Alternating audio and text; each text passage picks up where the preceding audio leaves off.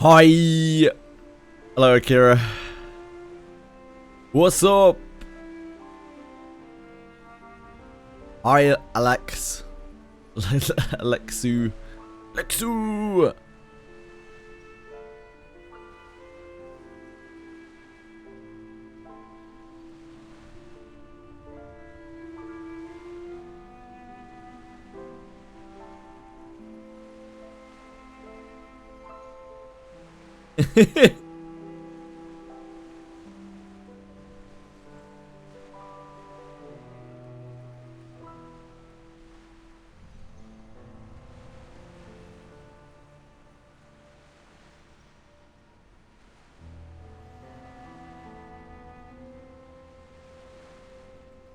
Sorry, folks, I'll be with you in a second. I'm very slow today. I'm shivery all over.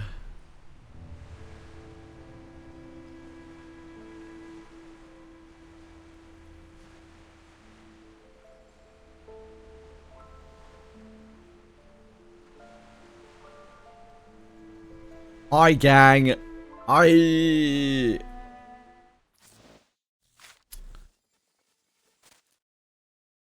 Just you and I have I? nailed all this Leave me alone. stuff. We just have the actual story of reverse.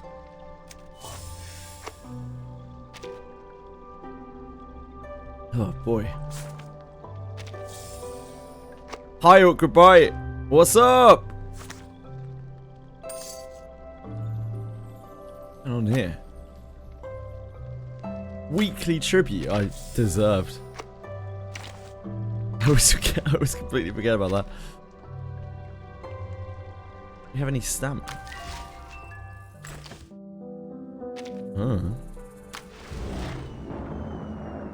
I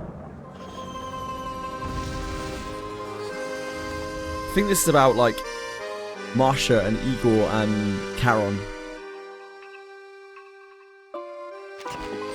It looked pretty cool.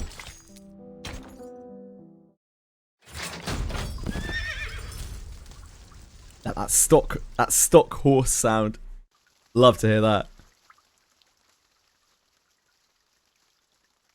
How you guys today?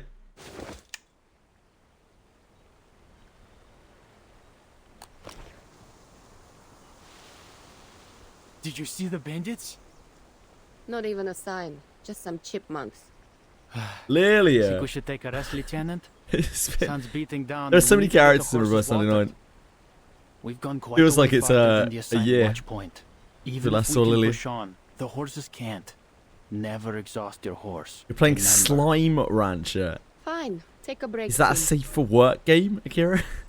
And Sergey, if you shine the light of that telescope into my eyes one more time, the last thing you'll see is a missile to the face. Understood? Understood, Lieutenant.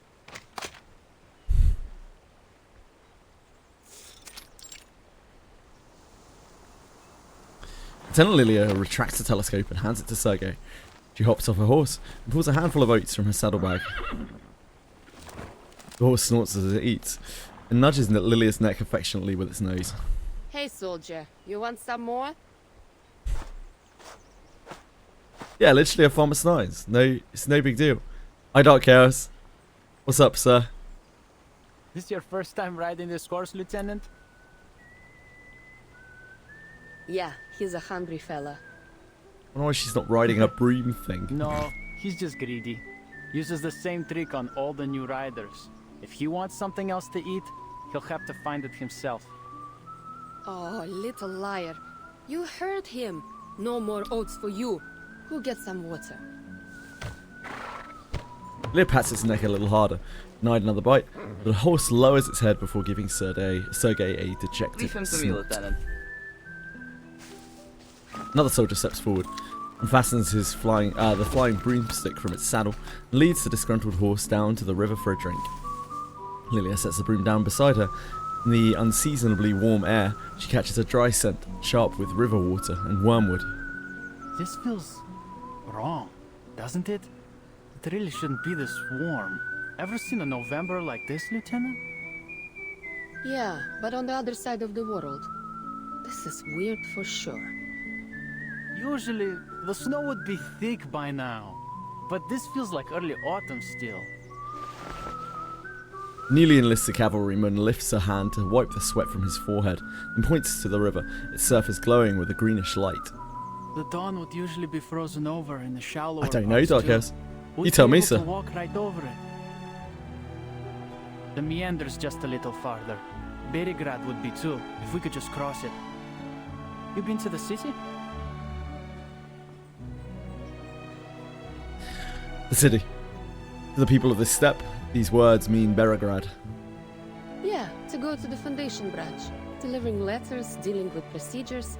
My brain is working real slow today. Oh, speaking of letters, my townsfolk sent some back from the front. Seems they're on their way home. Sergei shakes his head, seemingly unhappy with the idea. What?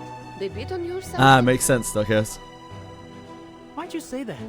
I couldn't be happier to have them home safe. It's just... It should be farming season, but...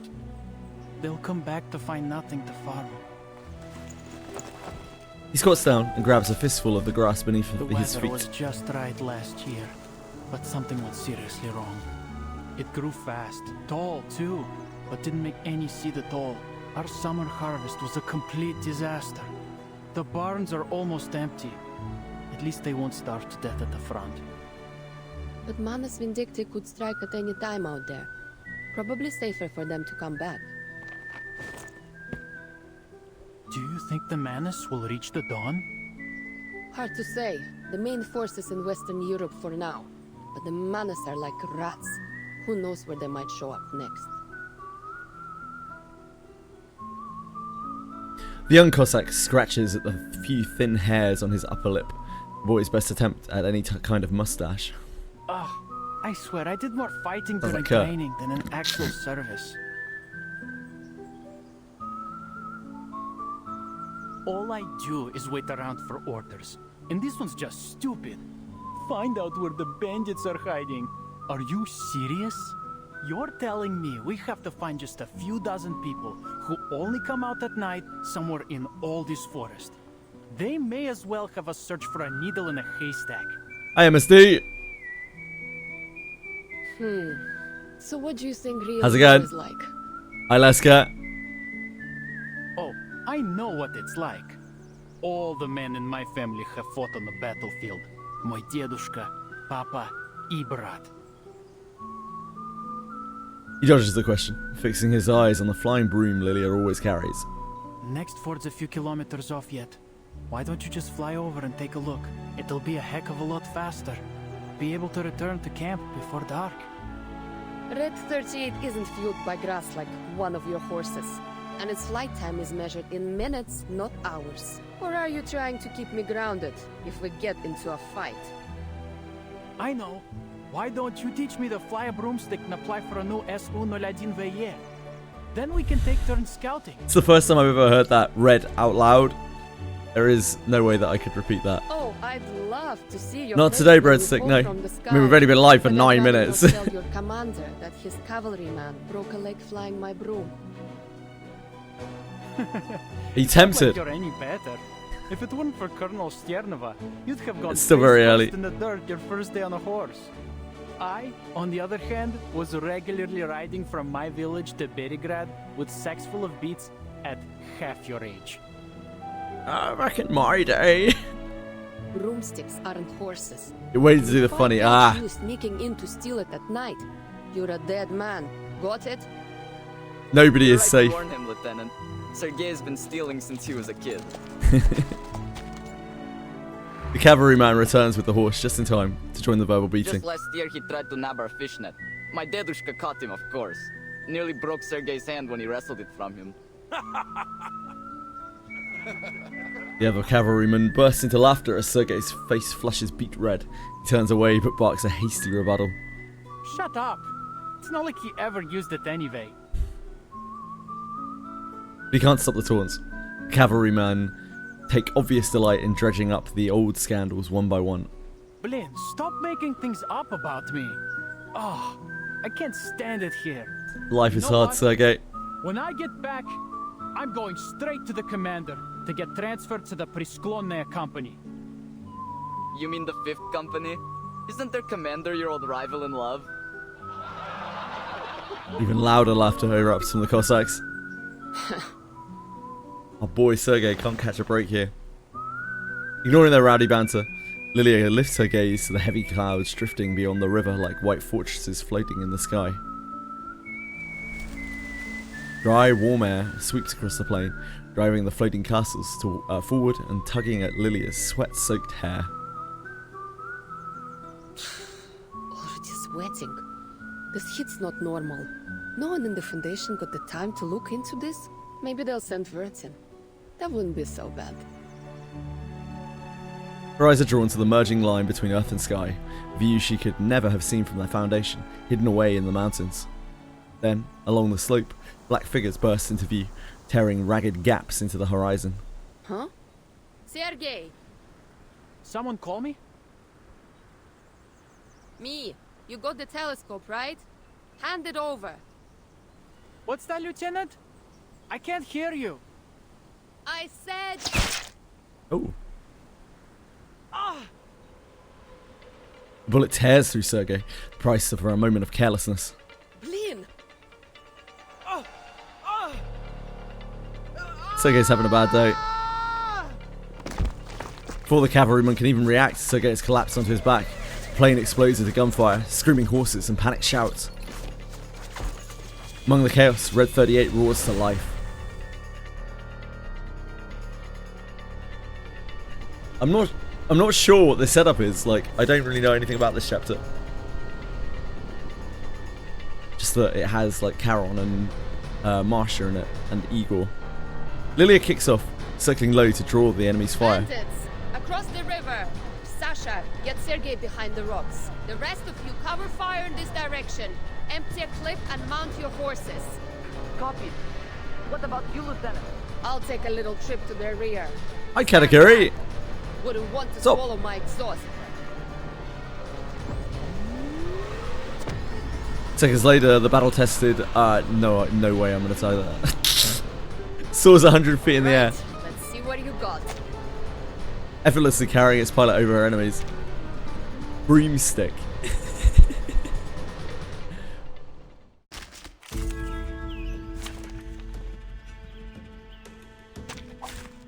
Take thy sword.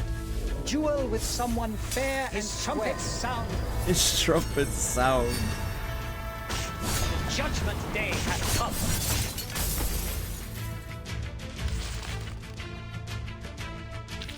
Considering someone's physical condition, Its trumpets sound. The brief exchange of fire ends quickly under air superiority. The riverside grows quiet yet again. Lilia hovers above, keeping a bird's eye view of the 2 area. bandits down, plus 3 heading north. Looks like they're taking cover in the woods. Only 1 injured and Sasha's with him. Nothing to worry about there. Rest are headed to the fort. They can deal with the down too. Lilia turns in the direction of the fleeing bandits. I'll find their hideout. Shadows of the trees may veil the ground below, but they cannot stop the eagle that soars above. Most of the yellowing leaves have been swept away by the autumn wind, leaving their slender branches thrusting out in all directions, like a sparse web strung up into the sky. Come on. Can't you run faster? Wasting my time. For a pilot accustomed to the high speeds of the broomstick, this hunt is closer to herding At livestock. this rate, I'll have time to spare for a drink.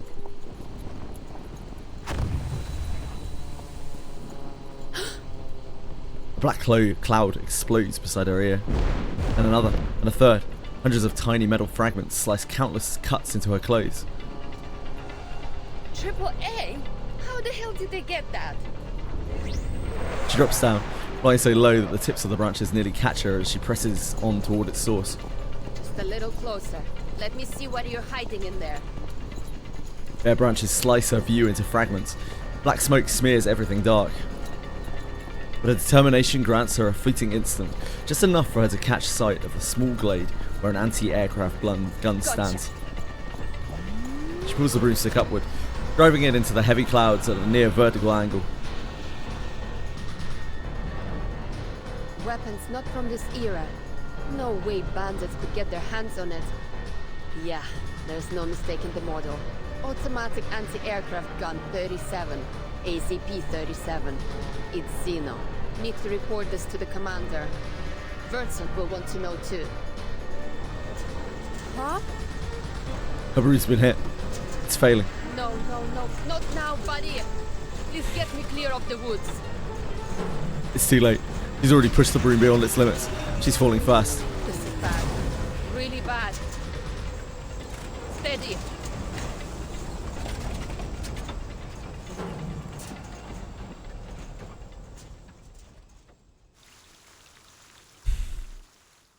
It's nice to see Lilia again. Like I was saying yesterday, it's so long between seeing certain characters because of the amount of characters they have. Slight political interest between lines of pleasantries, like an eel slipping through kelp. That's how the big shots always talk. Conversation among big shots. At a Foundation office, the sound of a ringing communicator interrupts a briefing. Irene glances at his device, a direct line to the Xeno headquarters. He nods, signaling the committee member to wrap up mid-report. Once the door closes, he picks up. Some here. According to Ivan's report, the cavalry has been harassed by bandits for weeks. Oh, are these bandits connected to the Manus? No evidence of that. More like a mix of local warlords and scattered gangs. A couple of the rapidly growing factions seem suspicious. Have your people maintain surveillance. Contact the Foundation the moment anything develops. We'll send reinforcements. Irene is rarely this cooperative, but Som knows he can't stake the entire step's fate on so-called reinforcements. No need. Ivan has enough manpower. Assuming the cavalry corps can be fully trusted, I looked into Commander Ivan. He was a trusted subordinate to the former admiral. Plus, I heard they're both from the Don River region. I'll handle him. Som firmly cuts off his attempts at political maneuvering. I hope you understand that the Don River region is a critical component of the Foundation's strategy.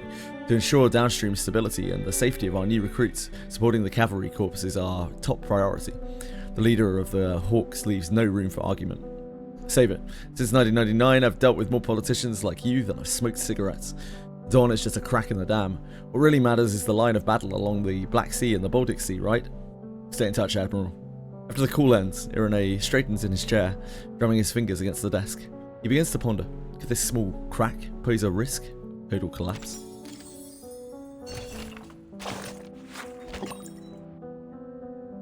Arms Academy Recording Restoration Report. Organization, Pavlov Foundation. Partial irreversible data loss. Technology notes on restoration. The Xeno audio restoration technique is based on hypothesis derived from the arcane theory of resonance particles. According to documented research, sound waves converted through the communicator leave microscopic arcane vibrations in surrounding media during transmission. When environmental materials, metal oxide layers, residual electric fields, or air density gradients are reactivated, these disturbances can be reconstructed into audio signals through phase differences at extremely low frequencies. When portions of the signal exhibit semantic drift or narrative gaps due to disruption, the restored text represents a reconstructed version obtained through multiple iterative retranslations. Cross-referencing confirms the restoration achieves 99.97% accuracy compared to the original recording. Restoration report. Been on a mission to the Eastern Front under the direct orders of Admiral Som. Guess what I found? Xeno outpost without jurisdiction. As far as I'm aware, Xeno hasn't deployed any forces to this location. From the looks of it, I think it's the Igor rebels. Details remain unclear. I'll determine the next steps after consulting with the commander. If you're interested in Igor's movements, call me back as soon as you can. Additional notes. Soundwave comparison results indicate a 96.34% match to Lieutenant... God, it's so hard speaking at the moment. I'm all congested. Match to Lieutenant Lilia's vocal sample in the Xeno database, confirming the speaker's identity with high confidence. Analysis suggests the primary communicator experienced 2 sudden interferences. The nature of the interference remains undetermined. Clue updated, what's this? It's the clue board thingy. Lilia follows Admiral Som's orders and heads alone to the Eastern Front on a mission. Discovers some possible traces of the Xeno rebels. However, due to a suspected equipment malfunction, she loses contact with the Foundation before she can relay any specific details. Sergei is a soldier locally recruited by the Xeno cavalry. He comes from a village in the Don River Basin with a long family history of military service. Unusual climate conditions cause crop failures. He joins the Xeno cavalry to hunt down local bandits. He has an optimistic nature and is the butt of many jokes, apparently.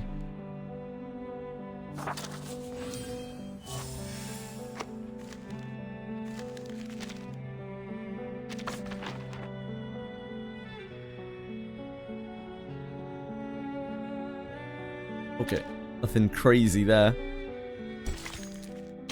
Let us press on.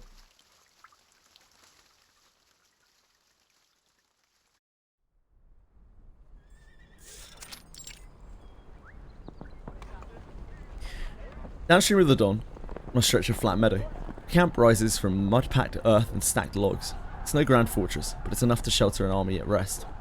Xeno cavalry commander Ivan Ivanovich Burakov stands, tall and broad, watching the recruits drill their formations. This is a fine chap. I mean, it just told me, but with a usual brief greeting, Xeno cavalry chief of staff Sabina Stanova approaches. Yes, Sabina. You've left the war room. Any commands? Just catching a breath. That stuffy air will be the death of Yeah, me. I can hear you. Problem. What? The need for that meowing. Besides, a little more time among the pups won't hurt. Keep their spines straight and their commanding officer's face in their minds. I think they know your face already. After all, many only joined the cavalry after you gave that speech in the village. Ah, the Mrovka. Tell me, Sabina, did the pups bring any news? From Miss Galina? She's fine. She says she wants to see you again at your convenience. There are no great rides ahead for now. This guy seems like a real I'll bear. find the time to visit her. If this golden famine continues to gnaw at us, the dawn will be no home for her. No winter, no crops. The steppe has turned her most brutal. I will find a way to persuade her to leave. We reported the famine to the Foundation long ago, but there's still no sign of their investigators. This is far from the heart of the war. And with the Foundation so short on manpower, we're just dust on their boots. Messy hoofbeats burst from the camp entrance, familiar sound of bad news. What's wrong? Out of the way, rookies. Wounded incoming. Yeah, don't you hear his whimpering? I could almost cry. At the rear, tied to the horse's back, sits a wailing, injured boy. Shut up, Sasha! I got shot! Poor Ради Sergei. Бога, shot! Ah! Больно! Я больше никогда не смогу ходить! Soldiers quickly clear the way for the reconnaissance team.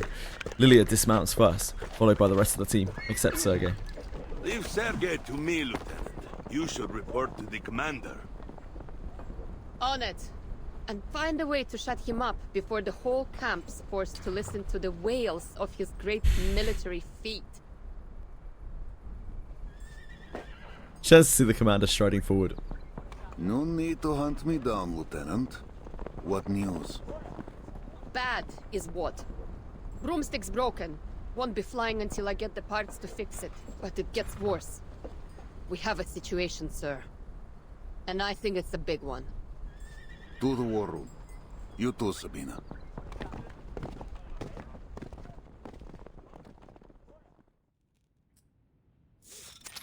Tactical map? Huh?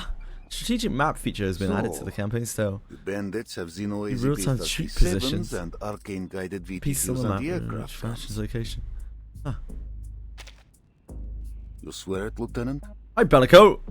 What's up, sir? Yes. We practiced how to dodge anti-aircraft shots with these kinds of guns when I was a trainee. Loaded with training ammo, of course. There have been no reports of missing weapons. And we're not carrying any AZPs. The Chief of Staff, keeping the entire supply chain in mind, quickly rules out several possibilities. Then those weapons came from an outer source. And like as not, they have more of them. An outer source. Impossible through air, and all land and water routes are under our surveillance. Doesn't... I mean, yeah, sort of. And there's no reason the locals wouldn't know about any hidden bypass they might have used. I can't think of any way of transporting mass weaponry and personnel without drawing attention. Then we look to the hand that Just fed comes up in the text as Sifrin Who would hold Fritters. Xeno weaponry besides Xeno itself. Manus Vindictae? They might have captured them on another battlefield and given them to the bandits here. Yeah, the Manus. That would save us some brain juice. But I don't think that's likely. Do you know how many humans there are among the bandits? Any Manus would blast them all to bits before they gave them so much as a pistol. Plus, these guys ran as soon as they suffered the loss. There's no way they're under Manus Vindictae's control. There is a possibility we're ignoring here. Igor's rebels. I can't wait for you to call something up. For a second, faces of the cavalry corpses' leaders freeze. Even the candlelight seems to stop flickering. Only Lilia seems immune to it. You served under Igor. Yeah, Didn't you, I got that Commander? you meant Kirk. He's more than capable of transporting personnel and supplies in unconventional ways, right? I have to correct you, Lieutenant. You're right. While under Igor, I saw his arcane skill in use. He could slip men and guns through stone as if it were air. Well, good news is, Igor cut ties with Manus Vindictae after the ritual in Antarctica. So whether it's him or them, we only need to deal with one. Look at this ball-in multi-platform pyramid. News like this cannot lift the iron grey shadows sitting beneath the commander's eyes. If it is Igor, the questions only grow. Why bring this Griffin Legion Look at that. to Beregrad, Beautiful. so far from the front? Stunning. Even if he seeks something here, why ride with bandits? He never stomached their filth, easy supplies he was. Thanks, Chili. But the golden I wasn't famine done creeps the listening to entire that, basin. but I appreciate that. Or is this all by his hand? His questions quickly trail off into agitated muttering. He stops himself before he can before more can leave his lips. Thanks, Jelly. I'll send word to headquarters. Intelligence should reach a more solid conclusion. Sabina, double the patrols. I want eyes on the woods at all times. Yes, sir. Yeah, it seems there's some Lieutenant Lilia, since horsemanship is Russian not your focus expertise, in this chapter. you'll remain at camp until your broomstick is mended. That's an order. Doing? Lilia almost defends her riding skills, but quickly swallows her words. All right. Understood.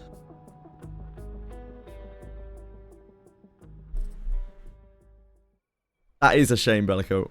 That is a shame. It's easy to find the field kitchen at this hour. The aroma of hot, unleavened bread guides their rumbling stomachs through the maze of tents. Right in time for dinner. She glances at Sergei. He's standing among the other soldiers around a huge soup pot. He holds his bowl, talking between heavy mouthfuls. In that moment, I saw the bullet coming at me. I'm telling you, my amulet worked. Gave me just enough time to dodge the hit to the chest. Still hit the leg though. You have no idea how much it hurts. Too bad it didn't hit your mouth. Hey, Lieutenant. His legs snap to attention. Some cabbage soup spilling in from the bowl in his quivering hand onto his fingertips. Oh yeah, must really hurt. Still managed to drag yourself to the mess hall for some soup though, didn't you? Well, of course. Is take Tom more than a bullet Brady. to take me down. Speaking of soup, Chili, can you stop butting the microphone to my face, please? He raises the bowl in his hand. Inside, a few measly scraps of cabbage float around in a single soaked scrap of bread. Look at this stuff. We're soldiers, not rabbits. Quit your whining. I know you've got some dried meat. Eat it. Lilia grabs a piece of bread from the table, spoons herself a bowl of soup. The thin cabbage leaves sink to the bottom of the bowl like damp gauze. Dear, brain's not in a great place today. Like everyone else, she dips the dry, unleavened bread into her soup to soften it. Sergei hands her some dried meat, pulls a bottle from behind his back. The liquid inside is clear, seemingly harmless. Here, have some, Lieutenant. Not bad. So, what was it? How come the bandits have something powerful enough to shoot you down? Don't know how, don't know why. Nobody does. Well, it isn't hard to guess.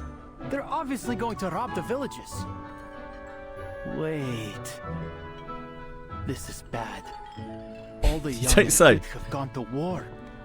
They won't be able to defend themselves. For a moment, a dark cloud falls upon his face, but soon it's lightened by another idea. Hey, no orders this afternoon, right? Want to go fishing with me? I'm going to the river. Now? You forget that bullet so quick. I know a safe place where we can fish, and I've got the amulet. There's no bullet that can kill me. Trust me, you're not going to tell me you're full after that sorry excuse for a soup, are you? There may not be any crops, but I bet there are still plenty of fish in the river. Lilia checks Sergei's allegedly shot leg. Weren't you just wailing about your leg a few hours ago? It's no big deal. Big man. Finishes the last of his food, drops the bowl, and jogs away. Shot in the leg. More like scratched. Excuse me. I'm a bit sicky today.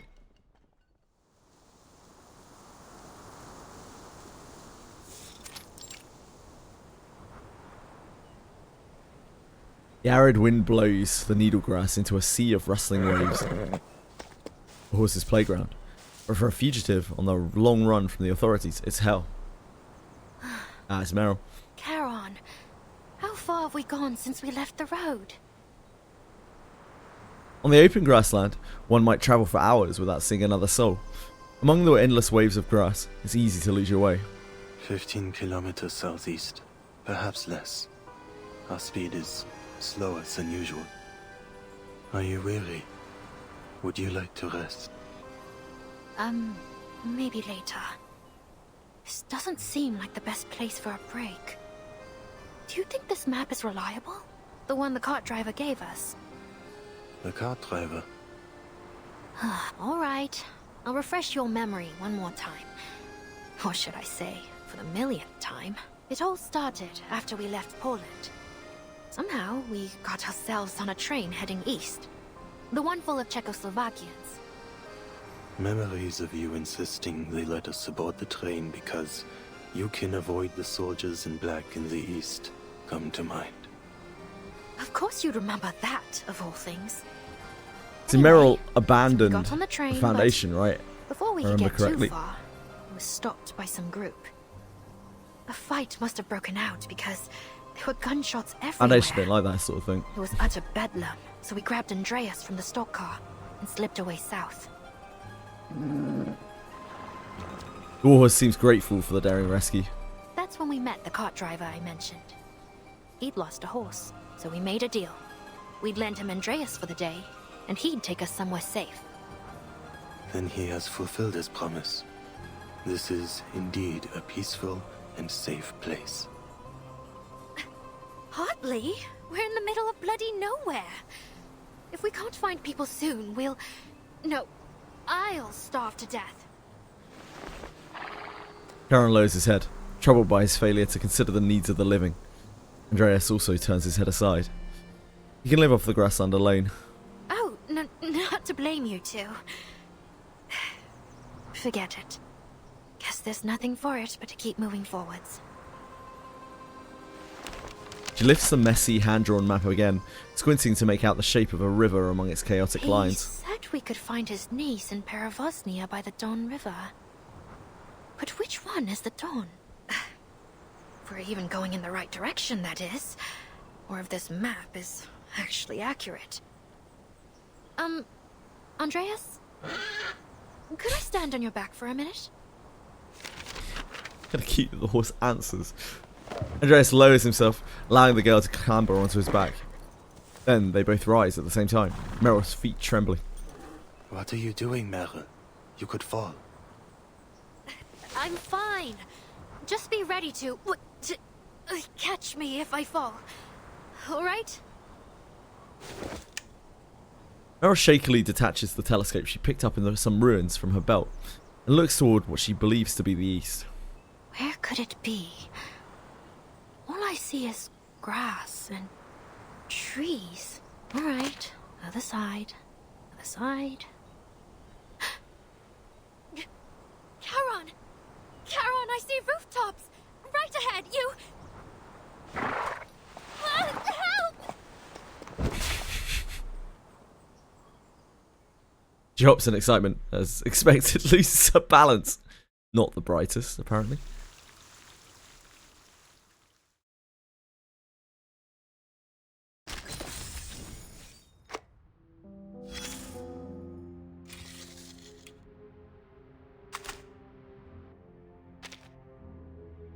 There's a possibility we're ignoring here. Eagle's rebels. Lilia leads her unit back to the cavalry corps camp and reports the encounter to Commander Ivan. For a brief discussion, they reach a conclusion.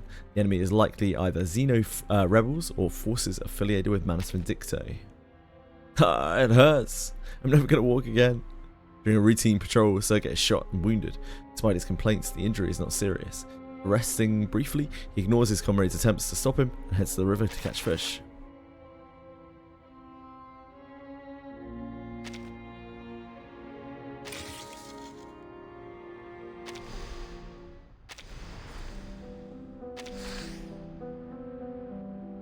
While on the eastern front, Lilia follows the Xeno Cavalry Corps under Vice Admiral Burakov's command. Delivering her intelligence, she remains on standby at the camp.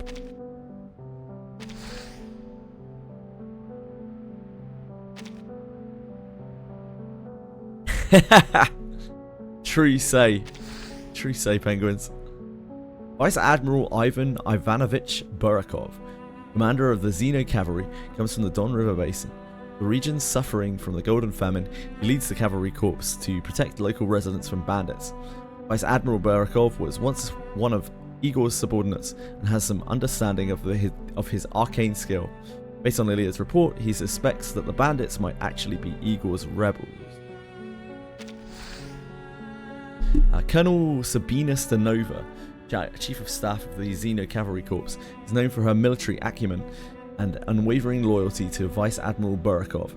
She previously submitted reports to the Foundation regarding the famine issue in the Don River Basin.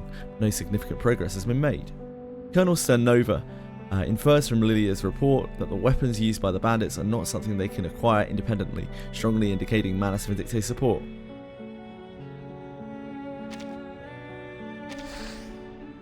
Mr. Charon is an awakened who works as a gravedigger on the Western Front, putting fallen comrades to rest.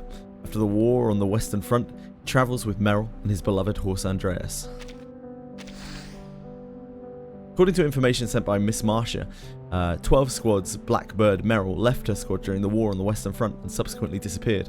Perhaps her experiences in Antarctica made her desperate to escape the war. Meryl meets Mr. Charon on the Western Front to evade the Foundation's search. Travels with him as a companion. Ooh, we've got a thingy here. Tragedy births poetry, yet he wishes there were no tragedies left to write. Weeping wheat. Glittering golden plains, a gentle breeze passes, yet no grain dances. The earth is like a misunderstood mother, again and again, reaching out her withered hands. I see sunlight fall on the fields. Wheat stands quiet and clean, almost cruel. O weeping wheat, may you bear silent fruit, enough to sustain, even if only enough to fill a child's smile.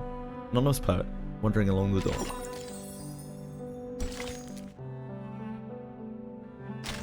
Ah! I need to do that.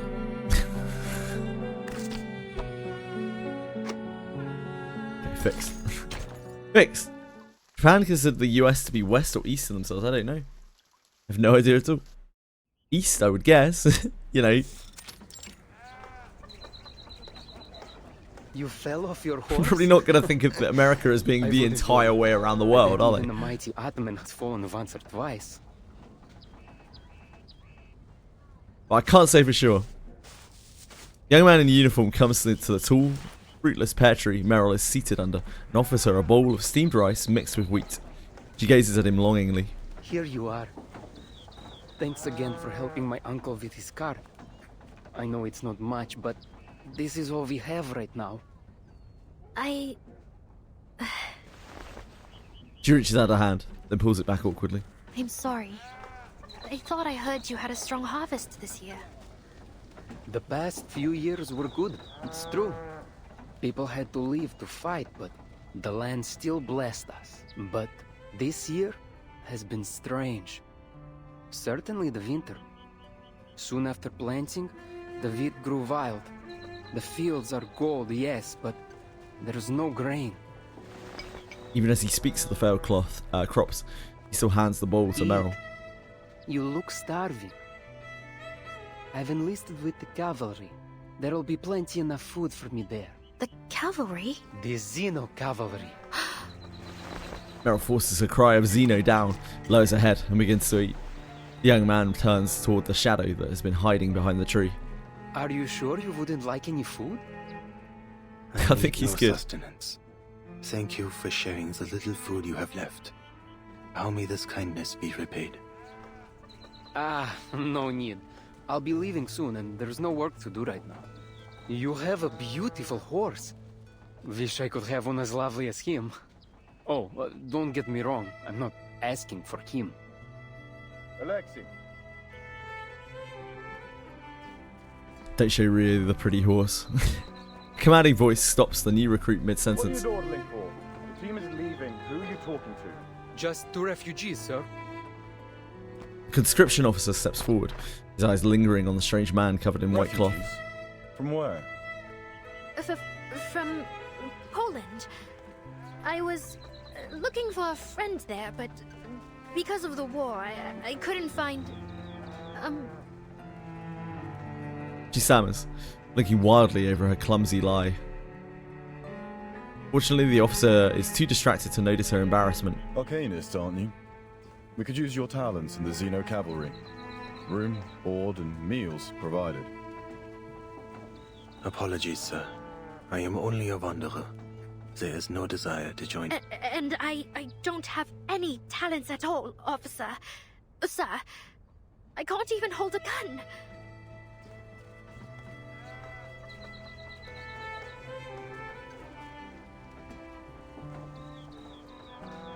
Another lie erupts from her, another bid to escape desperate times. The conscription officer takes no interest. Then you'd better leave soon. This place is crawling with bandits. Bandits? Brigands, raiders, ruffians. You didn't bump into any on your way here. Lucky dogs.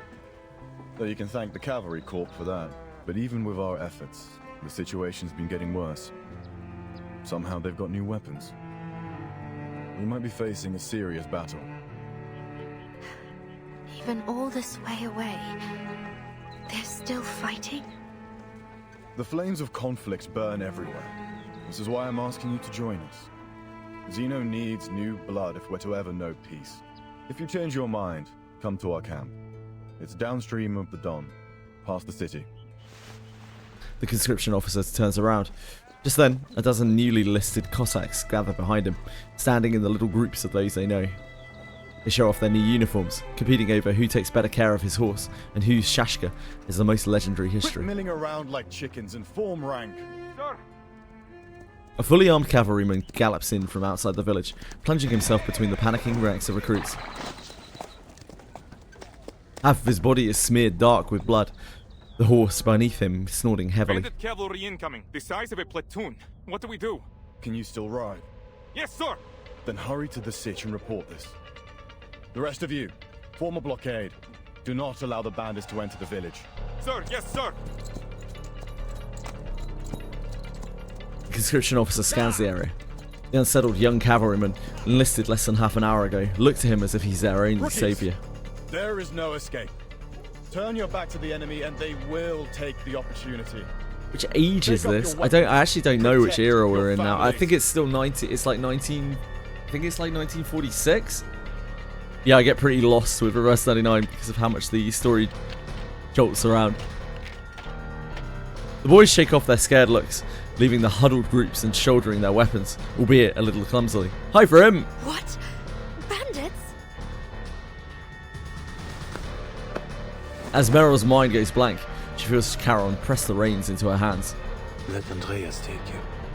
Leave here, Meryl. What? What about you? I'll just run off when danger comes. That is what you said. Do not waste any more time. I don't even know where to... Downstream of the Don River, like the officer said. Now go.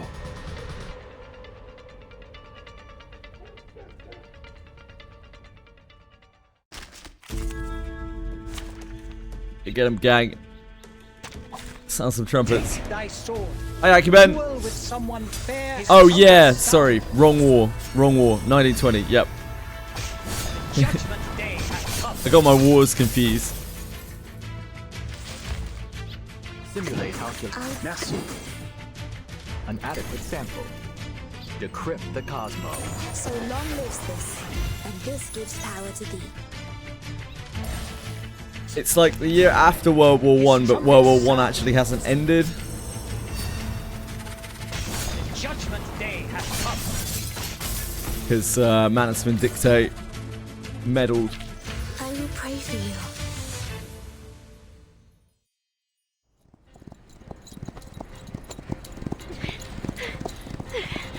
Andreas! I'm slipping! She clings to the horse with all her might as he charges at full speed. She can't even spare her hand to draw her weapon and fight back.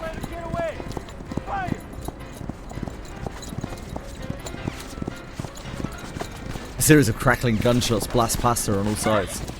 Run, Andreas! Run! No, hold on! Go! You can't cross her, Don. Spread out, surround her. What? The Dawn! How can these guys not hit a horse? She gathers her courage and opens her eyes, only to find the broad river blocking her escape. Her mind goes blank again. Andreas can only slow down before the rushing water. Don't shoot. You might hit that beauty she's riding. They don't want to shoot the horse apparently, that's why. And I'll get the horse. It's like a hammer has struck her arm. She loses her balance and falls to one side. Yeah, she's played Arima.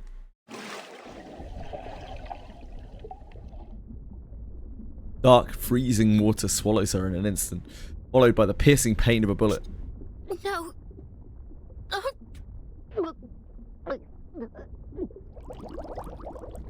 The shimmering light through the water above turns dark.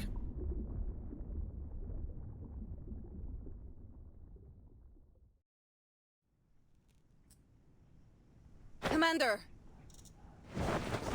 Chief of Staff enters the tent. Speak.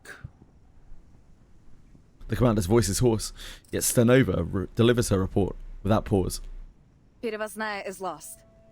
We don't know the details of the situation, but it's surely devastating. The refugees said they saw a huge smoke cloud coming from the village. Nah, didn't die on screen. At least Definitely 3 still settlements alive. have been attacked. The Good survivors luck, say the Brim. weapons employed were unconventional. Enjoy your super bossing. Wait, it doesn't even drop a katana. Drops a dachi. The villages struck are all upstream from here, northeast of Beregrad. I suggest we quickly position the main force here, here, and here to seize advantageous terrain. Bad luck. The Chief of Staff points out the positions on the military map spread across the table, only to find the commander's focuses elsewhere. The heavy air closes in around Stenova. She falters. Sir, Headquarters has spoken. what did they say? They wouldn't interfere with the Cavalry Corps' tactics, would they? We withdraw from the Dawn in 2 weeks. We will engage Manus Vindictae in Hungary next month. Her military instincts prevent her from making sense of this order. I don't understand, sir. Bandits are killing and robbing civilians in higher numbers than ever. And we've just been told to leave? Are you certain headquarters is fully aware of the situation? Yes, We are more aware than it's any Manny. of us. It's Manny V. Intelligence gave their conclusion. We've stumbled upon Igor's army. Then they should send reinforcements. End the rebels once and for all. Not ask us to run away with our tails between our legs. Sounds good for him. There are no reinforcements. Manus Vindictae's army marches on the Foundation headquarters as we speak. The front is under immense pressure. Don't forget that our mission here was to recruit new blood to bolster headquarters' defenses. As for Igor, he cut ties with Manus Vindictae after Antarctica. They say some kind of bargain was struck, though the terms remain unknown. Since then, the rebels have crossed no blades with either the Foundation or Zeno. The Joint Committee wants to keep it that way. So, they want us to leave so we won't fight Igor? Correct. Chorto! All this time the Foundation, especially those hawks, has been belittling Zeno for Igor's betrayal. Yet Still in here the they era are, of World still War trying One. to stay in his good graces? Yeah, still in the era of World War One. It's a year after World War One is meant to have ended, but it never ended because of Manus Vindictae's meddling. Politicians, Sabina. For them, the two don't clash. Politicians? Ha! I'm sick to death of the conniving bastards. To hell with the Foundation, to hell with those ridiculous bird parties, to hell with Irenai, and to hell with... Sabina. A hint of warning in his tone fails to stop her. their lapdog Lilia. Her support? Don't make me laugh. I know why they sent her. She's both Zeno and Foundation. Her file says loyalty guaranteed after investigation. She's a surveillant. A Foundation babysitter, monitoring you, me, everyone. So the Dawn doesn't become the next Sao Paulo. It's an insult. A humiliation. Zeno should never have to yield to those so-called hawks. Colonel Sabina Sternova, have you lost your senses?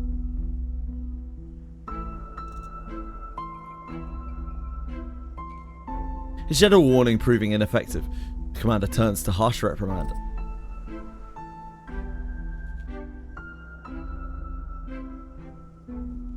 Do you accuse Lieutenant Lilia based on proof? Or only because of her ties to the Foundation?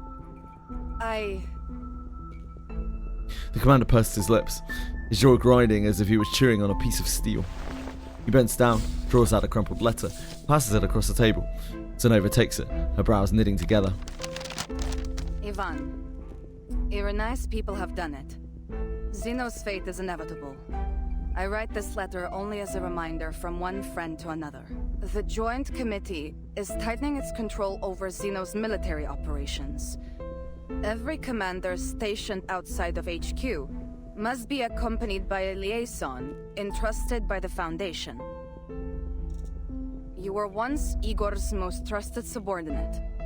For that reason alone, the Hawks were planning to torture you during the trial. All I could do was assure the committee of your loyalty and assign the least capable liaison to you. The Flying The Witch. least capable I'm sure you've heard liaison. this title before. She has no interest in politics, never writes reports unless forced to, and in many ways shares your temperament. That said, ensure you strictly follow every order, both from Zeno and the Foundation. We must be smart. The burden on you is much heavier than you realize. Do not embarrass us. Som. The letter is set down. Silence falls. After a few heartbeats, muffled shouts carry through the canvas. Cossacks are struggling with a fierce horse. I'll begin preparations for the withdrawal, if that is your order. The commander lets out a long, weary sigh. Orders are to assemble all cavalrymen in Belgrade. We hold the city for 2 weeks. Then, we withdraw. We're withdrawing anyway. Why risk the 2 weeks? For the safety of the Timekeeper. The Timekeeper?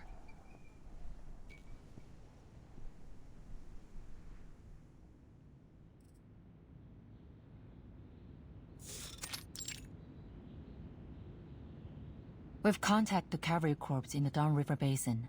Lieutenant Lydia's communication device was damaged during the battle, but she has returned to her post safely. That's a relief. However, according to her report, it's all but confirmed that Igor's rebels have shown up at the Eastern Front. Burton, is it possible to delay your plans to travel to Belgrade? A conflict is highly likely to break out there. Oh, looks good for him. There's no need to hide intel from the trusted few. Priya's privately conveyed to me a message about Erd. It said there's some information to be gleaned about her in Belgrade. I'm not sure how dependable it is, but since it concerns Erd's whereabouts, I have no choice but to go. Multiple Z's. I appreciate you sharing the source of your information with me. But... Krius? Madam Z betrays a rare look of surprise. Before the Antarctic operation, he was just a liaison of the Foundation's military department, responsible for communication and coordination between the Foundation and the Xeno Task Force. He got promoted after we entered this era. But all information held by the Foundation concerning Erd is strictly controlled, only accessible to the authorized few. And he's not one of them. More likely than not, this information came directly from the Hawks. They're using you to obtain information they can't legally acquire themselves. And Krius is their intermediary. Locating Erd has been my primary mission since the 8th storm. A mission that may prove useful to the Foundation. Don't you think? If this information really does help you find Erd, then yes, it would be good news for everyone, no matter their affiliation. But in the Hawks' eyes, you'd owe them one. They might hold this over you if and when the time comes for you to choose a side. What's more, the expansion of Team Timekeeper was spearheaded by the Hawks. It's only natural that people are starting to doubt Timekeeper's neutrality. Hello, Rat. Madam Z's voice is gentle but persuasive. She sincerely hopes the young lady before her will not be drawn into a whirlpool of politics. I know you have no political inclinations, but the Hawks are creating an image that you are working with them. I'm not saying this to stop you, Vertin. I simply want to keep you abreast of what's happening inside Foundation. Thank you, Madam Z. I'm ready for whatever lies ahead. Please accept my official application to travel to Belgrade.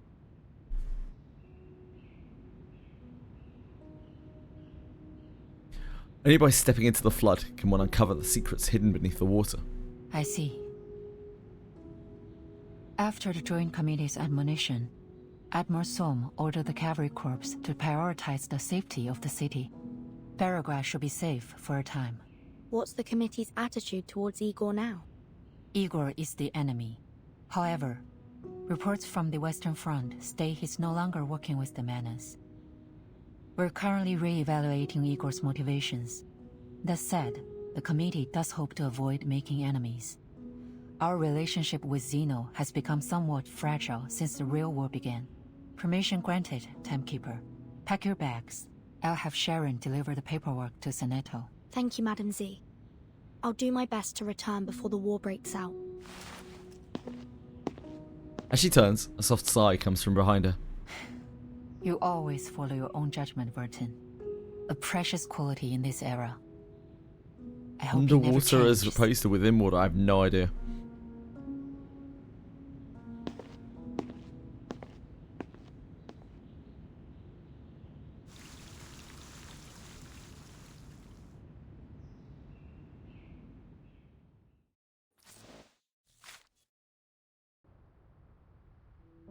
What do we got here?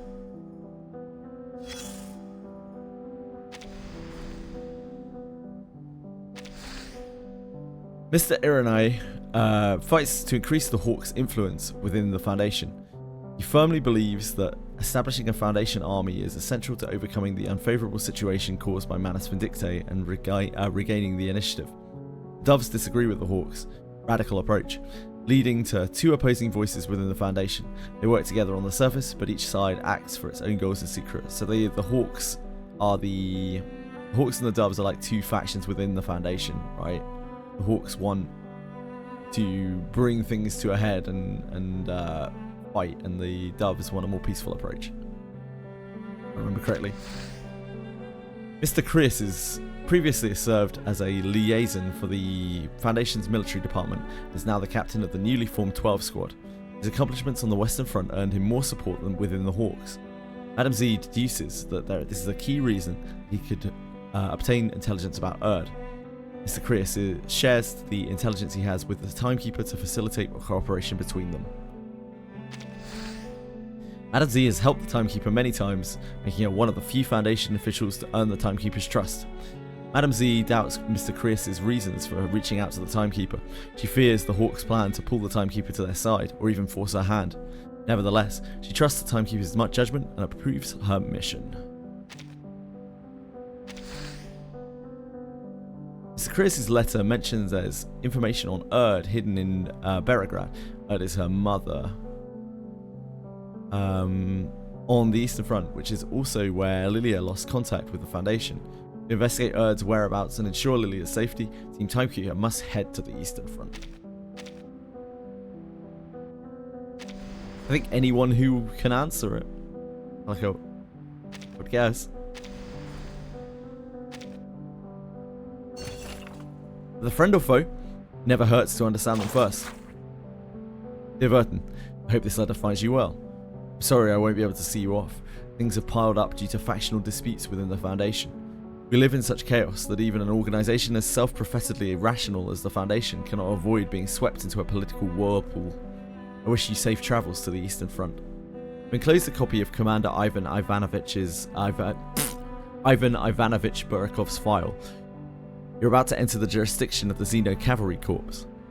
Ivan and Igor have known each other since childhood. Both come from the old village downstream of the Don, yet fate drove them apart along the same muddy roads. They once commanded two separate units within Xeno, nominally independent, but with an unspoken understanding that lingered between them. Commander Ivan is difficult to gauge. According to their records, he's plain-spoken and awkward in social settings, which has earned him Admiral Som's high praise as a loyal and trustworthy man. However, I must caution you, don't place complete trust in him. Hearts rust in wartime, especially those of soldiers who've endured betrayal and hard choices. Moreover, the bond between Ivan and Igor may pose hidden risks. In times like these, you'll have to weigh trust and suspicion for yourself. Winter is coming to the Dawn. The damp cold settles heavily over riverside cities this time of year. Along with the file, I've included several packets of ginger tea. Steep it in hot water and drink. It helps ward off the chill. Stay in touch if you can. Safe travels. Zhang Jiji. That's Madam Z. In November the 25th, 1920. This is a gacha game cracked off offline. Yes, this is reverse 1999.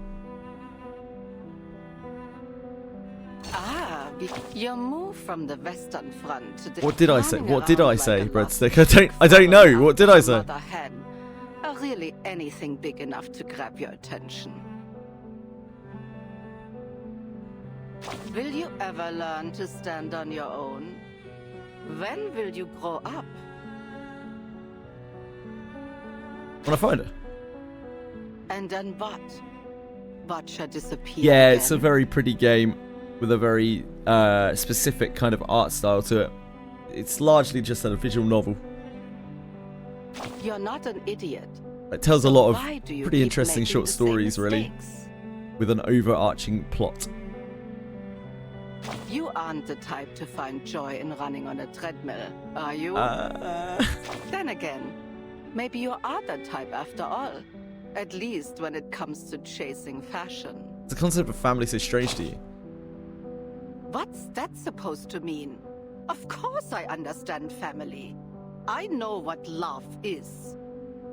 Yeah, it's one of the best looking She gachas attended to on your the every market need for me. When you were still wet behind the wings. It has You its own depended on her, style, clung like, to and her, artistic because your very survival direction. demanded it.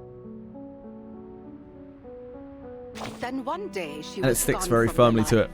You had to fly on your own, do your own chores. You wept over the good old days of comfort and being cared for. Oh, poor birdie.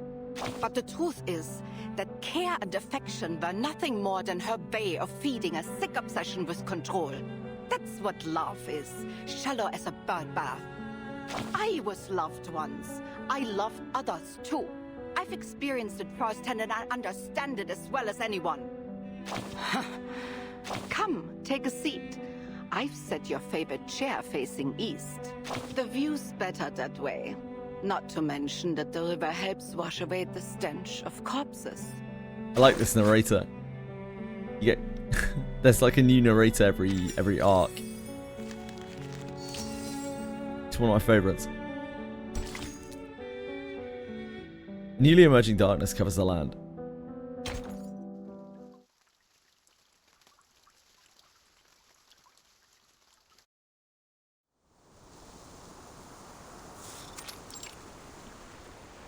Who are we back with now? I got something!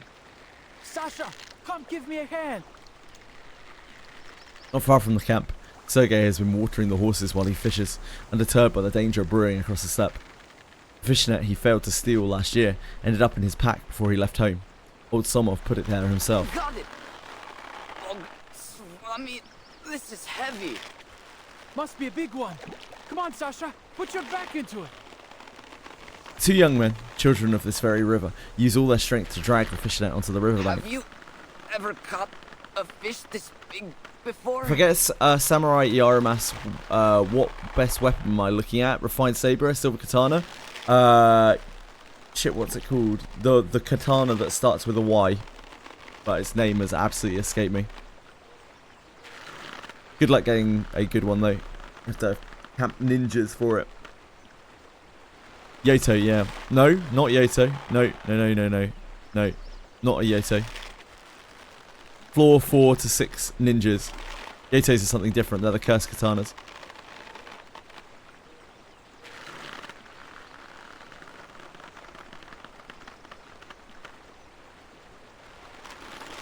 Never. The fish don't know the growing. Kagura, oh yeah, Kagurazaki. That's it. Sorry, it isn't starting with a Y. Yeah, my bad. Yeah, Kagurazaki. That's the best katana in the game. Yep, it's not great. Like, you'll be fine with a saber. Saber's probably the easiest way to get a weapon. It isn't the best weapon, but like, it's fine. Unless you really fancy doing the horrible ninja camp, which I would not recommend. Один, два, три. Probably not worth your time. They stumble back as they finally haul the net to shore. Yeah, that sounds like a good idea, Amato. I wouldn't waste too much time with it, to be honest. Like, the problem is with that camp, right? The 4 to 6 ninjas. Every other drop there, other than those ninjas, cannot be Fey. You can't get Fey drops until floor 7 and onwards in Abyss 4. So, like, you are literally just farming for the ninjas in most cases. As all of the rest of the junk is absolutely awful. And because of that, unless you have everything that you need in the game already, really, I don't think it's really worth it. Like, I don't think the farm is really worth it at all. Sergei runs to the net and untangles the cords like an expert. It's not a sound a fish would make. Huh? This is... Pretty much, but the difference there, Amnatol, was like the stuff that I was farming when I was doing those kunais, like it was actually also really top tier gear. So like I got loads and loads of actual gear from farming kunais that weren't even the kunais. But like the 4 to 6 ninja junk, not only is it a really annoying camp because like you either have to do the respawn trick which is unreliable and fiddly, or you're just running through it, just praying you get ninjas. There's nothing there. Like, the gear there is so bad, the junk is so awful. So you're effectively just gambling your time, like trying to get this one specific thing, when you're probably way better off just being in like Alabaster Cave or something and getting awesome gear for all of your characters at once. Talking about Wizardry variants, Daphne, Drago Dude. Definitely not going to do it. Yeah, like, it's cool to do when you don't have anything else left to do, but or when you've already got good gear on other characters. But I wouldn't recommend it for someone who's just like still like not completely geared or anything like that. What kind of fish is it, Sergey? Sasha hurries over to join him. Sasha, it's a person. The next generation of tap droids. Oh, Jesus. Sweet Jesus, Amator.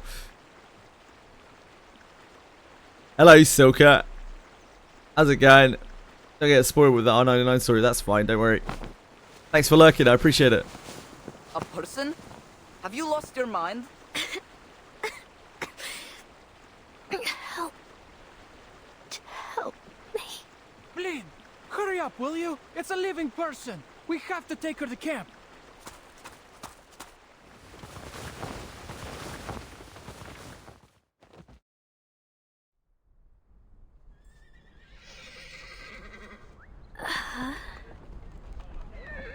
The sound of dozens of horses neighing at once echoes from somewhere far away. Andreas.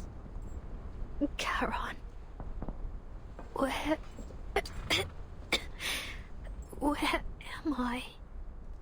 Warm, dry air sweeps across her cheeks. She hears the crackle of burning willow sticks. You're awake? Try getting to your feet. My head's spinning. I can hardly. Whoa, easy now. Just try and take a few steps. It'll help, trust me. Nora doesn't know how she gets to her feet. All she remembers is swaying as she's somehow pulled herself upright. What is this place? Relax.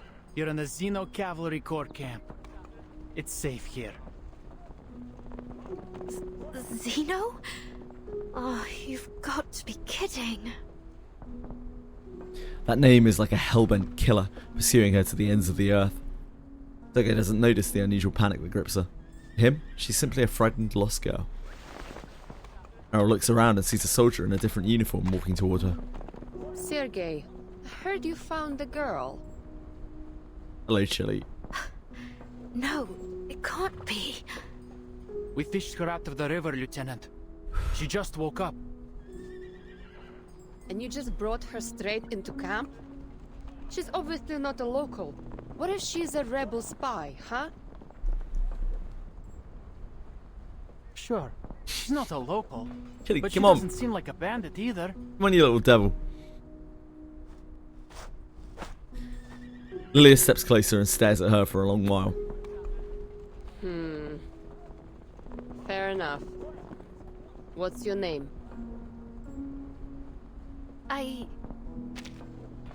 Oops. She falters before she can say half the false name she created. Under Lieutenant Lilia's piercing gaze, the girl loses the courage to lie. Meryl. Meryl? Not from around here, then. How'd you end up in the water? I came seeking refuge near the river, and then I was chased by some people. Bandits or something.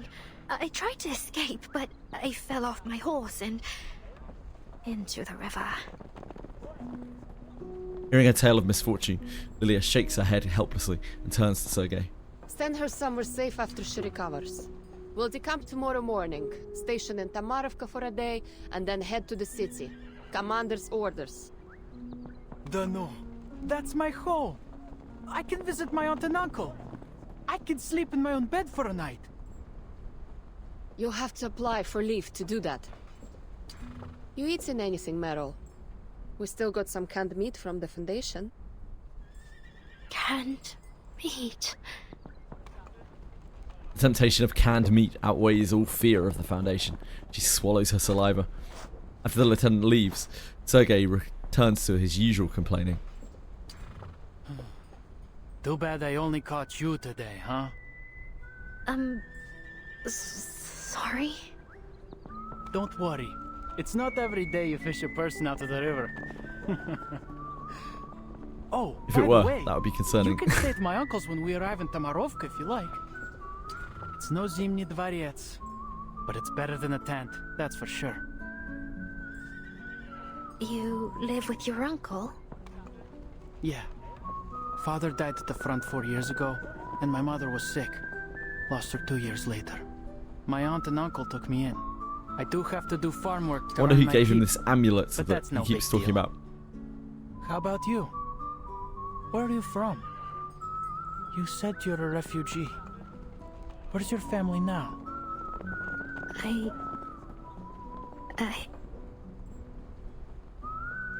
girl stares at the empty ground before her. I don't have a family. Even the ever slippery Sergei loses his smile. Can't help but think of that winter when his mother lay dying. An orphanage took me in. I grew up there. Are there many locals in the cavalry? Like you? Yeah. Most of us, actually. Back when Zeno first got here, there were only 1,000 people.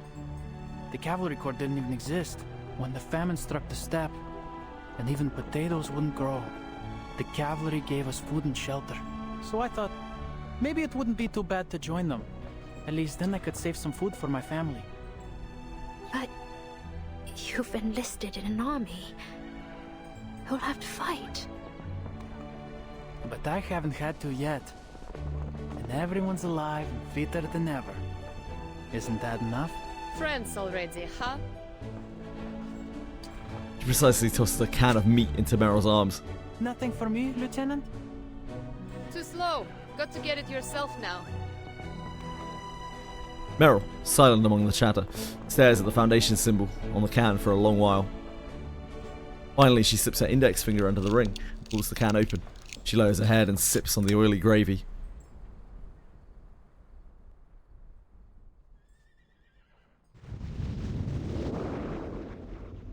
Delicious canned meat. There was a time I thought you would lead us to the eternal. I thought you were like me, a man with ambition, a leader worth following. Now what's going on here? But look what you've become. A coward. You buckled while I stood tall. I have far excelled you, Igor, and the world will worship me for it. Now this doesn't sound like this doesn't sound like talk of a sane man.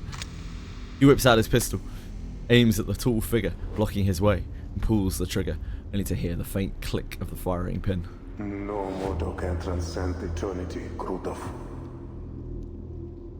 His opponent calmly draws his shashka. Your arrogance has gone beyond your means, turning you cruel and foolish. How disappointing. You can't kill me, Igor. You...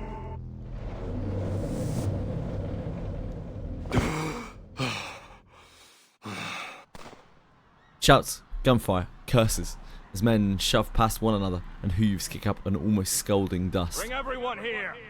Separate the Arcanists from the humans. Xeno's captives in their own line. Move it, slackers!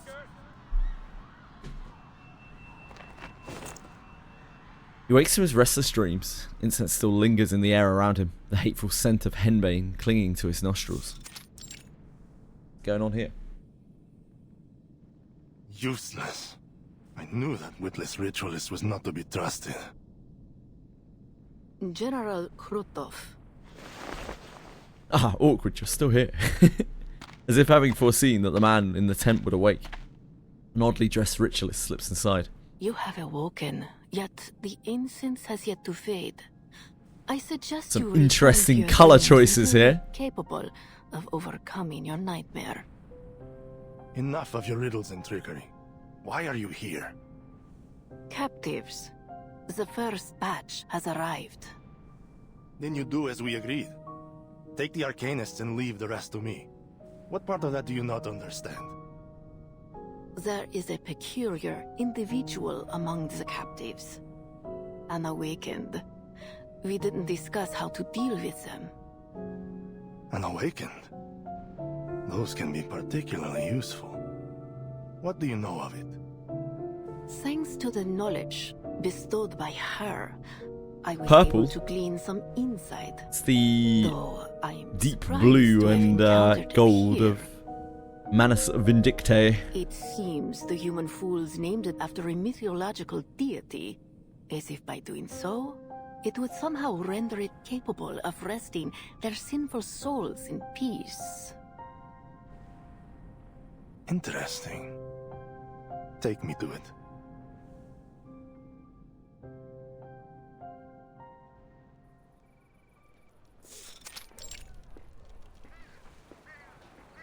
Between the thudding of sandbags hitting the ground, bursts of gunfire echo through the camp.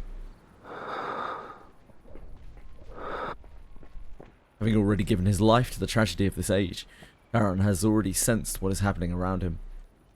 He wants to leave but cannot move. Not long ago, a ritualist scratched a series of symbols beneath his feet, binding him to the spot. Is it?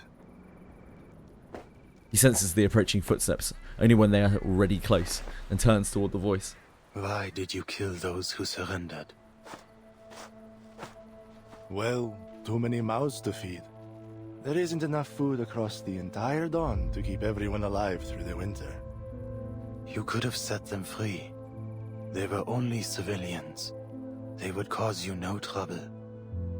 Civilian implies civilization. Civility, wouldn't you say? The Cossacks are barbarians. Setting them free would only bolster my enemies. I will not take the risk. Aaron lowers his head in silence. It seems there are no words left in him. Intriguing. Just as the ritualist said. Tell me, are you able to foresee a man's death? The shadow of death lingers over these grasslands. Countless will die in a killing driven by starvation and hatred. That is what brought me here.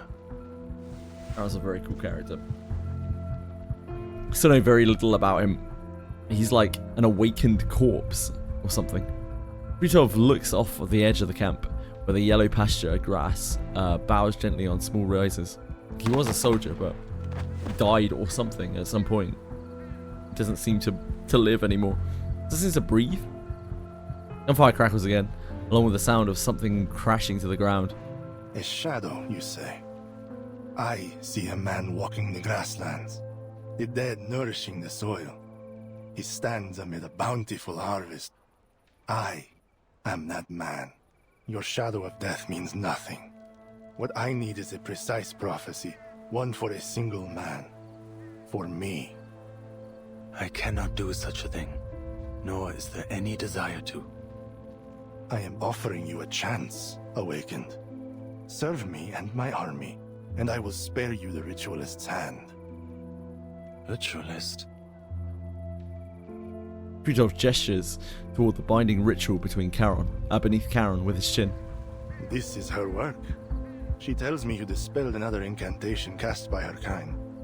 On a human soldier. She's desperate to tear you apart and see how you did it. Some special arcane skill, she claims. Trust me, what she will do to you is one thing you do not want to foresee.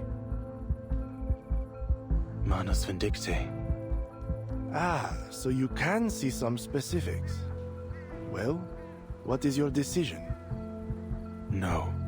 Neither your enemy nor your ally. There is nothing I can do for you but bury the dead. Butov fixes a sharp gaze on Charon, as if he could tear through the cloth covering his face with sight alone. Difference of opinion. Why am I surprised? You're just like the rest of them. One bad decision after another. His cursing seems to be directed at some invisible onlooker, rather than at Charon. And I am left to right their wrongs. It seems only I can. I gave you your chance. freak. Oh. Bit rude.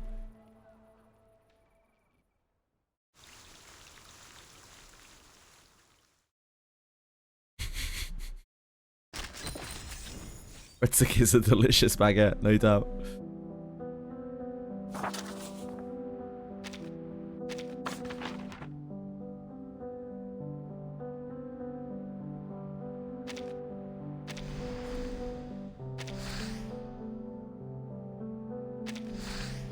According to information of this, while escaping from Perovosnaya, Meryl accidentally falls into a river. After Sergei fishes her out of the Don, she stays temporarily at the cavalry camp. Becoming separated from Meryl at Perovosnaya, Mr. Charon is captured by Krutov's army. Army?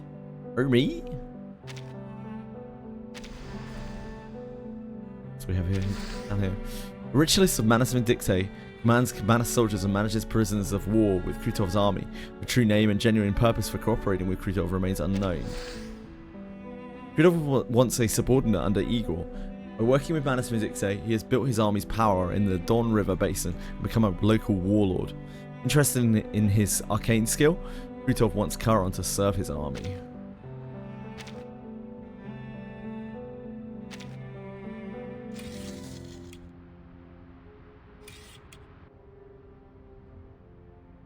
Should be doing these, shouldn't I? 12 squad member Hound reported that the two sides recently experienced some minor friction in the Luxembourg area. Squad member Hound, I guess that's Sentinel. Oh no, that's 2 Sentinel. Although the situation ended peacefully, we request clarification on your objectives. Avoid misunderstanding at your position. To the elusive gargoyle. To Marsha. It's been a long time. How is everything going at the Foundation? There's nothing left to do on the Western Front, so I accepted a commission and came to Luxembourg region. Unexpectedly, Hound is here as well. I initially thought he was pursuing me. Oh, I remember Hound now. Once I put a gun to his head, he became quite obedient. I set a few rules with him. As long as he does not interfere with me, I will provide assistance, just as we did on the Western Front. I intended to have him pass along the ladder, but I prefer to avoid excessive involvement with the Foundation. Perhaps we can meet and talk someday. I hope you remain safe. That's, again, presumably from Sentinel.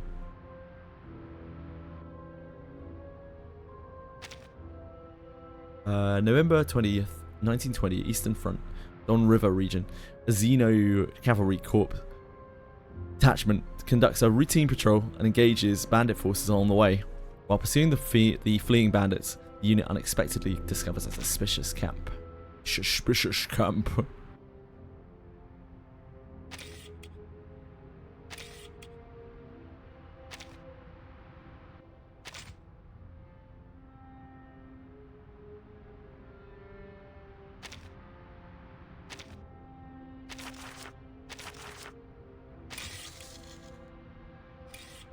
It's a suspicious camp.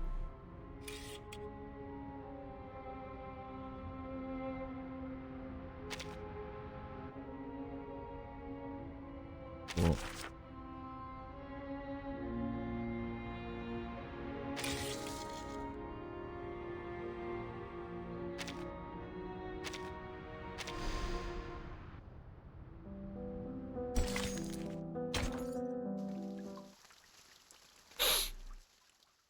My nose and throat are not cooperating today.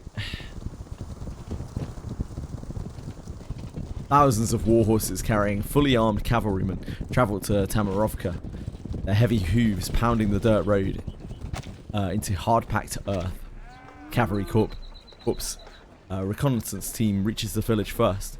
The villagers are on alert, eyeing the soldiers from the doorways. You heard, Meryl?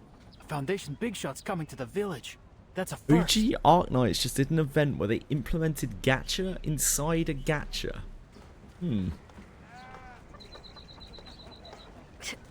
Big shot? Who? Reset is at 11 now. What reset? I think it's daylight savings time in America now, right?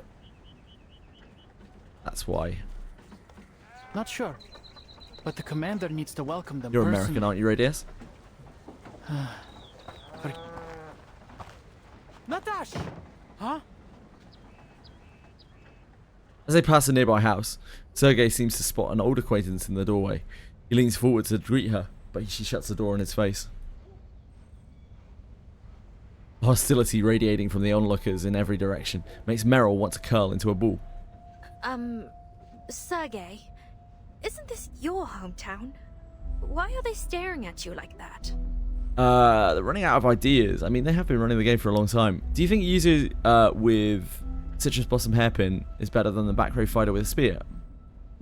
They're just different. Yuzu's really powerful, so probably. I don't know. It's not like I've made that many enemies. Just one or two at most. Yuzu's real power comes from leveling up her skill, like with Hairpin. So if you have the books to level up her skill to high levels, then yeah, absolutely. Otherwise, I mean, still, yeah, she's really good. Anyway, it's ultra let's go meet damage. my uncle. See that house with the iron sheeting? That's our home.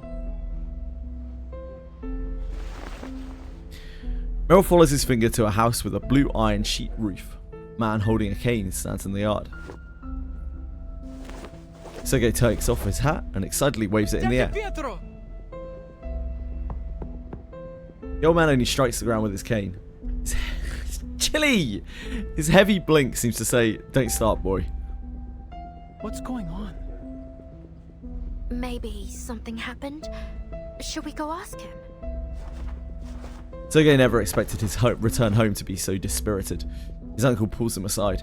Meryl follows behind. What's wrong, JJ Pietro? You tell me, did your commander say you'd fight those bandits or not? Of course. When? That I don't know. It's a military secret. Word is you're going to the city, the lot of you. So, where does that leave the rest of us, The villagers need protecting too. The young man can't think of an answer. He can only stand in awkward silence. The uncle sighs and grips his nephew's shoulder harder with a slim yet powerful hand. All right, Seriosa, I understand. Thanks, Marco. Everything's packed and ready to go. Come, we're leaving to your cousins in Petrovka. JJ Pietro, could you just tell me what's going on? I'm not deserting Zeno. Sergei shakes off his uncle's hand. The old man's neck flushes red with embarrassment and anger. He turns and glances at Meryl. It's fine. She's a friend. The cavalry is leaving us here to die, and the refugees from upstream. They said there are tens of thousands of bandits up there. I don't know where they all came from, but your cavalry's nothing compared to that, right? You'll never fight them all off. And keep this quiet, but the Kolduni left and joined the bandits. Что? They said they'd punish anyone who stands with the cavalry when they return. He watches the cavalry corps, soldiers, passing by the village entrance. If you can't fight them off, they'll burn the village to ashes. So, are you coming with us? Yes or no?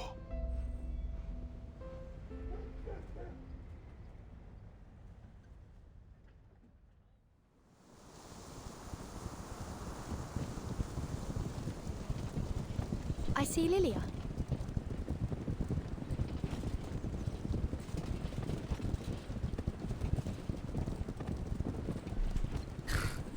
Could you not jump on the keyboard? You could avoid that. A small group of reinforcements makes its slow advance across the grassland. A transport team carrying guns and artillery rumbles close behind. That must be the commander of the Xeno cavalry beside her. The knight will solo the whole army, yeah, he'll just sound some trumpets.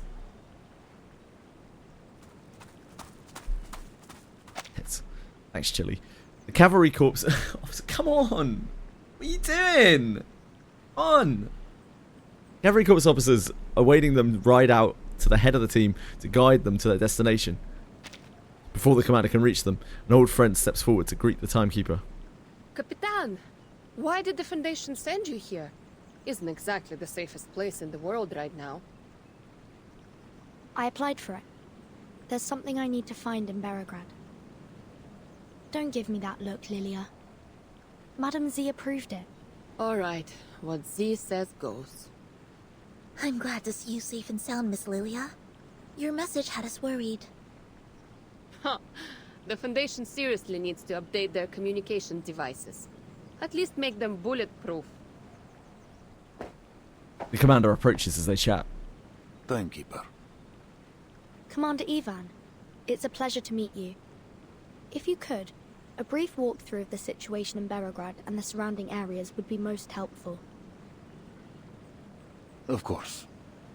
But tell me, where did that company behind you spring from? I received no word in our communications.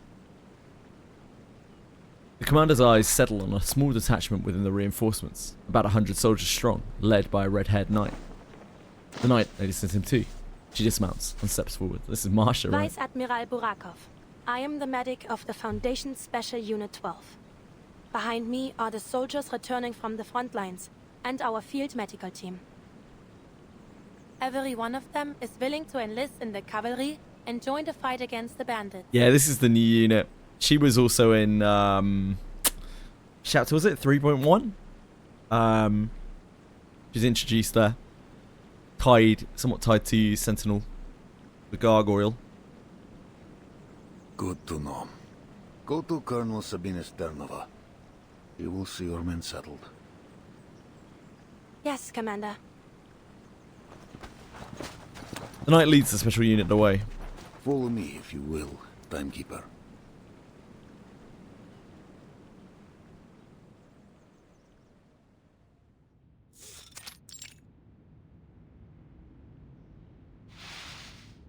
Intelligence has spoken.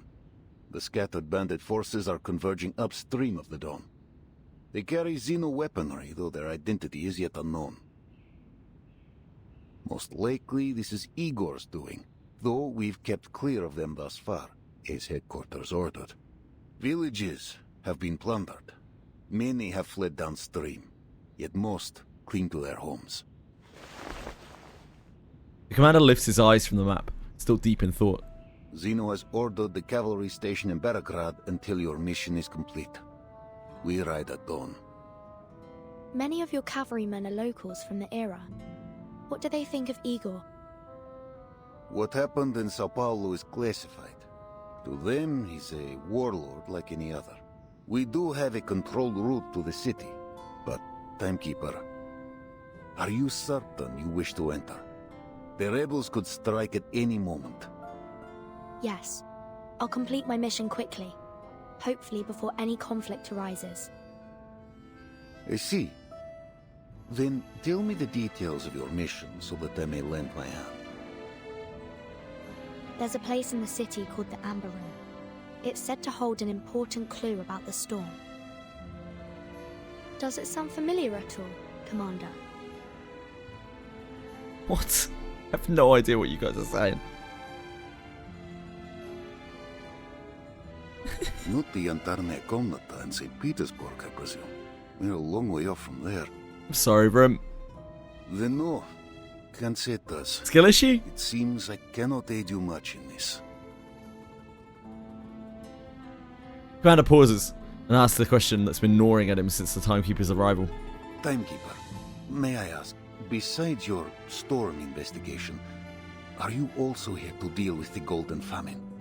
We tried ourselves, but Xeno soldiers have little experience in arcane matters. We couldn't unearth the route. I'm sorry. I didn't receive any information on that matter. But I'll keep an eye out for you. I see. The cavalry will aid you in any way we can. But with our strength as it is, we cannot guarantee the safety of Belgrade. I'm not sure how much it will help. But I heard reinforcements are on the way. The newly formed Flying Witch Company will arrive soon, along with a new broomstick for Lilia. Lilia suddenly perks up. Xeno reformed the Flying Witches. No. This unit belongs to the Foundation. Lilia, committee member Irenai asks if you'll serve as its temporary captain. What do you say?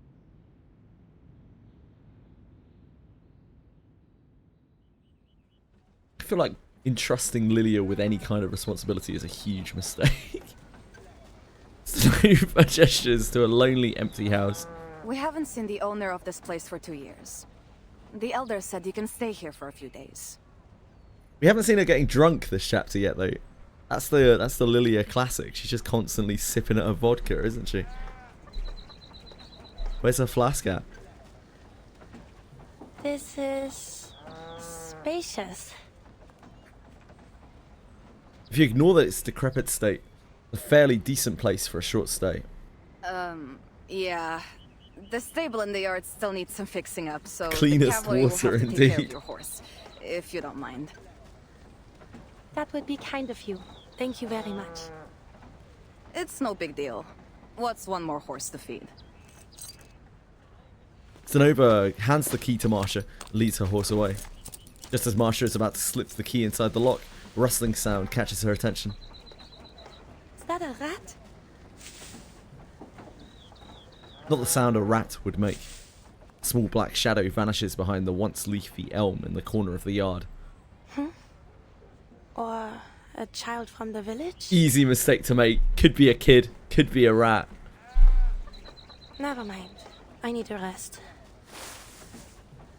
Practically the same thing. She hears it again. She looks over to the same spot. Who's there? From behind the elm, a head peeks out, briefly meeting her eyes. This time, the shadow doesn't hide itself behind the tree, but disappears in a glow of arcane skill. Vanished? Just like that? Rats are cleaner too true. How ya doing, Schmetzeling? This could be a threat. Marsha draws her weapon and moves toward the fading arcane light. The shadow flashes past once more. What? That was definitely a person. Hello, not luck. A person sneaking in the shadows around the cavalry station. Suspicious, to be sure. A spy, perhaps? I'm alright, thank you. I'm a bit ill today. Strange sound. Its direction is exposed again. Turning, Marsha stares intently. Are my eyes playing tricks on me? Is that a fiddler crab? On the dawn step?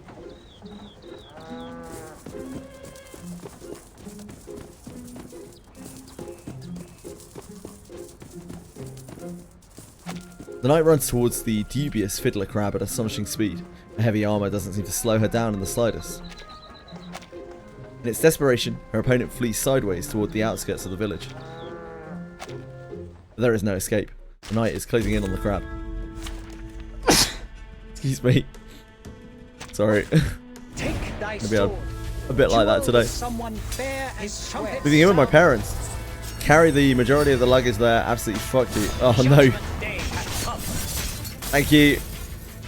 I hope your move goes perfectly fine. Luck. Sorry, not luck.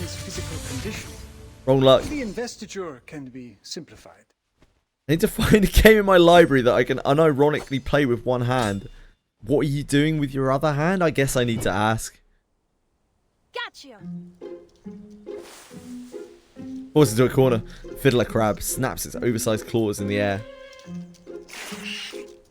Enough, shapeshifter. This is absurd.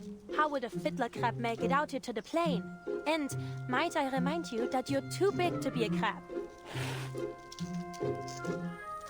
The same glow returns, the light surrounding the fiddler crab bending and distorting. It reveals the figure of a girl.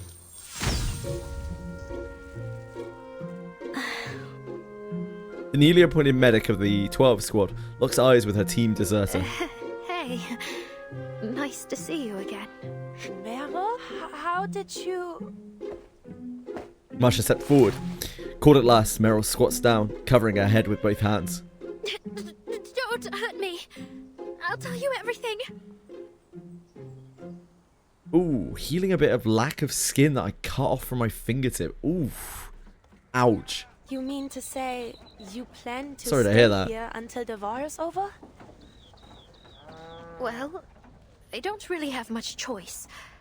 At least with the cavalry, I won't starve. And if Feeling the better storm after eating comes, lots of food. what then? I'm glad to hear it, man. Food is good. I'll be fine. I hope you enjoy I it. took an equilibrium umbrella with me. And maybe in the next era, I'll find a safer place to stay. My face sinks. Oh. Yeah. Grand Blue Fantasy tomorrow. Lost it when the Oh, bandits chased me. baby.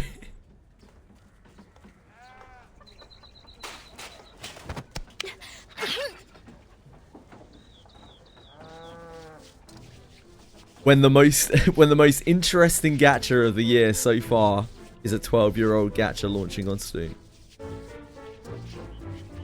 The knight grabs her face with both hands, pressing her cheeks tight together. This is serious, Meryl. Do you have any idea what they do to deserters? Do you think hiding with Zeno will prevent the Foundation from finding you? No. You may survive one storm, but what about the next? And the others after that? Please, Masha. How will you know which era the storm will take us to next? Masha, come on, please. She lets go. Honestly, what am I to do with you? Meryl hangs her head, rubbing her reddened cheeks. So, why are you here? I was taking a group of Don Cossacks home, and heard the timekeeper was going the same direction, so we met on the road and traveled the rest of the way You've together. been very friendly today, Chili. Now that I have arrived, Kreas has requested I stay by the timekeeper's side A little until she nut completes job. her mission. Then I'll return with her. You're not going to bring me back to Kreas, are you? Marsha leans against a worn pillar, looking deeply downcast. If only I could. But with Kreas comes the Foundation. Either way, I'll be sure to bring you back. Running around alone out here is far more dangerous than anything the Foundation could do. Meryl knows there's nothing left she can do. Does anybody else here know you, aside from me? No. The image of the young Foundation big shot appears in Meryl's mind. She shakes her head, trying to erase those grey eyes from her memory. I know the timekeeper and Lieutenant Lilia, but I don't think they know me. But Sonetto, Verton's assistant, I'm not so sure. We were classmates for a few years, but we didn't talk much. I see. Stay close with me then, and don't let Sonetto see you. It would be best if we solved this without any interference from a third party. No more Super Boss Sam for me. 23 more Yoita to go. Paravian and I may be able to plead your case. It's not a grind that I would To want have to do any for him. chance of being But successful, good luck with it. You can't run away. Not again.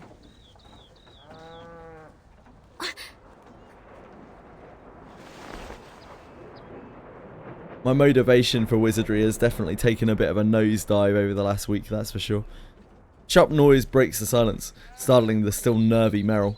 She jerks her head up, but sees only a few swirling trails of condensation lingering in the sky. What is? Marsha looks up too, but she shows no sign of It's the alarm. Foundation's flight unit. They're here.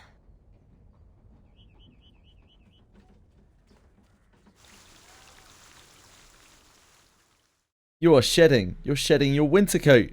You've got fur all over me.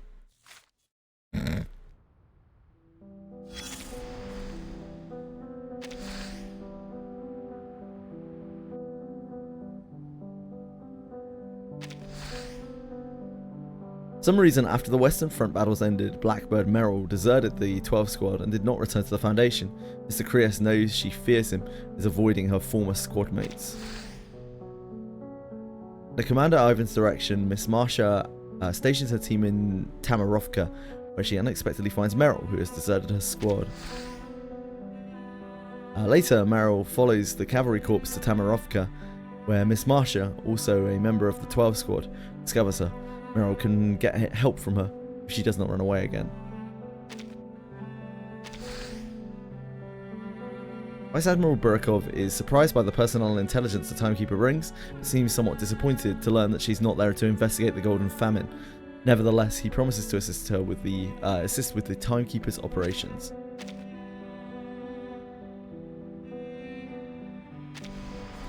That's missing our Lilia. When the Timekeeper arrives on the Eastern Front, she makes contact with Lilia and brings good news. The Foundation has formed the new Flying Witches, who will soon arrive on the Eastern Front.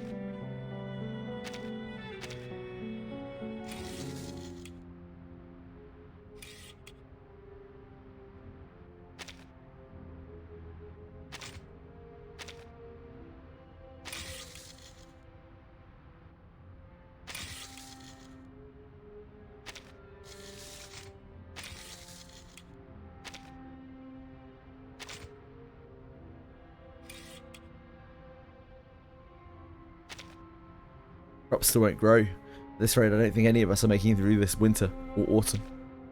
If you ask me, the first thing we should do is guard our own grain stores. Bella has said that she stopped a suspicious figure hiding from behind her fence. When she grabbed a hoe and chased after them, they were already gone. Probably drifters. There are refugees wandering around everywhere these days. You think they'd steal grain? Who knows? Bella also swears she saw a giant river crab lurking behind her warehouse, like it was sneaking grain from the granary. A river crab?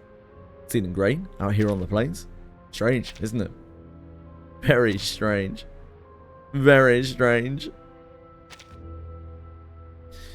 The newly formed Flying Witches, which have been deployed to the Eastern Front. As this is the unit's first time operating newly developed equipment, we request comprehensive technical support and logistical coverage from Laplace Scientific Computing Center. Oh, I meant to do these dispatches, I completely forgot.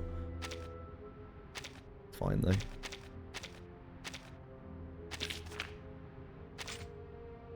I forgot about that.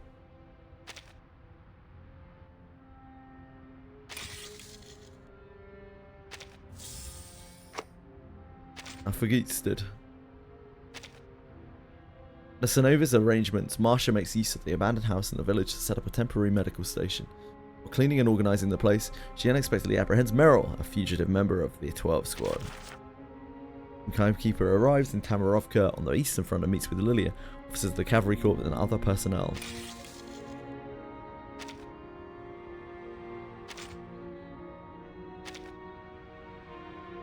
After the Foundation approves the field operation request, Team Timekeeper arrives in Tamarovka on the Eastern Front and meets up with the Cavalry Corps. The Timekeeper also brings news of the newly found Flying Witches. That's because I've got a dispatchy thing on all of these that I just got that I had to do. They have marks on them still.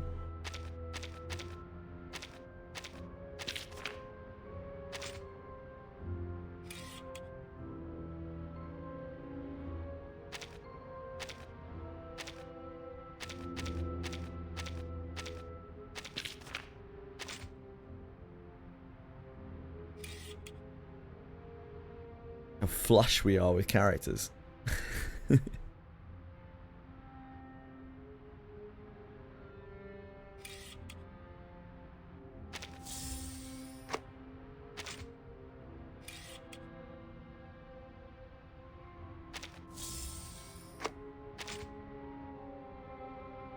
Here.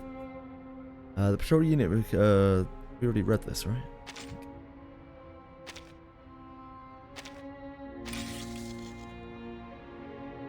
Ah, we've got another one down here, that's why. While we have obtained advice from an agriculture specialist, we lack the short-term means to resolve the golden famine. If the Foundation were to invest sufficient resources into the wishing spring, would it be possible to improve crop conditions on the Eastern Front?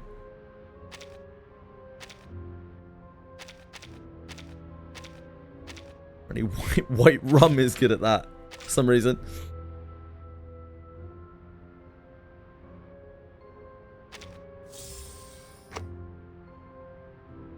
Someone important in the Foundation believes you can buy wishes just by dumping gold coins or candied fruit into a spring.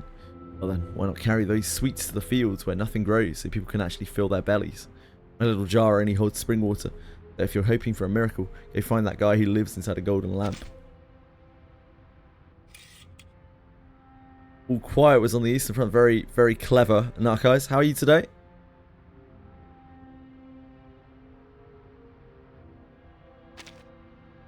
Yesterday I ran into a Xeno soldier who'd just come back from reporting in on the Eastern Front. He leaned in and told me as quietly as he could, Igor's troops might be active out there too. You mean the Xeno rebels? I can't figure out what anyone would want in a place where people are barely getting enough to eat. I hear Team Timekeeper has also submitted an external assignment request to the Eastern Front. Maybe something big really is going on out there. Shh. It's Commander Creus. Drop it. Time to get back to work. Hope to be starting a new D&D campaign tonight. All our characters will put out. Awesome, man. I hope you have a fantastic time, whoever you're playing with. Love a good new D&D campaign. Especially when I don't have to run it. The Foundation receives Team Timekeeper's application for a field operation to the Eastern Front. Considering the current conditions in the region and the importance of Team Timekeeper, the Foundation decides that 12 Squad will assign personnel to provide support. The newly formed Flying Witches are also deployed to the Eastern Front to assist the Cavalry Corps operations. Facing the growing strength of local bandits, Xeno Cavalry Corps is clearly outmatched. Their immediate priority is to recruit young riders willing to oppose the bandits and replenish their ranks as soon as possible.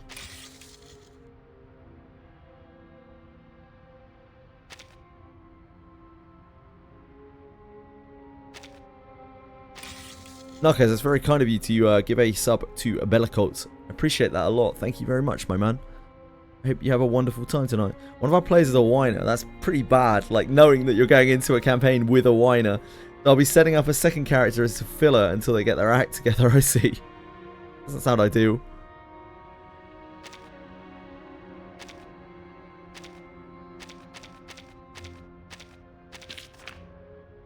We've received the Timekeeper's application for a field operation to the Eastern Front. Given the current instability of the region... According to the Timekeeper, this operation aims to obtain intelligence related to Erd. Our source is currently confidential, but if the Timekeeper deems the operation necessary, I will respect her judgment and accompany her. The situation on the Eastern Front does pose risks. We can seek support from the local Cavalry Corps. I will also fulfill my duties as the Chief Assistant and ensure the Timekeeper's personal safety. That's great work, Senado.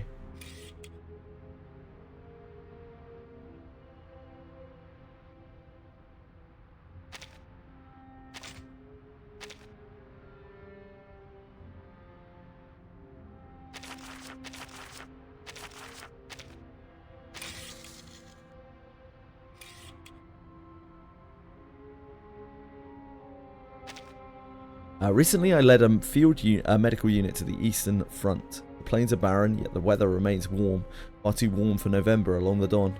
Something feels deeply wrong. Commander Creus informed me that the Timekeeper will also be arriving and asked me to prepare to receive her. Foundation is sending the Timekeeper personally suggests critical intelligence is at stake. Given the abnormalities here, perhaps she will be able to resolve them. I will fulfill my duty and ensure her safety.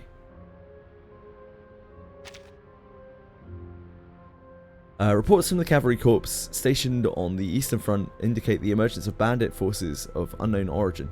In addition to attacking villages and seizing supplies, they have been abducting children. You are requested to establish a listening post in the area and gather as much intelligence as possible.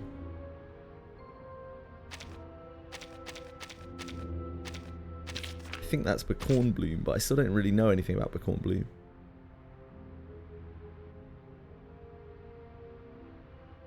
They've been out of a job for a year, despite turning down several opportunities, and their roommate is about done with carrying all the bills. They're spending most of their time playing online games. Damn, that sounds like me.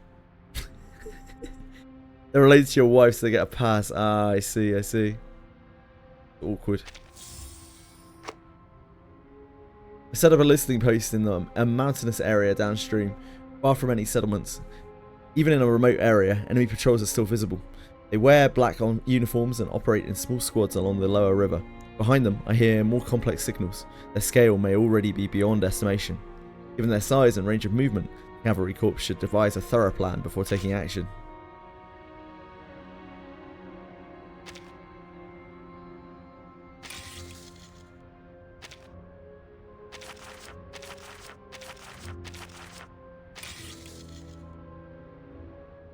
Must be this. Refugee escapes the attack and frees Peravoznia.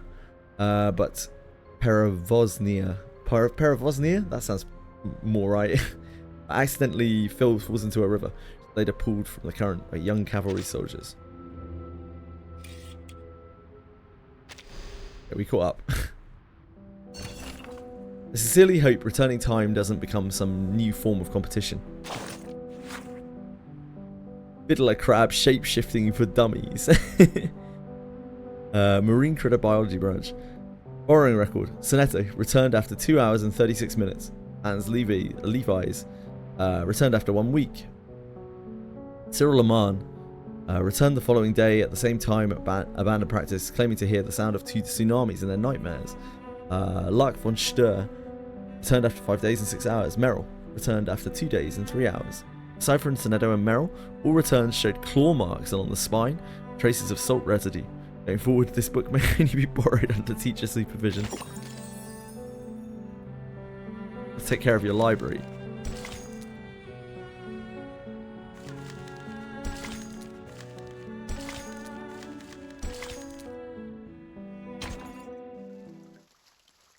A Son's Confession.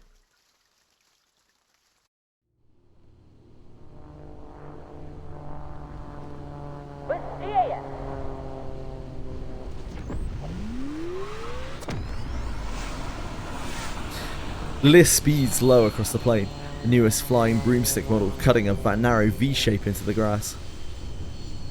Lieutenant, we're losing sight of you. Then you better learn how to get your speed up to 240 in 5 seconds. A series of vague replies come through the communicator, their voices strained as they struggle to catch up with their captain. Hey, according to the manual. The manual? That's for nerds. Are you nerds? Are you nerds? Move into split formation and prepare to climb. Rooms up. Manuals for nerds, guys. Copy that.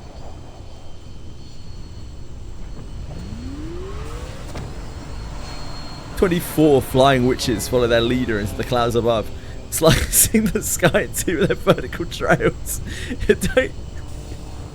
Don't read the manuals on your sophisticated technology. It's dangerous.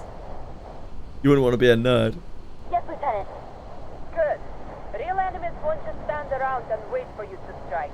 But training like this can sharpen your eyes. Flank the target from both sides. Avoid friendly fire. Here's Aurea. And die.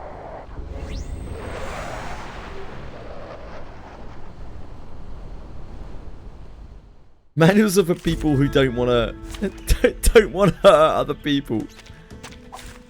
Pretty lame. Time together. His trumpet sound. His trumpet sound. Hello. Judgment Day has come. These darn signposts. Simulate calculate. I'm so sterilized. An accurate reading. An adequate sample. I know Dawn, and this is an alien city. Hi. Congratulations, Aurea. That's excellent work. How are you on, Atheus?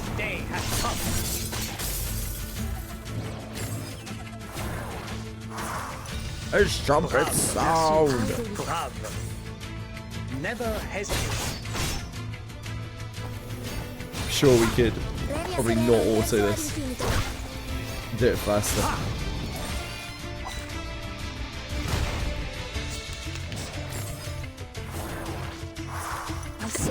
Oh, we've come this far. So long lives this, and this gives power to thee. Never hesitate.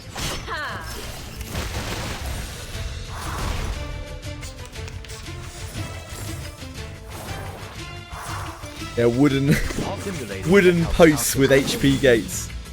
His trumpet sound. My one true foe.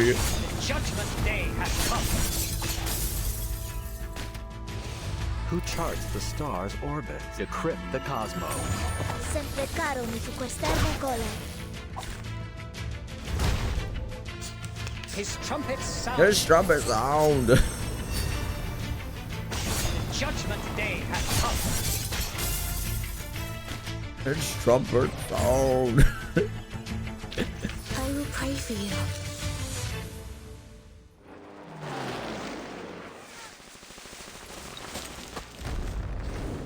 After a successful firing dive, the two flight teams effortlessly reunite in the sky. They rendezvous, hover, and merge into a single formation. The howl of engines quickly drowns out the commander's conversation as the flight unit descends onto the open ground outside Tamarovka. With her feet firm on the ground, Lilia passes her broom to her second in command. Capitan! Oh, The swirling air around her sends Lilia's pristine uniform fluttering like a flag in the wind. She walks straight toward the cavalry and Foundation leaders who stand at the entrance of the village, observing the training.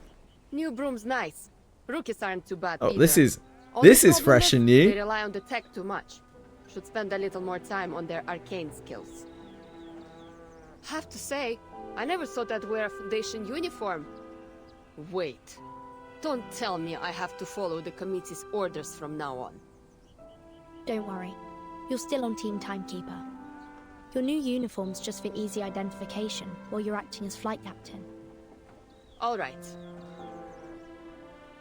You have some time to sharpen your little birds, but conflict rides fast. Work quick.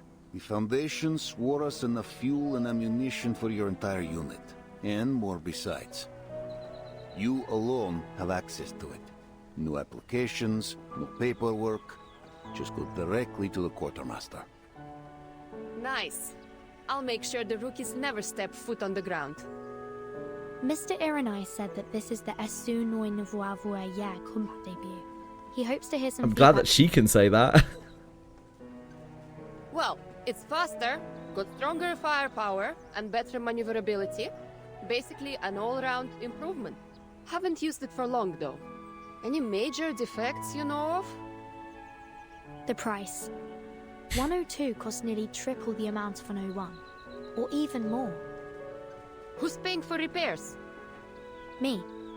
The Esu Noi Nouveau Voyer assigned to you is the property of Team Timekeeper. Okay. I'll do my best not to break it. Noon descends.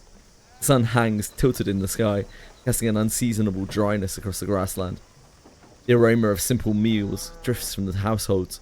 Whether in times of famine or prosperity, the plain scent of wheat is equally tempting. That is all. Dismissed.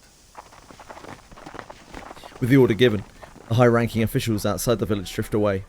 Lilia turns to glance at the unit still holding position. Capitan, I need to go take care of the baby birds. All right. See you later, Lilia. Temporary captain of the flight unit turns away. Timekeeper. Anything I can help you with, Commander? Hungry? Come to my home for a meal, won't you? I'll send for your assistant too. My mother's stew could raise a fallen horse. She would love for you to try it. A simple invitation, yet under the circumstances, its recipient perceives a subtle unease. Sorry. I was just thinking about something. Do you mean to say that your home is in Tamarovka? That's right. Will you come? Russians stealing captain from English. Oh, really? What, Capitan?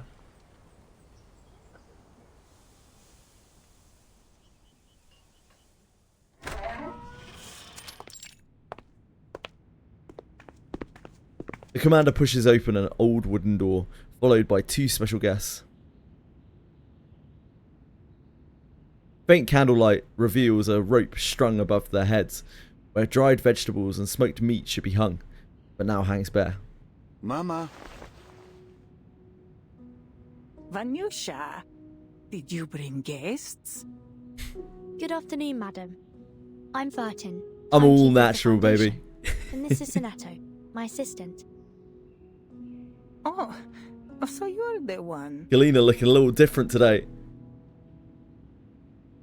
The elderly lady fails to hide her surprise. When Vanyusha told me there would be important guests joining us, I hardly expected them to be so young. Oh, I meant nothing by it, Rodnaya. Just the words of an old woman. Honestly, Vanyusha, you must tell me if you plan to bring growing young ladies to lunch. Miss Galena gives a sheepish look at the cabbage soup, hard bread and smoked fish before her. We're just here for a simple meal, Mama. No feasts while others starve. The meal looks delicious, madam. More than enough for us. They're so polite. Ivan pulls out his mother's chair and helps her to a seat. Timekeeper. Miss Neto, sit. Eat. Thank you. You will have to forgive me. This is all I have to offer at the moment. Ivan takes a piece of rock-hard bread and softens it in the hot soup. His young guests follow suit. You have food enough for the winter, Mama? Oh, don't worry about me. Though if things go on like this, who can say, Miss Timekeeper? Are you here to end the famine? Please, call me Vertin, madam. As for this golden famine, I will try my best to give it a thorough investigation. Caught between frustration and hope, the old lady lets out a sigh. You should know, Vanyusha. Oh, dear. Many have told me to leave with them. But I have stayed, trusting that you will find a way. Some of those fleeing south passed through the village. They said the attackers are different. They only take Alduni, arcanists, as captives. Arcanists? Yes. The poor things who refused to cooperate were beaten half to death before they took them. As for the She simply shakes her head. But Igor's army would have taken humans too. Igor? Sonetto, you must try this pickled watermelon. Pickled watermelon? Bellico, is this a thing? Is this a real thing? Pickled watermelon?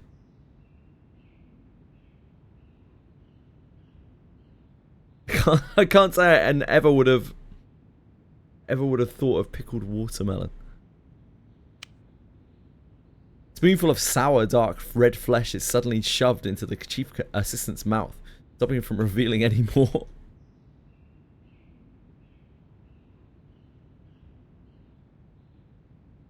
Pickled watermelon.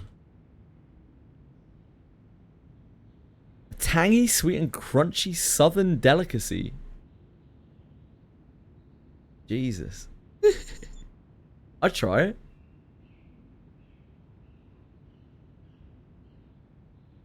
By simmering watermelon rind with green skin removed in a spiced vinegar sugar brine. Hot damn. Pickled watermelon. I mean, I guess why not? You pickle anything.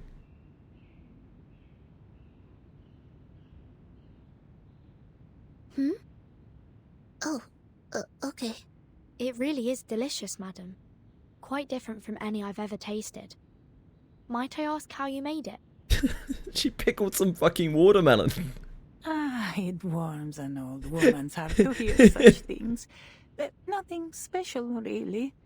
Though many underestimate the importance of the barrel. As Miss Galena steadily shares her years-tested method of pickling watermelon, they leave behind talk of these troubled times. Sounds of wooden spoons scraping against steel bowls mingle with chewing and swallowing.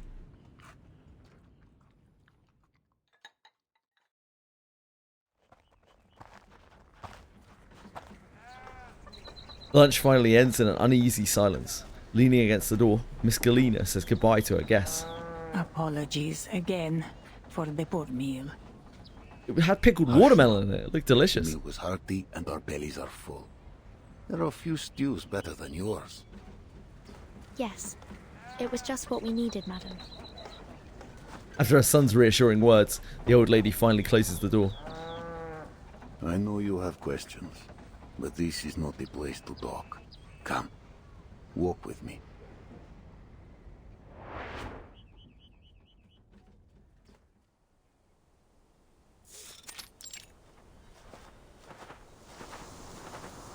Outside, layers of golden grass lap at the edge of the village like waves on a beach. How could Miss Galena be your mother? The directness of the question adds a touch of chill to the unusually warm air. The commander smooths a wrinkle in his collar. Timekeeper, you know the same pain, yes? To witness the storm take away those you love. We all do. If that face appeared again, full of light and life before your eyes, could you still your heart?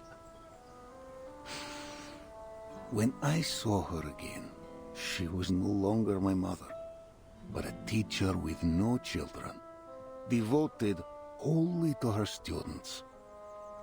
She never once left home. The reason for this phenomenon still remains unknown. However, Observations have shown that each of them has a complete memory, identity, and social relations. Their independent will is undeniable. We can't force them to be the person we think they are. I know. To speak of the storm would only break her. She would shun me. But in time, she took me as her child. In the end, I have a mother again. That is enough for me. I'm glad you figured it out. Figured it out?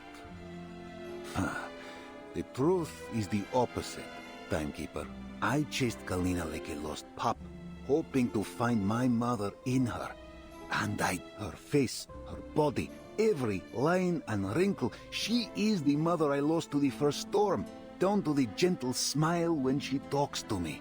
Interesting, so that's another, I can't remember what it's called, where they, like, people transition across storms. Commander takes several deep breaths to stop his teeth from rattling, from chattering. Think of it. Those you lost, standing before you again. Only their clothes and memory changed. Would you call them dead and gone? Would you not hold them close, praying memory returns? It's hard to say. I've never personally dealt with such a thing. Perhaps I'll have an answer if I do.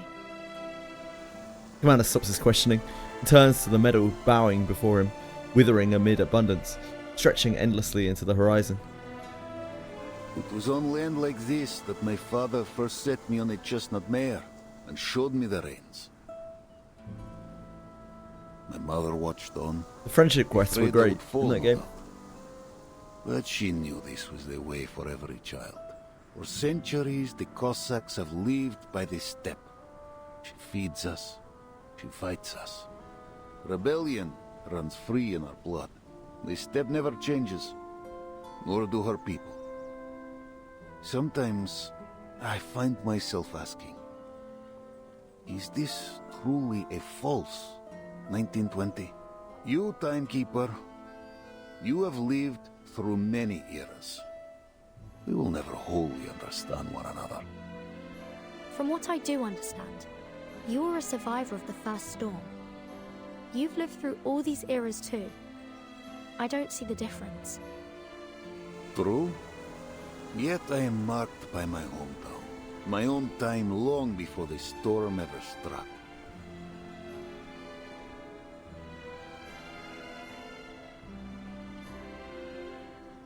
That's some excellent bottage. Mods! Mods!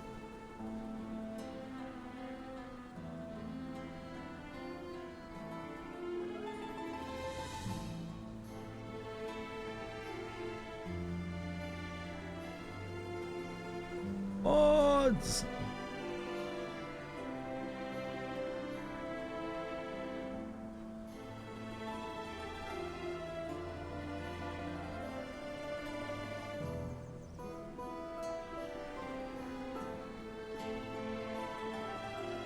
Two people at the same time? Nah, it was just a bot. Just a bot. I was forged a Cossack, and the Cossack I remain no matter the era.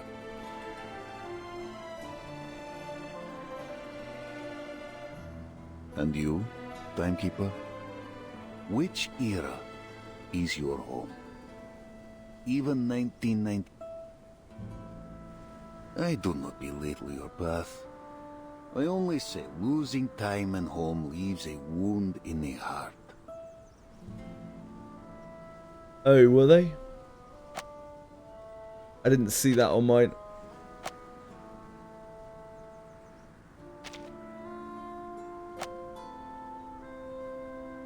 Mods, where are you? Politics aside, I respect bit early for Fox still. You are the Timekeeper, the master of all ages and all people.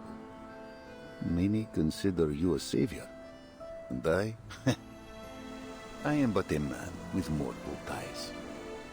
Zeno has it. This is all the old Cossack has to say. He adjusts his windblown hat, makes it to Commander, leave. wait. Yes? What more is there to say? I have no power to change your decision. But I have a mission here. I need to know. Will you follow Zeno's orders and lead your army to Berograd? I will see you safe to the city and stand with you in your mission. This I swear. I understand. Commander! They turn back to see a figure rushing toward them, arms flailing. Commander! What are you doing out here? I thought you were at home. What's the matter? They got too drunk. A brawl's broken out. Drunkards. It's no good.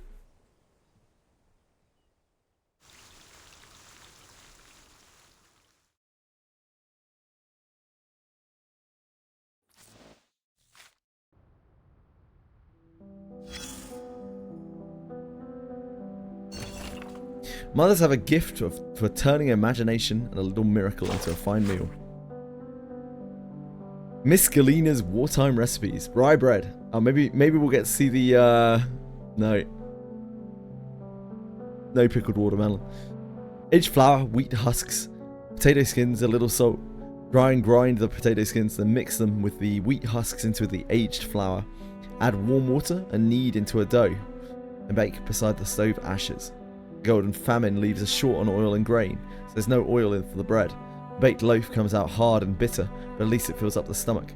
Ivan loves smearing chili paste on top. He says he's eaten it this way since childhood. I've made a note to prepare extra for him next time. Smoked fish, river carp, elm twigs, one old newspaper. Clean the fish, salt it, and smoke it with elm twigs and newspaper until the skin turns black and dry. The smell carries 3 houses down, but don't be greedy. Save the fish oil, freeze it for soup. Grassroots soup. Wild grass roots, nettles, half a potato, a pinch of chili. Boil the roots until soft. Add chili, stove ash, and salted grass seeds to mimic borscht. The recipe came from a young man I met by the riverside wheat field. He claimed to be a nameless wandering poet. This ingredients: sour cream, carrots, onions. Can't make proper borscht. Grass roots have been dug out nearly everywhere. I can only forage along the ditches now. Jam from neighbour Valia.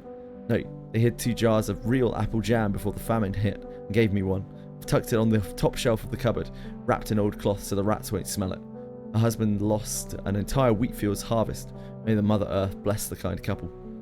I've told Ivan to stop bringing food home. People at the front have it harder than we do. Besides, in the face of disaster, soldiers and civilians must be treated equally. Even with his position, I won't allow for our family any special treatment.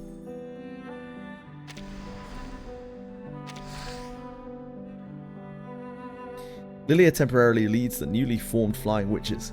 She gets a new broom, allowing her to carry out missions while her old Red 38 is out of commission.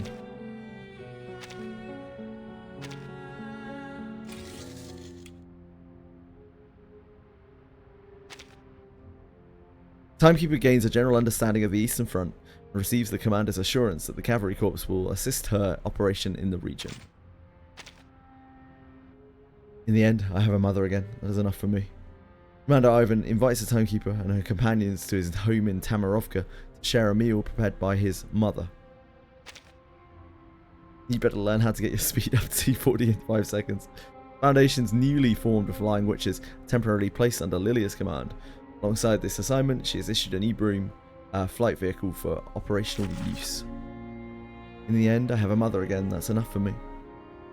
Commander Ivan invites the Timekeeper and her companions to his home in Tamarovka. Oh, yep, sure. There we go.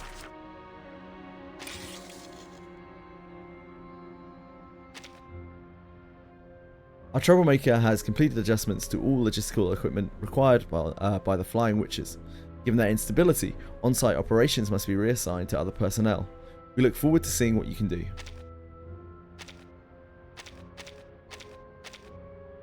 Oh, Eagle out here dominating.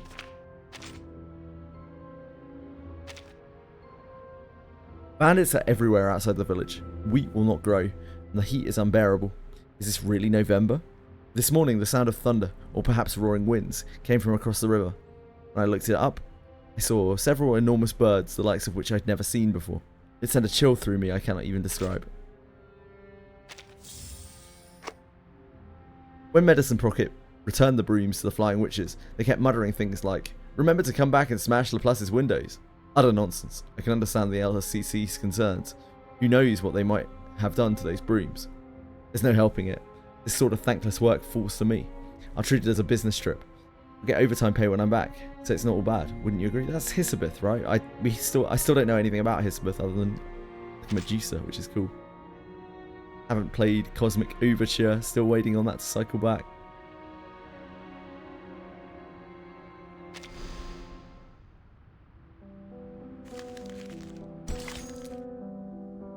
Right, be right back 1 second. I just need to sort the cats before we press on a little more. I'm back in a mo.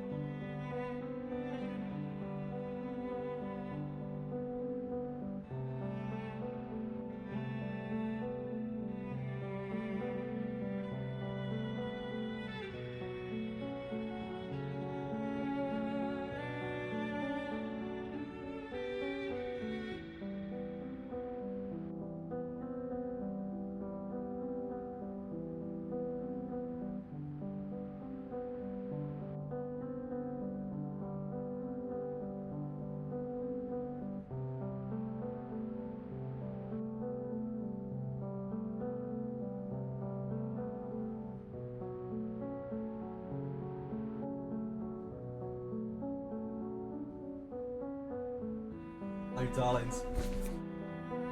Hello, darlings. Doing a pyramid with kick is the new trend. Apparently it is. The new trend. Hey, guys.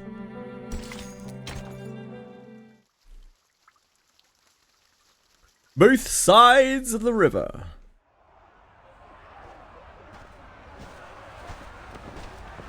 Several young men in Xeno cavalry uniforms surround the house, along with some boys not yet old enough to serve. A boy and a girl are trapped at the doorstep. Judging by their resemblance, they're siblings. The brother is covered in blood. Kind of my inner D&D master, no, not today. Cavalryman, poised to charge, stumbles back and crashes into the line of men behind him. A knight stands at the circle's center, the only barrier between the cavalryman and the two children. Who's next? This has nothing to do with you, outsider. Another cavalryman steps out of the crowd, ready to fight. I'm just picking fights with people.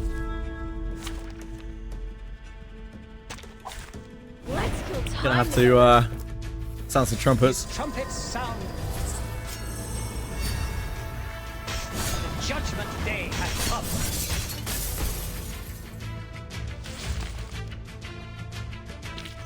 Just as I deciphered, or Scatter! One word from the commander immediately silences the cavalryman. They instinctively step aside, clearing a path to the house for him. Commander, The knight puts away her weapon. forgive me for bruising your soldiers. I don't mean to interfere with the Cavalry Corps' internal affairs, but this incident could cause serious harm to people outside the military. The commander raises a hand, but going to skip the formalities. What is this? Someone discovered a stash of unfamiliar weapons in these two children's house. It seems their uncle joined the bandits last night.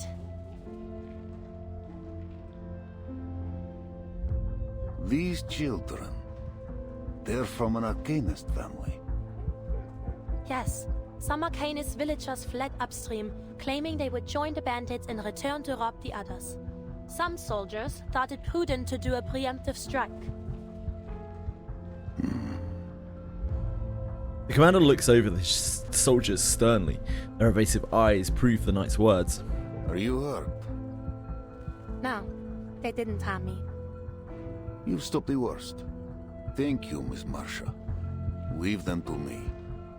Certainly. The knight has no intention to fight. She packs her equipment and takes the cleared path to leave. The commander approaches the young boy on the step. He appears to be below the enlistment age. The commander tries to say something, but sees only refusal in the young boy's eyes. He gives a gentle gesture for them to enter their house. He turns, still standing tall at the doorstep, and faces his men. There may come a day when we cross blades with our townsfolk. A day none of us prays to see. This war will scar us. It will scar our children. Our children's children. The dawn will carry our deeds for centuries. Those who take up arms with bandits are our enemies. And we will answer with bullet and blade. But their families will not suffer. They are our people. Her people. No harm will come to them by our hand, else we become those we fight. Then what are we waiting for? Why are we stationing in the city? We aren't city guards, we're riders. We should be out on the steppe hunting down the bandits. Right. These are our homes they're destroying. How can we just stay in the city and watch them burn? If the cavalry won't go, then we should go ourselves. Split up by village and defend our own. Then the enemy will seize the chance. And one by one, the blood of you and your families will water the dawn. We fight for the peace of the steppe. If she is to flourish as she once did, then we must stand united upon her plains. No more words on this. I forbid it. All those who brawled will be punished as necessary. Now, go to your chief and get back. The rest period is cancelled. We ride in 1 hour. Bit of a baller, isn't he?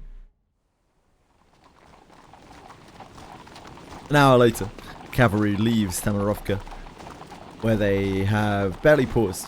to make their advance upstream along the river towards Beregrad. Thousands of cavalrymen make up most of the head of the marching column. Behind them follow a small number of infantry units and a long supply team. So good you joined me at the vanguard. Interesting company, the two of you. What with all your stories from the West? Pretty sure it was you who insisted on coming with us. Reminds me of my days scouting for the Order. It wasn't an easy position to be in. Sergei looks up at the sky. At this rate, it'll be dark before half the corps sees the city. Best we hop off and wait for the others to catch up. The scouting unit clearing the way for the march dismounts on a gentle slope, taking shelter in the shade of a tree. Careful, Beryl. You'll break a leg if you dismount like that. Here, take my hand. Having already dismounted, Masha walks over and helps Meryl off her horse. Thank you, Masha. Finally a bit of a break. Sergei, the sun will go down before we arrive. Then we'll be transitioning to a night march. Yeah, we were supposed to put up for a night in Tamarovka and leave at dawn. What kind of army starts a march in the afternoon? Night marches come with considerable dangers, especially when we don't know the enemy's movements. What's got the commander so anxious? He's a commander. He must have his reasons. Believe me, I know what it takes to lead a troop. My great-grandfather was a general, you know. Fought off Napoleon side by side with the Tsar himself. Oh yeah. Came home with a chest of of medals too. Shame my family lost them. That is a shame. Without the taunts of his townfolk, there's no one to rein in Sergei's bragging. If you ask me, it's because of the timekeeper. The sooner she finishes up whatever it is she wants to do in the city, the sooner he can send her on her way. Sergei voices his opinion freely, not realizing that the person in front of him is a member of the Foundation. Then, we won't be stuck guarding the city, and we can finally show the bandits what's what. You know how dangerous they are. What's the timekeeper doing here? You could always ask her. Aren't the two of you around the same age? Wouldn't you have been classmates at school? Seriously? Can't we just drop this? Burton was already the timekeeper by the time I got there. I never saw her in school. The SPTM. A school full of arcanists. School of Primary It should be an Defense interesting of place. Mankind. Not as much as you'd think. Everything we learned was for the benefit of humanity and the supreme mission of human survival. Every day, there's a morning broadcast of the school motto in 12 languages, and the student handbook's thicker than the Oxford Dictionary. Oh, and the fence. It's electrocuted. Can you imagine? 230 volts of electricity buzzing day and night. It's more like a prison than a school. There was a rumor back then that a group of students managed to escape. People said it was the timekeeper who organized it. That ended really well. That's difficult to imagine. She seems very level-headed. For the greater good. People were kind of scared of her. Apparently, she was their leader. Did she or the other children bully you? Meryl freezes at the question. Not at all. Why do you ask? I was bullied by someone of that type when I was in the Order. Masha speaks as if it were nothing more than a passage from a textbook. I was about half the age I am now. As an arcanist, my physical fitness was poor before I received training from the Order. Some older squires would give newcomers like me a hard time. We didn't stand a chance. What's a squire? They serve the knights, and are usually candidates for knighthood. Newcomers take on menial tasks while they study the arcane skills of the Order. Those who master them become squires. Wow, and you ended up a knight. Did you train thinking you'd go to war? War. I had always pictured it as something far off. A legendary battle of dreams and ideas. Until it broke out. I'm no longer so naive.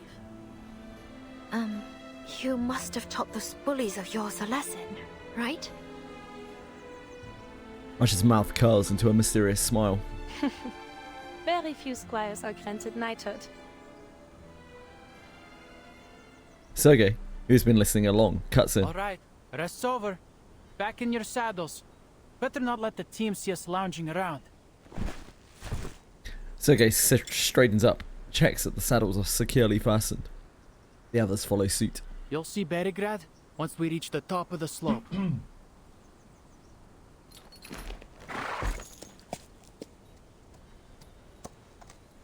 He rides slowly toward the top. Those were some stories. Didn't have anything half as exciting in my childhood. By the way, I could show you around the city if you've got time. I know it well. There's a Turkish place that makes the best kebabs. Ah, but they might have fled already. Leading the way, Sergei quickly reaches the top of the slope. Behold! The dawn's great... Sergei pulls hard on the reins, stopping his horse just before the crest. What's wrong? Wait, am I seeing things? Why are there so many people outside the city? They ride up to his side. A dark crowd forms a wall across the cavalry corps route to Berigrad. This is an army. They're blocking the entrance. What? At this time of day? Sergei, tell the commander to halt the march. Merle and I will stay and observe their movements. Go. Alright.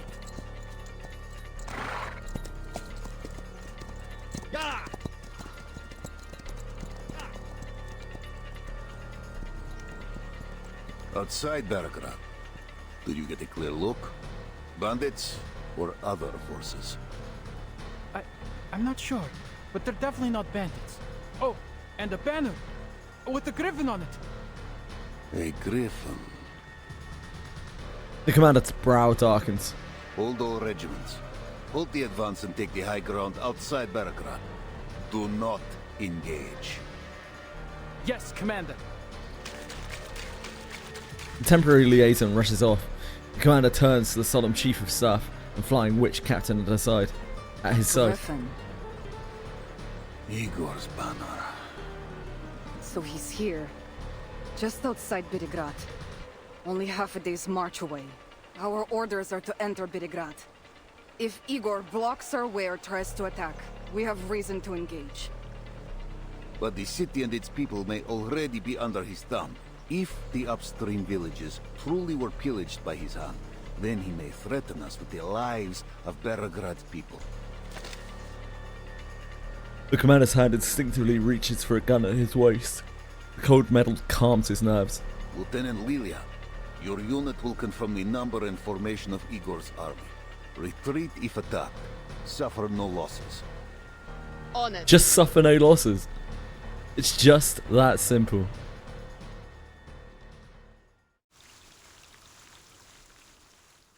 Just don't die, lol.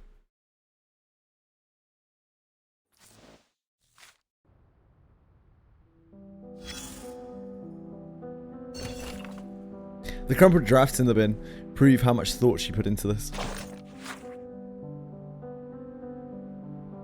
To all Sentinel unit members, intelligence confirmed that former Chief of Staff Captain Krutov deserted during the return voyage from the Antarctic operation, taking critical documents and military equipment, including classified files and multiple communication devices. His whereabouts remain unknown. It's highly likely that he has defected to operate as an independent force or has entered into collaboration with Manus Vindictae. Admiral Igor has designated him as a top priority threat. Any personnel who encounter Krutov during field missions or transit must report so immediately. Do not pursue or take unauthorized action. Additionally, according to the latest announcement from headquarters, Admiral Igor will personally lead elite forces to the Berigrad region in this lower dawn after completion of the sanctuary's infrastructure. The operation involves coordination between the front line and the intelligence department. To prevent communication leaks, subsequent personnel assignments will be communicated under separate notice. Finally, in light of ongoing organizational restructuring, the Sentinel unit will be renamed the Griffin Legion. We welcome alternative naming proposals. If you wish to submit one, please deliver your suggestion to Lieutenant Mordio within 7 days. Note: names must reflect our military ethos. Offensive, religious, or politically suggestive terms are prohibited. Issued by Lieutenant Mordio.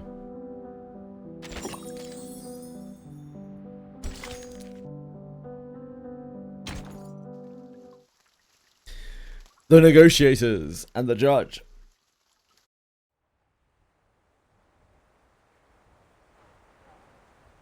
A shallow valley separates the two armies. The wind stirs seeds and dust. The warhorses grow restless under the eerie silence. I'll be damned. It's really him, Igor. After all this time, he just shows up here in Belgrade? What's he trying to do exactly?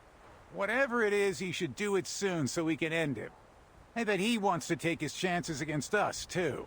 Not so fast. You know Igor parted ways with Manus Vindicte after the Antarctic operation. Are you on that traitor's side? He parted ways with us, too! The roar of broom engines on their return flight briefly drowns out the quarrel below. All right. Quit your bickering. The flight unit's back. It's all up to the commander now.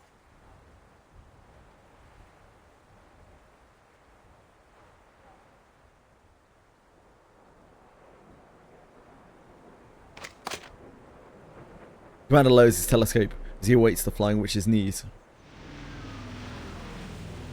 Lilia emerges from a whirl of dust, stirred up by the broom. Status. It's weird.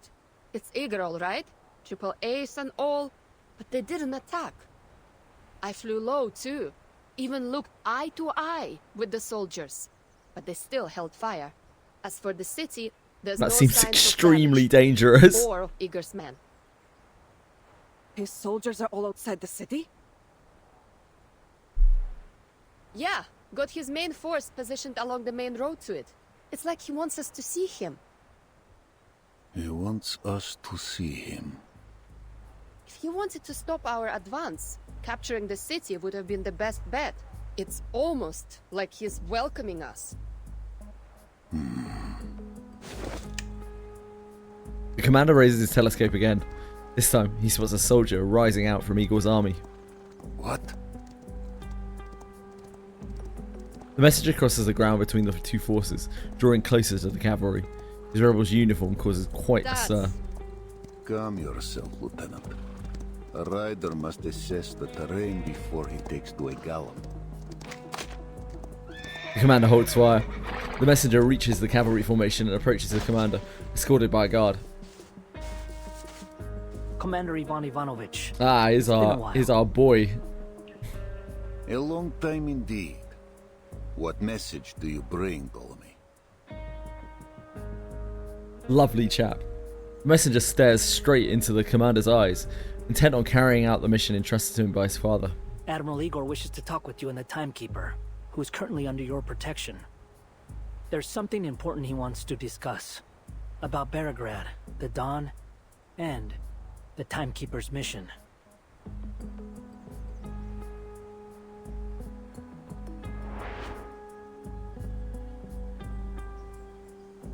Igor has the information I need. Seems he knows why you're here, though this could be a ploy. It's too dangerous for the Timekeeper to meet Igor in person. They should speak via communication device instead. They could easily have reached us through such devices, given this message was brought by one of his most trusted subordinates. I don't think it's negotiable. What are your thoughts, Commander? The commander finds himself the most unsure of his decision. I want to know his purpose here. And him stationing outside the city does look like a gesture of goodwill. That said, I shouldn't meet him in private. Word will surely reach the Joint Committee. I understand your concerns. But either way, I'll meet him. Timekeeper? I currently have almost no information on my mission. I'd like to know what he has to say, even if it's a lie. The commander pauses to reconsider. Our orders are to avoid confrontation. Accepting his request may be the way to do that. But whether I join the meeting is your decision. Me? The committee will not question your motivations. If I attend, let it be by your bidding. Then if they question me, I will have my defense. I see. I'll make the decision.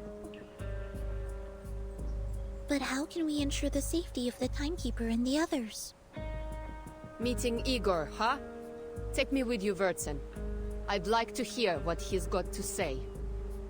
Alright. I accept Igor's invitation, and I request the commander join me. To ensure the safety of both parties, I suggest we each bring our own bodyguards. Lilia will be ours. You could use another timekeeper. Sonetto, you're the only one who knows the details of the mission besides myself. One of us should stay in a safe place. Relax. I'll bring Wurtzen back in one piece. Understood. It's very Please dangerous to be careful, risk. timekeeper. I'll prepare a teleport disc for you. To risk Wurtzen. So it stands. I'll send a rider to Igor's messenger. We meet on the I'm open not sure plain, these kids can be trusted with within military striking strategy. distance of both sides. Back you go to dispatch Lana. That space between armies, the air seems to tighten under the antagonistic stares of the opposing sides. Tens of thousands of eyes are fixed on the few figures at the centre of the valley. They walk toward each other across the open grassland. Igor arrives first at the designated location and waits patiently. He stands alone, not a single guard at his side. I'm sorry that this is the way we meet again. I feel the same, Igor. What did you want to talk about? The rebel leader seems unfazed by his opponent's omission of rank. After the last storm, you helped Muldir escape Antarctica and avoid investigation by the Foundation. You have my thanks. She provided us valuable support. I simply returned the favor. If that's all you got to say, then send a thank you letter. Get to the point. What do you want? Igor glances at Ivan, who watches in silence. There are some matters I want to clarify. Where you want to start? From the first time you put on the Xeno uniform? Or from Sao Paulo? São Paulo. Let's start there. To everyone's surprise, the Admiral lets out the city's name. The sound of it almost stings. The corner of Ivan's eye twitches. Before I arrived in São Paulo, I struck a deal with the dead Arcana. You communicated with Arcana after her death? Yeesh. We saw You a witnessed the events in Antarctica. saw a shot of that. I trust there is no need to explain Back ways when. why I heard her voice. Death and resurrection are part of the myth she aimed to construct. I refused to become her follower, but I desperately needed the reward only she could provide. Arcana needed Erd to complete her resurrection ritual. What did you need? A true shelter. A boon, a hidden place. A promise from the surpassing excellence. She used many words for this little cube. Is it familiar to you, Timekeeper? The material's similar to the Tear of Kamala. The origin is the same, but their function is different. Igor clenches his fist, and the black cube Why disappears. make a deal with Arcana if just to avoid the storm?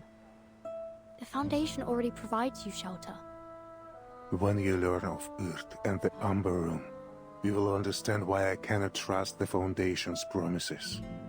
They have chosen a perilous path. The name, mentioned too many times of late, plucks at a golden thread in her mind. You know about the Amber Room too? I know what led you here.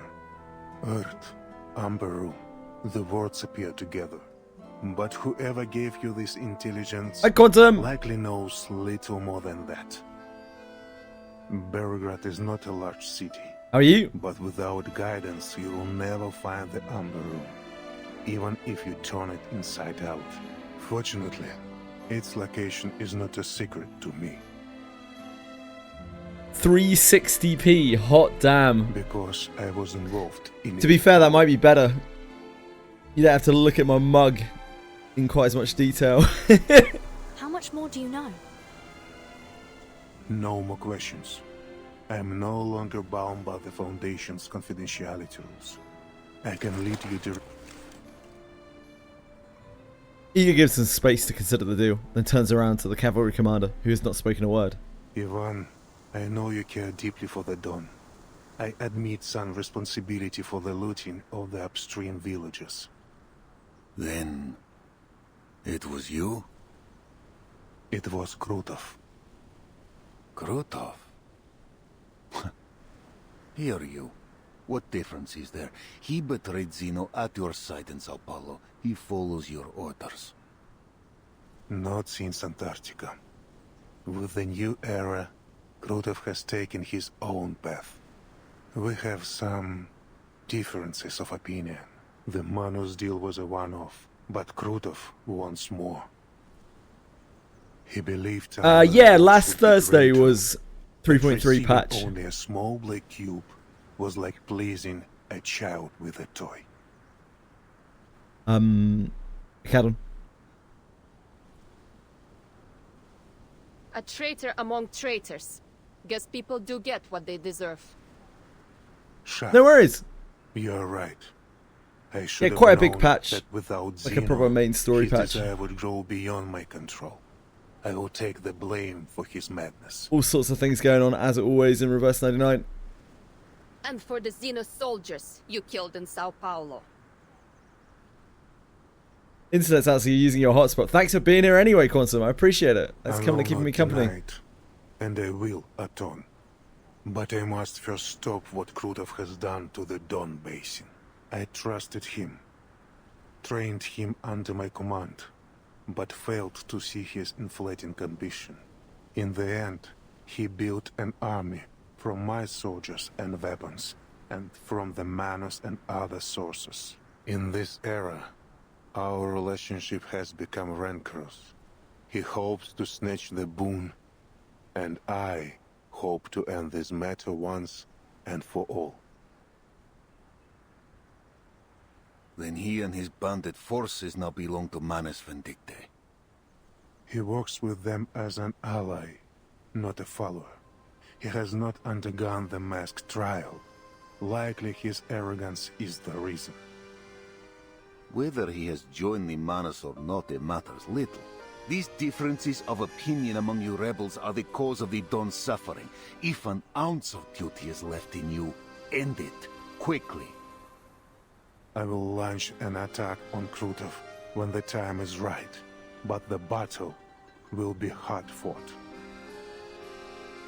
The Admiral frankly admits the trouble his army is facing. I'm sure you already have some information, but Krutov is more powerful than you think. Just like me. Xeno weapons, Manus troops, the backing of Dawn warlords. He has them all. My army alone cannot defeat him. That is why I ask your cooperation. With the cavalry corps, we will outnumber them. We will have the advantage. Hey Warlock! When's Granblue Fantasy releasing in the region? I think it's like 8 AM, something like that. I'll have to have another check later. Oh, 1 second, I can have a look now. Hold on. It's a pickled watermelon open from before. Delicious pickled watermelon.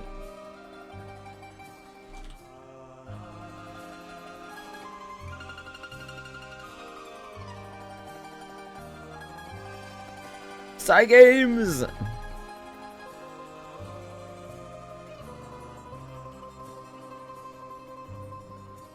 $5 PM JST. Yeah, that's what, like 9.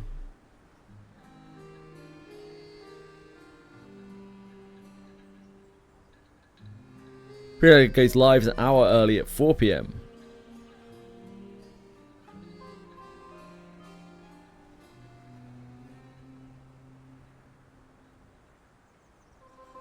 Yeah, 8 AM.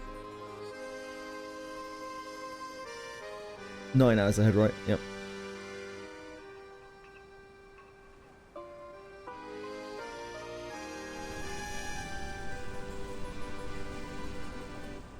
Afternoon right now in Japan. Yeah, it's what? No, it's the evening.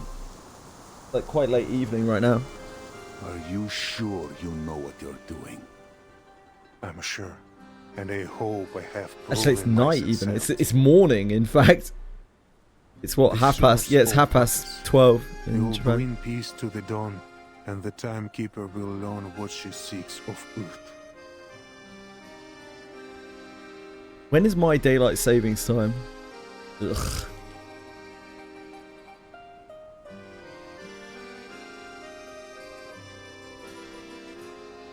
"29th of March. Ugh.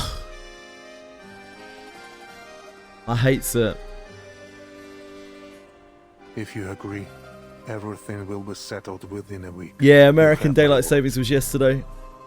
The sunlight is fading. I believe so it. is our time.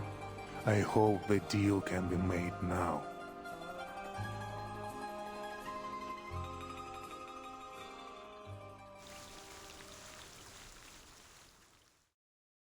Saving. I don't fucking know. It's such a waste of time. Daylight savings time in this day and age. It makes no sense anymore. Words are like stones beneath the river, catching the sunlight and guiding the current. Timekeeper. Regarding the slips of paper covered in unknown symbols that were tucked into Mr. Cruz's letter, I spent some time analysing them and eventually found relevant information in an old tome in the library. They follow an ancient and rarely used encryption method. I deciphered them and extracted several key fragments from the mass of meaningless character strings. I've transcribed them here.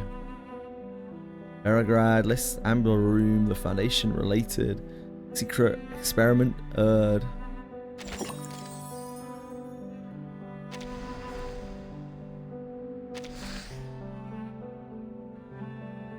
Igor has critical intelligence regarding Erd.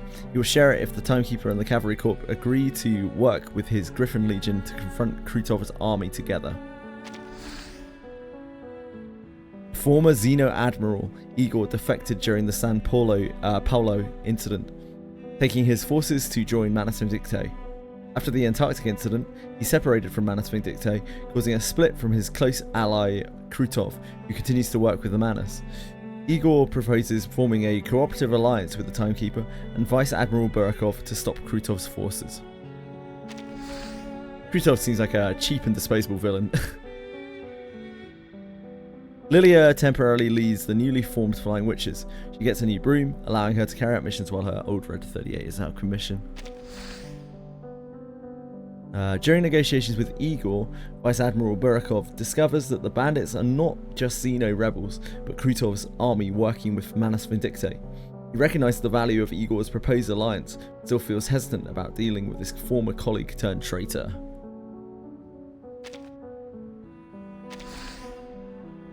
Ptolemy is Igor's adoptive son. He believes that his father's actions are justified and works tirelessly to achieve Igor's goals. In the outskirts of Berigrad, he acts as Igor's messenger, delivering messages to the Timekeeper and Vice Admiral Burakov. Ptolemy's a piece of work.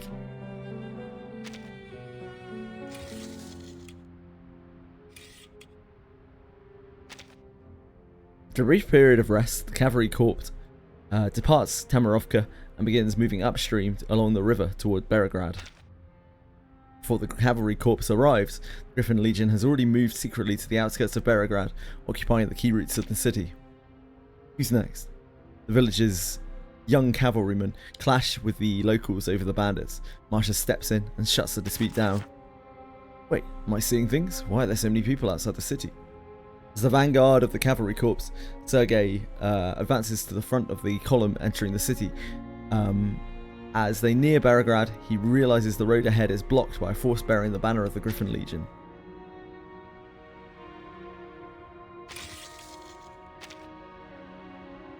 Cavalry Corps departs Tamarovka.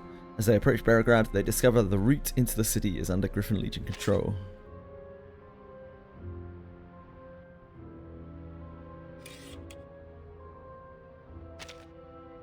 Cavalry Corps encounters the Griffin Legion stationed outside Berigrad.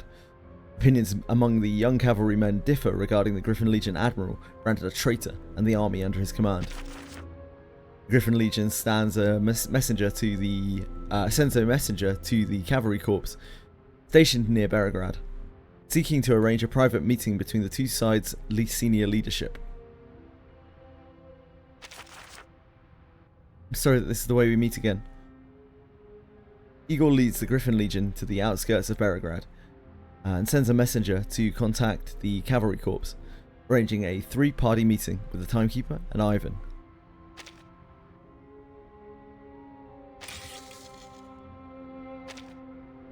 After contact is established via a Griffin Legion messenger, the Timekeeper, the Cavalry Corps commander, and the Griffin Legion admiral meet beside the steppe river for a 3-party negotiation. The admiral seeks to broker a joint alliance. To Moldir, I will lead troops to the eastern front with Ptolemy. Now that Krutov is no longer under control, I must settle this matter personally. You are to reign at headquarters and oversee troop management across all regions. I will also make good use of the report you brought back regarding the Timekeeper. Igor. Oh, buddy. Buddy coming in big.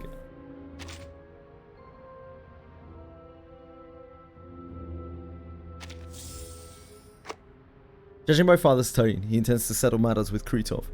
I should have gone to the eastern front as well, but since this is Father's order, I'll carry it out to the best of my ability. He also mentioned the Timekeeper in his letter. After what I experienced in Antarctica, he seems to have formed his own opinion of her. Father likely possesses intelligence that could be of value to her, so the two may be able to reach a certain level of cooperation.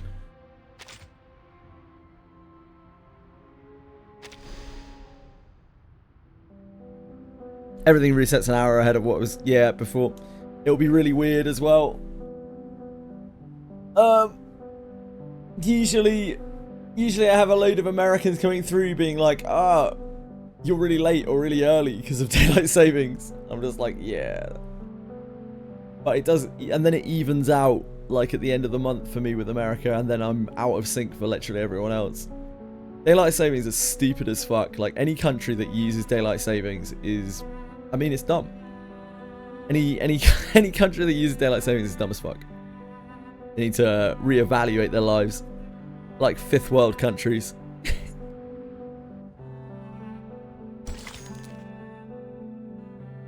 Ryu. Daylight savings are dumb, man. Comrades may be united in loyalty or by other means. Hatred will do. Yes, it does, breadstick. I really wish it didn't, though.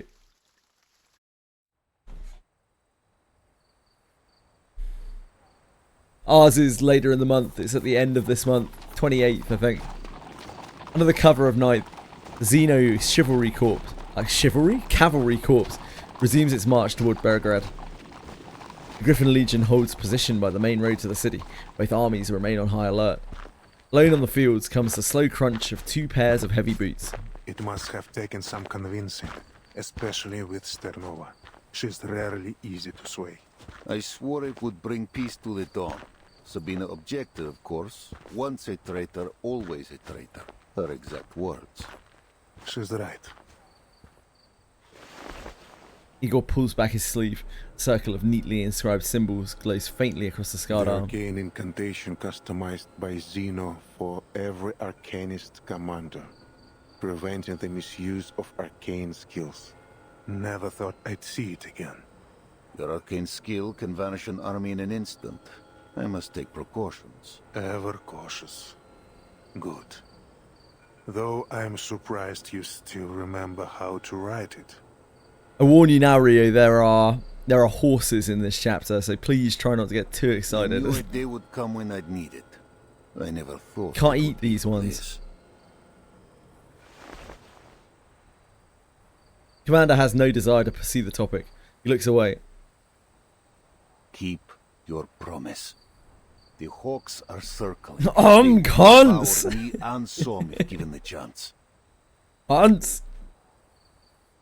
I know the Foundation wants no conflict between the cavalry and me, and the Timekeeper must have promised to vouch for you. Her words will not go in her. Were it not for the Timekeeper's mission in Beregrad, they would have ordered you to leave the Dawn immediately. No 2-week buffer. How did you learn this? I do not need interception to know what the Joint Committee thinks, provided their membership remains unchanged. You're a Kazakh. So they sent you here to recruit new riders. For the same reason they do not want you stationed here in your hometown. Don't speak like you know me, Igor. You and I are no longer brothers. Demotion, imprisonment, no matter what they hang upon me, I will do what I must to defend my home. Igor's eyes follow the river upstream to Berograd's low rooftops gleaming beneath the starry sky. Sorry, my nose is on this land. super we clogged. both bade farewell to our families that day, leaving Berograd and the steppe for the cold walls of Zeno. On a fine day, you can make out the church spire from here. The city is not as large as it was in '99. Back then, we could easily see the suburbs too. Many things are different. All this will be washed away in time. Do not put too much weight on it. But the steppe remains unchanged, and so do her people. The smell of grass and dirt is no different than at the century's end.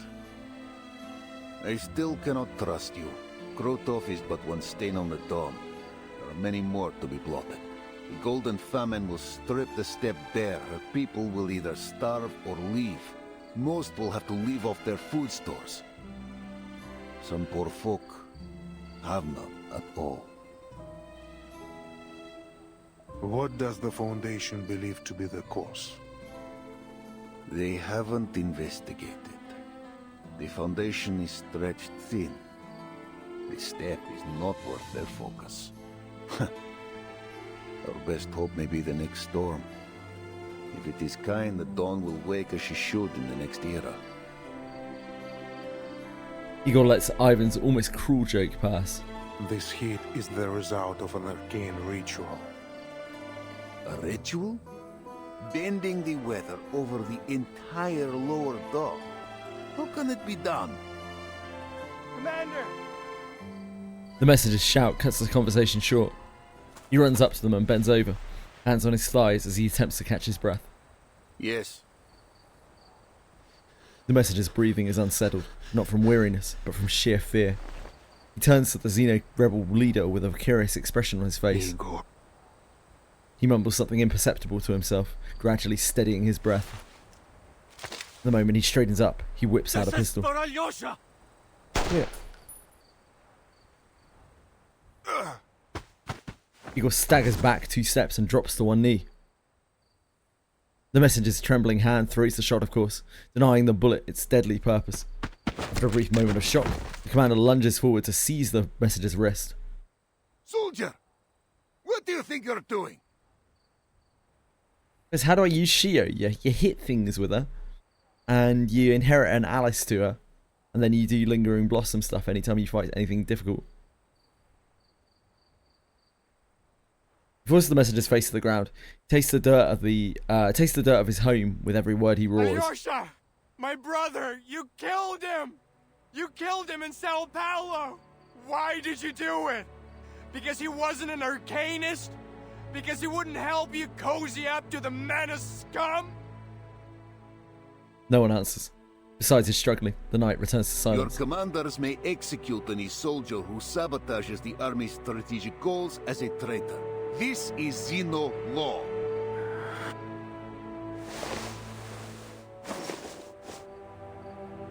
Igor rises slowly and grips the military identification tag hanging against his chest. A dent remains where the bullet struck. He is as calm as the silent knights of the dawn. He steps forward and kicks the fallen pistol away. Let him go. This is my army. You have no say here. Not far off, a few warhorses neigh. Torches quickly light up the dark like street lights. Let go of me! The messenger struggles free of Ivan's grasp, rolls down the slope, and vanishes into the marching column. One by one, the torches go out. The commander fires several shots but hits nothing. Father! Igor's ever-loyal son rushes over. Barokov! Don't even think about protecting that bastard! Igor raises a hand and turns to the commander. I'm letting it go, and so are you. Many of your cavalry have long served Zeno. They will protect him. Pursuing this will only undermine morale. Nothing matters more than unity in the army. I taught you this. Your cavalry must be united. Brothers and sisters on the battlefield. This is what they are. A family. After a few deep breaths, Ivan returns his pistol to its holster.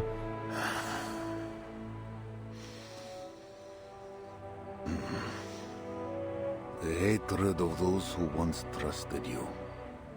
A bullet to the chest, Krotov's betrayal, a home soon to be aflame. Remember what you have wrought, Igor. I can never forget. About the ritual that caused the Golden Famine. It was Manus Vindictor's doing, composed of multiple rites. Their goal is to expand west. First the Don, then the Dnieper. Soon, millions of square kilometers of land will grow no crops. All of Europe will face hunger. What sort of ritualist has the power to change the weather over such an area? Remember, Ivan, our enemy is a resurrected deity.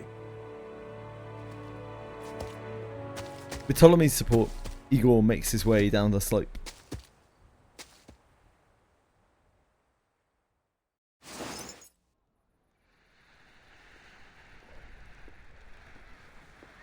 Keep breathing. I'm trying. Good advice, Ritualist. The Ritualist lifts a censer above her head. Colourful fumes spill from its veins. They creep around the bound captive like a gaseous myriapod.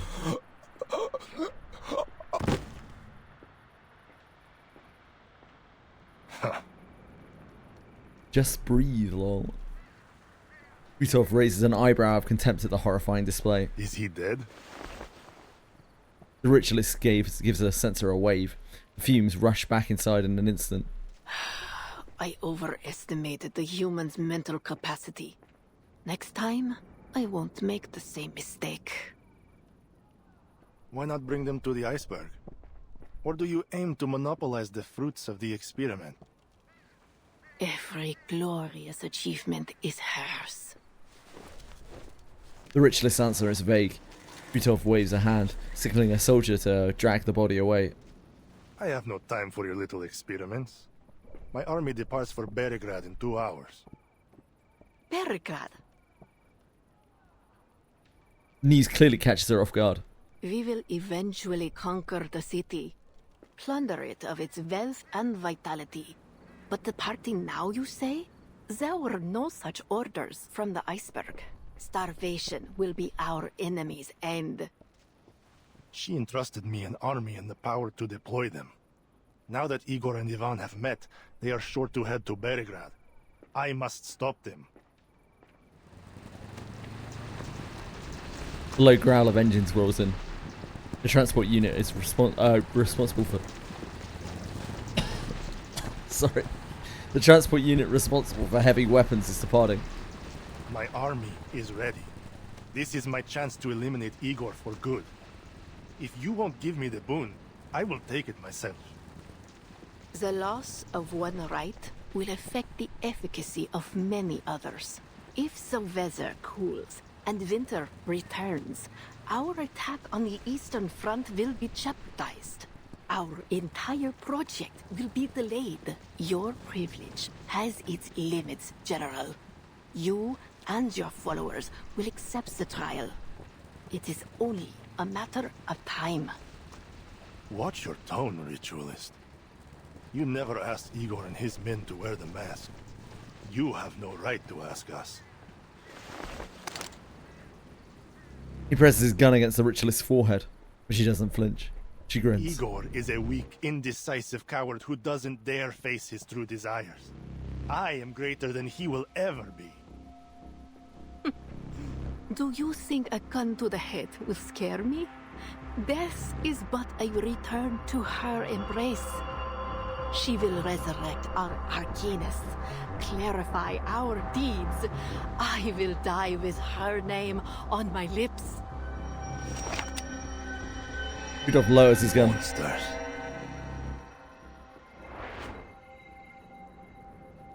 Pretty terrifying. D9 for best results. Yeah, just D9 your unit. She is way better when she's D9. Weirdly enough. He looks on as one of Kritov's soldiers drags a fresh corpse from the camp. The man who's already dead. This moment feels close to withering. How many more will die for this? The soldier glances at him. Without a word, he lowers his head and walks away. Charon feels a stronger pressure closing in on him. They die because of you, Charon. The decision was yours.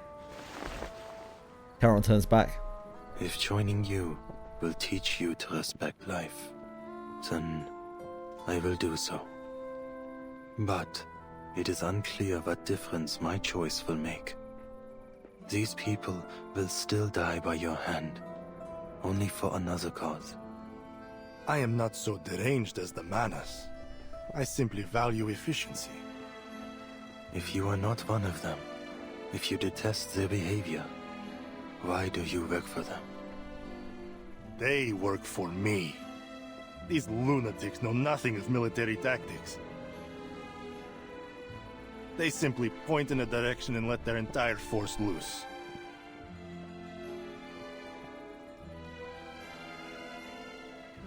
Kritov pauses. What similarity could I possibly have with them? You both start wars, bringing destruction and bloodshed wherever you walk. Charon's design is so cool. Yeah, Charon's one of the coolest characters in the game, for sure. Our purposes are different. It doesn't seem so different to me. A pity you have to go. It's rare I meet someone worth more than a few words of conversation. Charon fails to grasp the implication behind Kritov's words. He only sees a soldier approaching with a black horse. Andreas.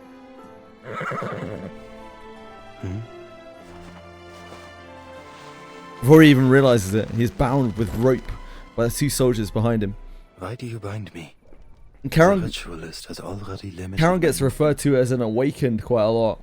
So I don't know exactly what he is. It feels like he's like an awakened corpse, like he's already dead, and he's like been awakened as a corpse. I don't really know how that would even work. I have other plans for you.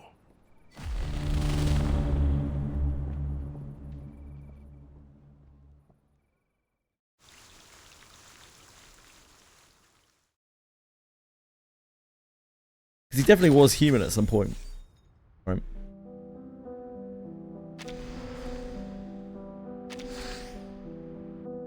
Former Xeno Admiral Igor defected during the Sao Paulo incident, taking his forces to join Manus Vindicte. After the Antarctic incident, he separated from Manus Vindicte, causing a split with his close ally Kritov, who continues to work with the Manus. Igor proposes forming a cooperative alliance with the Timekeeper and Vice Admiral Burakov to stop Kritov's forces. The main reason Kritov and Igor split was a difference in their ideologies. Kritov despises Igor and wants to destroy the Griffin Legion in Beregrad.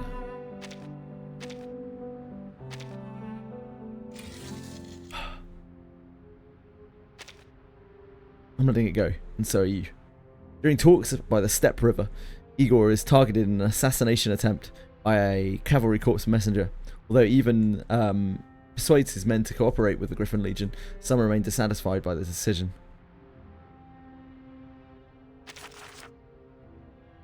A ritualist within Kritov's army conducts experiments linked to Manus Vindicte during captured prisoners. Pity you have to go. Rare I meet someone worth more than a few words of conversation. Charon refuses to yield to Kritov's proposal and threats. Kritov abandons the idea of keeping him and makes other arrangements.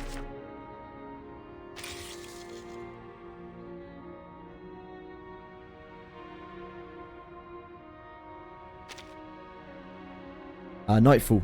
During talks by the Steppe River, the Griffin Legion Admiral is targeted in an assassination attempt by the cavalry corps messenger. The attempt fails, and order is eventually restored.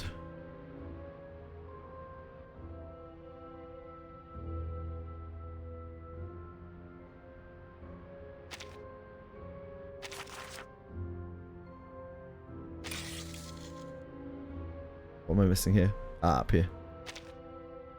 Load everything onto the cart. Once it gets dark, we'll hurry to Beregrad and sell all our goods. Are you out of your mind?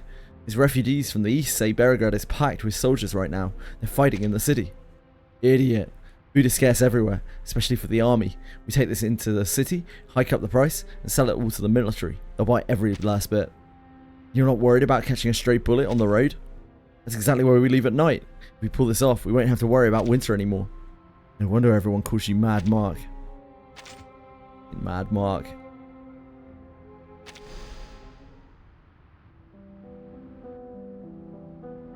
You don't seem to be much of a sweetizen, Luck. What's going on with that, mate? Why is your sweetizen citizenship being revoked?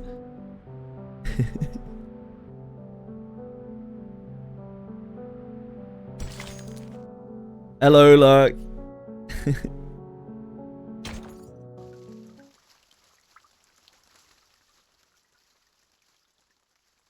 Tough day. I'm sorry, man. Hope things get better.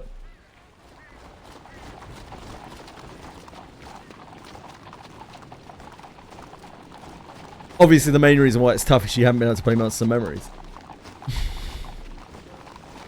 Beregrad receives the thundering hooves of the cavalry in dead silence. It's as if the city has been deserted. The soldiers sense the stairs, frightened, alert, resentful, peering through every rusted doorway, every shattered stained glass window. They settle on the weary war horses, on dust-stained uniforms, and on the black barrels of their guns. What are they so scared of? Yeah, everyone's The off cavalry's here internet to today. protect them. After all the chaos, letters from the front, soaring prices, bandits. Beregrad is worn thin, even afraid of its own shadow. Just like the people of Tamarovka. The commander looks up at the shuttered windows around him, then turns to the shadows hiding in the alleys. You didn't keep the cavalry's orders confidential?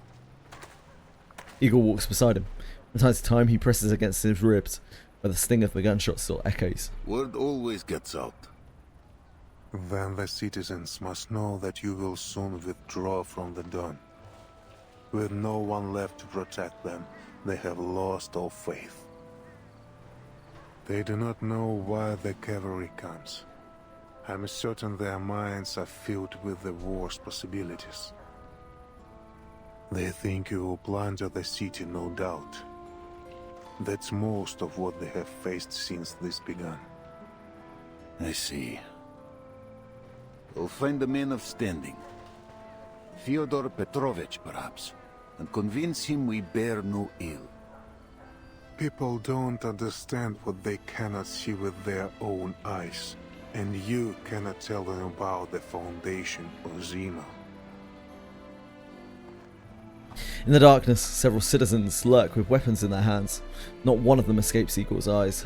They have already formed a militia, preparing for the worst. All we can do is remain discreet and avoid adding fuel to the fire. We must end this quickly. Deal with Krotov. Captured or killed, it doesn't matter. Destroy the ritual and return the step to what she once was. And aid the timekeeper in her mission. 1 week, Igor. That was your word. Do not forget it. I suggest we entrust the ritual issue to Lilia's flight unit. They have the element of surprise. An aerial strike will give the Manus little time to react. Already done. The coordinates you gave are with Lieutenant Lilia. He's working on an air raid plan as we speak. I will leave Beregrad to you. The timekeeper waits for me at the church. What she seeks is in a church.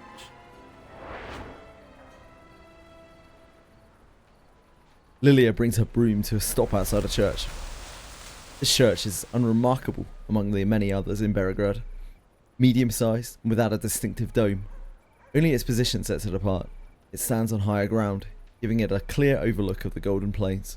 What kind of church is this? Place is abandoned.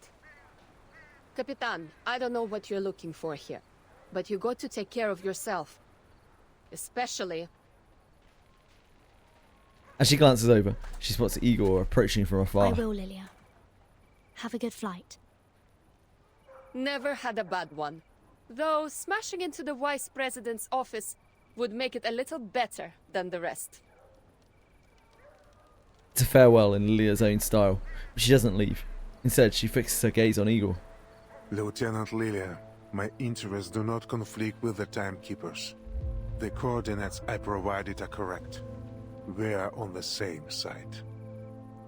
I am not worried. If you dare to lie about this, you're not leaving the city alive. Lilia steps forward, directly squaring up with the rebel leader. But no matter what you do, now or in the future, I'll never forget what you did in Sao Paulo. I'll live through this war, and I hope you do too, so I can walk you to the judgment seat myself and see you punished for everything you've done. She meets his eyes head on, like an eagle locking onto its prey. And if the court doesn't sentence you to death, I will. Jeez. Meeting Lilia's eyes, Igor understands that this isn't a threat, but a declaration. He doesn't confront her, but he doesn't avoid her gaze either. Lieutenant, I know what I've done. I see the faces of those I sacrificed more clearly than anyone. Suffocating stillness settles across his face. I look forward to my judgment day. So do I. Lilia mounts her broom and takes off. Igor watches as she rises into the sky and rejoins her squad. You're stacked, Lark. He lowers his head. Let's go, Timekeeper. What we search for is underneath the church. Underneath? As there is change, so do landmarks. There was a time the Amber Room was buried beneath the market even.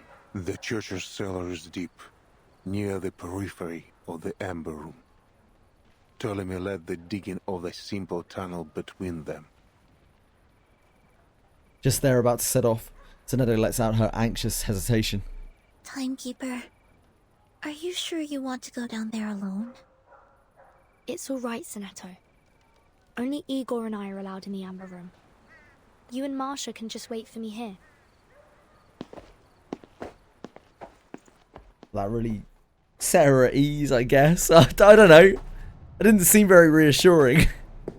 The road down is not long, but the darkness of the suffocating earth devours any sense of time. Guided by the lingering scent of gunpowder from Ptolemy's excavation, they move toward a faint point of light in the distance. The lighting system my man built before. Before? When they dug the tunnel? Earlier than that. The light grows brighter, revealing an unexpectedly complex structure as they pass through the entryway.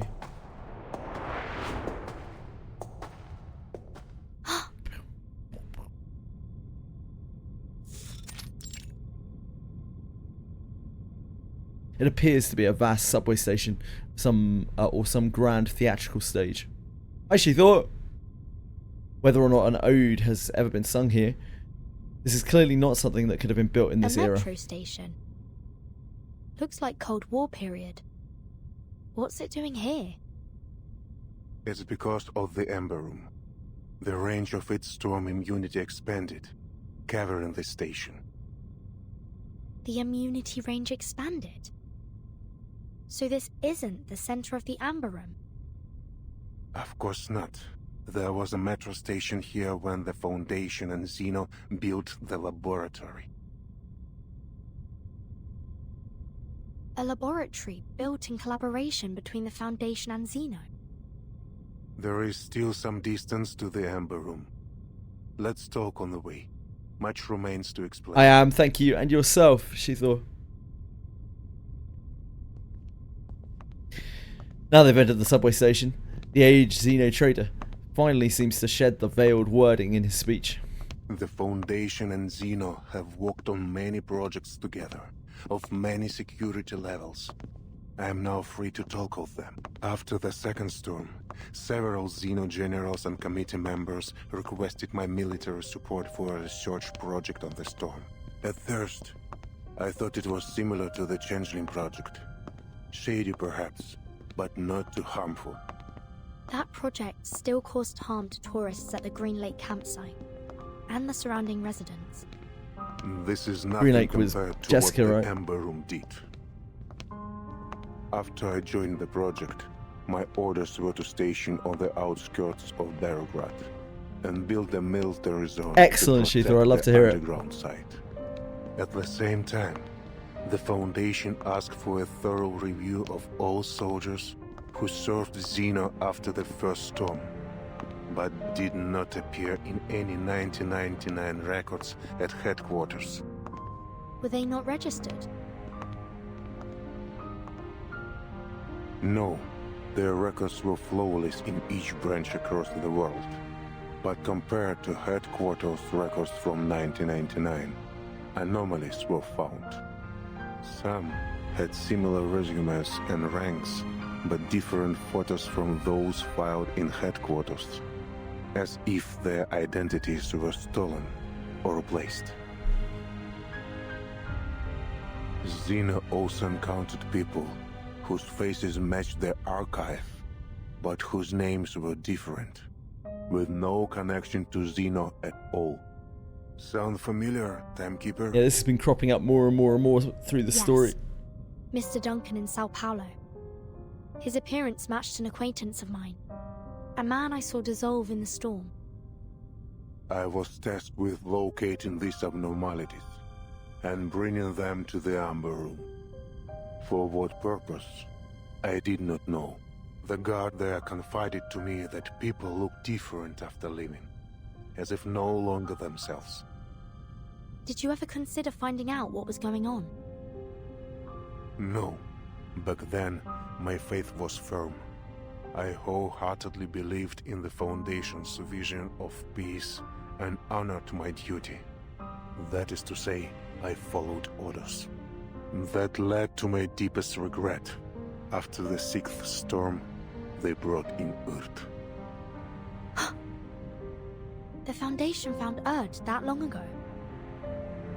Specifically, those leading the Amber Room project did. By order of the Pax House, all information on the project was sealed. The 2 subsequent storms came suddenly. During that time, something happened to Earth. Something different. During one storm, she escaped, but the secrecy of the project left us without manpower to find her. This is what led to her multiple disappearances in the following storms. She could have stayed in the safe zone, couldn't she? Indeed. From my view, the Foundation only searched for her to cover for their mistakes. I remember well the last time I saw Earth. It was on a vast land. Dangerous. Barren. Much like the Dawn Steppe. In Antarctica? That was Dr. Doras. I talk of Earth. When I saw her in São Paulo, I knew her at once. Both by her appearance and by her unique, calm bravery. But Dr. Doras was not the woman I knew in 1999. She was lost. A soul trying to reclaim memory and identity. In other words, the last time you saw the Erd you knew was before the first storm? Correct. In 1999, the year the first storm rose rain from the earth. This is the second event I want to tell you about. At that time, our army stood ready in Kazakhstan for a war none had ever seen before.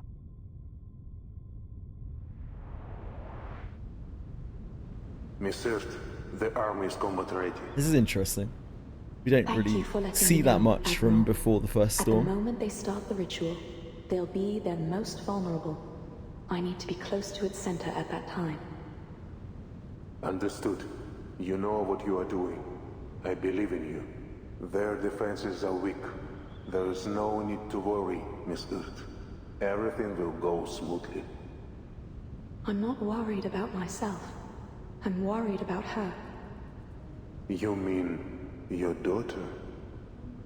Yes. She's still too young to understand all this.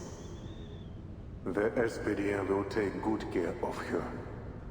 The Foundation made the same They promise. didn't. I suppose it's the only way.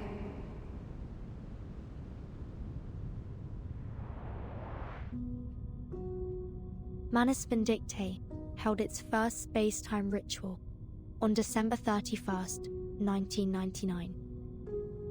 If they had succeeded, that ritual would have brought time back to the blank era.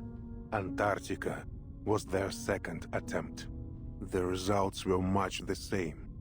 The flood summoned by the ritual was incomplete and turned into the first storm. Footsteps echoed through the long-sealed subway station, drawing them ever closer to the heart of the I secret. promised Earth the operation would go smoothly, but I lied. Neither Xeno nor the Foundation had any idea how powerful the Manus' defensive ritual was. The situation was desperate. We had only one order: advance, regardless of the casualties. When the storm rose, it swallowed the details of the war. Yet the weight of it haunts me still. The grief of sending my soldiers to die. Like the flame of a candle, they were extinguished in an instant. If it weren't for the storm blurring my memories, I would have left Xeno and the Foundation far sooner. The subway station ends, and ahead of them lies a broader space where white light and air Then pour in. what ultimately led to your betrayal? Igor halts, turns toward the obscure door at the corner of the hall. We've arrived. It's carved from the same smooth marble as the surrounding wall, its outline only perceptible on close inspection. Unobtrusive, unremarkable even, but even so mysterious. It was the Ember Room project. It showed me the Pax House's arrogance. By now, I don't know which shows less respect for life, the Foundation or Manus Vindictae. I once thought that we fought and sacrificed for a firm conviction, to bring a bright and peaceful future. But I can fool myself no longer. The Pax House may aim to build a peaceful future for both humans and Arcanists, but their means are no longer justifiable. And with Arcana as she is, this is a war for gods. How can we stand, let alone claim victory, as mere mortals? How I wish to have a god on my side, Timekeeper. There's an almost pleading note in his voice.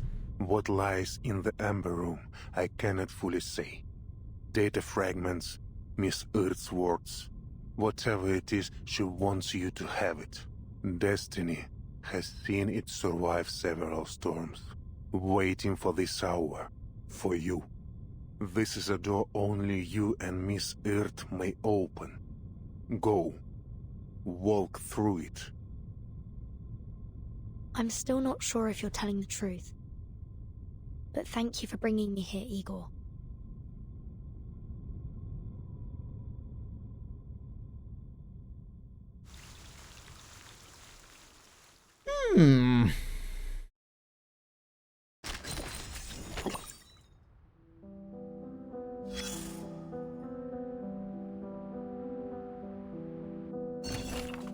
Winter is coming, yet under the golden famine, the long river runs pale and weak. What is it, Sabina? Drink some water first. Take your time. I can't. Commander, you might throw me down the well for what I'm about to say, but please, give us the order to arrest these rotten merchants. They must be punished. This is unlike you. Weren't you the one to tell me, who told the quartermaster to keep the well clean because you'll drink from it again? But I have to do something. These lying bastards are running the markets into the ground. Banknotes are nothing more than worthless scraps now. You need solid gold just to buy a bucket of mouldy, rotten potatoes. It's outrageous. Hoarding goods and profiteering from the war are nothing new. Prices have just been sky high for ages. A small pouch of salt now costs as much as a quartermaster's monthly wage. Do you really expect us to stand by and do nothing? The golden net famine is still spreading. The The flour mill shut down after its workers enlisted. Life in Beregrad keeps getting harder. I understand. I'll speak with Fyodor Petrovich. We can't let these parasites bleed the city dry. Commander, you have so much more to discuss with him than that. The other day, an old man approached our soldiers with a gun, hoping to trade it for food. They agreed. Now the women, children, and elderly are gathering outside the camp, attempting to barter for rations. I heard. These belongings and weapons were brought with their relatives' lives. Winter is approaching, yet they've brought everything they own. They're desperate. That's what I thought too, so I didn't order the guard company to forcibly disperse them. There are opportunists in the crowd, using the chance to loot the locals. Have you identified them?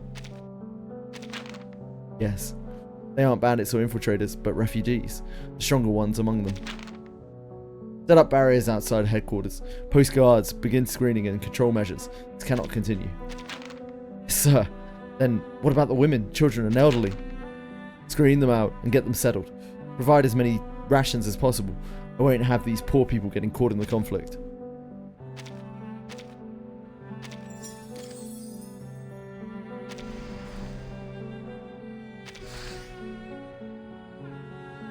The rites set up by Manus Vindictae in the Don River Basin are the main cause of the Golden Famine. After forming a tentative alliance, Igor provides the coordinates of these rites. Lilia leads the Flying Witches to locate and destroy them.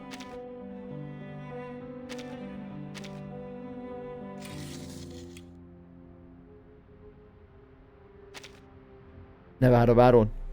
Igor gives Lilia coordinates for the rites established by Manus Vindictae in the Don River Basin.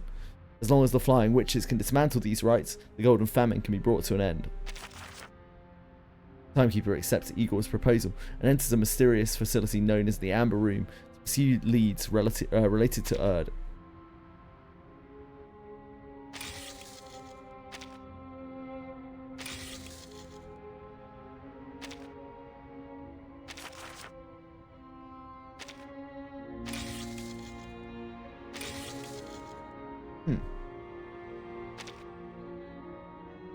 From Xena Command Center, Cavalry Corps is currently stationed in Beregrad.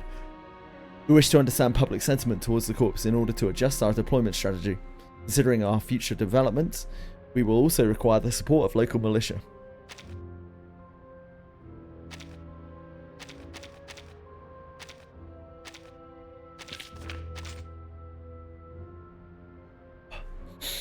Oh dear.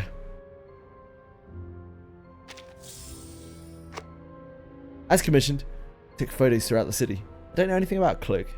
Most people are unwilling to appear in the same frame as soldiers. Many of the photos are filled with resentment and unease. This is a serious issue for the Cavalry Corps. A small number, however, show people carrying on with spirit, fully convinced the war will come to an end. You may prefer the latter.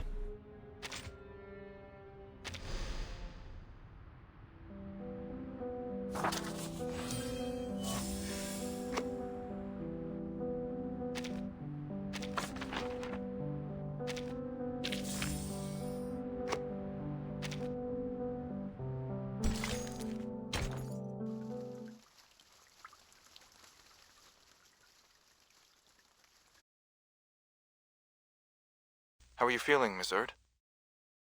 Just as I have the many other times I've sat on this chair. And must you insist on calling me by my pen name? Erd is your real name.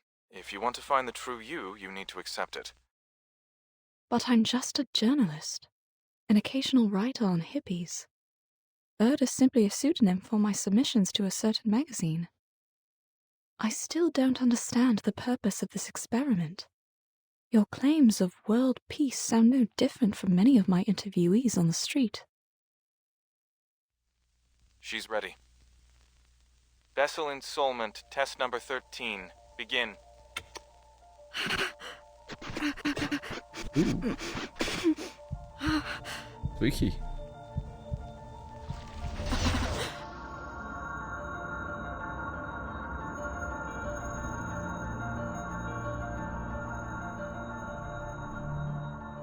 The various different Erds across time.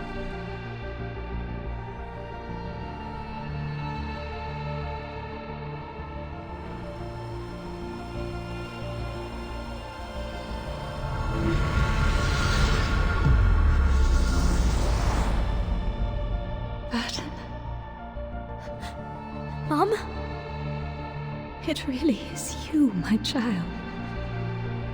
It's been so very long. You're slighter than I'd imagined, but how wonderful it is to see how you've grown. Why are you here? This isn't reality. I can feel it. Where are you really? Where can I find you? Don't cry, my child. This is but a moment from the past. I can only tell you what has already happened.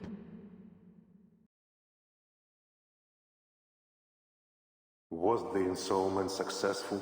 Not quite, but it's the closest we've ever gotten. Amazing. All previous subjects couldn't bear the side effects of the experiment. Only Erd. State the conclusion. Yes, sir. Erd's true personality may have briefly returned during the 13th test. We know this because of the disappearance of the Amber Room. That is to say, for a few seconds, the room became unobservable. All feedback signals were cut off. My assumption is that the Amber Room traveled into the future during that time. The future? Why? For what? What to eat for breakfast? I don't know, mate. I don't really eat breakfast. Will tell. What do you usually eat for breakfast? Timekeeper. Timekeeper? Dear. Timekeeper! Are you awake? Definitely a different style of art that we usually see Sonetto in.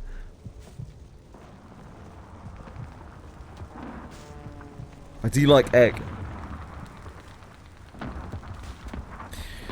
Whether it's the ground beneath her, Sonetto, is the timekeeper alright? or herself that is shaking, she can't tell. With the clamour of noises around her, it's as though she's been thrown into a hurricane. She's awake. I better be beep. Sonetto? Marsha? Her mind still lingers in another time, while her eyes struggle to grasp where she truly What's is. happening? Is Beregrad...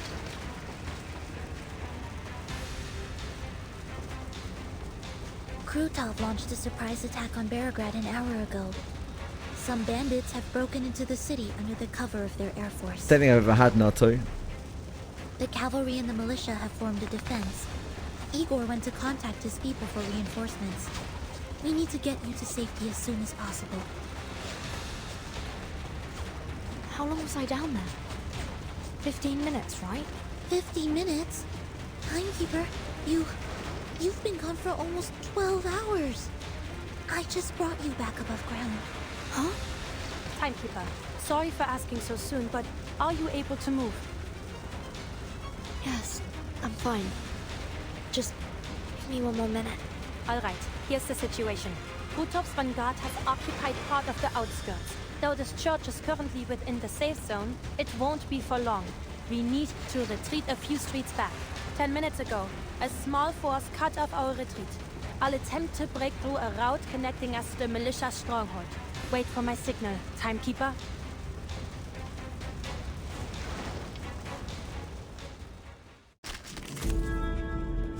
Oh, it's trumpet time. Where is that butterhog hiding? You gotta be able to be beep. His trumpets sound. The judgment day has come.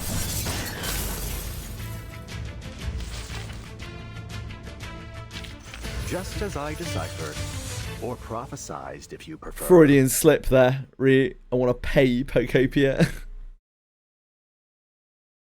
Music to Nintendo's ears.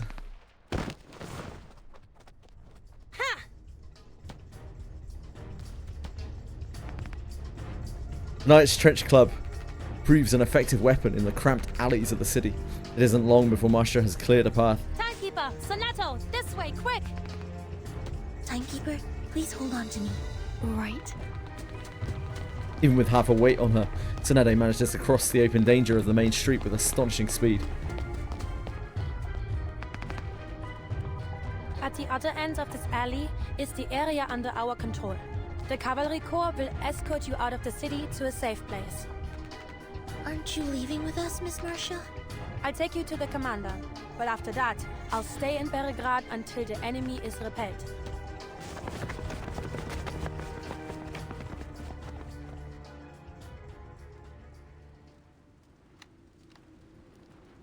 The wreckage of a warplane shot down just moments ago by Igor's anti-aircraft guns lies lodged in the dome of a church. Before that, several shells had been launched into the militia camp, hospitals, churches and residences, setting the hard-kept peace ablaze. Friendlies! It's friendlies! They're back! Meryl lowers her binoculars and calls for the militia guarding the street fortifications to clear a path, allowing the 3 young women to fall back into the rear formation. The commander strides forward at the sound of her voice. Are you alright, Timekeeper? You don't seem well. It's okay. I'm not hurt. Just a bit dizzy. The Timekeeper hasn't eaten anything for over 12 hours. Her blood sugar might be the problem.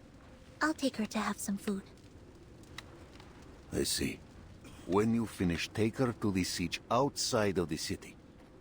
This fight will not end soon. The city is no place to linger.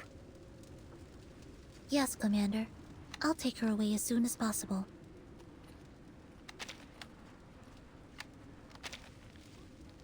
Make it so. The commander nods and turns to the knight waiting nearby. Meryl is at her side, unnoticed until now. And you? You swore to stay in Belgrade. Yes, sir. I can join the militia rescue team. Many medical staff in the city cannot defend themselves. Good. Medics of the Cavalry Corps and Griffin Legion will stay as well. You will aid each other. Of course. I'm coming with you, Masha. Fine, but do as I say. You're gonna play some Tapjoy? Great. I don't like this theme of calling Wizardry just Tapjoy now. It makes me sad. The commander looks around for Igor. The 2 leaders agreed to stay in the city. Enjoy, Root. Igor is standing nearby, still holding a telescope, his gaze fixed on the city gate. He doesn't move for a long time. What do you see? Beyond the gate lies only the vast golden plain. I know Krutov. If this is his declaration of war, he will not stop at bombs and bombers. What? You mean... It's coming. The grass bows low as black galloping hooves carve a path straight to the city.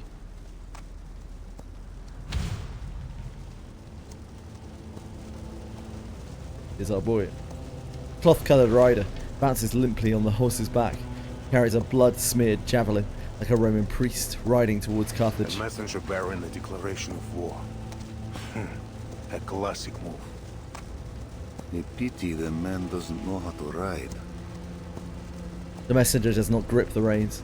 He jostles and sways like an ominous banner, battered too strongly by the wind, but the black horse only gallops faster, pummeling straight for the gate. That's... By the time the messenger arrives, cavalry have already formed ranks, guns trained on him. But the messenger reads no declaration of war, nor does he throw the bloodstained javelin. He only slides from his horse and crashes to the ground, his shattered form laid bare. The horse rears and lets out a mournful whinny. Charon? Andreas? Is that really... They finally realise who it is. They rush to the gate, charging through the ring of cavalrymen. The instant Meryl lays eyes on Charon, she crumples to the ground, her arms wrapped tightly around her head. No, don't! The cavalry barely manages to hold formation as the war horses shy back, champing and stamping their feet. They too can smell the stench of death. Something isn't right. Don't get close, understood? Don't look at him. Meryl, come to me. She lunges to Meryl's side and drags her behind cover, blocking her view of Charon. The cavalrymen scatter as wave after wave of nauseating howling washes over them. The guards at the city gate have no choice but to fall back. Entry to Belgrade lies wide open, filled with nothing but the stench of death. Ooh. I don't know how I've managed to do that. Dragged my browser onto the wrong screen. someone needs to take Caron to an enclosed space, I suppose I have to give it a try.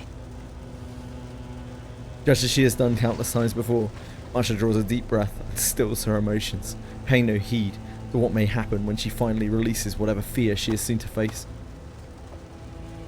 She gives Meryl a gentle pat on the shoulder and steps out from behind the shelter. She walks toward the abyss of death, looking directly at Caron's fallen body. The fear in her amygdala is severed, just as promised. It's working. Caron. Amygdala. Oh my. What have they done to you? What lies before her is barely recognizable. It isn't a body. It's a shattered, indescribable shell. It's only by virtue of the blood-soaked ropes that he has managed to maintain any semblance of a human form. With his coverings gone, and freed from the constraints of a complete form, death seeps out from beneath Caron's clothes. The soil beneath him visibly darkens, the air around it swallowed in a heavy fog. Krutov has brought a declaration of death to Beregrad. Yes, Caron? What is it? Marsha leans in close in an attempt to catch whatever sound his ruined body is still able to give voice to. A message from Krutov. He swears to destroy Beregrad unless you hand over Igor.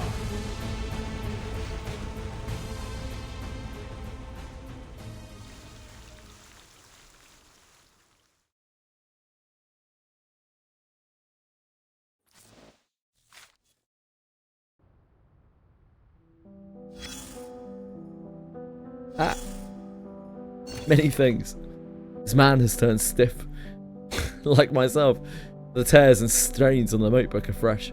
Opening it sends a chill down your spine. An old diary with black viscous stains smeared across its cover. The corners are torn and dog-eared. It seems the owner abandoned it recently. Every night since my capture, I've heard terrifying, fragmented whispers coming from outside, and screams, not just one or two people, but many shrieking and wailing in pain. I can also smell something burning and rotting. Damn it. Are those Manus dogs burning corpses? Or performing some twisted ritual? Later that month, I've lost track of the date. Time and life hold no meaning in this godforsaken place. I once saved lives as a doctor. Now they've used my medical instruments to brutally murder Boyaishkin,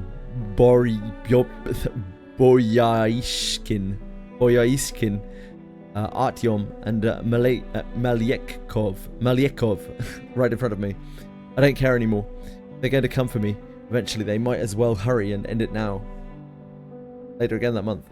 I don't know how to write this. I actually survived that nightmare, which feels like a curse in itself. We were headed to an empty clearing where a Koldunya in black rose was chanting a song. I could barely make out the words. Inculcator of Arcanum. Let me manifest decay anew. She pulled away the shroud covering the corpse. As the black mist dissipated, a broken body lay before us. She handed me my old scalpel. Dissect it. I looked down at the remains exposed by air. Male, early 20s, mottled, wrinkled skin. Ribs collapsed and fractured. I didn't know what I was doing. It made me forget everything I once believed. Standing beside her, I raised the blade and started cutting. Scraping of bone was monotonous, but I freed that soul from its mortal prison. When I lowered the knife, I realized we were surrounded by black fog reeking of death. All the other captives had died, their faces twisted in agony. The Koldunya seized my filthy hand and laughed. Thank you, Caron. You helped me unravel death and command it, master of death, and aid its power. Later that month again, Boyarishkin, Artyom, Melekov, they came for me. I didn't mean to. I'm sorry. The remaining text is obscured by black viscous stains. All of the Caron's lore is so creepy. Seems you've got some iron beneath that calm surface. Not everyone would sleep so soundly in a stranger's house. Honestly, you could have just made yourself at home and stayed the night. When I take out the trash later, I'll be sure to toss you out along with it. I had a dream. Oh, spare me the details. I'm sure it was full of enviable warmth and radiance, just enough to scorch my miserable frozen heart.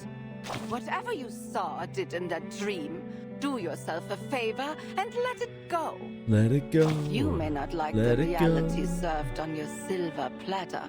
No one does. But you'll have to swallow it. Blame this mess on the black robes if you want. Those cowards keep trying to drag the world back to their good old days.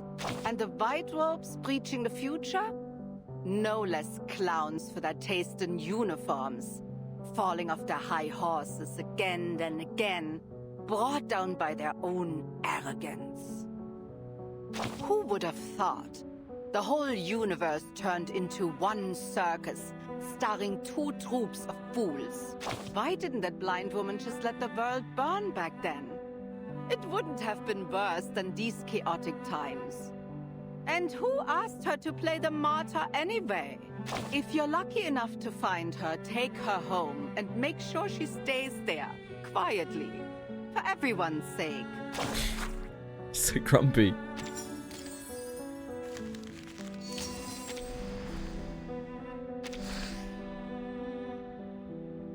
Before the war starts, Mr. Charon endures horrific torture at the hands of Kritov's soldiers. His bound and mangled body is sent to Beregrad as a declaration of war. A ritualist of Manifest commands to man soldiers and manages the prisoners of war within Kritov's army. The true name and genuine purpose for cooperating with Kritov remain unknown.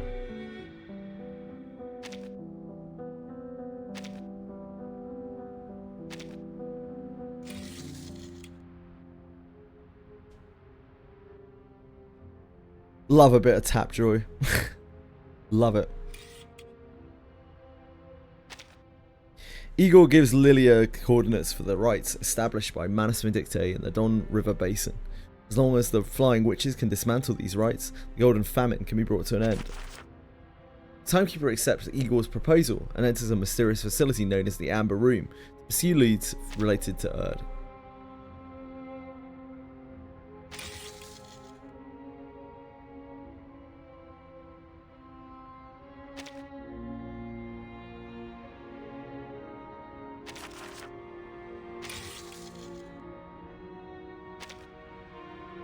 If the two armies reach a cooperation agreement, the Cavalry Corps enters Beregrad and forms a joint front with the different legion to confront the bandit forces and Manus Vindictae troops entrenched along the Don River Basin.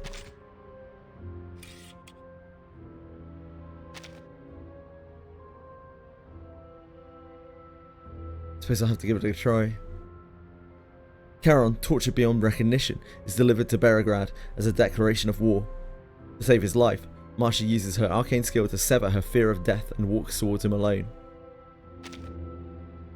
At dawn the following day, Kritov's forces dispatch bombers to carry out an air raid on Beregrad, while ground units infiltrate the city amid the chaos. The Timekeeper loses consciousness inside the Amber Room. Upon awakening, she finds herself brought up from the underground by Sonetto. At this time, Beregrad is under enemy aerial bombardment.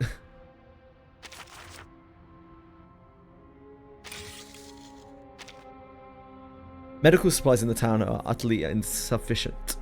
We can only prioritise the critically wounded, as we do not have the capacity to treat those with minor injuries. The shortage of personnel is just as severe. Then there was that unusual patient, brought in tied across a horse's back. I do not know whether he could even be referred to as a man. I'm not even certain he was a patient at all. If not for the young women of armour stepping in, I might have collapsed alongside the soldiers myself. As a medical worker, I find this deeply distressing. November the 27th, 1920, Team Timekeeper begins an independent operation. During the operation, Beregrad comes under a sudden enemy assault. Bandit troops use aerial bombardment as cover to infiltrate the city, but are met with coordinated resistance from the Allied forces and local militia.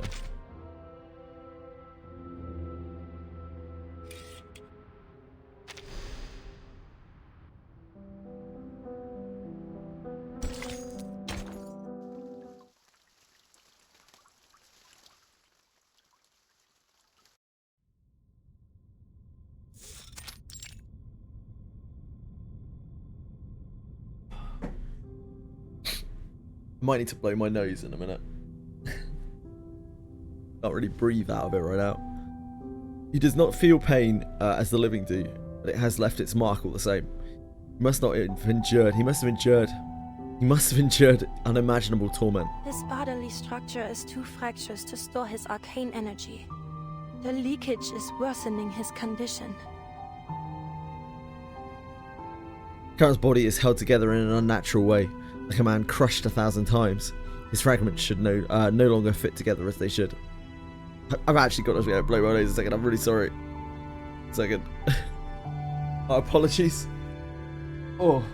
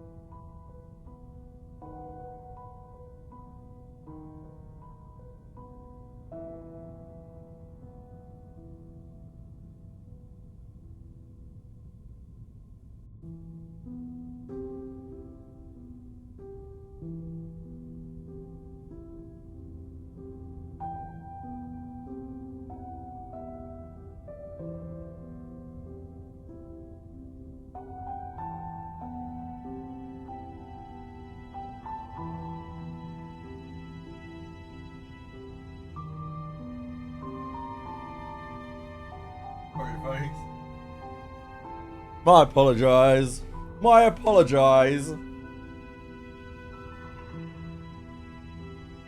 I'm a little bit drained now. I have some ability to breathe.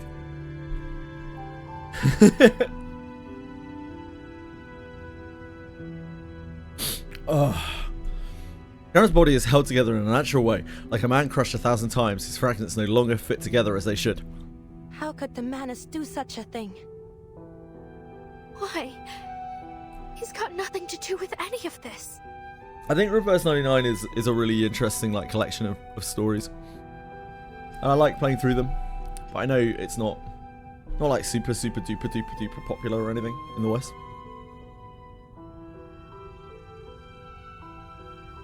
Meryl stands with her back up to Charon, her shoulders hunched and trembling. I should have gone with you. I am playing Grand Blue Fantasy tomorrow, yeah. Charon now lies on a stretcher, silent and contained, like a black wall behind them. Aware of a game called Theasiastery. No, I've never played that, sorry Sockers, or never heard of that. Meryl finally saw Charon's arcane skill for the first time, vast and hollow, like death itself. Meryl! Meryl! Marsha. She instinctively turns to her, but Marsha grips her shoulders, firmly, holding her back in place. Don't turn around. I think Charon wants to tell you something. What is it, Charon? Meryl. Charon, I'm sorry, it's all my fault. With a single word, Meryl's words come rushing like a river breaking its banks. You protected me, walked with me all this way, hid me, kept me safe, and after all that, after everything you've done for me, I left you there, all alone. If only I weren't such a weakling. If only I were brave like the others. I could have taken you with me. Saved you for once. Just came out today, I posted it in your Discord, check it out after stream. Okay, I'll have a look. But... You got it, Sulcus. It's all my fault. I'm useless. I should never have left you behind. If it Star Savior is a pile of shit, so I really wouldn't worry too much about it. Star Savior is fucking DOA. That game is trash. Like actual fucking trash.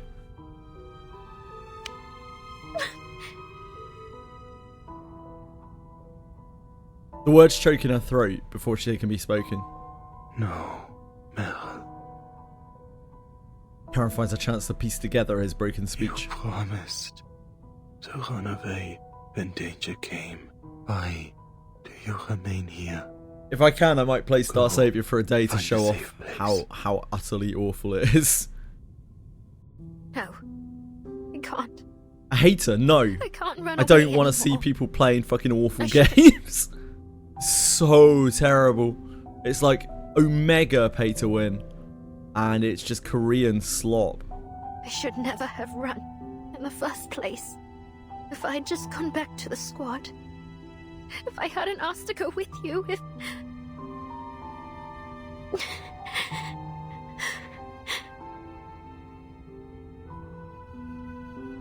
Meryl is too overwhelmed to speak. A pair of hands gently wipes the tears from her face. Hush, now. How are you supposed to help me fix Charon up if you keep crying like this? The game already failed, by the way. Like, it's already failed. And it's not going to be better in global.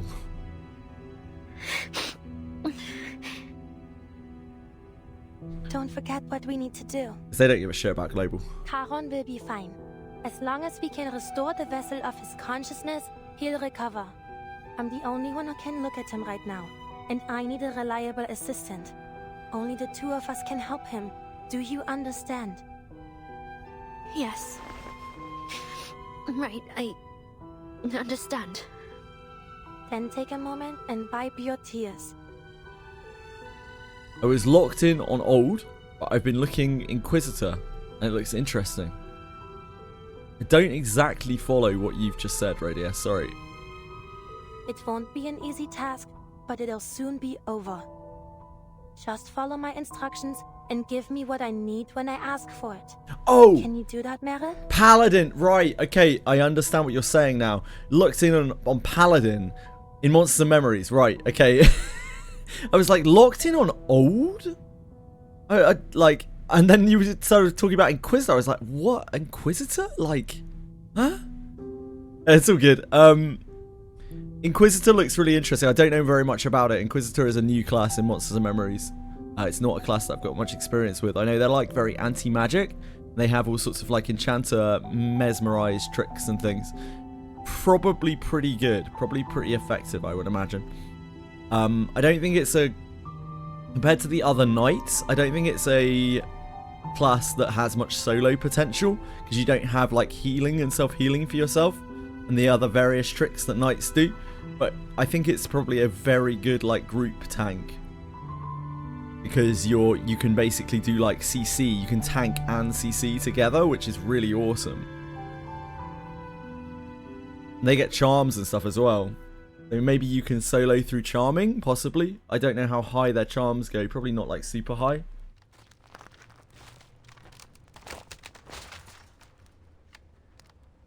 A boy steps onto a fallen stone pillar, wreckage of the warplane in the church behind him. It's been shot down, yet it still seems to posture in defiance, a grim reminder of how fragile this city is.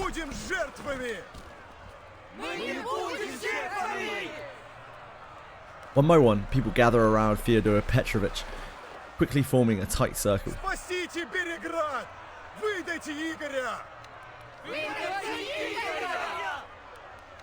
More and more voices join the chanting. The rest of the residents linger at a distance. Some whisper behind covered mouths. Others lift anxious eyes to the sky, searching for bombs that may yet fall. I'm sorry, my throat and nose are not cooperating today. The chanting crowd clambers over the street barricades, only to be halted by gun barrels before the fortifications of the city's defense headquarters. Stop! Don't go any further. Stand aside, kid. I need to talk to your commander. You can tell me. I'll pass it on. The guy feels a shove from the side. Hey, I know this man. Let me talk to him. The Beregrad militiaman climbs onto the fortifications, standing taller. Take your people and turn back. Or are you here just to cause trouble? Still standing strong with the cavalry, are we, Dima? Don't you know how many have sided with us? Them? Just little sheep following any dog that barks at them. Yeah, it's pretty decent, Butterby Boop.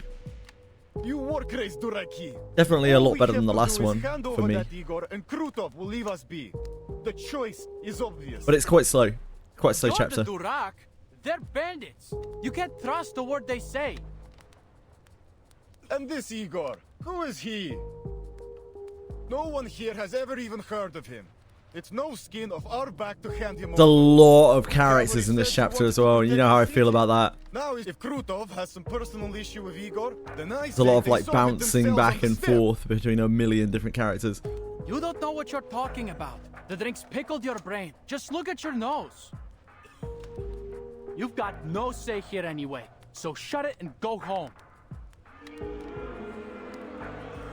A cacophony of boos erupts from the crowd. Or you can use your enthusiasm to fight off the bandits and get our market back.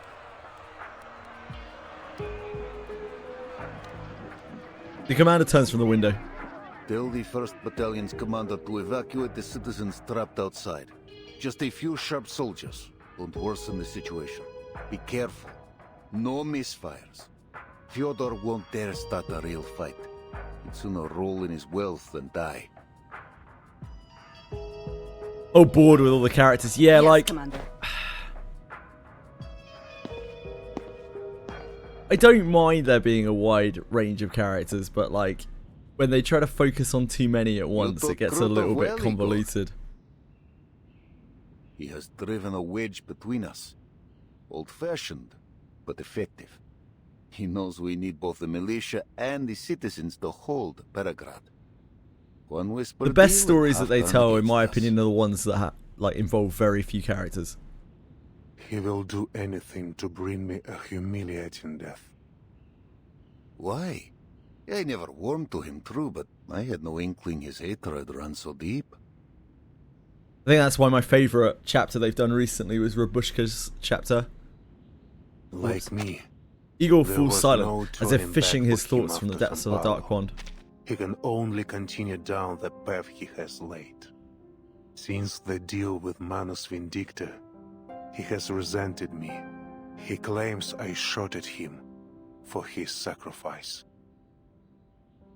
he also believes our break from the Manus was a great I think my mistake. favorite wishes to my favorite wrest more chapter power from them. in this whole game still is one of the first things that I ever played on here, which was what was it? Route Haunted Highway.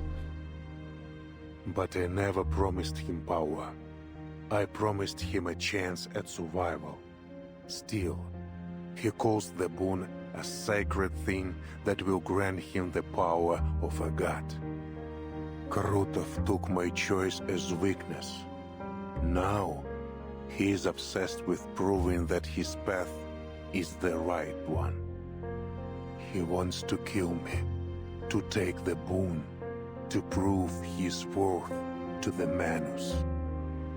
We can take advantage of this.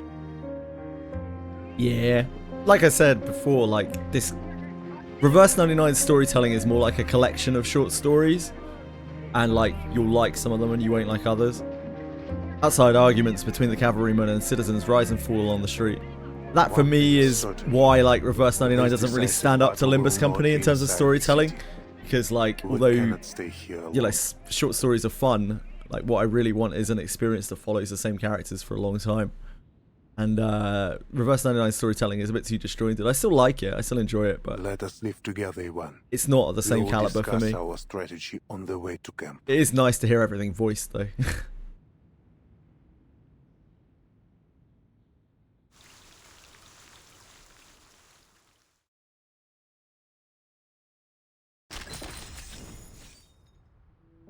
Yeah, that's the issue with providing such a wide array of different stories and different modes of storytelling. Like, you aren't gonna, like, everything you put out isn't going to appeal to everyone, unless, you know, you're dealing with whatever the Reverse 99 version of Limbus frogs are.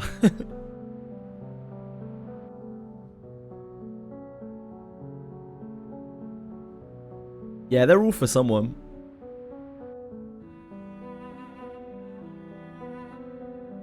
I mean, there's lots of things to do in Reverse 99, but they're all... Yeah, I think the game is a little bit unfocused in that respect.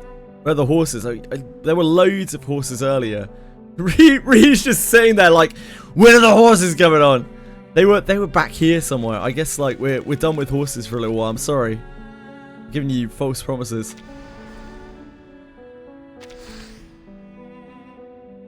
Before the battle begins, Krutov tortures Charon, sends his mutilated body to Beregrad, using his deathly aura to injure the cavalry corpse's morale.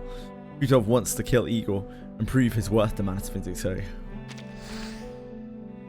During negotiations with Igor, Vice Admiral Burakov discovers that the bandits are not just Xeno rebels, but Krutov's army working with Manus Vindicto. He recognizes the value of Igor's proposed alliance, but still feels hesitant about dealing with the former colleague turned traitor.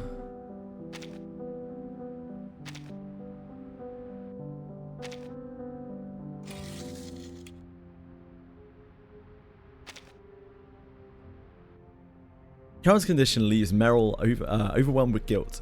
As Marcia observes his state, she urges Meryl to steady herself. The two then work together to administer emergency treatment. Krutov's scheme of sowing discord turns Igor into the target of widespread blame. Yeah, even orders his men to quell the unrest within the city while considering the timing of the cavalry corps withdrawal.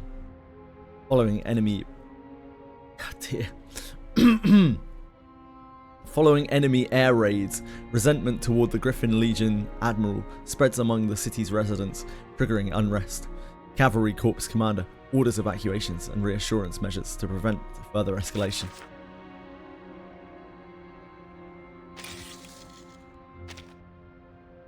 In the aftermath of the attack, Beregrad's citizens buy into enemy propaganda and begin calling for the surrender of the Griffin Legion Admiral in exchange for the city's safety. The Admiral judges that remaining in the city is untenable and proposes that the Allied forces withdraw to their camps to seek a way out of the impasse.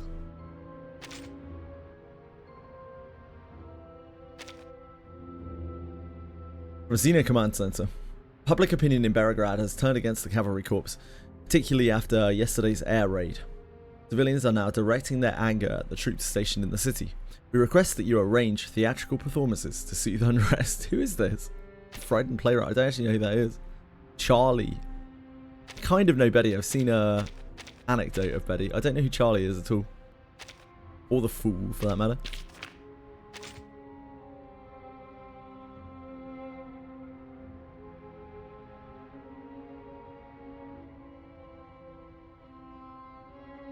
Charlie looks so sad. I wouldn't know the difference. She even appeared outside of Antidote. Yeah, I don't know who the hell she is. No idea at all. He knows. He knows.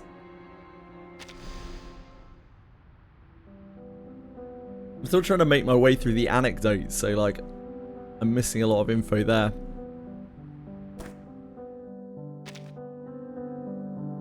A launch 5-star that didn't even have a story for 1 year. Yeah, like, I don't know. There's so many characters. Still have so many anecdotes to go.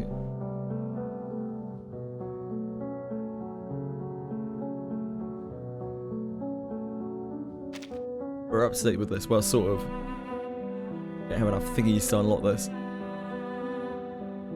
Going cancelled? I'm just getting excited. Damn. Doesn't appear in any story. Well, she has now.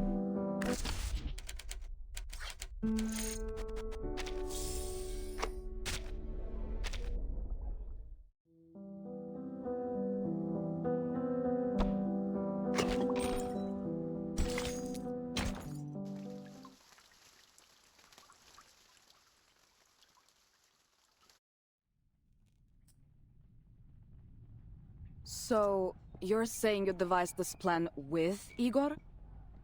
Yeah, we're talking about Charlie. Not Centurion. Whoever Charlie is. Zenova stands opposite the commander, the map table between them. Agitated, she shifts the markers representing the military forces back and forth. The commander glances up at her. Her words are minimal, but her stance is made clear. Put the griffin down, Sabina. We're all in the same boat now. Zenova raises a hand and sweeps the wooden griffin to the edge of the table. I'm not questioning your orders, but I will state for the record that leaving our back wide open to Igor is too risky.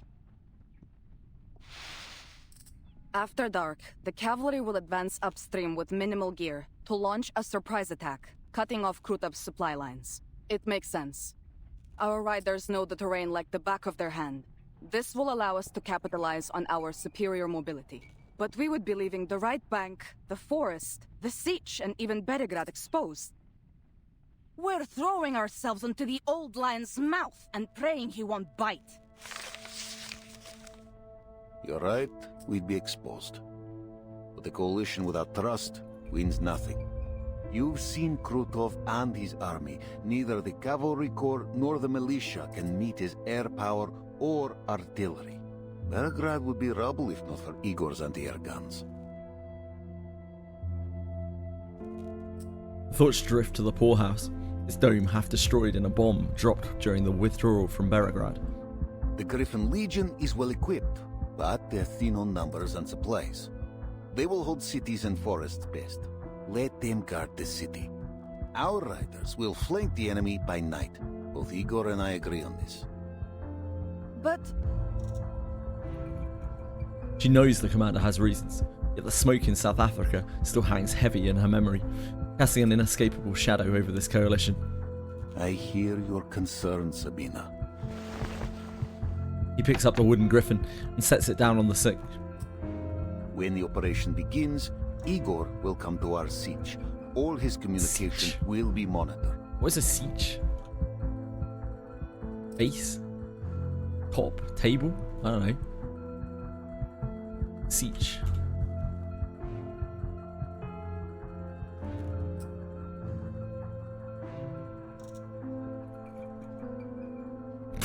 It's actually really hard to find information on this.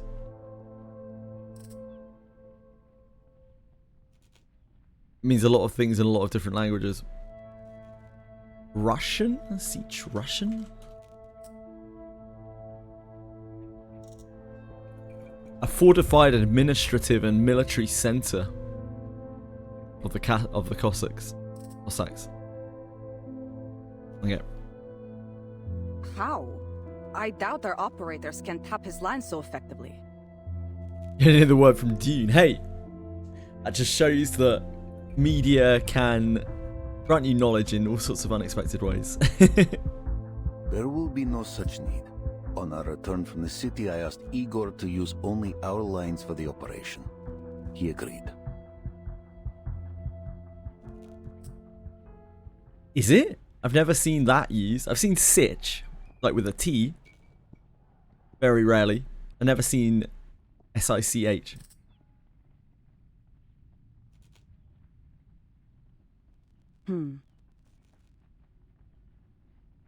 Reverse 99 tends to use language that is from the regions of the story that they're using, right?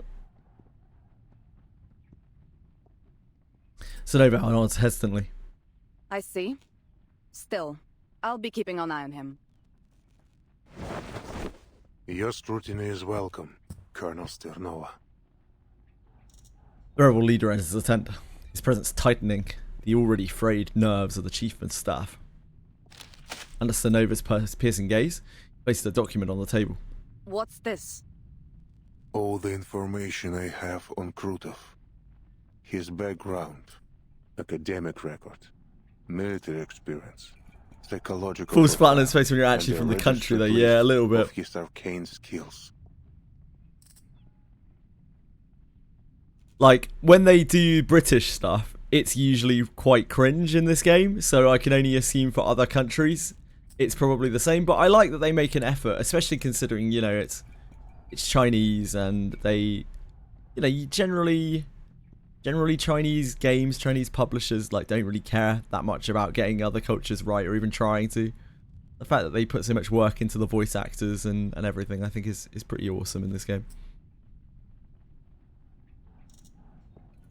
Obviously not going to get it perfect. We know little of Krutov. The information comes like rain upon a desert. Such clear proof of good faith silences Sternova's worries. He silently agrees to allow the collaboration to continue. Under the high noon sun, blurred shadows fall across the canvas wall of the tent. Huh? Who's that gathering outside? I saw some officers discussing Tiny lads. something in camp.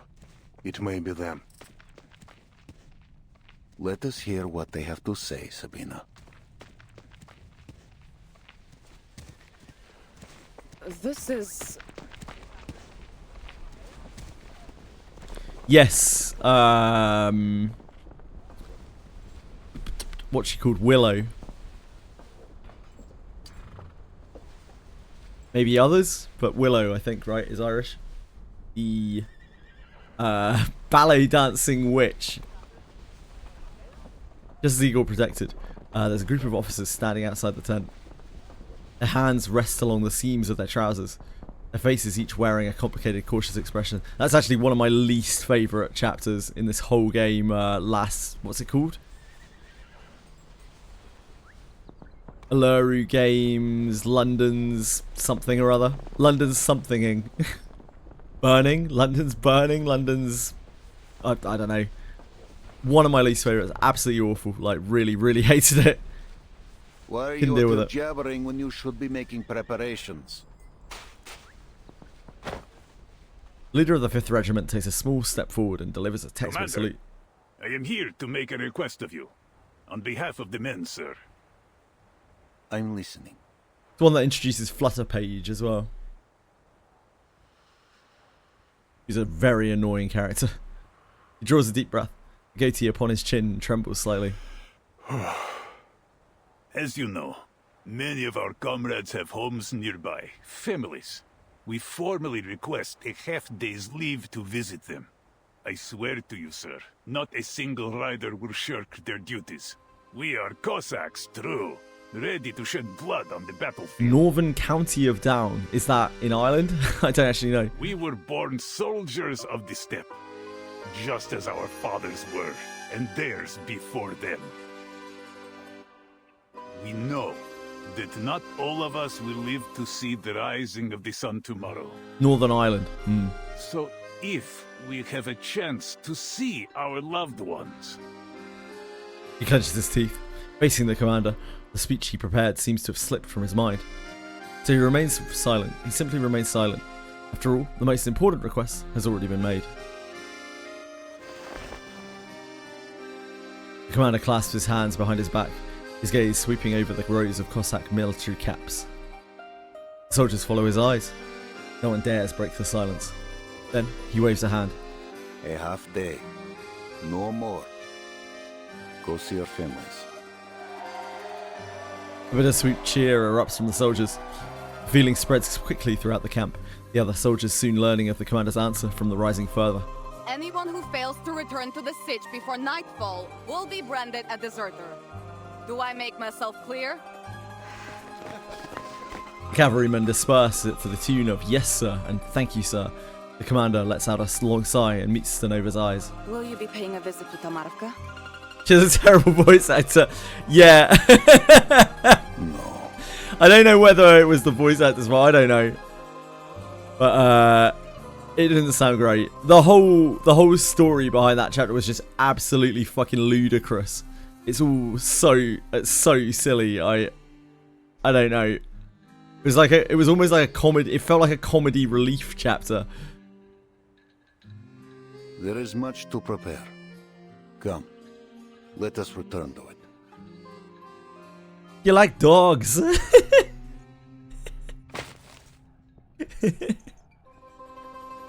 The commander sets a pile of blank letter paper on the table and pushes it towards Stanova. Pass these papers to any soldier not going home. You like dogs? Tell them to write a letter. Fucking Brad Pitt. Do you like dogs?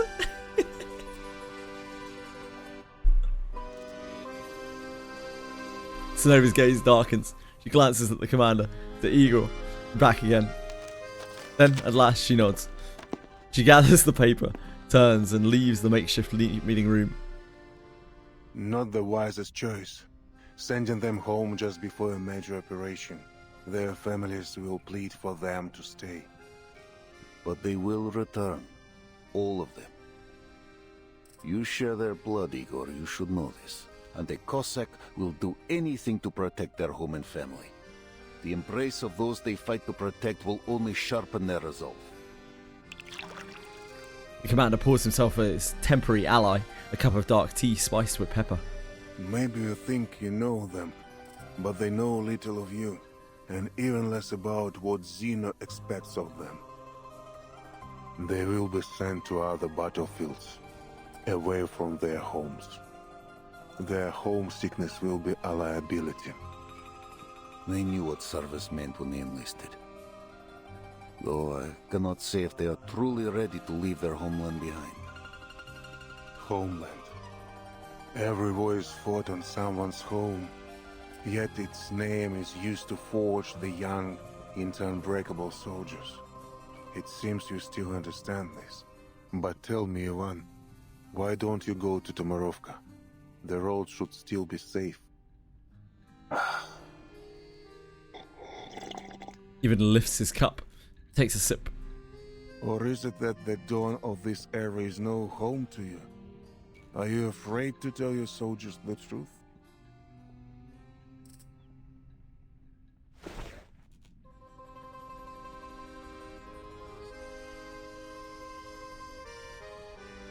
Commander adjusts his collar of his uniform, searching for a way to change the subject. I don't answer to you anymore, Igor. In fact, you're one of mine now. You should join them. Join them? What do you mean? Write a letter to your loved ones. The unexpected proposal renders Igor silent. Krutov bears a grudge against you. It is clear. If we fail, he will show you no mercy. So, anyone to bid farewell to? Or is this era truly just a fleeting wind deal? Igor drinks the hot tea in one gulp. He rises and pulls on his coat. I'll leave you to your work. After this battle, Igor, I hope never to see you again. Taking a few sheets of letter paper from the commander's desk, Igor steps out of the tent. The commander remains standing, as if waiting for something to arrive. Soon, the radio link to headquarters chirps its alarming tone as expected. Vice Admiral Barakov, is the timekeeper safe? Yes. She says our mission in Belgrade is mostly complete. Good. We'll relay this to the Foundation Committee. With that settled, your orders are to pull the Cavalry Corps from the region, effective immediately. Immediately? We were given 2 weeks to secure Belgrade. A warlord and his bandits, aided by Manus Vindictae, have been running rampant on the Dawn. We are working to neutralize this threat before redeployment. Manus Vindictae's forces are concentrated on the Western Front.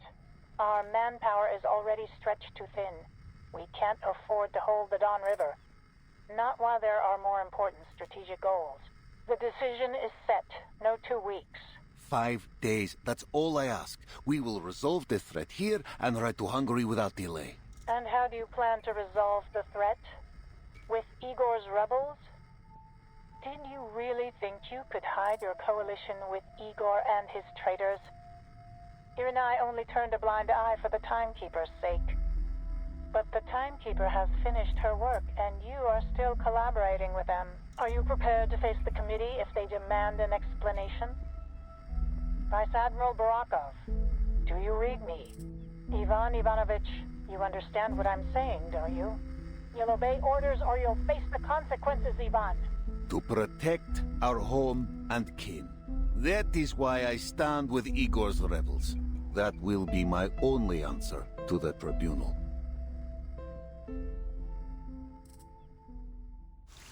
Not having any of it.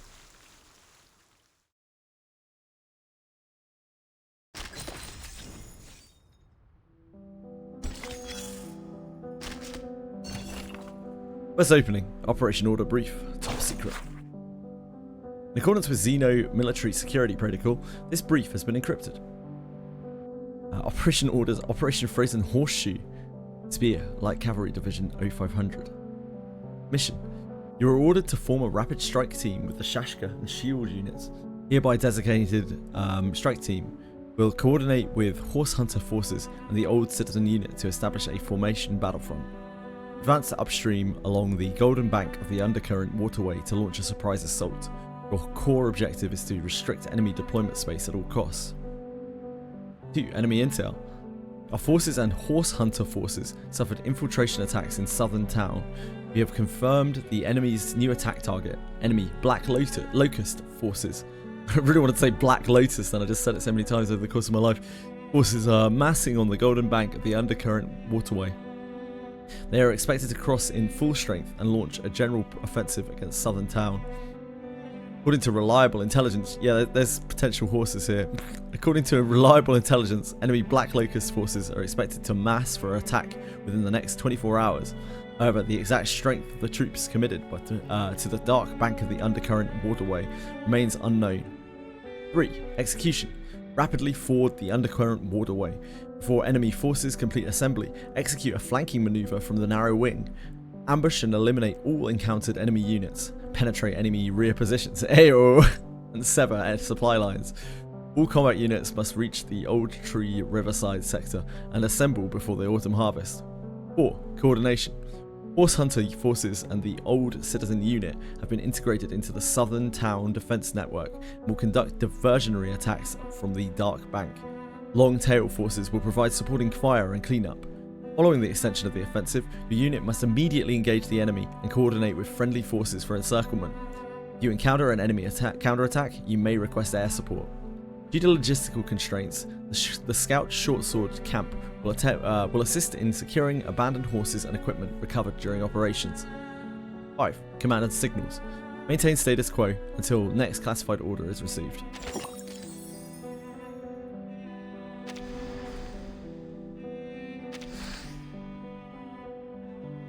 To ensure peace in the Don River region, Vice Admiral Barakov decides to cooperate with Igor to jointly counter Krutov's army.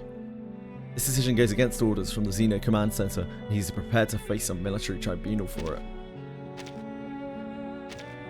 Mission failed. Protect our home and kin. That is why I stand with Igor's rebels. Facing the current situation, Ivan Chooses to defy orders from Xeno Command Center. He persuades Stanova to place the Cavalry Corps rear under Griffin Legion protection and jointly oppose Kritov's forces. According to communications from Xeno Command Center, the Cavalry Corps stationed on the Eastern Front defied withdrawal orders and chose to cooperate with the Griffin Legion in opposing Manus Vindictae forces.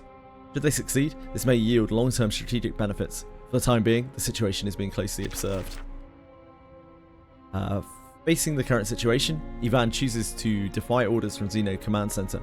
He persuades Stanova to place the Cavalry Corps rear under Griffin Legion protection and jointly oppose Kritov's forces.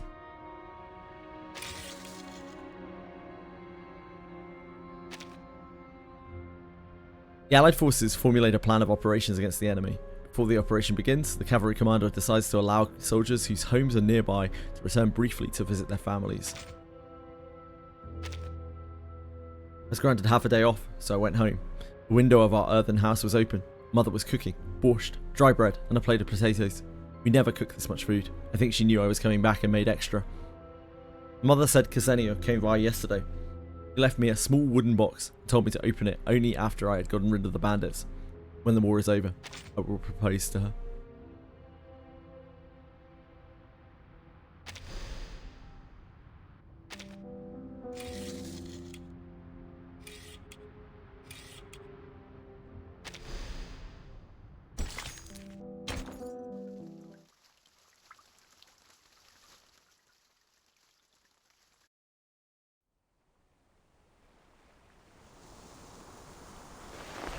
So this steps outside, looking out over the endless grassland into the sky beyond.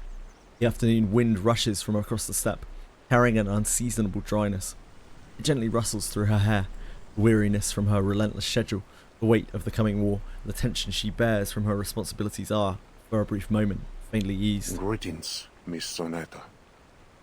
Mr. Igor. It's an odd pairing. The greeting is awkward, yet it doesn't stop the tough old admiral from leaning against a tree not far away. He gently closes his eyes, as if listening for something. How long has he been standing there?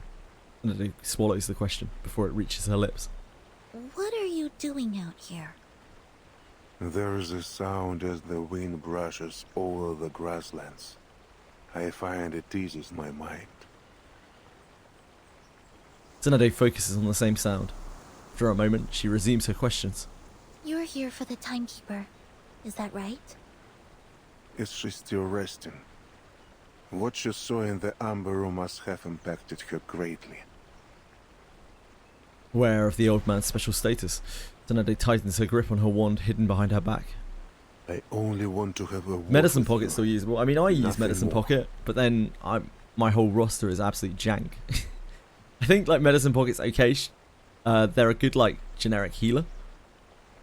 We are on the same but they're not side. specialized. Footsteps crunch through the dirt behind them. For the time being, yes. Until Krutov is defeated. I owe you an apology, leaving you in the amber room for so long. My troops needed their leader when Krutov Probably better than mine, Ryu. Think nothing of it. I was prepared for the risks. Besides, Sonata and Marsh were there to help me. What did you see there, in the room? An overt question. Fear older than memory floods her vision. After a few deep breaths, reason slowly returns. Erd, I guess. I believe it was Erd. But she seemed unsure of that herself. There were others there trying to convince her of her own identity. She was being put through some kind of disturbing experiment. And for a brief moment, she caught sight of me. She walked towards me, then vanished.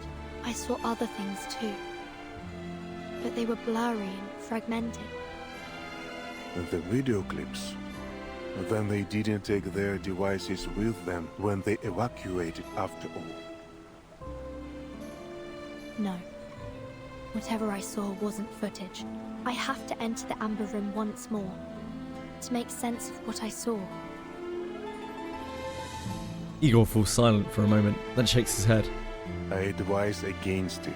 There are still skirmishes being fought in the city, No one can guarantee the church will stay safe for long. The Cavalry Corps is preparing for a surprise assault tonight. Lieutenant Lilia is in the field trying to locate and destroy the menace's rights. Your assistant will be your only protection. You are too important, Timekeeper. If your presence in Belgrade were exposed, the menace will throw everything they have into capturing you. I cannot afford to let anything jeopardize our battle plan. You must stay hidden from the enemy until it is safe. Miss Sanet, I don't question your capability and devotion, but Belgrade is a potential battlefield. It's too dangerous. Good point. I'll be sure to return to the Amber Room, only after you've defeated Krutov. It will be done soon. A soldier came to me earlier today. He seemed to think a Foundation member would have a higher chance of surviving the battle, and asked me to deliver a letter to his brother on the Western Front. What about you, Mr. Igor? Did you write anything? Igor lets out a sigh so faint it almost goes unnoticed. Clearly he's trying to conceal something. I know someone who would be deeply upset were you to die here. She intends to end your life with her own hands. Igor rubs his temples and gives a helpless smile. Look better. Does the Foundation still keep her? You could say that. She isn't allowed to return to her position as a soldier yet. Not until Zeno's review is finished. Less said about Lopera the better. Igor nods, signaling he wants to hear no She's more. made somewhat of a life for herself at the Foundation. Made friends, and got into some trouble. They've assigned her an instructor to work on her dice game obsession. Vera. So typical of her. There's something I'd like to know, too. Ask away. Commander Ivan invited me to his home in Tamarovka for a lunch. A lady hosted us. He introduced her as his mother, but something seemed off. She is indeed Ivan's mother. Then, did Commander Ivan request shelter for her from the storm? Yes, a request made not long after their reunion. Igor folds his arms across his chest, frowning. Not even the most capable diviners could have predicted the advent of the storm. As you suspected, Ivan's mother, like most at the time, was reversed during the first storm. Sometime after that, Ivan rediscovered her. He told me that he knew it was her from the wrinkles on her face and her tender smile. He was certain that, by some miracle, his mother had survived the storm and returned to him. An improbable scenario, don't you think, Timekeeper? Familiar coincidence. One day, I'll uncover the truth about the storm. For everyone's sake. For my mother. Igor doesn't answer. Instead, he fixes his gaze on the rolling waves of glass.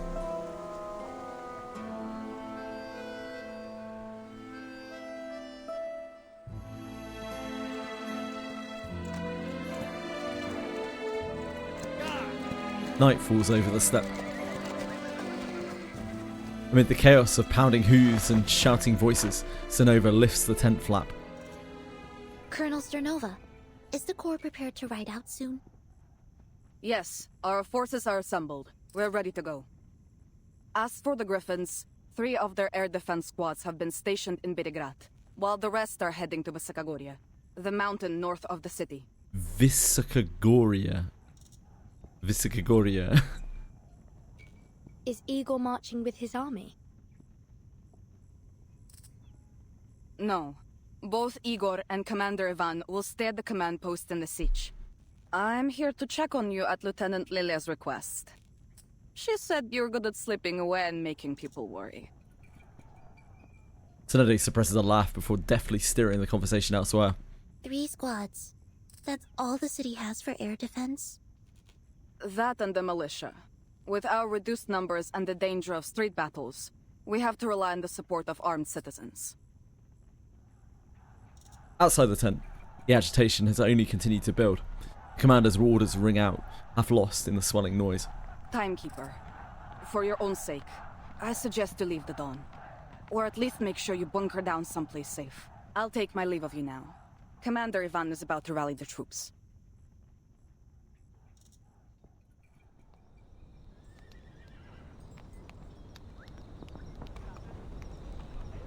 Beneath the night sky, a hushed yet fervent atmosphere settles in. The soldiers' fighting spirits render them restless. I get to fight a real war. Boże, my hands won't stop shaking. Keep your head on straight, you Durak, or you'll get yourself killed. There's nothing romantic about war.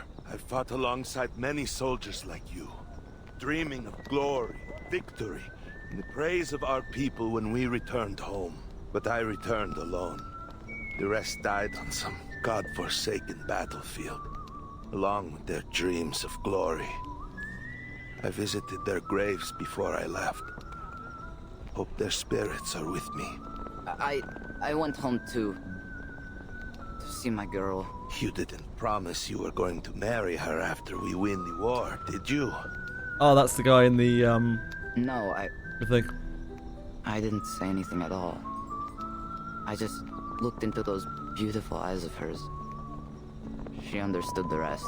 We knew it could be the last time we'd see each other. All right, that's enough, lover boy. Commander Ivan's about to give his speech. Attention all troops! Call the roll!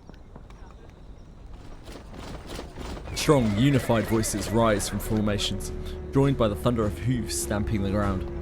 All soldiers have returned to their posts, sir. I knew there were no cowards in the war. I expected nothing less. Listen, riders! You've seen the ruin Krutov and his bandits have wrought. You've seen those black-hearted cowards burn Cossack homes and kill our kin. I'm going to cut off that clown's head and hang it in my backyard. The young voice sparks above the laughter, and fists and shouts of approval are thrown into the air. Вы видели, как они грабили и топтали нашу землю, наш народ, наши достоинства? Вы слышали их смех, когда они резали наш народ, а наши дети плакали? Но сегодня их злодеяние окончится, потому что мы, корпус, всадники степи, Пети Донна, остановим их на месте. Мы сотрем их в пыль и вернемся домой победителями. За степь, за Дон, за еще не рожденных детей казаков. Today, we destroy the enemy and reclaim our home. Get on! Hurrah! Uma Musume!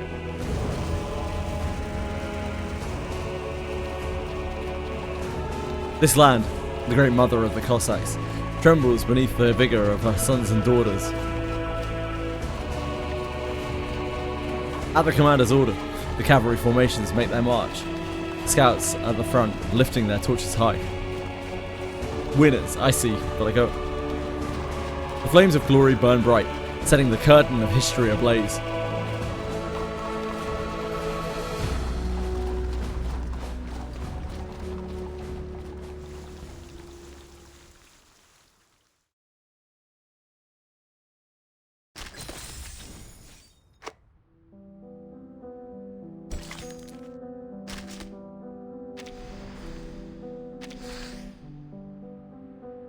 In the Amber Room, the Timekeeper finds some information that is hard to understand.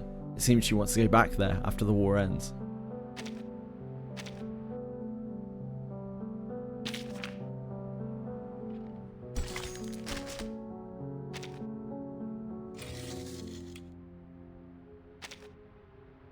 I'll take my leave of you now. Commander Ivan's about to rally the troops.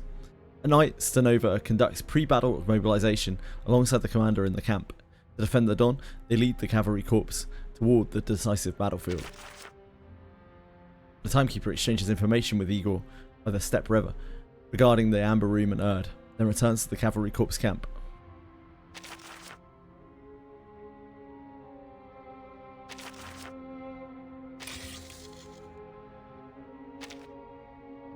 Nightfall. The Cavalry Corps soldiers who had left all returned to camp. The Cavalry Corps completes its assembly and, under the call and leadership of its officers, marches out toward the battlefield.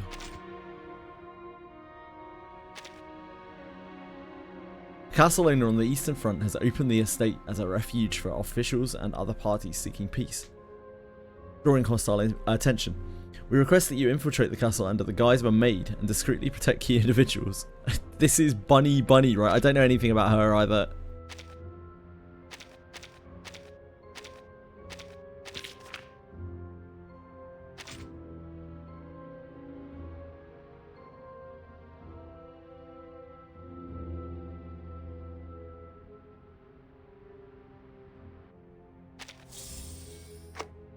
Oh, a secret mission for little old me. Satisfying guests is my specialty. So playing a maid should be no problem at all. How do I protect these guests of mine? If I spot a bad guy, how do I deal with him? Well, when the time comes, I'll just give them a smack, right? Yeah, that's right, bunny. Flying witches arrive at the wasteland northwest of Beregrad, the location of a first rite. Lilia does not trust Igor. After carefully confirming there is no trap, she successfully dismantles the rite. The second rite is located near a mountainous area northeast of Peravoznia.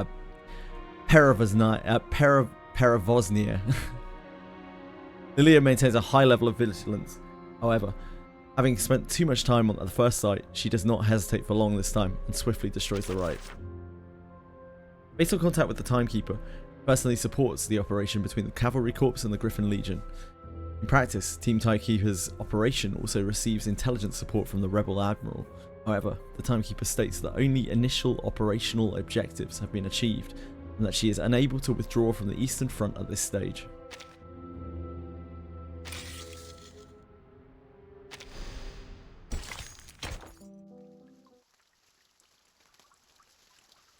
Dust between fingers. The militia camp is full of makeshift beds, sheltering the many civilians injured in the warlord's raid. Wails of pain echo in every corner. Still, they've managed to set aside one private room. For the guy who is death incarnate. Yeah, that's probably wise.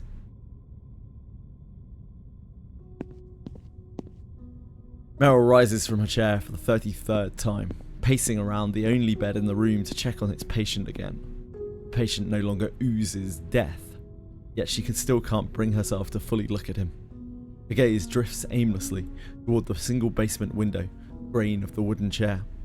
A smudge of chocolate at the edge of the cloth catches her eye. The awakened has an unnaturally low body temperature, so low that even in Beregrad's long autumn, a piece of chocolate wouldn't melt. Could someone have used fire? Can fire even hurt Charon? Had her friend been turned over flames like a roast pig? Meryl feels guilty for the association. In her franticness, her thoughts keep jumping around. A shiver runs through her, as if her own hand had struck the match to her kindling. Oh, Charon, you're awake! She turns her face, quickly wiping away a tear, then hurries to Charon's side to help him sit up. How are you feeling? Are you thirsty? Are you in pain? I'll go get the painkillers. I'm not sure he drinks or feels pain. I'm not sure. Charon turns his head slowly. He has no need for water. The medicine in the ampoule makes no difference to him. Besides, the body beneath the bandages has almost healed. Oh, right. Marsha cut your cloak when she was patching you up. Here, I found a new one for you. Do you like it? Meryl is desperate to do something, anything, for him. That won't be needed. Meryl, you owe nothing.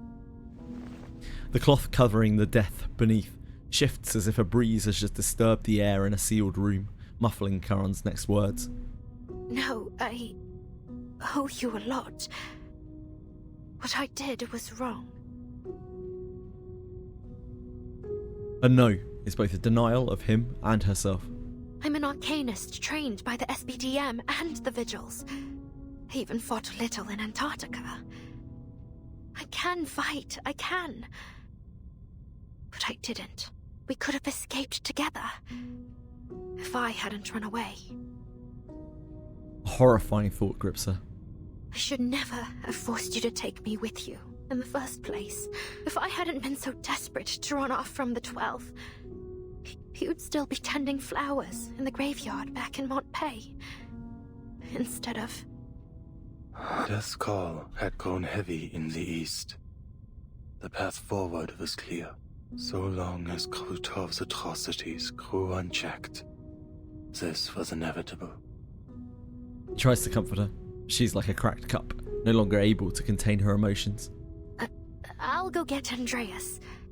I'm sure he's Just missed you a lot. gonna drag the horse in here, are you?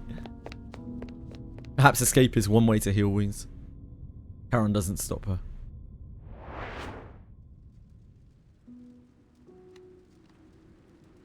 Streets of Belgrade are barricaded with quilts, leftover firewood, and by the people who have refused to leave the city.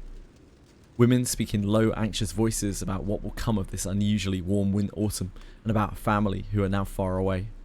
I'm pretty sure the stable's around here. Dodka. The tender sound of an old voice draws Meryl's attention. She turns to find an elderly lady sitting in the shade beside the road. Are you talking to me? Yes, Dochka. You were in Tamarovka, yes? Sergei said you were the fish he and his friends got from the river. If it weren't for them, they probably would have wound up in the stomach of some big fish. Speaking of which, the soldiers have left already, right?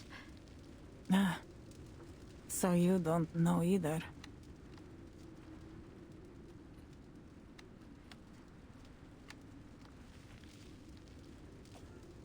Lady's face falls. I saw you with those Foundation people. I thought you'd have some news from the inside. Ivan sent his men to bring me to Belgrade. He told me it would be safer there, under the protection of the militia and the Foundation. He promised to take me to Zeno headquarters once he's back. Ivan? Wait, you don't mean Ivan Ivanovich, do you? You're his mother. I am, Rodnaya. Though a child doesn't tell his mother everything, I'm sure he has his reasons. I've grown quite used to it. She probably can't find the stable because Ria's already been in there. He already glued Andreas. But every time he suggests taking me to headquarters, I feel sad for the friends I made in the village and the red carnations in my little garden. I know your game, Ria. Soon. The old lady's sorrowful words make something inside Meryl give way. Dochka, tell me, are we heading into another era? Meryl nervously clutches the belt at her waist. She tilts her head, avoiding Miss Galina's watery eyes. I'm sorry, I don't know what you're talking about. I don't know, No, I should apologize, Dochka. Not you. Win the war by gluing their haunches. The old lady gently takes Meryl's shaking hands in her own. Oh, I am just an old woman. Sometimes I don't even know what I'm saying myself. Yeah, I feel that, Galina. Lift your chin and smile, Dochka. Do you think there's still meaning in this kind of life? It's like I'm trying to catch something, but no matter how hard I try to hold on to it, everything I do, every friendship I make will just be flown away. Like dust. Well?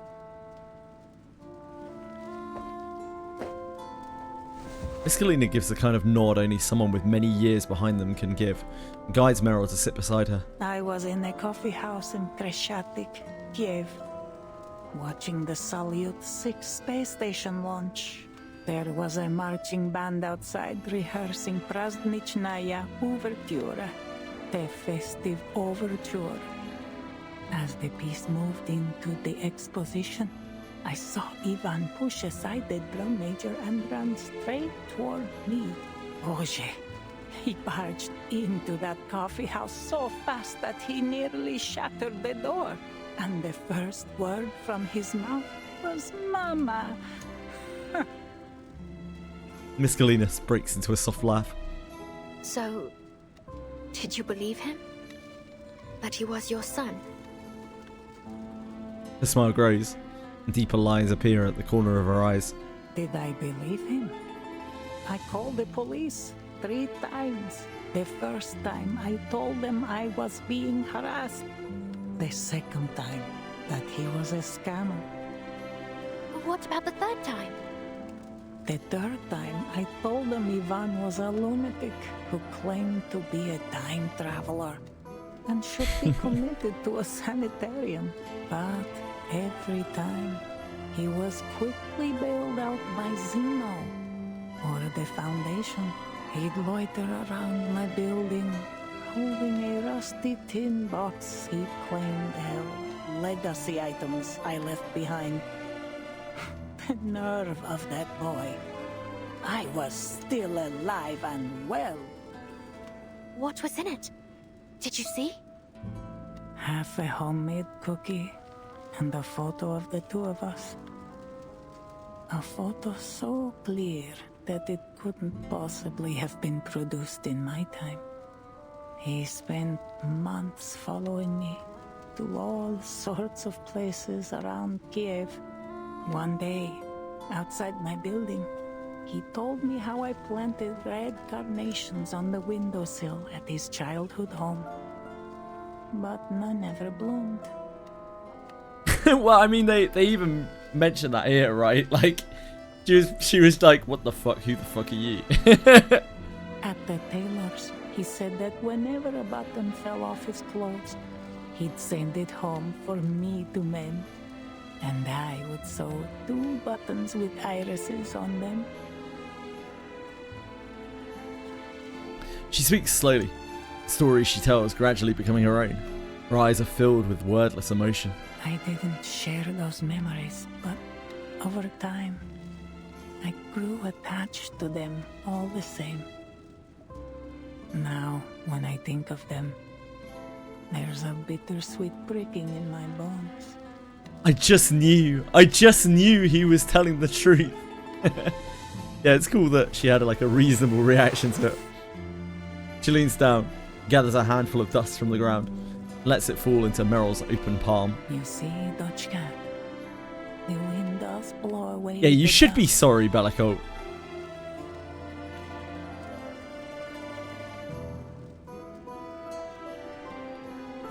You should be sorry, mate. You need to think about what you've done. And once you figured it out, let me know. She helps Meryl spread her fingers. But focus. Do you feel anything? I feel it slipping away, leaving me behind as if it's destined to happen. Exactly. You felt it. The excitement as the rocket I wouldn't know anything about being a winner. Sky. The surge of inspiration from the trumpet's cry in the festive overture. The heartbreaking ache in my chest as Ivan... Luck's more of a Monsters and Memories shill than I am these days. These fleeting moments. I felt Like, imagine what May's gonna be like, mate. deep into my heart. Imagine what May's gonna be like. A whole month with no Monsters and Memories. So then, the meaning of all this isn't in what we leave behind, but in what we feel as we go through it. A spark lives for its light and warmth. But for the ashes once it May is leaves over, behind. a lifetime Don't you Monsters and agree? Memories awaits. What's your name? It's the final test. The final trial. Meryl. Meryl Van de Veer. My dear Meryl, every one of us is destined to return to dust. So why not feel as deeply as we can while we have the chance? Feel every one of our memories, bitter and sweet. It's not ready yet. It's not ready yet. Savor and cherish each sparkling moment. You know it's not ready yet. You fell through the earth the other day mining. Because even if you no longer feel them, someone like my Ivan will. She stands. Where are you going? To see what help I can offer. And to create more memories of this time before it's gone. Meryl watches her disappear behind a barricade, moves with the strength of someone half her age, and she looks down at the dust, still trapped between her fingers. That's the name of the chapter.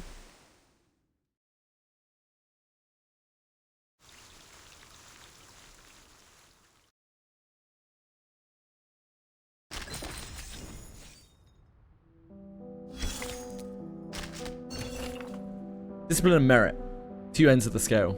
As for where the weights are placed, who can say? Disciplinary action for Vice Admiral Ivan Ivanovich Burakov's violation of military regulations draft. Ivan Ivanovich Burakov, holding the rank of Vice Admiral, currently serves as the commander of the Xeno Arms Academy Cavalry Corps. He led forces in Operation Abadan, Operation Baikonur,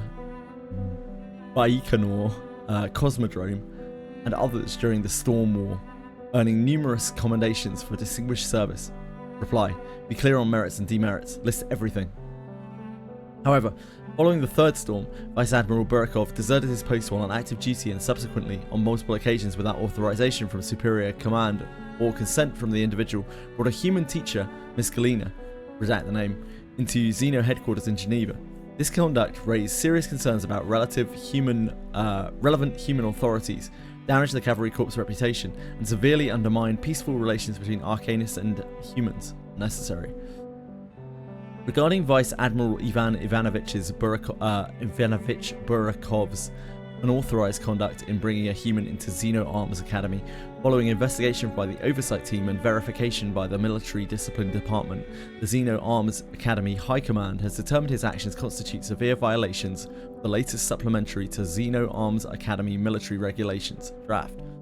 In light of Vice Admiral Burakov's repeated dereliction of duty and severe disruption of human life, having consecutively received 3 informal warnings, 3 informal warnings, and 3 severe warnings, Xeno High Command has decided to impose cumulative penalties, sentence him to suspension without pay, 12 months. Who authorised this? The desk officers going to command troops on the field? The Oversight Team will dispatch personnel to supervise Vice Admiral Burakov's decision to ensure compliance with the sentence. Unnecessary. He follows orders. Regarding Vice Admiral Burakov's violation of military regulations, all commanders and soldiers are urged to take this as a warning, strengthen their sense of duty, and strictly uphold Xeno military discipline. Xeno Arms Academy offers. Signature. Reply: I read it. Too much padding. Redraft for signature. So what was it in the end? 3 formal warnings and 3 severe warnings. Xeno High Command has decided to sentence him to suspension without pay.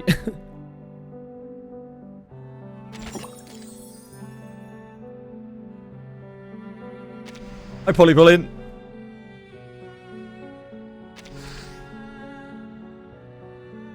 Thanks to the efforts of Miss Marsha and Jesus, man, I can't speak today. My throat's so clogged up. My nose so clogged up. Sucks. Thanks to the efforts of Miss Marsha and Meryl, Mr. Caron recovers. He's currently recuperating in Belgrade.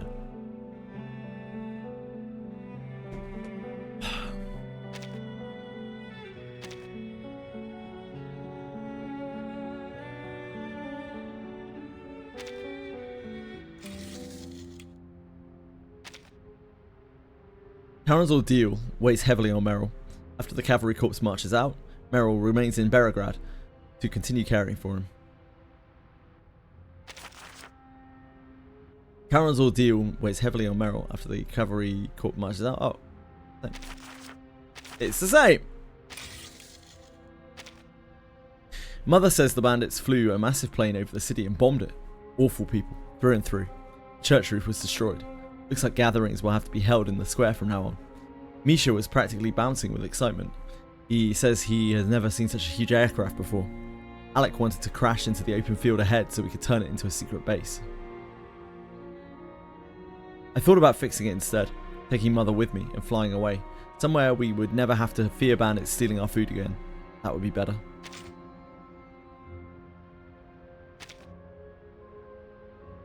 According to the reports from Xeno Command Center, the Eastern Front is suffering from a severe shortage in medical professionals.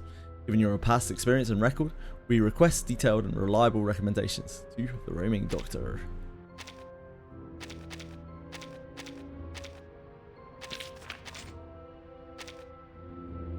Supplies on the Eastern Front are critically low. We require an inexperienced individual to formulate an optimal plan for gathering materials and crafting tools, ensuring civilian likelihoods and sustaining supply lines for the cavalry corps. We do not have Duncan.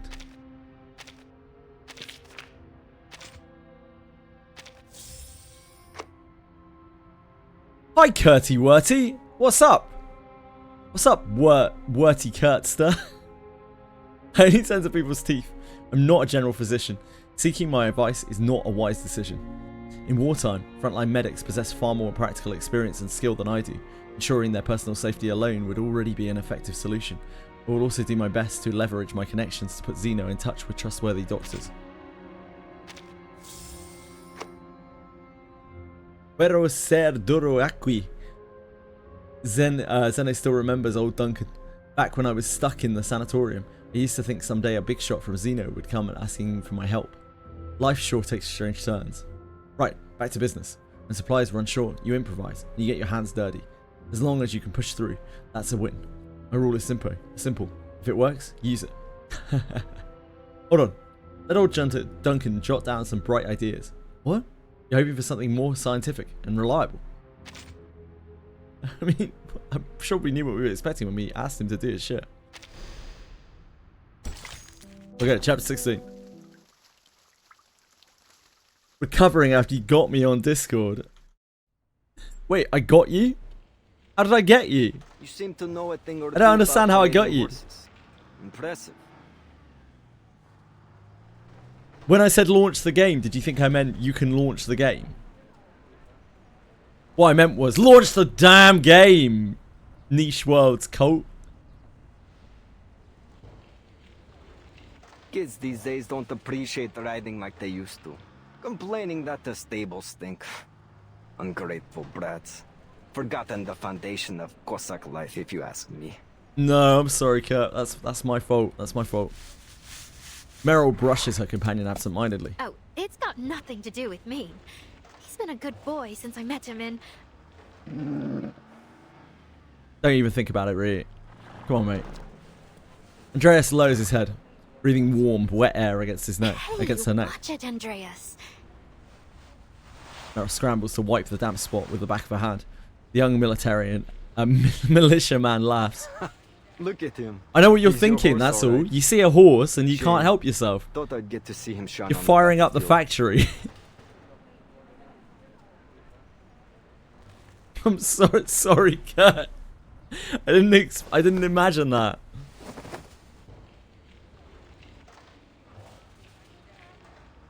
He pats Andreas on the neck and hands the reins to Meryl. Holy moly! Before I change my mind. The reins. The reins. Meryl nods, leading Andreas away with a solemn air. Thanks for taking care of him. I'll come clean up the stable for you once the battle's over. Sure. For the both alive by then. The militiaman then waves her off. Alright, see you. A black uniform crashes into a field of vision. You leaving or what? You know I'm serious about taking Andreas too. The militiaman had only meant it as a joke. but the reins are thrust into his hands regardless. I'll be back in a minute. Who's she spotted? Meryl holds her breath in an attempt to slow her heartbeat. She can't be spotted. Black uniforms. Oh, she's How did Manus. I manage to sneak past the militia? Manasu's. One instinct screams at her to run. Another quieter urge pulls her toward the sound. Each step feels like wading through a swamp. This is fine. You're fine. Just a few Manus soldiers. I didn't mean to, You don't Luck. have to follow them. Just go check if there's a breach in the barricades. I was trying to be like, oh, I want them to launch the game. I didn't mean to lead poor Kurt on. You'll just slip past. Easy. I am, it's No true. need to fight. And if they spot you, just shapeshift your way out of it. The ground at the end of the alley is tacky, as if soda had spilled and dried there. Her boots lift with a soft, sticky sound with every step, like a mouse tenderly moving its way through an old glue What trap. are you doing here? She spins toward the voice, and her nose collides with something hard as iron. She scrunches her face. Yeah. Did anyone ever tell you you're built like a tank, Marsha? The knight pulls a faded, starched handkerchief from her pocket, presses it to Blaireau's bleeding nose. Hold still. The bleeding will stop soon. The militiaman at the stable said you Kat is went this also way in a upset. hurry. No. What's wrong? Shouldn't you be with Charon? I'm sorry. I'm sorry, everyone. I'm sorry, Awkward Pie. I'm sorry, Luck. I'm sorry, Penguin. I'm sorry, Kurt. I've disappointed everyone, and I'm a despicable person. I'm sorry. I was going to tell you Charon was awake again, but something's happened. Manus soldiers. They're here. They were gone in a flash, but I saw them go into the alley with my own eyes. It's worse to have VIP, Kurt. VIP's a virus. It's a disease, mate. That's why I came here. To check if there's something wrong with the fortifications. You sure it was the Manus, not bandits? Absolutely. There's no way I'd mistake those uniforms. It's a This is disease. bad. Good thing you didn't do anything reckless. But what you were doing is more than dangerous enough, don't you think? Meryl just rubs her nose. Marsha pats her head and scans the narrow alley. Meryl pointed out. That alley? But the exit has been sealed off. The militia That was even made reverse sure the windows on the safes were locked tight. 19,999,999 bin. It has it's been pretty good. Yeah, it's been all right. This chapter's a bit slow, but like it's quite good now. I quite enjoyed it. Crushed moss and lichen lie underfoot. A rarity in the city, but in forgotten corners like this, life will find a way. A scrap of gauze lies in the damp corner. This blue-black liquid. I think I've seen it seeping from their mask before. And there's blood. Slightly oxidized, but the loss looks heavy. Some of them must be seriously injured. Smells like carbolic acid. Unusual for the Blue-green Manus to use it on fantasy wounds. tomorrow. They prefer natural stuff. I guess grand sounds a little bit like green. You've just reversed them for some reason. Yeah, I guess I can see it. Yeah, Grand Blue Fantasy tomorrow. I imagine it's not really going to be for me, but I'll be happy to try it. It'll be an experience.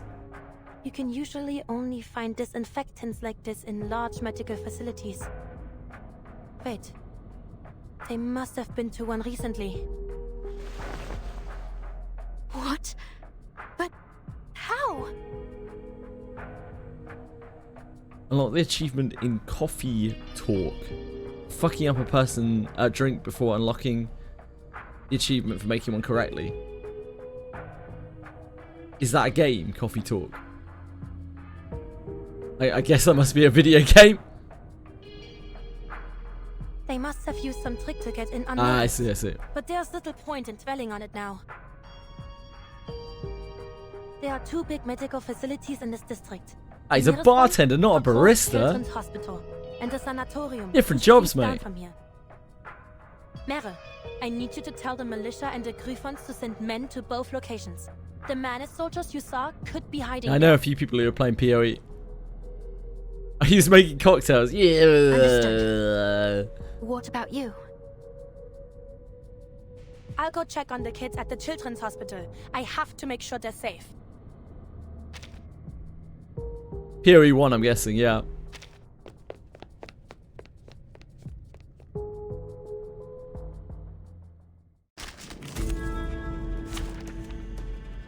His trumpet sound! Take thy sword. Duel with someone his trumpet sound. This character I have on this game, Kurt, is it's a spirit of a knight. His spirit was so strong, he hung on even after death. How do you feel about that, mate? Investiture can be simplified.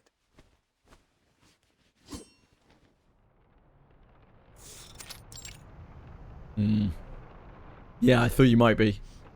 I knew you would be, Kurt.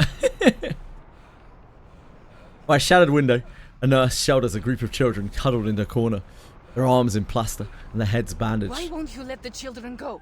You've already taken all the medicine. What more do you want from them? Didn't I already explain this to you, human? Bringing the newest generation of arcanists back to their rightful home. If it's a hostage you want, take me instead. She spreads her slender arms wide behind her, like an umbrella over the children.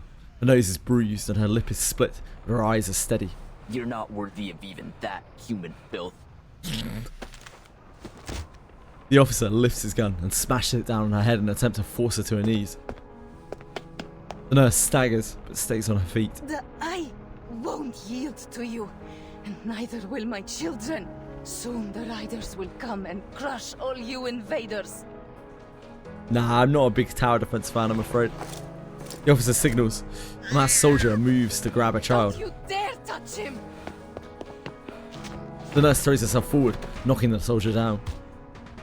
She lands blow after blow, even when her fists are raw and split, even when his mask slips off, she keeps fighting. She doesn't see the pistol aimed at the back of her head.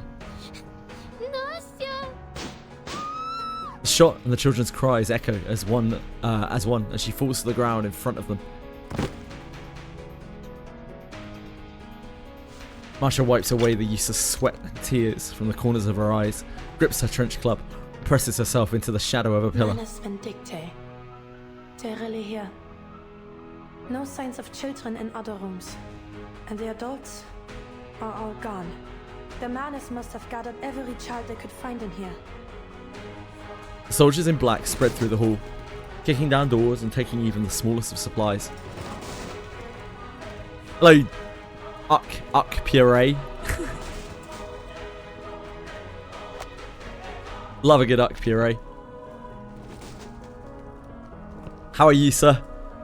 Only one officer stays, his gun still trained on the group of children as he moves toward Marsha's hiding They place. have been abducting Arcanists from the village. Maybe Dev likes tower defense. But to think they'd even lay hands on children.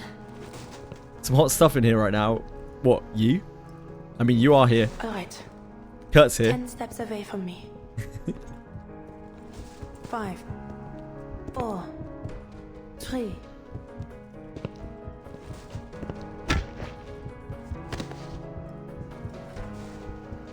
I don't blame you, mate. I'm flustered as well. She lands a heavy, blunt strike cleanly on the Manus officer's skull. Don't worry, little ones. I'm a doctor from another hospital. I'll take you to safety. Just stay close to me and follow my instructions, and we will get through this together, alright? Maybe it's the smell of disinfectant she carries, or that they're accustomed to following a doctor's instructions. The children trust her quickly. Right. Hey, it's gotten a little quiet, don't you think?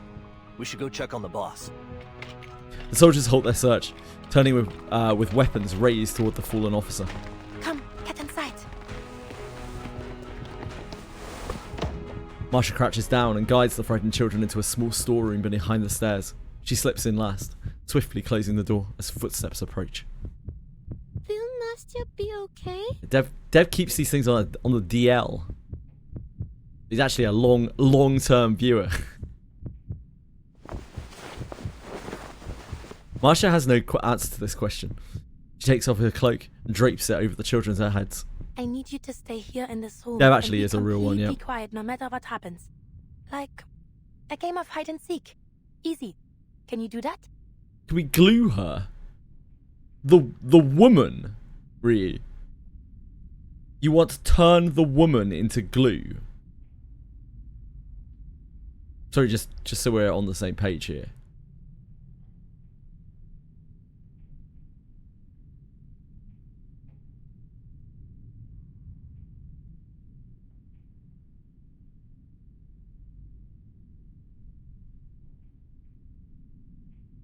Yes. You realise she's not a horse, right, Ryu? I assume it's human related. I don't know. I don't want to die. Close enough, she's got red hair. Why? Do humans have red hair? I don't understand. You've lost me here, Ryu. You've lost me. This is just a woman.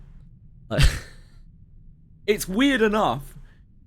It's weird enough keeping and grooming horse girls and then potentially turning them into glue at the glue factory.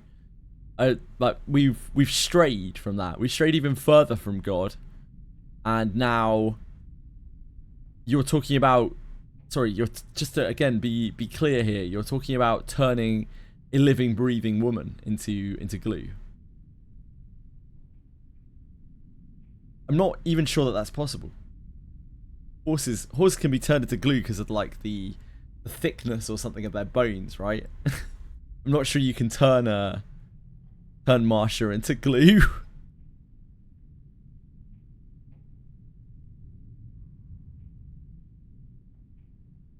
His toe touches you do will pay dividends.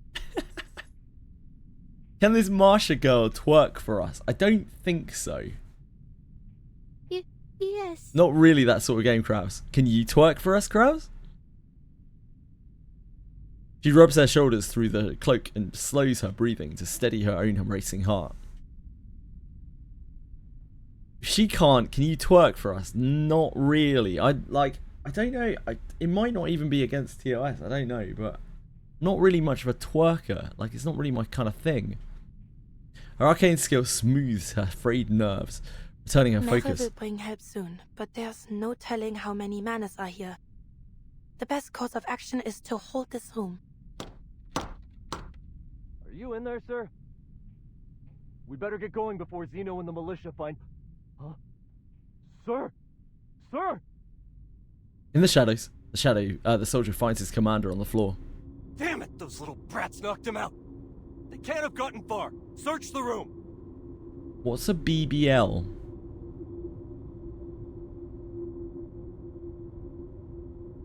That means be back later for me. It doesn't take long for them to find the sealed door. Door's locked. Call everyone over. We'll smash Brazilian it open and drag butt those lift. brats to Got the you. ritualist.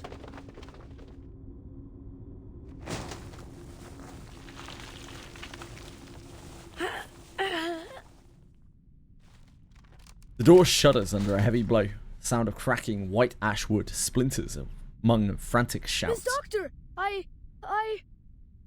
Lift your butt for 3. Thanks, Dev. A dev butt lift, I guess. Yeah, for sure. Thanks, mate. Shh, keep your voice down. We're playing hide and seek, remember? We can't get caught by the baddies. But I'm scared. And Nastya. Hey, have you ever heard any stories about knights? Well, Papa once told me the story of a legendary Kazakh called Ilya. My brother brought home a book from Moscow. It had 12 knights in it. I'm sure both stories are wonderful, but I have a story about knights to share as well, and I bet none of you have ever heard it. What happens in it? It's a wonderful story too, but you need to promise me you'll stay in this room, and I'll be back soon to tell you all about it. Deal? Deal. But where are you going, Miss Doctor? You'll come back soon, won't you? Of course I will. A promise is a promise. Just be good, every one of you, and wait for me here. Before the next strike comes, she flings the door open, quickly closes it behind her.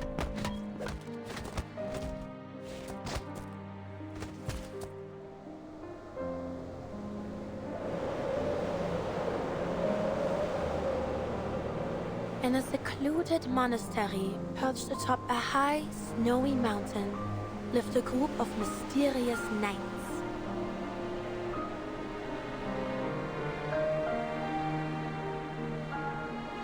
Their swords glittered like gleaming silver when they fought across the frozen fields, their helmets and pauldrons coated in dazzling white frost.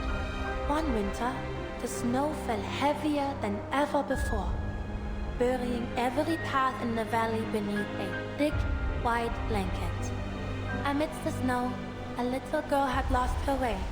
She wandered all night seeking help and shelter, but all she found was the endless white around her.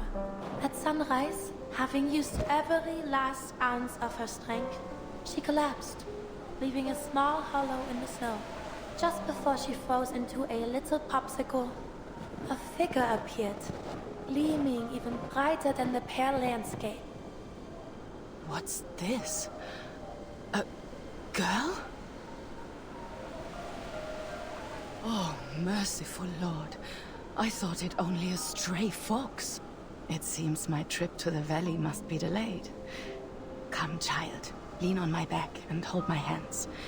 I shall take you back to the monastery and get something warm in your belly. Worry not. I shan't have you die on me.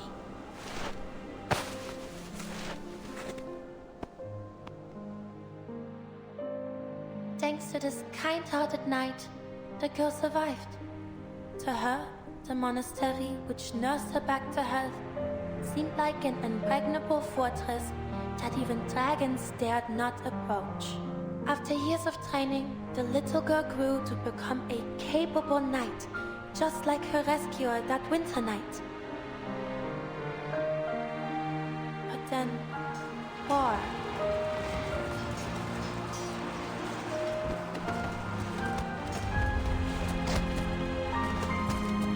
War found its way to their once secluded fortress, and she, along with her fellow knights, was called to the battlefield, forced to fight, and after taking one life after another, doubts began to grow in their hearts.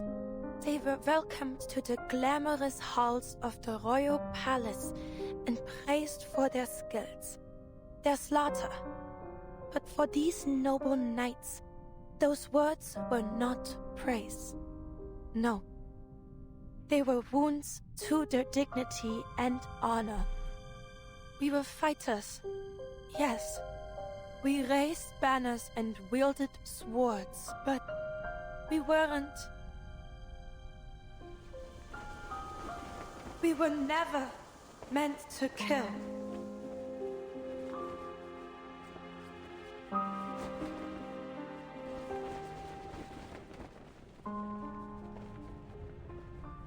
I hear someone. In that room. Masha! Taking speed IV for Carissa trolling. No. Speed IV is always fine. May also ask where she put her BP. Strength? Or speed? We'll know once we blast this damn door down. Or luck. Come on, men. 3, 2, 1, push! Oh God! Masha, you're hurt! And all these kids! Hurry! She needs medical help!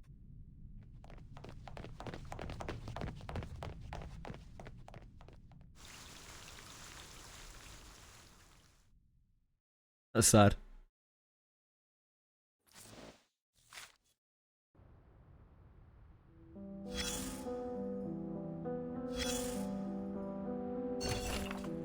The manual says nothing about treating traumatic brain injuries in field conditions. Masha, can you hear me? We need to get her to a hospital now. We are in a hospital. You don't just stand there. Take the children to safety. The rest of you, find a doctor. She's lost too much blood. I need some bandages. Damn it, if I'd come along then, we'd have 2 casualties on our hands. What would Masha do in this situation? Calm down, Meryl. Think, what would Marsha do? Are you done? She's bleeding out. What do we do without any goddamn bandages? I've got it. We can make a tourniquet with what we have. Tear these rags into strips first.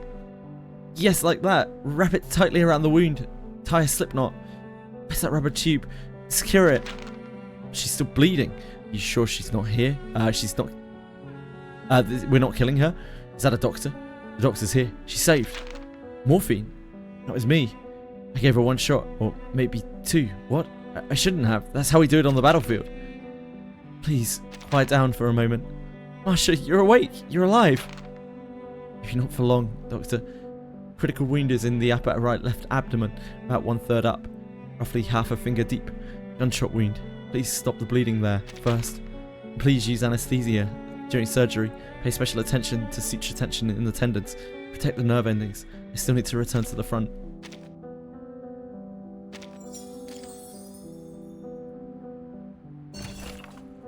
The channel is open on the other end, because in the empty air, there's nothing else. Beginning at dawn today, enemy forces infiltrated our southwestern defense perimeter through unknown routes, intending to sabotage rear medical infrastructure. Our forces, with support from the Griffin Legion, successfully contained and repelled the infiltrators. The Southern District medical supply warehouse was breached. 25 crates of medical supplies, including morphine and bandages, were confirmed lost. The 7th Block Militia Company defending the facility suffered heavy casualties, 59 KIA. The facility is non-operational. Eastern part of the Western District, our counterattack succeeded. With support from Cavalry Corps medical personnel, Pokrov General Hospital was secured. The following supplies were recovered from enemy forces: surgical instruments and medications, 33 crates; children's clothing and bedding, winter, 4 crates; medical equipment, 3 crates of incubators, 10 crates of steam inhalers and other devices. During defensive and counter-offensive operations, the 3rd Street Militia Company sustained 23 KIA. Hospital medical staff sustained 10 KIA, and the foundational medical personnel sustained 1 WIA. Critical. Southern part of the Western District, enemy assault repelled by Igor's Griffin Legion and main militia forces. The sanatorium remains intact. Medical assists and wounded successfully secured. Detailed inventory of recovered supplies is undergoing final verification. Will be submitted with a supplementary report. Current status: city defense elevated to maximum alert. All critical facilities have received reinforcements to security. Request: militia forces urgently require resupply of lost medical materials, particularly analgesics and bandages. We respectfully request that Cavalry Corps Command provide material assistance and facilitate logistical transport. Yeah, no worries, Ree. It's fine.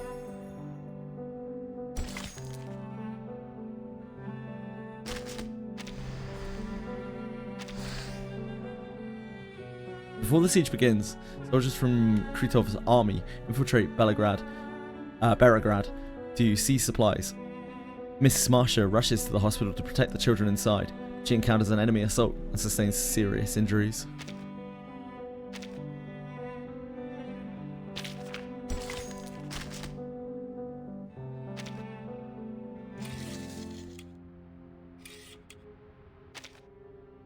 Karen's ordeal weighs heavily on Meryl. If the Cavalry Corps marches out, Meryl remains in burial. Oh, we already saw this, right? Did I not do something here? Possible.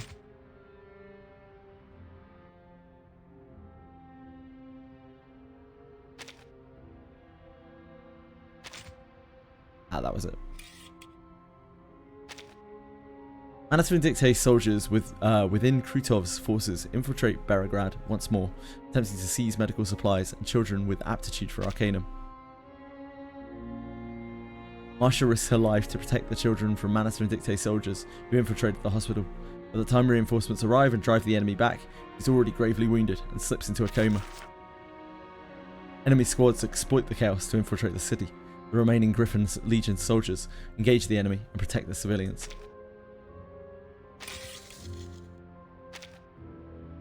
Enemy soldiers infiltrate Belgrad's hospital, attempting to seize medical supplies and children with aptitude for arcane. Oh, we already looked. My bad. Foundation is secretly planning an important meeting to discuss post-war matters on the Western Front and affairs concerning the Eastern Front. In light of your professional performance in Montpay and our current cooperative relationship, we request that you discreetly scout the venue and assess its security. To the allied assassin, that is Sentinel by the looks of things.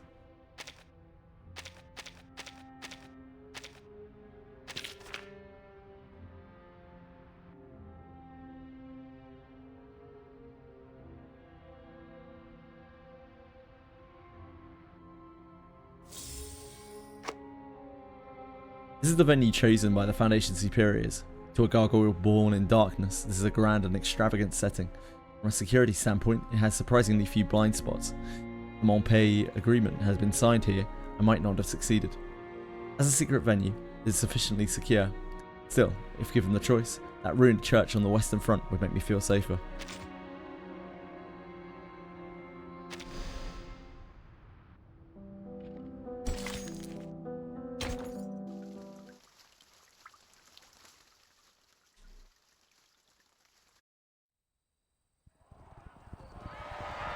The enemy's turned tail.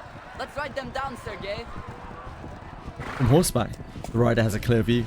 Upstream to the northeast, a few black figures are fleeing. They're running? Are you sure? Sergei pushes through the grass and stands on his tiptoes, straining to see where his comrade is pointing. Of course I am. The moment those cowards saw us coming, they scattered like scared little rabbits. Left their heavy guns and supplies right where they stood. Wait, where the hell's your horse gone?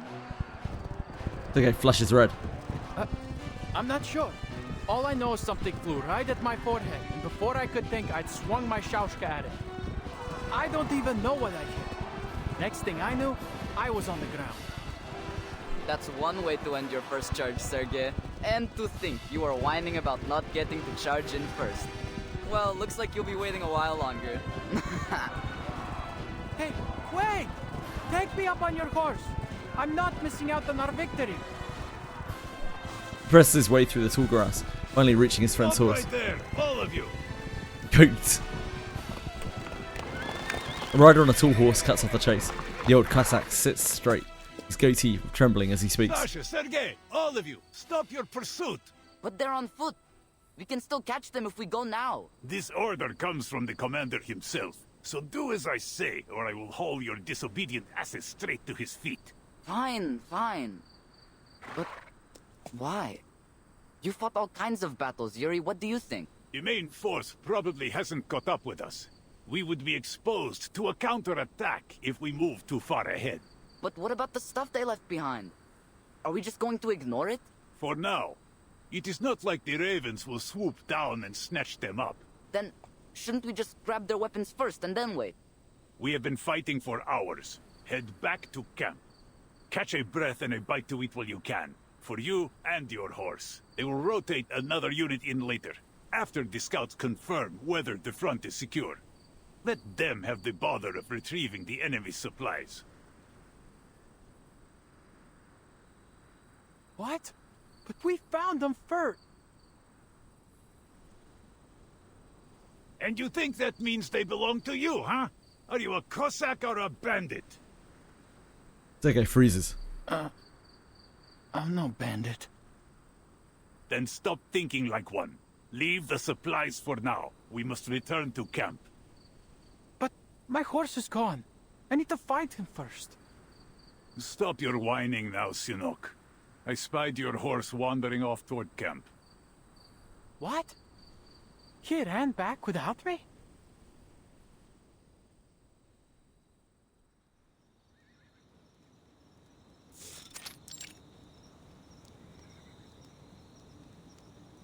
The men and horses rest. They sit and lean against one another, looking weary. Here, drink this. Or use it to clean your wounds. Is that the word they translated as sunny? I'll go. The old Cossack moves among the riders with several canteens in hand. He makes his way to a grassy slope. Hey, watch your step, JJWF. You nearly stepped on my foot. Clue. Is that what happens when a horse rests?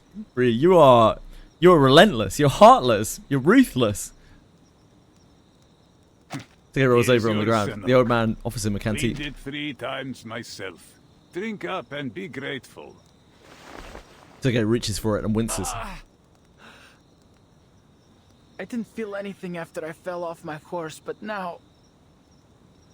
The old cavalryman's goatee twitches. He takes a seat on the grass beside Your Sergei. first taste of battle. How does it settle with you? His voice is gentle now, not as sharp or scolding as it was on the battlefield. Well... Yeah, his name is Goat. Imagined. Here's Ryu TV. Can you, Ryu 7 TV, can you please get Ryu 67 under control, please? He's absolutely out of control. He's trying to glue everything that moves. Maybe he just is the goat. Milky Way, who knows? Having seen War for the first time, Sergei's naive excitement has faded. Everything's different when it's real. Couldn't hold my Finally, a gun steady. Ryu with some sense. Just fired at everything that moved until my ammo was spent. I'm not even sure I hit anything. Ryu was trying to glue Marsha. Yeah, I got a few with it. I thought it would be simple, like cutting a knife through bacon. But I could still feel it. How the blade shook when I struck their ribs. The sound as I pulled it out of their chests.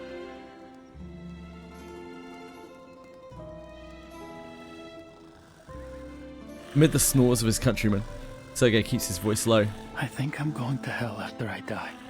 Tete Yuri. The old Cossack tosses the nearly empty canteen into Sergei's lap. What did you do that for? To rinse your thoughts. You are in Koldun, remember? You were not allowed into their so-called heaven in the first place. What would heaven look like to you, anyway? It'd be a place where Balik hangs in rows from the beams, and the air thick with the smell of Tyotushka's chicken and mushroom pies. Every night the beautiful Madame Astacha would sing. My friends and I used to sneak down to the village square just to catch a glimpse of her, and our horses would roam free on a lush green steppe. And the river would run through its heart. A river that never floods and never runs dry. Oh, isn't that... He suddenly recognizes what heaven he's describing. Yes, the Dawn Steppe, our eternal homeland, where we were born, where we will Kick is always apparently belong. where it's at now. So sharpen your shashka and ready your rifle, faithful guardian of heaven. Only we will, only we can protect it. A firm clap on the shoulder brings him back from his thoughts. Go for a walk. Practice your aim. And be sure to refill everyone's canteens on your way back. Oh, okay. Mumbling, Sergei takes a canteen and jogs toward the river.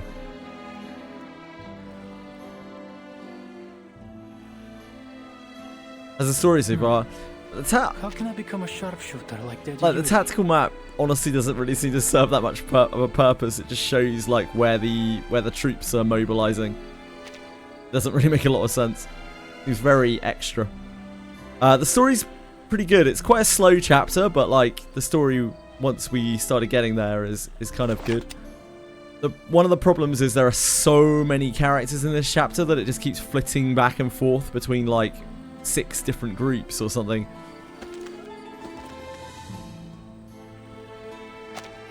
Sergei lifts his rifle and tilts the head to aim. A moment later, he lowers it, frustrated. How does the Colonel do it? She won the Xeno horseback shooting contest 3 times in a row. He tries again. He closes one eye, picturing himself a star on the step. Сядь прямо, Сергей. Расслабь ягодицы. Держи равновесие. Yeah, that's it. I think I've got it now. You ants crawl across his sights. He rubs his eyes.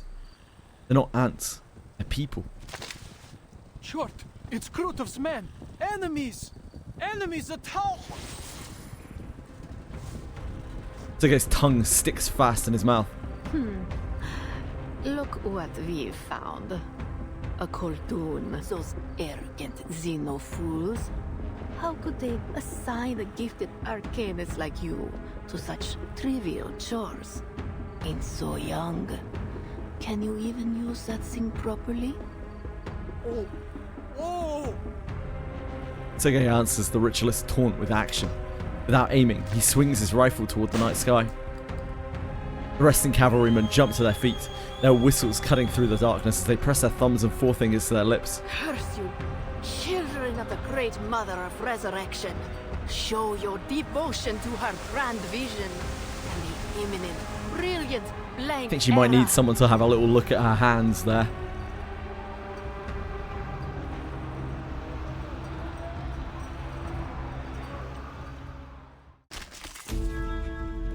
Oh, you know what time it is. Let's kill Sound time of sounds and trumpets. His trumpets sound. The judgment day has come.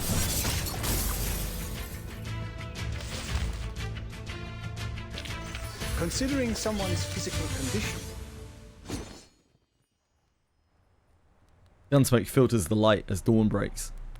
Every 5 bursts, the maximum relay distance for cavalry field radios, the steppe is dawned by gunfire and the cries of men and horses. Thought you'd outflank me from the left bank and cut off my supply line? Ivan Ivanovich, I almost thought better of you. Even in this era, cavalry have outlived their use. Not far off, a Manus ritualist counts the night's catch, murmuring steadily to herself. 11, 12, 13 arcanas in total. But the unit we sent into the city has gone silent. Already dead, likely. The ritualist seems pleased, nods and curls a finger. An invisible chain seems to clamp around his neck. Sergei and 12 other captive arcanists are wrenched forward. A deep cold starts to creep up Sergei's legs. He looks down. The earth is frozen hard from a chill conjured from thin air. It has glued his boots in place. What's the meaning of this, Krutov? Rudolf straightens his cuff, looking annoyed. You sent Manus soldiers into Belgrade without my consent. This is far from the cooperation I was expecting. To be absolutely clear, General, Manus Vindictae soldiers But then against are Arcanus not sounds under your terrifying. Yeah, command. absolutely. You insisted on diverting your main force to attack Igor, seriously disrupting our efforts in the region. Do you call that I think Moore is pretty cooperation? terrifying to start with. Those atrocious flying witches are flitting around, destroying War crimes and our stuff, rights yeah? as we speak. Yeah, absolutely. And I won't even speak of the Arcanists we could have recruited if it were for the battle. I don't know where arcane skills like tie into the Geneva Convention though.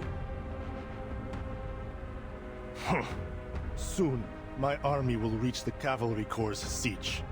Igor will be forced out of his hole, his pathetic life will end, and his so-called legion will crumble. As for the rest of them, they're beneath concern. The Shivering dawn so will much. soon be under my control. Of course, our victory Not cold, could be just- brought about even sooner with that gateway. Just open it and teleport my men directly into the siege. Nah, it doesn't yet, I think. In this era, I guess it doesn't. It cannot be done until you pass the mask trial and earn the right to enter it. The main convention was 1940. Yeah, it was after World War II. 1949. Ah, these masks. A convenient excuse to undermine. We're in 1920 right now. If you refuse to scratch my back, don't expect me to scratch yours. My army will achieve victory. With or without your cheap tricks. Pray, do as you please, General. Now, would you allow me to return these Arcanas to her embrace? Krutov sniffs and waves a hand. Frozen ground holding the prisoners begins to thaw. Deal with the injured humans while you're at it. They're no use to me. My pleasure. The ritualist pulls a bottle of smelling salts from her sleeve. Blow till thou brass thy wind. Bitter powder scatters on the wind, swirling and twisting among the captives. Blood boils in their veins, their eyes, hearts and minds tuning into a strange rhythm. Sergei's thoughts have never been so clear. Wild excitement grabs him by the neck, willing him to turn toward his captured commander. The ritualist's arcane skill strangles the scream in Sergei's throat. His face contorts, his eyes bulging red as if possessed by some beast. In the red haze, his friends, his family, even his heaven all fall away.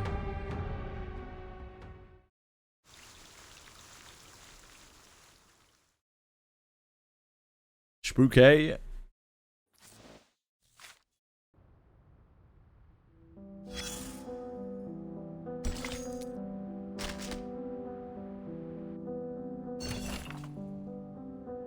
Rid of the raindrops ending scene. Yeah, they cycle them after a while.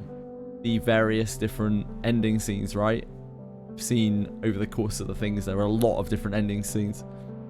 No advancement in biotechnology shall come at the cost of researcher safety. It's been blacked out. Picrasma tree extract and its preparation method. Abstract.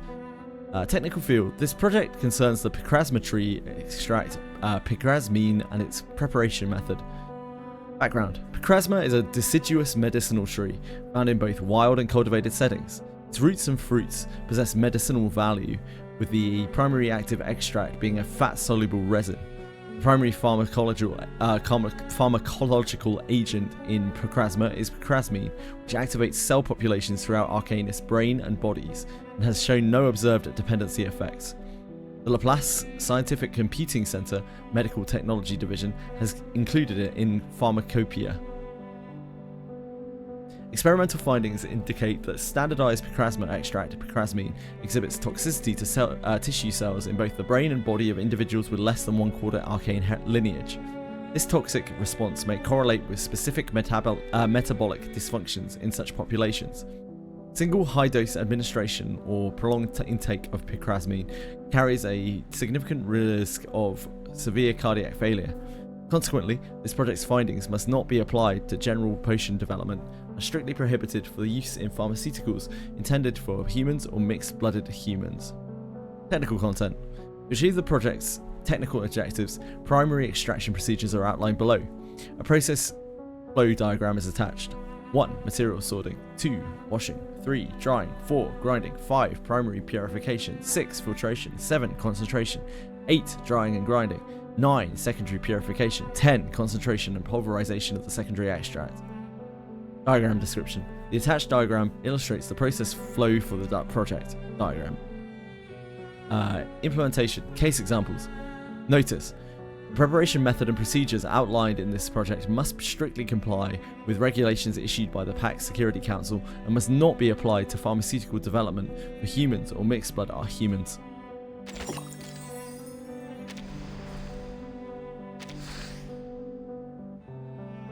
Yeah, look how many characters there are in this.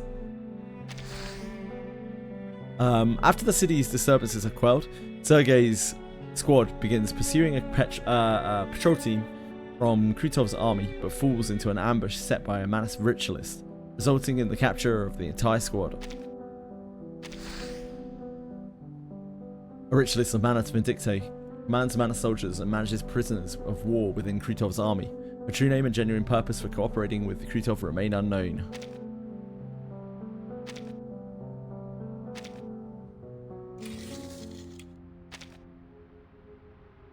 Krutov and the ritualist clash over the terms of the cooperation.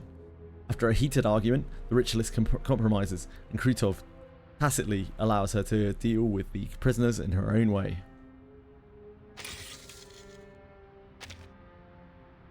A cavalry corps detachment pursues enemy forces into the upper reaches of the Don River, but runs into an ambush and is captured in its entirety. We caught those bumpkins on horseback in no time at all. Ridiculous, really. They have no idea what Manus Vindictae is capable of. The ritualists will make sure they suffer properly. Having said that, this mask is a nightmare to wear. You can barely see at night. The constant whispering makes it impossible to sleep. The black liquid leaking from it, whether it's water or oil. I cannot tell. It soaks straight through my uniform. Everyone washes their clothes in the river. At this rate, the water will turn to black sooner or later.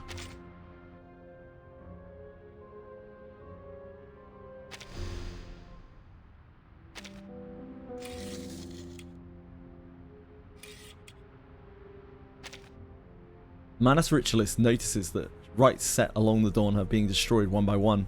Combined with reconnaissance reports from Krutor's army, they prepare to intercept the forces responsible. According to further communication from the Timekeeper, Flying Witches are currently dismantling the rites established by Manus Vindictae along the eastern front, acting on intelligence provided by the rebel admiral. The operation is expected to resolve the Golden Famine affecting the region. During the Cavalry Corps operations, Timekeeper will also assume responsibility for part of the communications between the Corps and the Xeno Command Center. The third rite lies on the western side of the Upper Dawn. Unlike the previous sites, it is guarded by a small number of Manus Vindictae soldiers. Flying Witches eliminate them all. Flying Witches reach the mountainous region southeast of the Dawn and successfully dismantled the fourth rite. As the operation progresses smoothly, some members begin to lower their guard. Lilia issues a timely warning.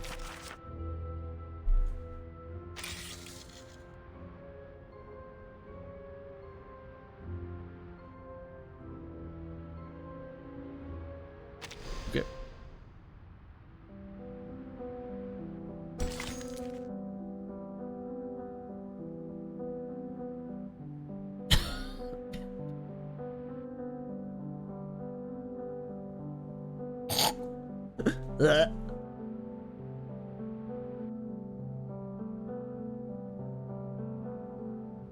I need more water. Oh dear. Sorry guys. Be right back in a second. Oh boy.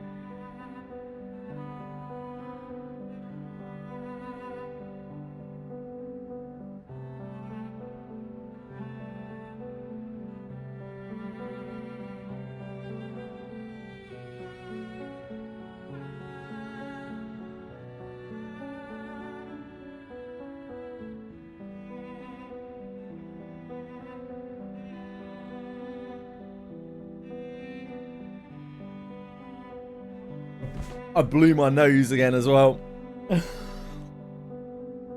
Hopefully that's decongesting me a little bit. My apologies. I'm not in a great state today. Hello, 3 Fuzz.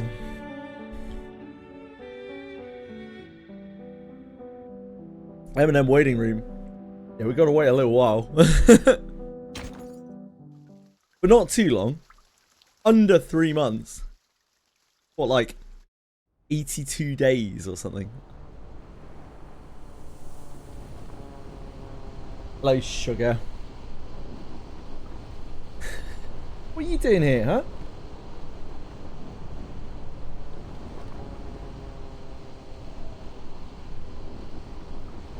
The flight unit makes a slow descent as they circle above the plains.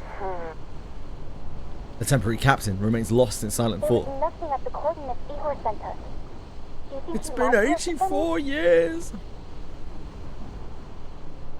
I am here and not waiting for M&M.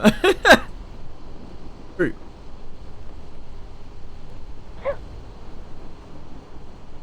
Those in the air sense the changes in weather before the creatures of the earth do. A sharp wind sends a shiver through their The ranks. weather's gotten colder every time we destroy the ride. I don't see why she'd only streak us with the last sight. Then what's going on?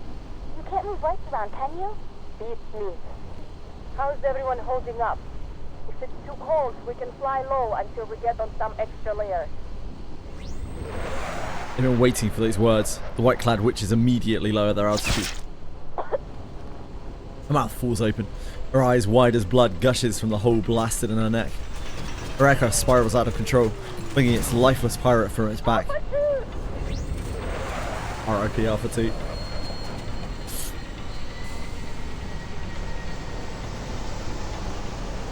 Lilia plunges into a near vertical dive, catching the falling witch before she hits the ground. What a hero. Alpha 1 and 3, break formation and stay low. Flush out the shooter. Get a grip, the rest of you. Alpha 4, 5, and 6, pull up and stay out of range of those rats on the ground. Lieutenant! Alpha 4 circles low, igniting the dry riverside reeds and revealing the black-clad forces hidden among them. The menace are gaining on us. Lilia crouches and gently closes her wingmate's eyes. She grabs Red 38 and stands, the fire of the burning reeds blazing in her eyes. Good. They can watch as I tear them apart piece by piece. Are we silent and trumpets? Is that what's happening here? Oh boy, it seems we are. Let's kill time together. His trumpets sound. The Judgment Day has come.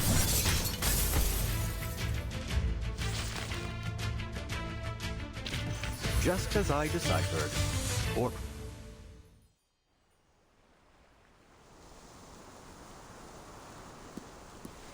She wipes the blood from her cheek, warm and red from a pilot who had just moments ago been scratching her head in bewilderment. A whole life lost. Just like that. The flying witches descend, landing nearby. Lieutenant. A faint light returns to her dull, weary eyes. Take her to Beregrad along with Alpha 5. We'll bring her home once the battle's over. The rest of us will keep looking for the last ride. Mission's clear. The Manus must be stopped. I want everyone watching for threats from the ground at all times. Yeah, with a witch Can't hat. Yeah, let she's this in happen in again. a Foundation uniform as well. She hates it. She's a active commander of this like witch squadron. She watches as the team forms up and rises again.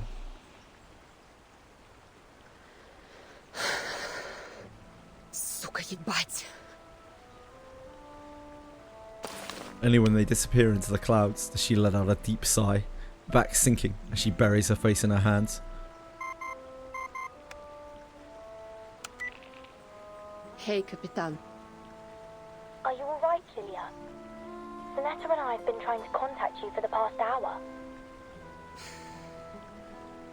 Sorry. Manus rats kept me busy. About 42 miles southeast of Beregrad, my squadron was ambushed by the Manus. Alpha 2 didn't make it. Really, really, Bellicote.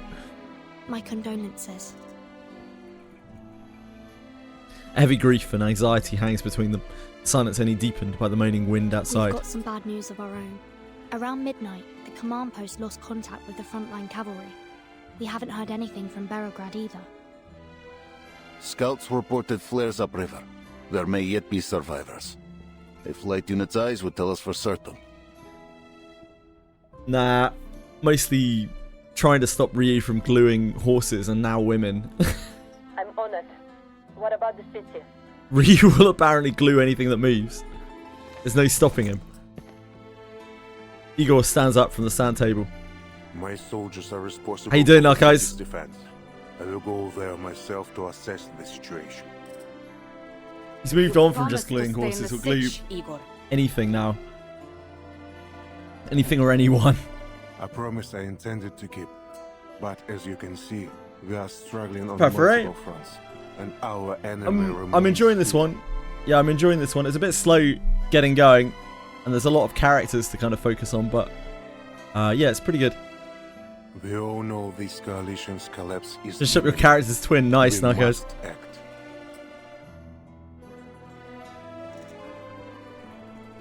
After a beat, the commander speaks. I'll lend you a horse. Appreciate it, but I will need more than that. What is it? This. Igor reveals the Arcanum suppressing runes on his arm. Always offering a devil's bargain. Another clause in that twisted code of yours? Wish my nose would stay.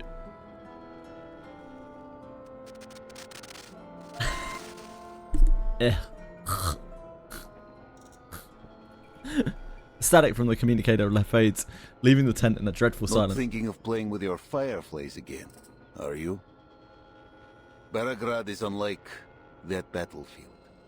Tens of thousands have stayed in the city. Raining fire from above will do us no good. No. He looks down at the jar in his hand. The fireflies inside flicker and flutter. I will take action only at the right time and place. Our goals remain the same, to win this battle for everyone. My horse, Sternova. Commander. She silences herself, buries her brow, and leaves.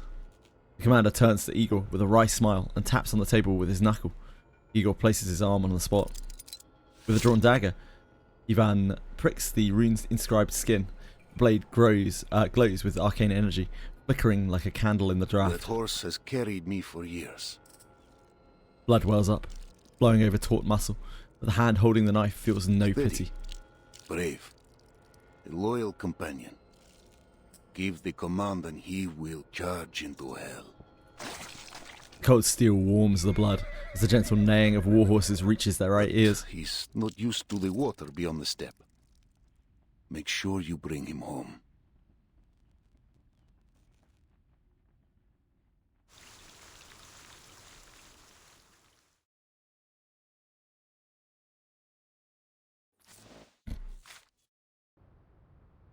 Rice cakes are pretty delicious. I'm there for some rice cakes.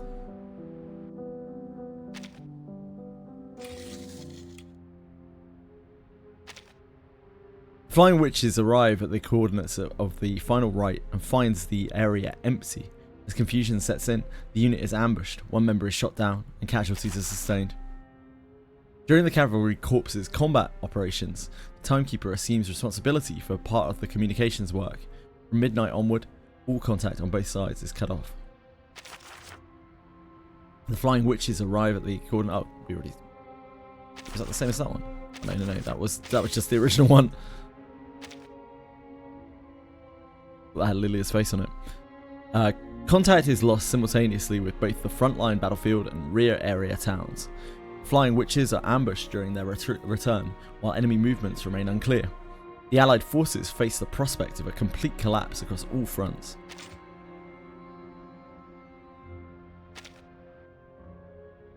The intelligence provided by Igor has proven accurate, except for the final site. The flight unit has sustained casualties, and the location of the last rite remains unknown. We require external support. Narcos, that's very kind of you, man. I really appreciate you giving us up to Miyabi. Very, very nice of you. Thank you so much. I really, really mean it. Thanks, man. Hey, Miyabi. How are you? Enjoy your sub.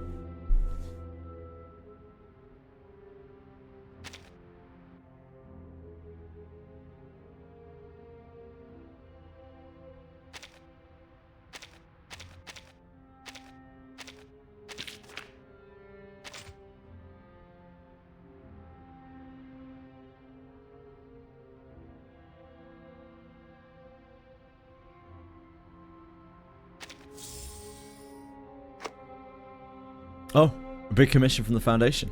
You're looking for someone. Give me a personal item belonging to the target. You're hunting arcane rites. Fragments will do. Anything marked with the rite. Soil, scraps of paper. Blow it to bits. Doesn't matter. Let me take a look. This is... Are you sure what you're looking for is a rite? From where I stand, this rite seems to have grown legs. You've got a real problem on your hands.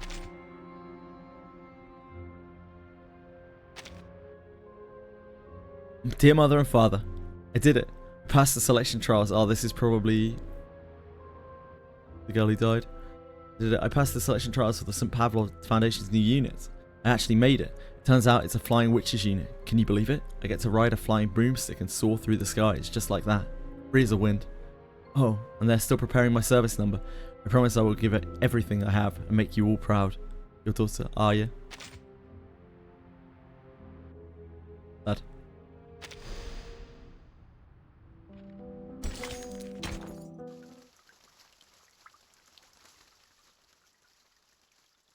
My announcements are broken? How so? What do you mean my announcements are broken?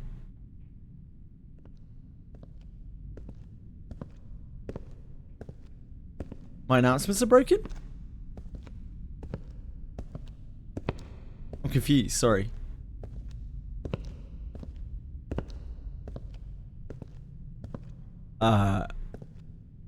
It came up in chat. Came up on... Oh yeah, it came up on stream.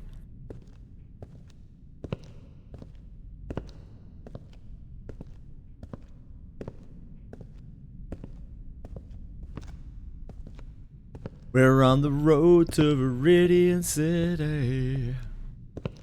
They all know Sageface. He's the one who brought the gunfire and the one who now guards them. The militia allows Igor to pass, even guiding him to where the Griffins are now quartered. I'm glad to see you still remember Xeno's teachings, Ptolemy. When facing a bombardment, you move all vulnerable units under... Silence. A row of bodies under white sheets. On each pair of eyes rest 2 sugar cubes, pressing their lids shut. Ptolemy sits behind them, shrouded in a dark shadow. Father.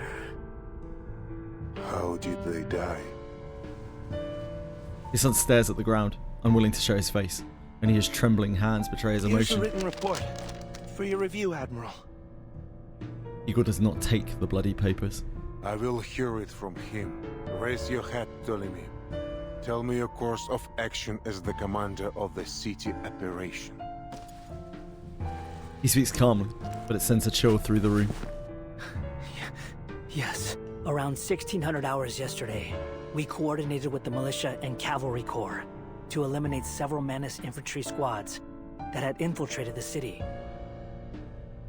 You already reported that during our last communication. And after the signal was jammed? I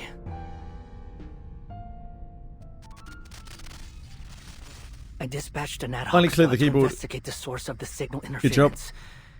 5 Arcanist infantry troopers and 2 technicians. Yaroslav Levchuk was the squad leader. What else did you order them to do? His father has torn away the veil, while shame burns in Ptolemy's face. Fear freezes his words. I ordered them to sneak into the forest, to find traces of Krutov at any cost. And then 6 corpses were delivered to the entrance of our base. You allowed yourself to be blinded with hatred, Ptolemy. How can I entrust you with the Griffin Legion if you can't maintain a steady hand? I know, Father. I made a grave mistake. I will accept whatever punishment you see fit. He pauses, the ache in his left eye socket betraying a resentment rarely shown in front of his father. But Krutov... I saw him! He was right there, hiding in the woods. I was so close I could see that arrogant sneer of his. Hear the incessant classical music playing from his tent. You know what he did to me. To us.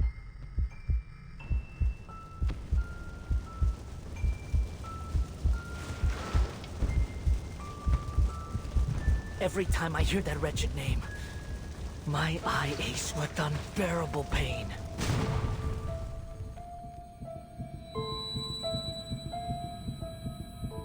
Strange ceiling, sharp, throbbing pain. Half the world has gone dark. Medic! Medic! I need morphine. They just gave you some, Ptolemy. Oh dear! What happened? Did our convoy hit a booby trap? No, not a booby trap.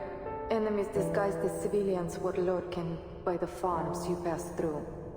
No one expected them to be hiding explosive blaze fuse cylinders beneath their clothes. Right. I remember. My eye. When will it be healed? The retina in your left eye took a severe burn in the explosion. I'll see to it that you recover as much as possible. For now, just rest. He understands what this means. You have to learn to fire from his other shoulder. Is Captain Krutov all right? We were in the same car.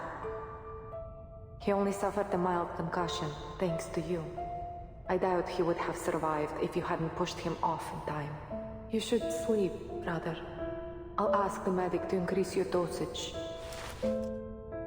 Ptolemy grips her arm tightly. Did we win?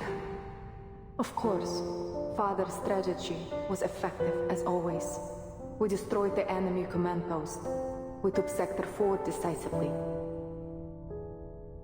Good. You need to rest too, Molly. And don't send for the medic. I don't need morphine anymore.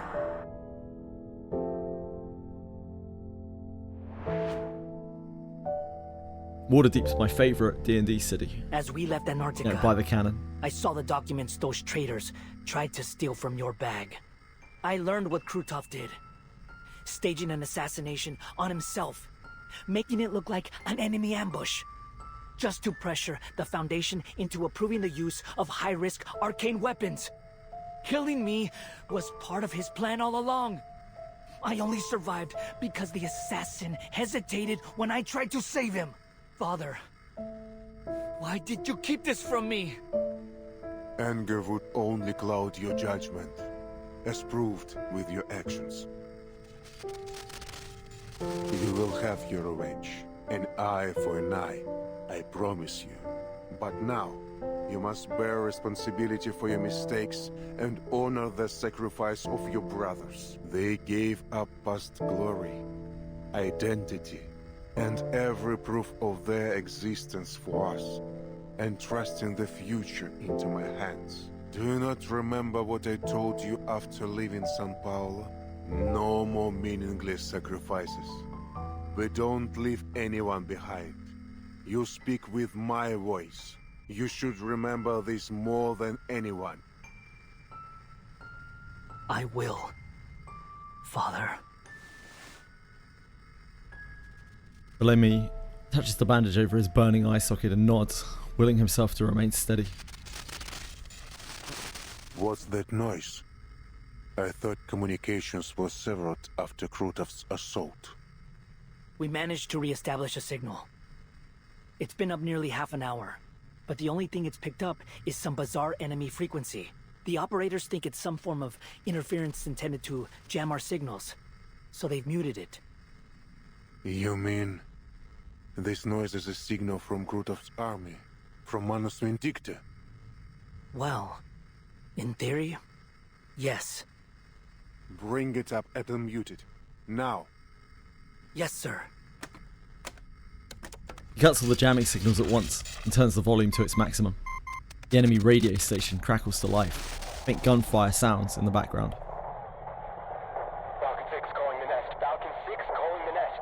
This is the 45th call. Please respond. Huh? What? Is it connected? Command, do you copy? We read you loud and clear. This is your commander. Report your status.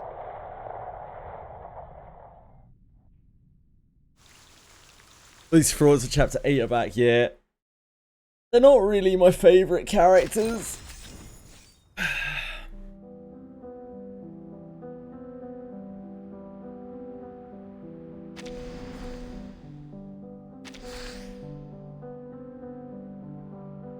Krutov was once a subordinate under Igor. Oh, wrong thing.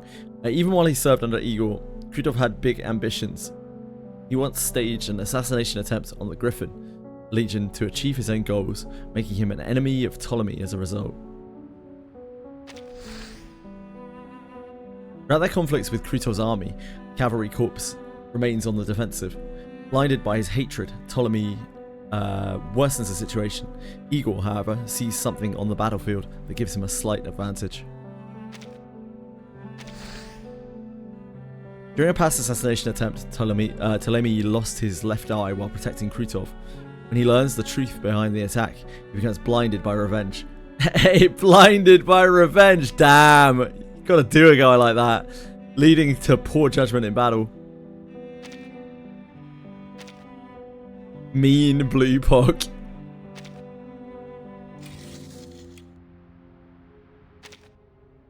The Griffin Legion detachment is ordered to infiltrate the woods outside Belgrade to gather intelligence on the enemy commander. The route is exposed, and the bodies of the fallen soldiers are later returned by the enemy. Igor personally returns to Belgrade to confirm the status of the missing units. He discovers that Ptolemy, acting on impulse, issued a faulty order that led to the complete annihilation of an ad hoc tactical squad.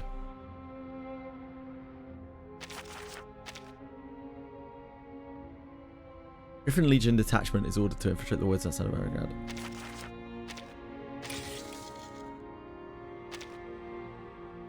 Kampev was sent to a rear hospital to recover after being shot in the lung.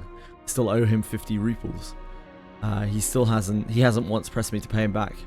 Demian lost an arm in an explosion. At the time he was in a trench getting ready to bring bread and drinks to the others.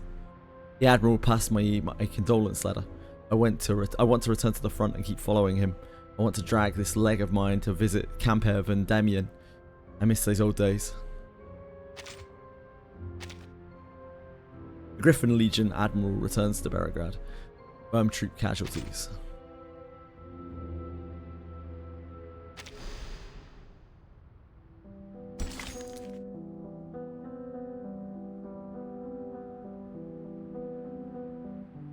Time for an eldritch being to come and destroy everything. Maybe. Oh, Arknights. Yeah, it's one of these things, isn't it? People in the School of Puns. Good to hear your voice, Admiral. Is that Levchuk? You're still alive? This is urgent. Enemy forces are marching toward the southern bank. Their armored convoy has already reached Damarovka. There are at least 2 armored divisions and 1 infantry division, plus 3 artillery regiments. Roger. Excellent, Narcos. Well done.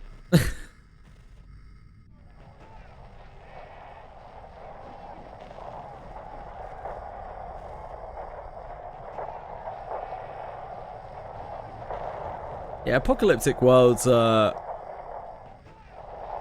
think, yeah, they're interesting to a lot of people because the stakes are automatically very high by the world being apocalyptic. It's kind of like a different sort of fantasy, right? Where, like, instead of magic, you have people doing really crazy shit because, like, There are no laws anymore. Gunfire in the background sharpens. Igor hopes it's just his mind playing tricks on him. How you doing, Capital? A squad will be sent to your rescue immediately.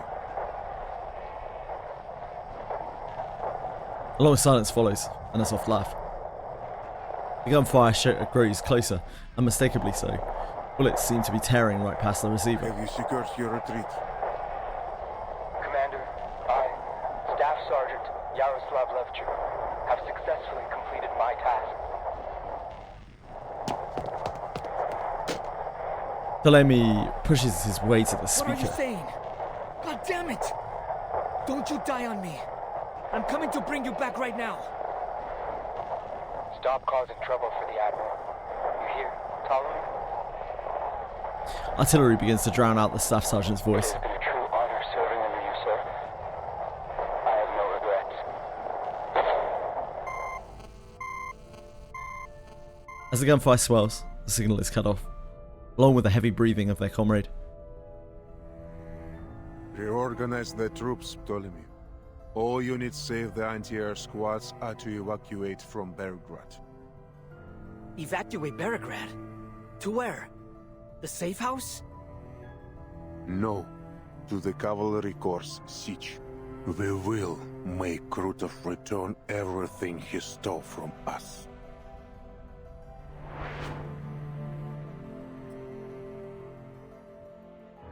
The Griffins bring the worst news.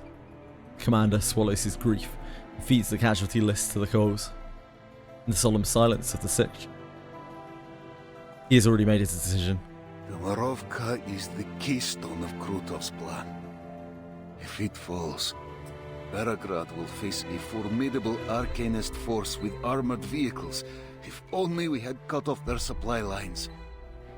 The Legion can launch a raid from inside Damarovka. They won't see it coming. Even if your griffins could strike the enemy undetected. The chief of staff paces the length of the sand table for the third time. They won't hold long if Krutov keeps getting supplies and reinforcements. We have to cut them off. But how? I saw plenty of soldiers standing out by their horses. Couldn't they? Они же всего лишь дети!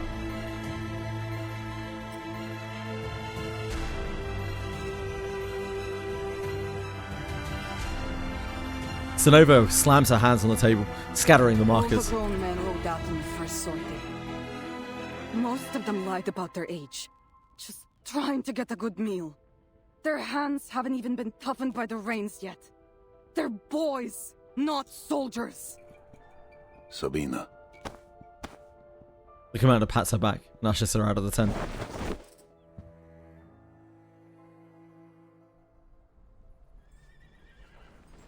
The boys stand in their oversized uniforms, rifle straps digging into their thin shoulders, shashka scabbards dragging against their soft legs. They stand quietly, their throats working under tight collars. Their silence suppresses her anger. Do you understand what you're facing? In all likelihood, you'll die on the battlefield. You'll never see home again. Don't take me for a kid, ma'am. I'm a Cossack, like my brother, sister, and my parents before me. Ura! The blood of the Cossacks, of heroes, runs through me.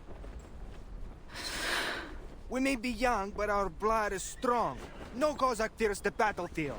If it means losing a hand, a leg, or even our lives, we'll do anything, make any sacrifice to protect our homeland. These familiar words strike her deep. See, Igor? These soldiers will drive those masked lunatics from this step. Your future rests with the young. We old-timers have no right to shape this era. The commander, eyes red, looks over these twin shadows. Tell me, great riders of this step, will victory be ours today? Победа будет за нами! His trumpets sound! Мы выгоним этих безумцев из нашего дома!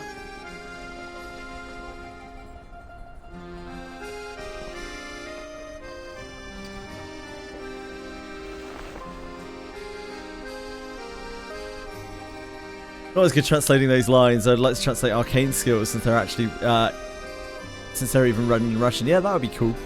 Commander looks back, meeting the heavy gaze of the rebel leader. Igor, this is our last chance.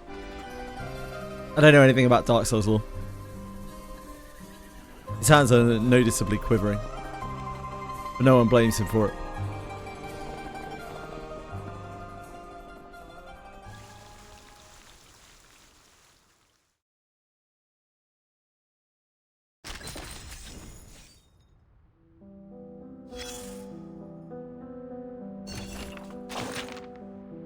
Have our fallen soldiers been given proper burials? Yes, each company held funerals with family farewells and rifle salutes, as you instructed. Nothing grand, but they can rest in peace now. And those little somethings following the veterans around for bread. How did you handle them? Were they all sent away? I need a report of more difficult matter, Commander. During our screening, we found that if we could gather all child soldiers, we could form 3 cavalry companies. Our old soldiers protected them very well. Emery died taking bullets for the kids in his squad. A heroic death. I knew Emery. He was the quartermaster in Murray's company, wasn't he? I pinned medals on him 3 times. Tim Murray also fell in the last battle. Commander, should we discharge all the underage soldiers? If we send them home, they might live longer.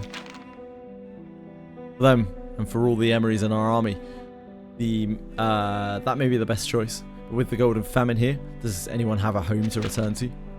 Alright, many folks among the Don or have already... Where are the children Emery protected? I'd like to speak with them. They're rallying other new recruits to petition to stay. They say they want to stay in the cavalry to avenge the veterans. Very well, let them stay. All these little... They want to help the cavalry. Transfer them to logistics. They can care for the war horses. Thank you, Commander. I mean, understood. I'll ensure strict supervision. As for revenge, as long as these old horses are still around, fools can stay out of it.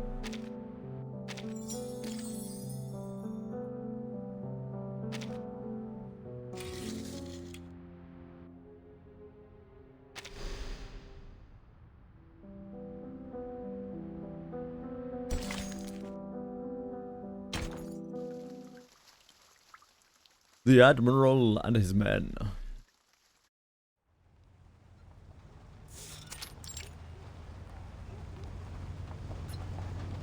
Heavy armor rolls into Tamarovka through the river shallows. Treads grind the village's stone road to dust. The heat from the machines scorches the old willows by the bridge, the following rush of wind peeling the ash from them. Sergei and the other captive arcanists are being marched to the village by the Manus ritualist. Those who fought now feed the frozen earth. Silence and obedience reign. Hey, what are you looking around for? Yeah, that's really problematic, Miyabi, in story writing. Focusing too much on those details actually ends up gumming up the process massively. You want broad strokes when you're writing. Happens to a lot of DMs when they start trying to DM as well. They spend too much time on the little minute details, and because of that, not only is the process very taxing, but also they focus on things that the players don't actually care about. And the same is similar in writing. Like, there's no point in focusing on the minutia, because most people won't give a shit.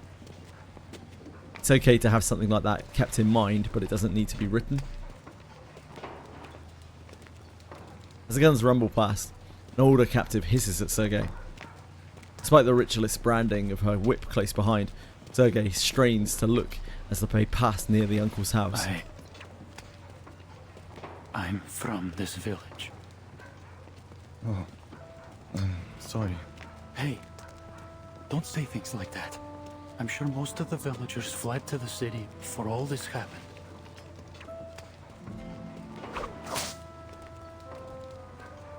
She lashes at Sergei's back, tearing flesh. Blood runs down the grooves of the whip, coating the inscriptions in a shimmering scarlet glaze.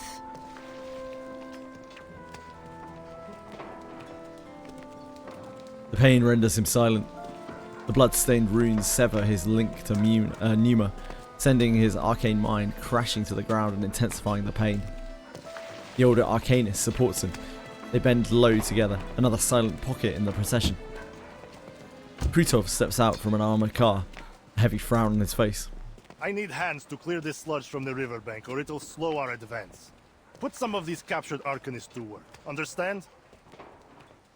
It would be my pleasure, General, but I'm afraid they'll be of little use.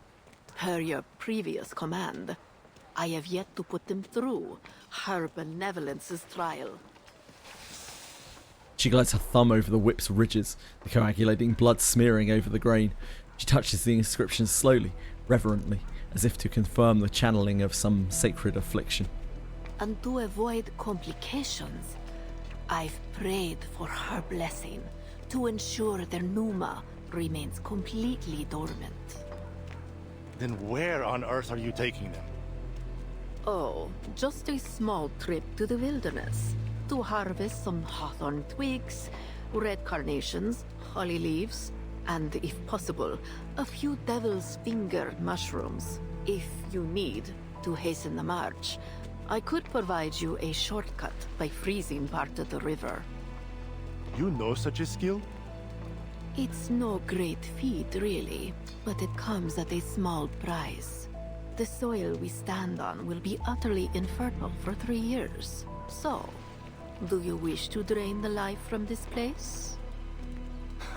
As if I give a damn about some pitiful village. Krutov lifts his chin to signal the ritualist to act.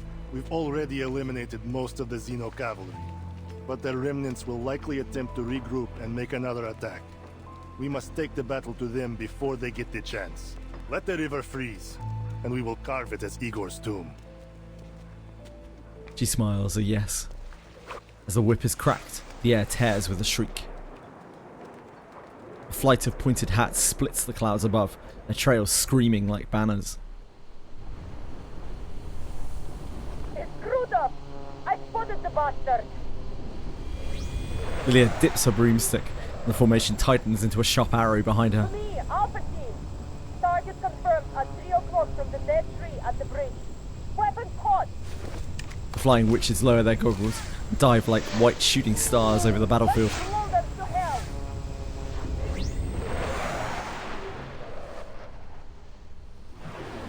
Raven 3, Pyrodrake, Phlogiston incendiaries rain down on the Manus forces. After a brief pause, flames pour from the fire dragons, crawling into the armoured cars through the observation ports. The black cage is engulfed in seconds. The glow illuminates the bloodied faces of the captives. After a stunned moment, they break for the open land like wolves fleeing a burning forest. They're getting away. An officer fires at their backs, the whip gashes illuminated by the flames as they make the desperate bid for freedom. Some fall, while others stumble on to the outskirts of the village. Don't waste your bullets. Krutov raises a hand, stopping the masked officer. He looks up at the white specks, fading into the clouds. There are only a few of these flying pests. Call the air units to take them down. Where's the rest of your army? Krutov points toward the hazy outline of the city in the distance. Welcome back, Narcos. They're marching on Berigrad as we speak. If you want to capture Tamarovka, why not concentrate your forces? Over half the Xeno cavalrymen are gone. When my men storm the city, they will crumble at my feet, and Igor will be mine. Let's hope everything goes as smoothly as you say. I'll be taking my leave now. Why does this Manus officer sound like a 17-year-old edgelord kid who wears a leather jacket and carries around a katana? Yeah, let's hope everything goes as smoothly as you say. I'll be taking my leave now. The officer turns, his foot sinking into soft. Oh, sir. Fireflies rise from the liquid ground. You. It's been a long time, Krutov. Charging headfirst alone into the wolf's den. Your tactical brilliance continues to astound. You haven't changed a bit, my friend. Arrogant and ignorant in equal measure. Alone? I'm afraid not. Meet my new allies.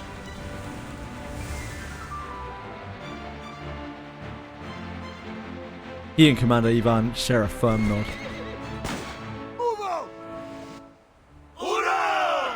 The boys rear their horses, their shashkas and voices raised high to the sky. The cavalry splits, charging down the clear paths leading out of the villages.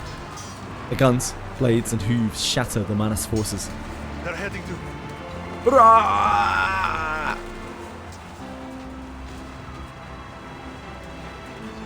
As a former member of the Sentinel unit, it takes him only a moment to grasp Igor's tactic. They're going to cut us off! Third Company, stop those riders at once! Griffins, pin down the Manus infantry. Oh, Lieutenant Darwin. Krutov smiles a cruel smile, as if mocking a cub that has overestimated its strength. I hope you're not suffering too much from the pain where I should be. Fucking traitor! Bloody Shashka cuts through the air. Hold back, Ptolemy. It's not time yet. Yes, Father. Ptolemy's surrender widens Krutov's grin. He treads on the pride of his former squadmate with almost gleeful mockery. Oh, what a pitiful boy. Can't even hold his gun steady without Daddy's help. Another blade stops just 3 inches from Krutov's chest. You've been dying to kill me, Krutov. Now's your chance.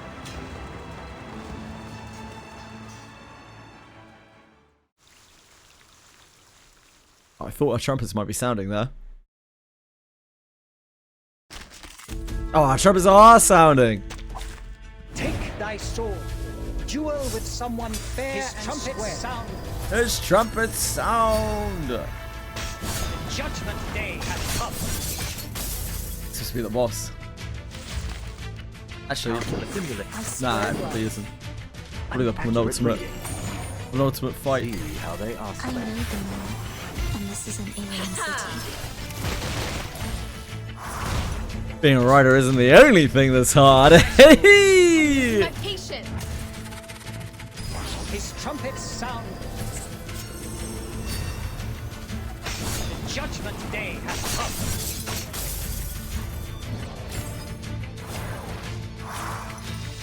Brave, merci. Brave. Never hesitate. You seem to have hit an HP The gate. sword is drawn. Never hesitate.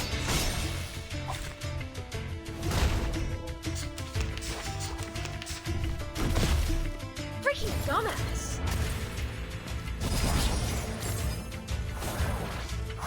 Merci, brave, merci. A sword sharp. May have to read here. It's definitely possible. The sword is drawn. Sempre caro mi su quest'ermo cole. The ground shifted. Oh, there we go. Everyone, stay. You've grown weak, Igor. You don't deserve the reverence you once held. Look, even the land itself turns on you. Infiltration detected. Freaking dumbass.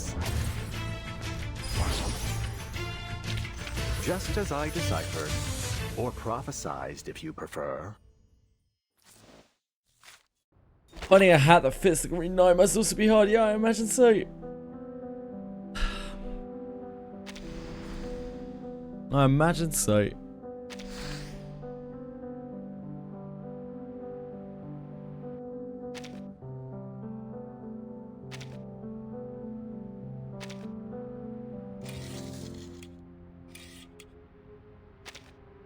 To defend their homeland, the remaining young cavalry corps members choose to embrace the risk of death and follow their commander into the coming operation.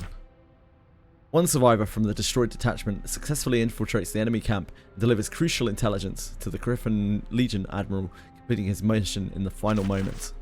To defend their homeland, the remaining young cavalry corps members choose to embrace the risk of death and follow their commander into the coming operation. Yeah. Ooh.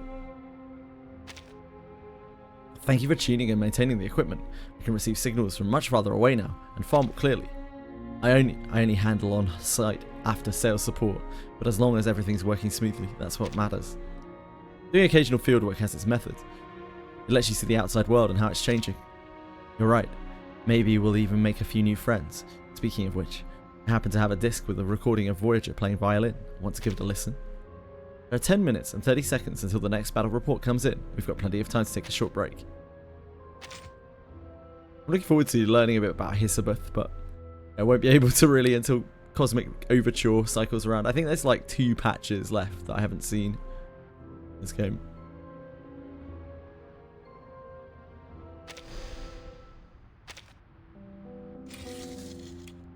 What did I miss here?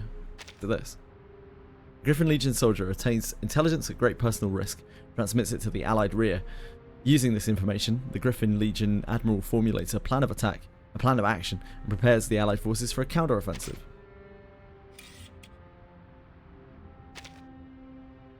Using an arcane skill, Igor teleports the Allied forces into the heart of the battlefield, launching a surprise assault on Krutov's army. As Krutov's forces advance near Tamarovka, they are suddenly ambushed by the cavalry corps. Teleporting into the battlefield by Igor's arcane skill. Realizing Igor's intentions, Krutov immediately orders his troops to counterattack. Flying witches spot Krutov and his forces on the battlefield below and launch an aerial bombardment.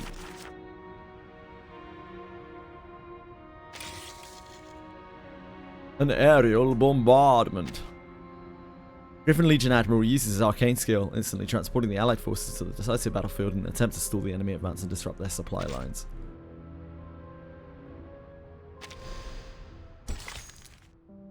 I believe this is the last... Oh, whoops. The last battle stage, I think.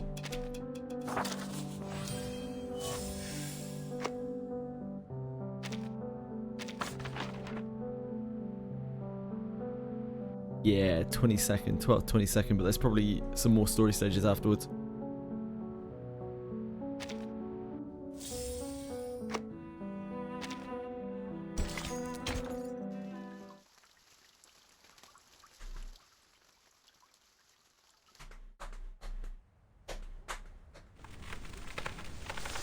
The red willow that has watched over the Cossacks for over a century lies fractured. The ground that should have been firm and warm has turned into a sticky mire, trapping Igor by the legs. Blood courses through his already throbbing veins as the power borrowed from Baba Yaga puts an almost unbearable burden on his mixed blood arcanist body. You've grown stronger. Pinned like a hunted beast, you only watch as the enemy commander approaches. Admiral Igor. Krutov stops a few paces away. Still catching your breath from the teleport ritual? Igor only glares, his chest heaving. Krutov knows this proud old lion will not plead, not even in his last moments. Don't worry, I'll soon put you out of your misery. But first, answer me one question.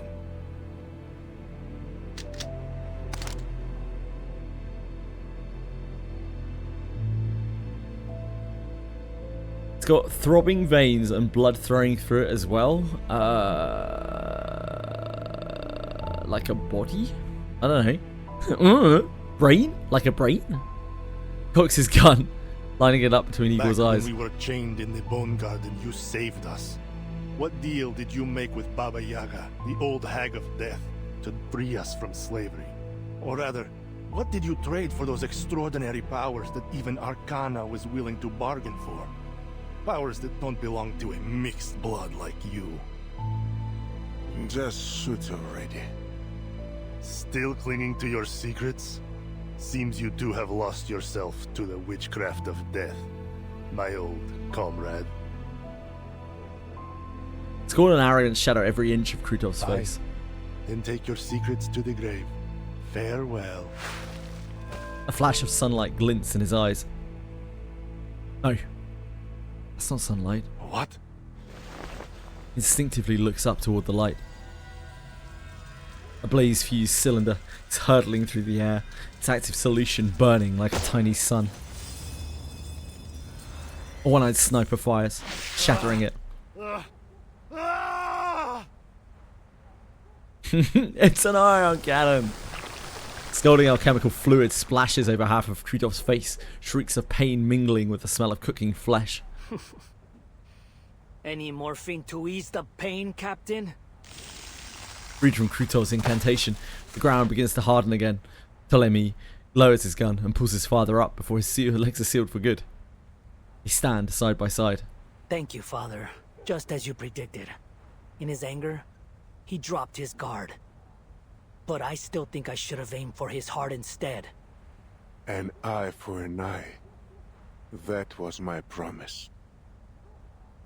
He glances past Ptolemy's shoulder at the man he once fought beside. Krutov kneels, his burnt face buried in his hand, his charred skin sticking to the cold leather gloves. No mortal can transcend eternity, Krutov. I already told you this. The power Manus Vindicta offers is nothing but a poison chalice. Drinking it down will only lead to your doom. No! I'm no weakling like you, Igor. I won't flinch from the pursuit of strength. You just two-faced this guy. His whole body is quivering. I won't make the same mistake you did. Wait, what's he holding? Between his hands and ruined flesh, a familiar dark mask Forgive appears. my earlier ignorance, Your Holiness. From this moment on, I will eternally praise your yes. name.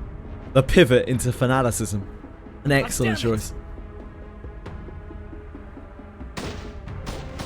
Ptolemy fires at Krutov. The bullet hits a wall of ice before it reaches him. Krutov shakes and murmurs to himself as he undergoes the trial. Ptolemy paces forward, readying himself to tear the mask from him. Smash that mask to pieces. No, stay back. Igor grabs his shoulder and pulls him back. A sharp wall of ice slices through the air in front of him. I hear your wise words. I should have listened to you long ago. I should have seen the truth of this world. Ah, yes. Krutov lowers his hands, melted flesh of his face drooping like soft wax and sticky amber threads. Mother of resurrection. With the hand-shaped mask cradling his eyes, a whirlwind of chilling air begins to spread from Krutov. This coat, it's... I see. Krutov has passed the mask trial. That Manus ritualist must be hiding nearby. She's given him the power to contain the entire stolen winter on his own. What? So that's why the Flying Witches couldn't fully stop the ritual. Who'd have thought Krutov was... Igor draws his shashka. It trembles in the sudden cold, frost forming as diamonds along its blade. Inform Lieutenant Lilia at once. We found the final rite. We found some trumpets that need to be sounded!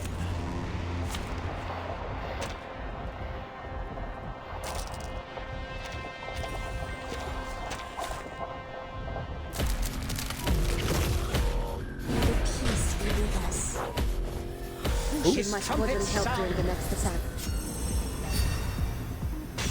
The Judgment Day has come.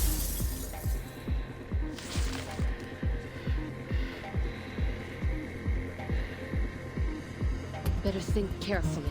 It seems he's developed the traits of a terror fiend after passing Manus Vindicta's trial. Like, usually the bosses aren't autoable. Watch out for his But this one looks like it is.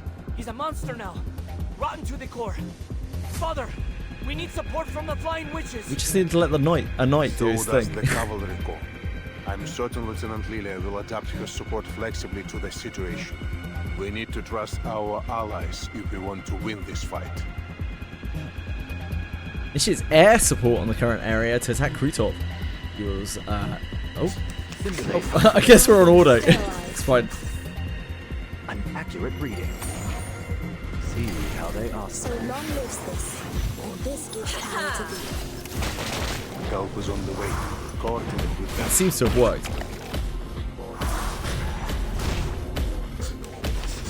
His trumpets The trumpets are owned! Judgment Day has come.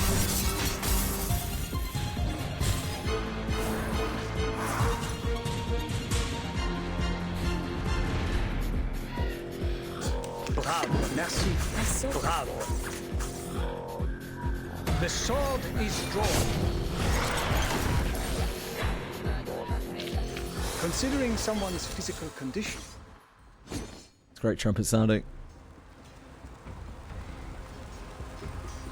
Living ice swirls and bites at their wrists, climbing up their arms to their torsos.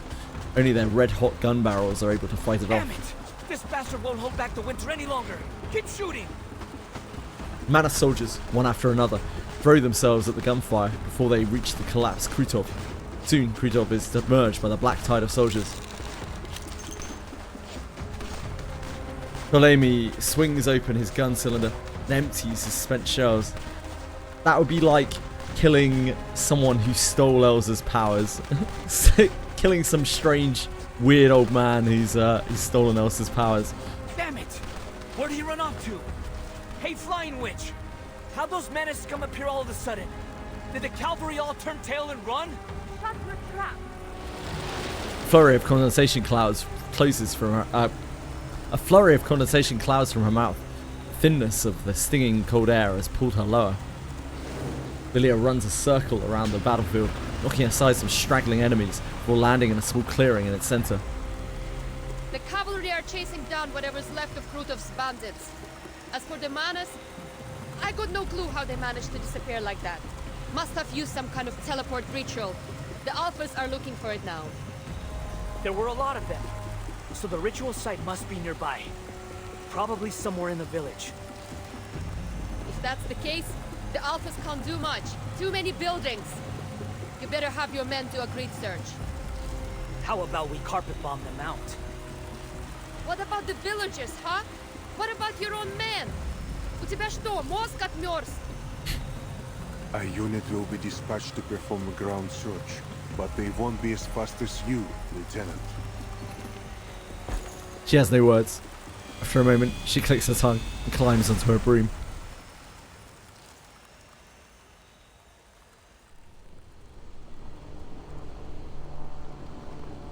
Based on the direction of the reinforcements, the teleport ritual site must be in the south of the village. Freezing my butt off here. Ugh. Where is the damn thing? A whole army went through it. No way it just disappeared without a trace. Блять! Lilia squints as a glare from somewhere on the ground almost blinds her. She banks hard, just barely avoiding a roof. She tries to hide in the clouds, but the glare follows her with every turn. I swear, if I catch the ground duster who dares dazzle me right now, Liat, yeah, that's a very well known one. Missile to the face.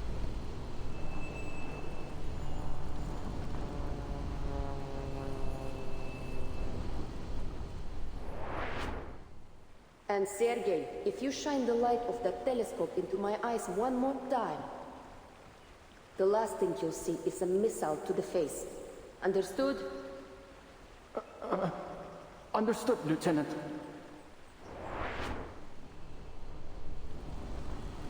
Sergei! She pulls down her goggles, drops lower, and searches for the light's source. It's a pair of binoculars, half shattered, looking like a sorry children's kaleidoscope. They're in the hands of a wounded young rider in Xeno uniform, looking just as tattered. He waves as he jumps, lively as a grassland hare, one hand pointed. What's he pointing at? The stable? Why? There's something in the stable? She spots a limping Krutov being led into her stable by the ritualist. Oh, I did not mean to click that. I see them, Sergei! Stay back!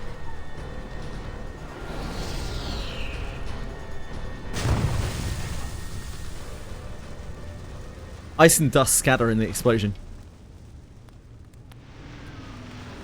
By the time Lilia lands near the ruined stable, Sergei is already digging through the wreckage like a mole. Didn't I tell you to stay away? Krutov and that ritualist could still be alive down there. No, it can't be. How? Sergei climbs out. brushes himself off, and runs to the lieutenant. The place is tiny, but I don't see them. Not even a trace.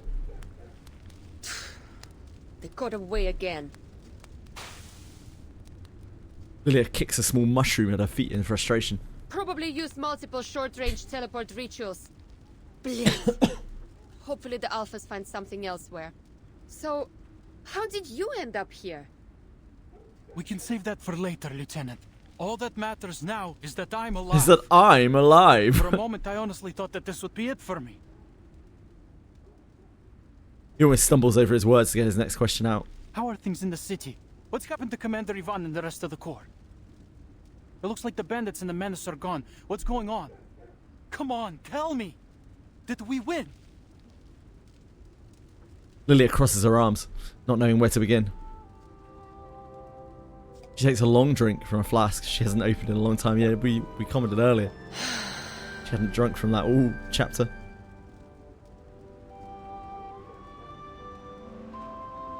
Winter returns, and with it, the eerie silence of snow.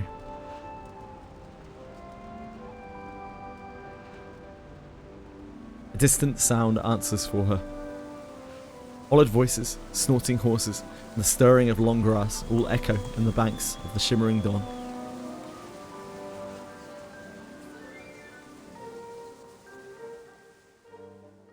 They did what they could. Some sins can never be redeemed. Yet, it is not too late to keep them from spreading, from taking root again.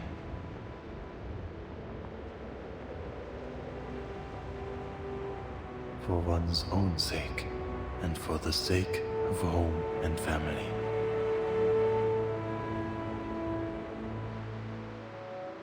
Bare fists struck steel behemoths.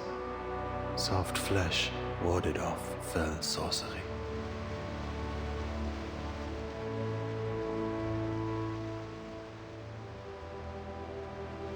Their brittle lives were laid down so that others might be spared.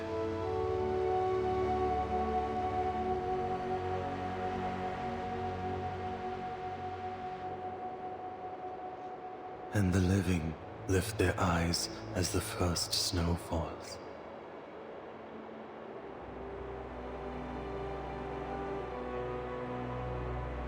Time finds its rightful course once more. Winter has come.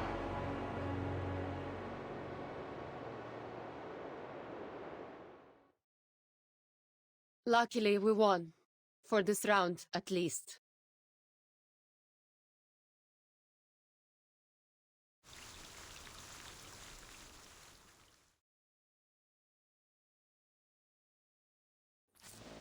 We're not quite done yet.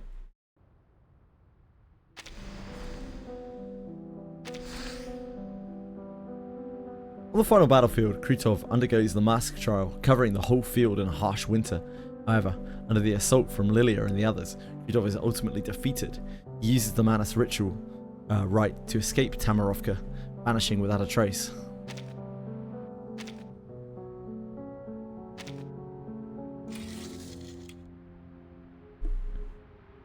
The only thing worse than a disposable villain is one that doesn't die. Chili, please don't lick my arm, thank you. Please don't lick my arm, thank you.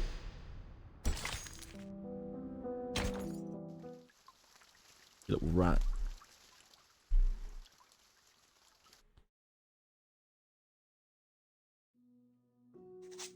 My mission on the Eastern Front is over, but the battle that took place here has left an indelible impression on me. It's in the city of Beregrad, civilians, barely knowing how to handle a gun, gave their all to defend their homes from bandits and Manus Vindictae. Their unyielding defense of the city streets brought crucial tactical space for the Xeno Cavalry Corps and their allies on the field, allowing them to Marsha was strike pretty the cool in this enemy's chapter. main force I mean, without restraint. it's their banner character, so they kind of had to make it cool, but yeah, she was pretty cool in this chapter. Some lost their lives, but many more will live because of their sacrifice. I am certain those names will be remembered on this step forever. As an aside, I ran into Charon here. What are the odds of that? It's a shame I don't have time to share more stories with you in just one letter.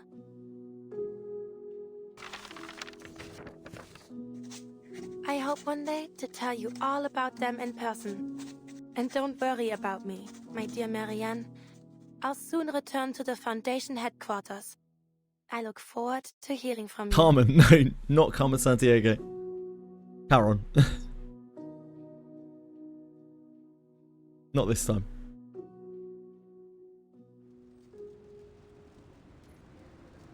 That the only letter you want to send?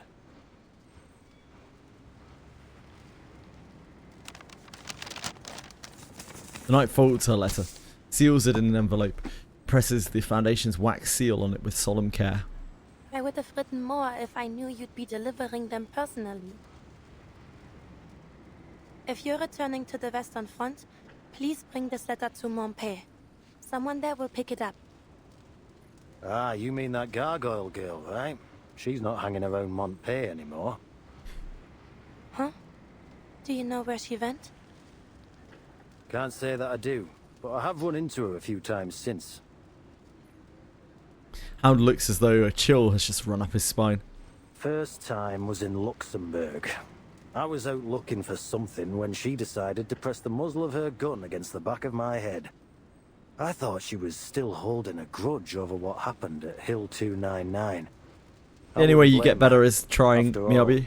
Creus owes her a hell of a lot more than a little thanks. But turns out she just wanted to have a chat with the member of the 12.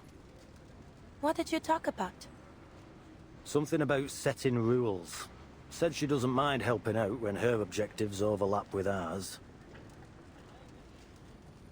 On the condition that we share with her each and every piece of information we have. Must have been serious, right? Doesn't seem like the kind of person who appreciates a joke. Maybe just your jokes. Could be.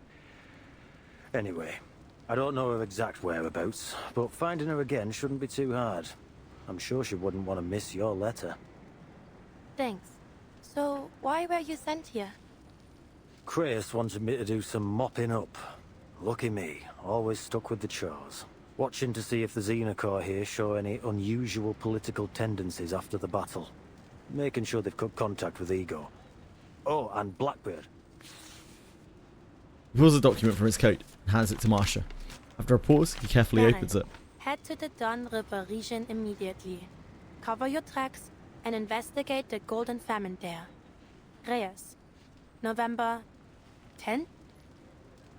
That was before Meryl's desertion. Then, she didn't run away after all? Nah, the date's fake. Creus wrote up this secret order right in front of me after your report. The seal on the signature hadn't even dried when I set out. Little paperwork filed after the fact. Should be harmless. I see. Are you sure you should have told Hello, me this? chill. Yamale's face darkens unexpectedly. We're on the same team. If we can't trust each other, we'll all end up in the ditch when shit hits the fan. Know what I mean? You make a good point. Meryl's still resting. Should I call for her now? I'm here. The deserter, spared for now by this secret order, peeks out from behind Marcia with a sheepish look on her face. Yamalai tilts his chin at her. Your days of fluttering under a babysitter's wings have come to an end, Blackbird. You may be off the Foundation's hook, but I'm afraid some form of internal punishment within the squad is inevitable. Internal punishment? Hearing this, Meryl takes a slow step back. Don't think you can get away again. Like catching a rabbit, the man pulls Meryl out from behind the knight. Chili, come on. Hey, go easy on her. I'll be keeping tabs on her from now on, Marcia. Even got a tracking serum. Creus's order. Tracking serum? Yeah, goof juice, invented by some eggheads. Goof Still juice. in development, actually. Our little runaway will make the perfect lab rat. I won't run again. Trust me, I swear. Keep that voice down. You trying to tell the entire world you're a deserter? Or you looking for a taste of Dumbbitter portion? No. He bites her lip. Masha gives her a light pat on the shoulder. Relax. I'll be traveling back with you.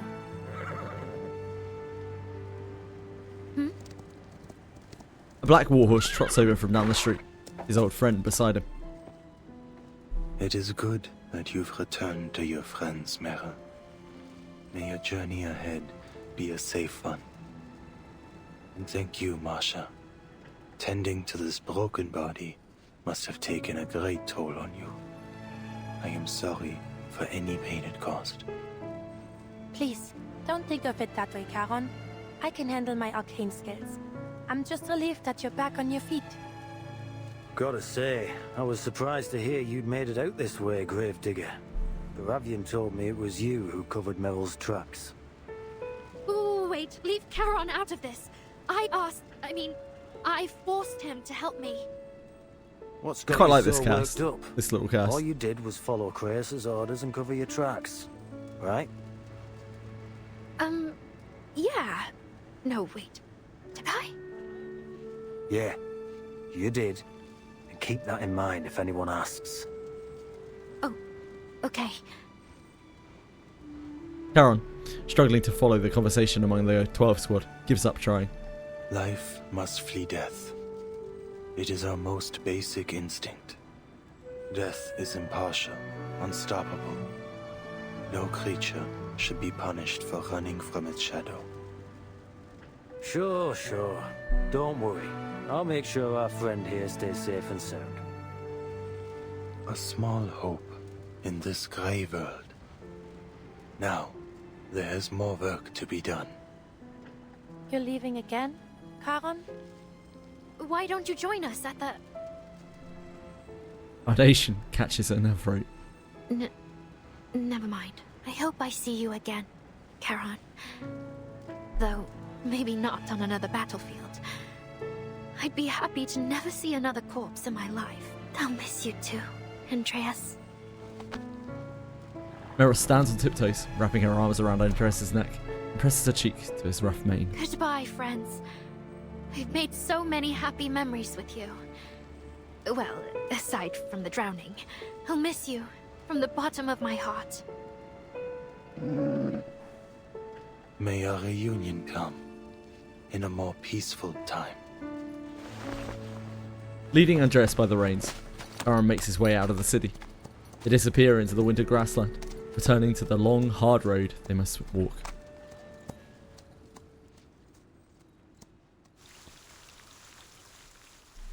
But there's still more.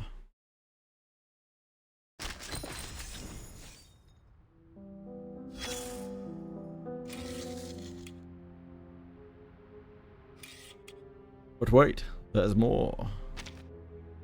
Igor uses himself as bait, enabling Ptolemy's strike to land true against Krutov. Cornered, Krutov accepts the trial of the Mantis Vindictae, releases the power he's amassed as a final right. Following Sergei's signal, Lilia identifies Krutov and the ritualist is attempting to escape and immediately launches another bombing run. Krutov ultimately escapes, but as the final rite, his withdrawal from the Don River basin marks the end of the Golden Famine. Igor uses himself as bait. Oh, we already saw that.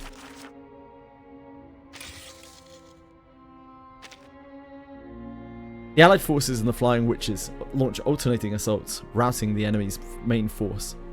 The Cavalry Corps continues pursuit of the retreating enemy. A government official in black and white checkered clothing shows up at the village. That's Foundation, right?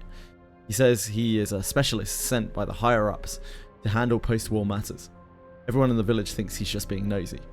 The people from Zeno say the famine is about to end. The village plans to plant potatoes as big as a person. Then they will hollow one out, turn it into sitch, and shove that specialist inside to stop him from snooping around.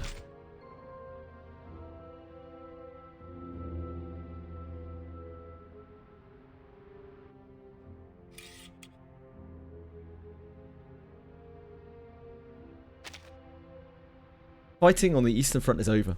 Ptolemy and I are alive, for now, We defeated Krutov's forces, but he escaped. There is still much to be dealt with. Once arrangements are complete, I will contact you again. Ulrich. Big 5-second save.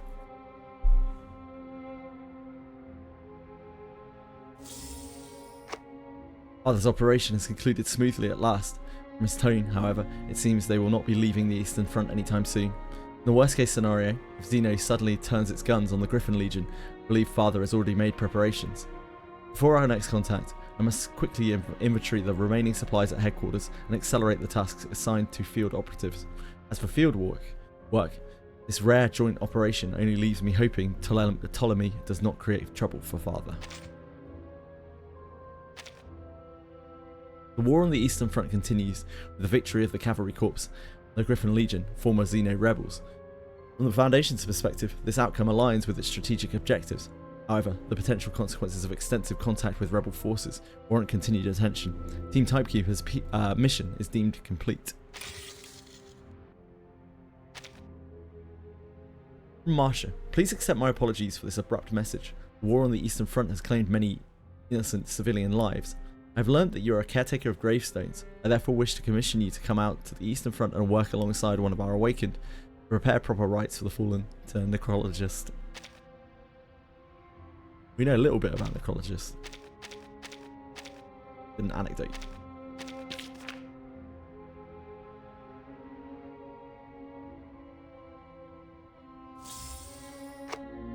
I tend to gravestones and I also fulfill their wishes. The dead and their gravestones are not the same thing, and the necrologist's involvement may not align with the wishes of the deceased. If you already understand this, then I will accept the commission. I've heard of the battlefield gravedigger from the Western Front, but he is awakened. Perhaps, like me, he is skilled at listening to the voices of gravestones. I look forward to meeting him. Aw, Karen's got a friend!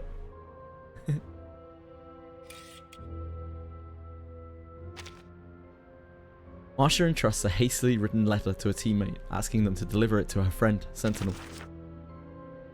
A member of the 12 squad brings word that Meryl will not be treated as a deserter, but must return to her unit to receive punishment.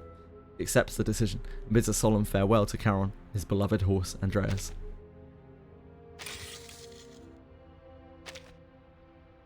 A member of the 12 squad arrives in Berograd to escort a teammate who deserted during the Western Front campaign back to the Foundation. The military department has received confirmation that Razor Squad has arrived in the Don River region on the Eastern Front. Please report on Razor Squad's operations to date and outline subsequent plans. To Razor Squad. Tornado.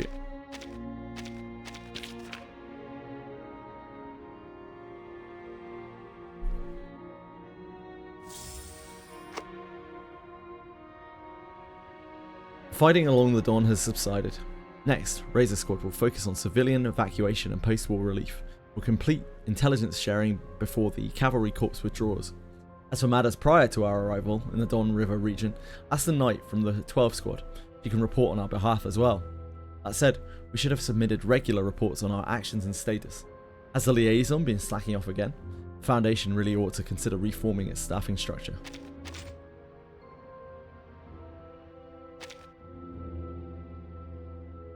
From Dennis, location Krakow. Identify candidate sites suitable for use as a secondary base. Krakow is an old city, packed with complex historical structures. Its layout favours defence, but its building structural integrity still need assessment. It's been added to the shortlist. Chili, come on! Personnel, Kiel.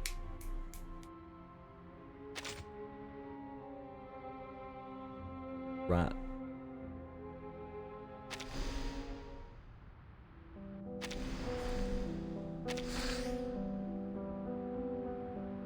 Hearing the secret order from the 12 squad, Meryl realises that she will not face punishment from the Foundation, but will still have to rejoin her old unit.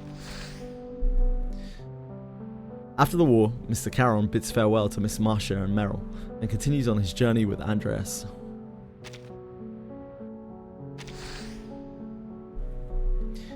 After the situation on the Eastern Front calms down, Miss Marsha receives a message from the 12 squad. She learns that Mr. Creus has already made thorough preparations for Meryl. Now her job is to escort her back to the Foundation. Upon learning of Meryl's desertion, Mr. Creus forges a secret order, assigning her to the Eastern Front to investigate the Golden Famine, preparing for her eventual return to the squad. Guy Creus. Some Foundation staff have been complaining about rats on this floor lately. Pure nonsense. Yamalai, wait, about that tracking serum thing. You were joking, right? Hey, Meryl. You're 2 hours later than yesterday. Maybe it's you who should be using a tracking serum on me, eh? I get it. There's no such thing as a tracking serum, is there? Want a drink? Here at the kitchen just received some fine bottles. Dear Hound, this really matters to me. I'm begging you. Prius, what a coincidence. You're here too. Captain, my written apologies on your desk and... Yamalai, you tricked me again. Wait. I had to sit through 3 meetings in a row this morning. My head's spinning. If you follow me again, I'll drag you straight to Creus. What? Don't... If you ask me, we should have left you on the step to fend for yourself. Why did Creus insist on dragging you back for an injection? So, the tracking serum actually exists? I'm really getting injected? That's right, you're getting a shot. One your beloved Captain took from some lab. Satisfied? Just stole it from a lab? I never said that. Wake up, Blackbird. Your time's running out. I'm leaving.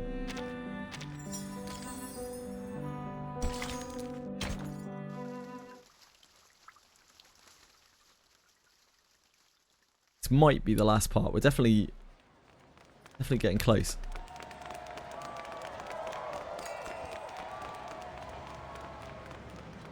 Ooh, I want to see this. Hold on.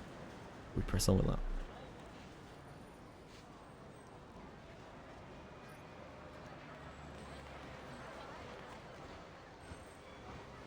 Google Chrome Audio.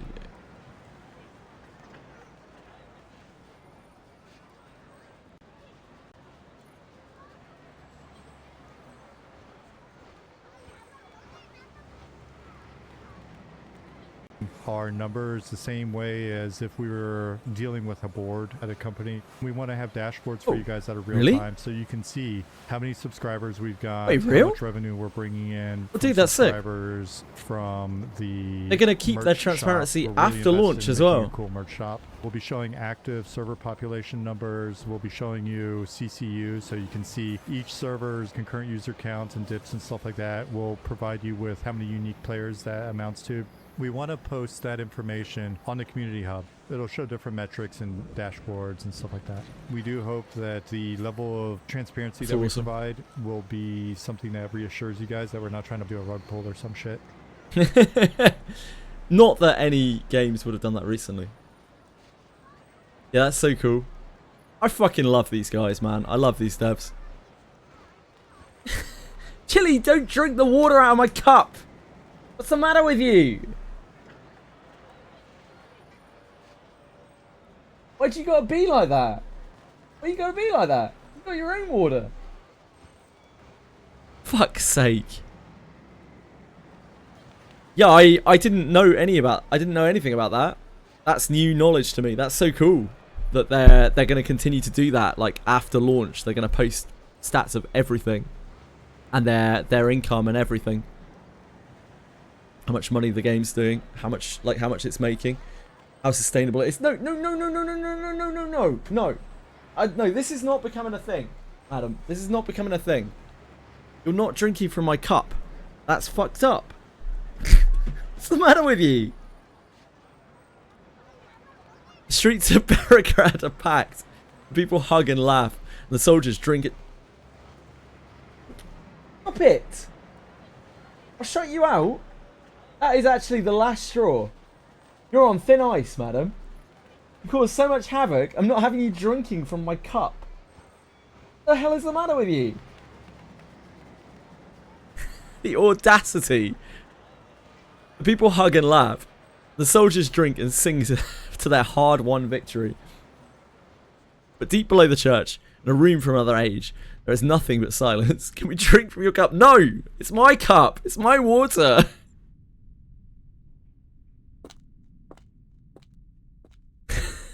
I already share my desk with the cat. And my lap and everything else here. The white marble chair is smooth and cold. The touch of a fingertip sends a distant call across time and space. Is it really you? Ah! She sits, and a pain prickles through her skin. Pain that is not her own.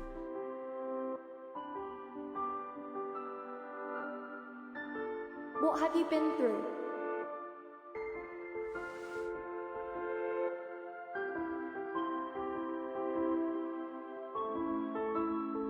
The audacity! We get to see the flashbacks to everything that Erd saw in her. In the various different chapters. Shh. We should let her get some rest. This is what chapter 8. Last one was what chapter 5 before.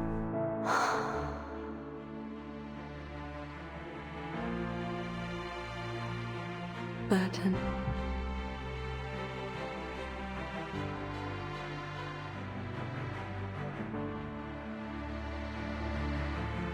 Who are you?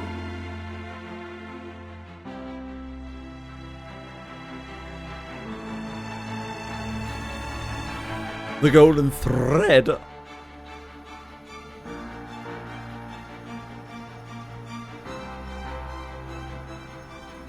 We all walk our own paths, seeking our own answers. But our paths will surely cross again.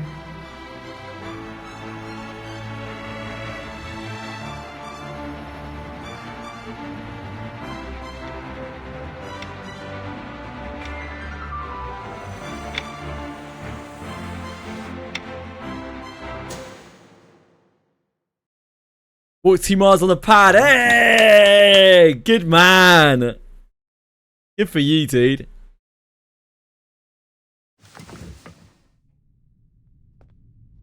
She gets to her feet, tearing her from those memories and thrusting her back into the real world.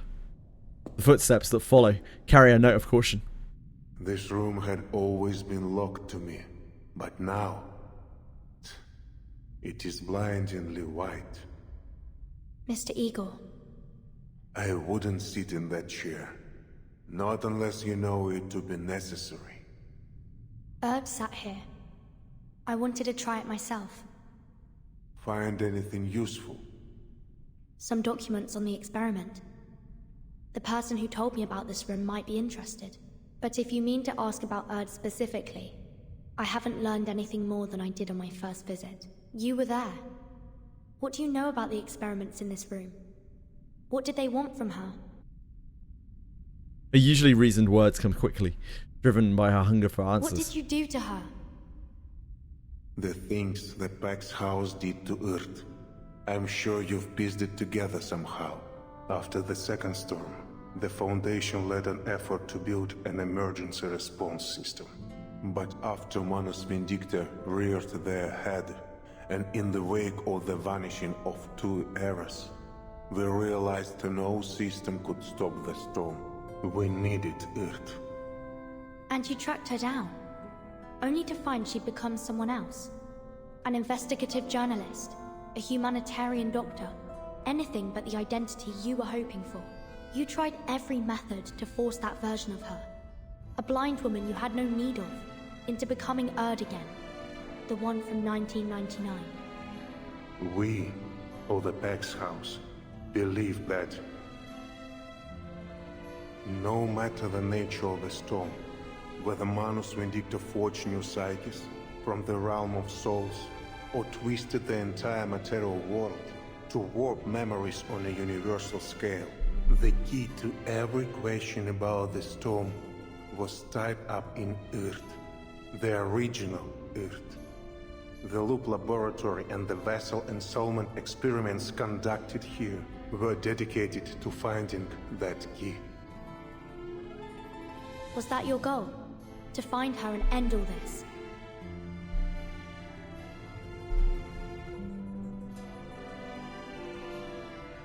The old Admiral closes his eyes, either to recall or avoid. Igor, do you also want to return to the era before the storm? No reply comes. Igor moves to a corner as if searching for something. Just as I suspected, they didn't have time to evacuate with these materials. From a pile of discs, he lifts a white book as thick as a dictionary. Take it. A fictionary, if you will. It's heavy. Its surface is as cold and hard as marble. The weight of 43 souls combined. Huh? The souls of those whose identities were displaced after the storm. I abducted them from all around the world. A way to regain my footing among the ranks. I placed my trust, my hope even, in the Foundation, believing that these experiments would one day bring back the people I loved. But you chose to walk away. No. 43. Each soul left behind a husk. I buried every one of them.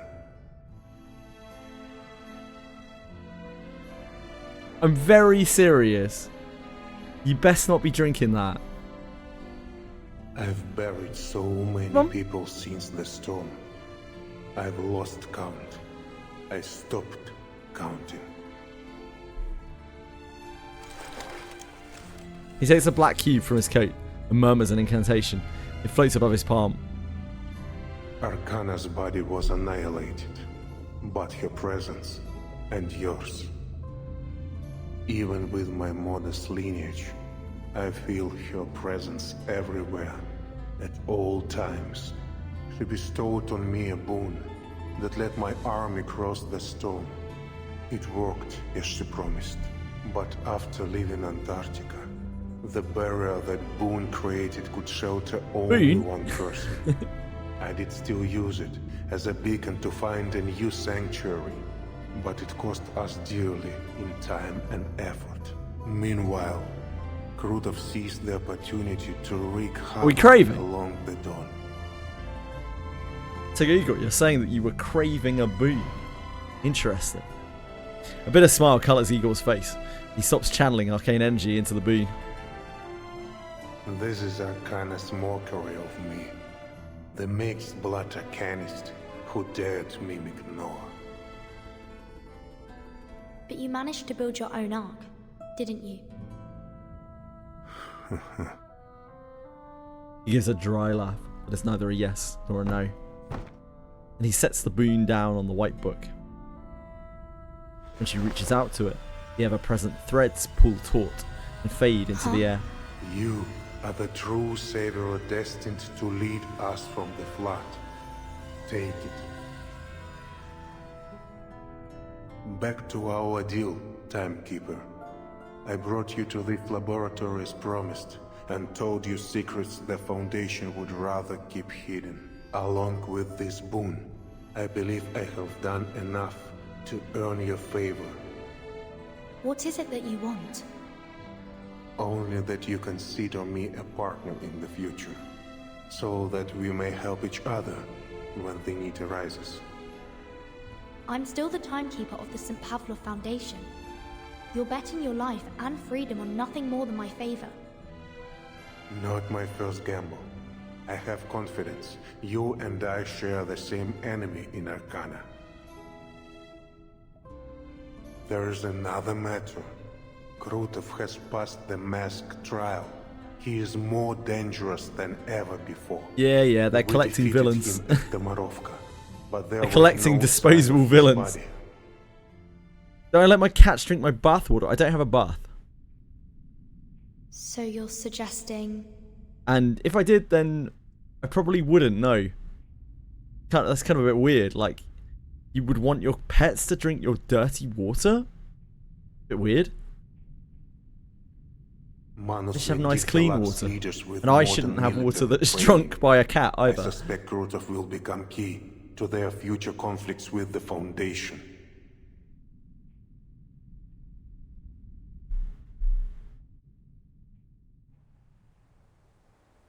Having left the timekeeper on her device, to her devices, Igor slips past the streak celebrations and leaves Beregrad.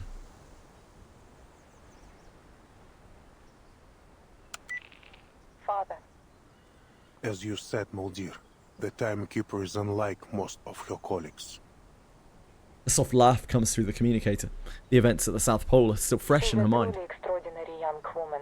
Based on my collaboration with her team in Antarctica, I'm sure she has prospects beyond the Foundation. I hope your meeting brought something of value. It did, to my surprise. Recall all personnel on the field to the Sanctuary. We need to accelerate recruitment and redeployment. Moldir is temporarily rendered silent by the abruptness of this order. Father. Let the residents of any nearby villages join us if they wish. We need all the strength we can muster. All of them. Civilian or soldier, human or arcanist, take them all in. The Admiral answers with unwavering And keep conviction. an eye on Ptolemy until I return. And should I not return... I like it that command Lepera of was the just Griffin written out of Legion this will chapter be because everyone hates transferred to you. Lepera. Actually, I don't even know if everyone hates Lepera. I think Lepera sucks. Father. Igor, standing on the bank of the Don, gives the old city one last glance and ends the call. What's the rush, old man? A gun muzzle presses to the back of Igor's head. I've been expecting you, Lieutenant Lilia. So you recognize that Ptolemy is a good-for-nothing bastard then? At least you're a better father than you're a soldier. But being a half-decent father won't save you from the crimes you've committed or the lives you've taken. Actually, you look so dopey right now. I said it before, I'll say it again. I will personally escort you to the judgment seat.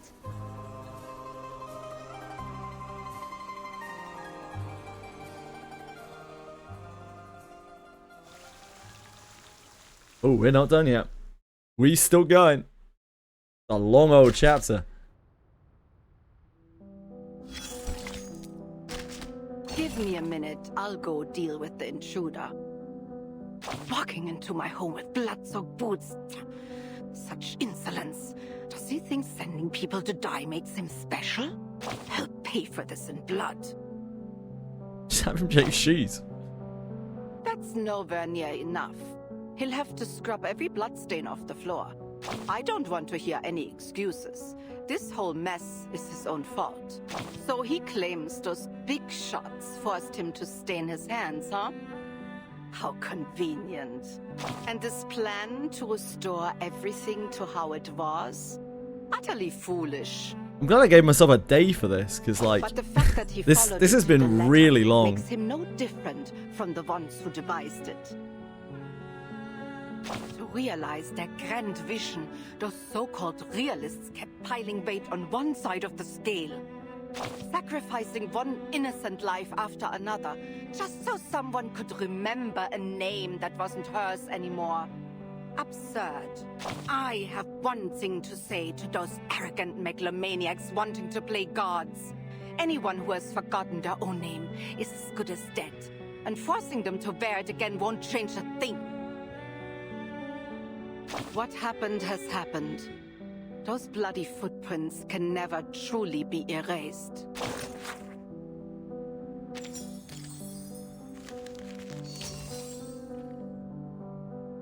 Chili, my sweet.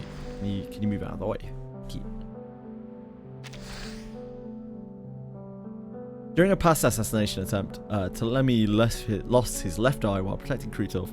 When he learns the truth behind the attack, he becomes blinded by it. Oh, we already saw that. Oh, I'm looking at the wrong person, that's why. Using intelligence arcane skill to teleport himself. Yeah, we already saw that too. Must be Moldir. Moldir is Igor's adopted daughter and Lepera's older sister. Like Ptolemy, she is loyal to her father. She's much calmer and has a much better understanding of long-term consequences. During the Antarctic incident, she successfully escaped and returned to Igor's forces. During the war on the Eastern Front, Moldir is carrying out missions in other regions on Igor's orders.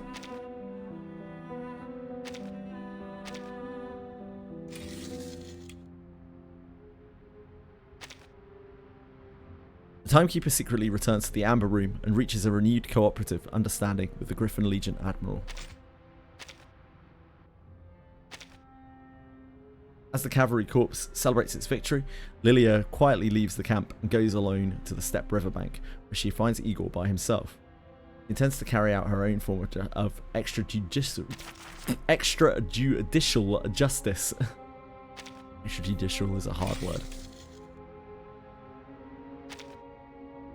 The timekeeper has gone missing on the Eastern Front. Even the chief assistant has been unable to determine her whereabouts.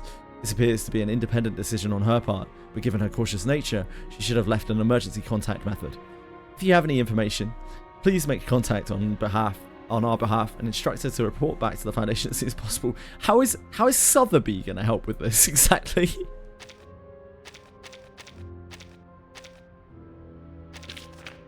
Can't wait to see how Sotheby is going to help.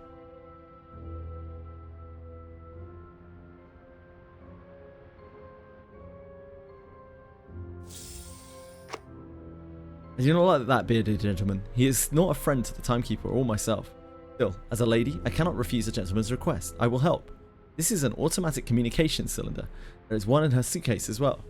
Press here and it will... Oh, how strange. The cylinder says that she's not within communicable range. I now formally apply to the Foundation for permission to travel to her current region. She may be in trouble, and as a lady, I cannot stand by while our friend is in peril. Sotheby.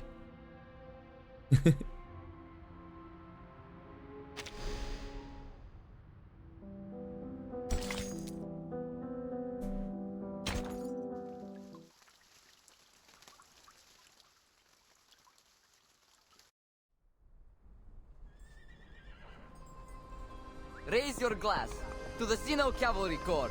За корпус, за летающих ведьм и за Береград. Quick mugs, meat in a toast, golden liquor overflowing at their rims. This is nothing like the samogon we brew in the village. Too fiery for you? Not fiery enough. He drains his mug. Let's have a hearty laugh. Hit me! Lilia sits with the celebrants, cheek flushed, but her eyes still sharp on the sitch gates outside the tent. When she sees the Griffin soldiers leaving in 2s and 3s, she spits, picks up a broom, and strides out. Where are you going, Commander? You're the star of this party. Come on, quit with the titles. Lilia's just fine. I'm just going to get some more drinks from the city. Oh, flying under the influence. You sure? Catch me if you can. The engine flares orange. Her new broom, carrying Lilia and the name Red 38, shoots into the clouds and disappears. The commander examines the trail towards Beregrad with a puzzled look. Then he lifts the tent flap and steps inside. Where's Lieutenant Lilia off to? The city. Said she'll bring back more drinks. Weighing the bottle in his hand, he lapses into silence. But, yeah, fair enough. Could do with some more drinks.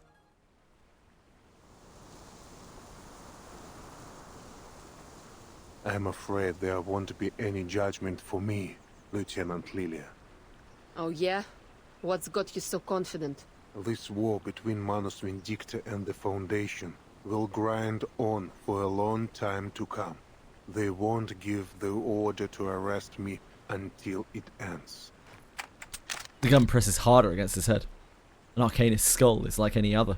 It has no defense against a bullet. They might call us traitors, but still, our names and faces are listed as martyrs in Zeno's Hall of Merit. They know that others doubt, and they fear for their morale. They know I still live, of course. Even so, the Foundation gains nothing from making an enemy of me, so long as I remain a potential ally. The threat brings him no fear. He only answers her anger with measured calm. As a result of my actions in São Paulo, the rift between the Foundation and the various factions of Zeno has been laid bare. Rift? Zeno should have been at the front lines of this war with Manus Vindicta, yet the Joint Command sent them to the Eastern Front. Lilia knows he speaks the truth. So if the Foundation put you on trial, it'd be like they're spitting in Zeno's face. She looks up at the sky, despite herself. Flying witches she put on patrol pass overhead. The grey and white Foundation uniforms make them look like fluttering doves. But the Bucks House will intervene. Even if their direct intervention would sever all trust between the Foundation and Xeno. Sever all trust. How? The last thing Xena wants is to relieve the shame of São Paulo. It was a shit chapter. Likewise, the Foundation has no desire to reveal how deep their network goes. If the Pax House intervenes, that delicate balance will crumble. Wait, network? Do you mean the soldiers you dealt with in Sao Paulo? 10 humans and 4 canists refused to join our rebellion. 3 were spies we had long sniffed out. As for the rest... Igor closes his eyes. He won't defend himself any further. Bush! They were all our comrades. Every one of them. That's a cool CG. She looks so mad. Trembling finger tightens on the trigger. They fought together with you. Shared their canteens and rations with you. You could have sent them off somewhere. Could have arrested them. Knocked them out. Put them to sleep. You had a million ways to pull off your rebellion without killing them. You chose to murder them. Why? The old man's breath doesn't hasten, but his chest heaves. The Apostles' Brotherhood was watching. To reach a future free from meaningless sacrifices, some cost must be paid. So, you used them! Ended them so you could go on with the Manus! Yes. You'll pay for what you did! I've committed many crimes. I will not run from them. I will be ready to surrender my life when the day comes. But it has not come. Until it does, I will continue to assist the Timekeeper. Her fight is only just beginning. The wind drops, and the grassland falls still. Only the young pilot's breath grows heavier. Сука, блядь! She flings the revolver to the ground, wild grasp swallowing it. All the goddamn arrogance! You ready to die? No, your death won't fix anything. What about everyone who decided to follow you, huh? What about Lopera? You owe her an explanation. We don't care about Lepera. Блять! You were right about To the this hat, whole she's a farm, commander huh? of the witch squadron. They ride around on like very technologically advanced, like kind of broomstick flight devices, which are these very lightweight maneuverable things which have like missiles and shit attached to them.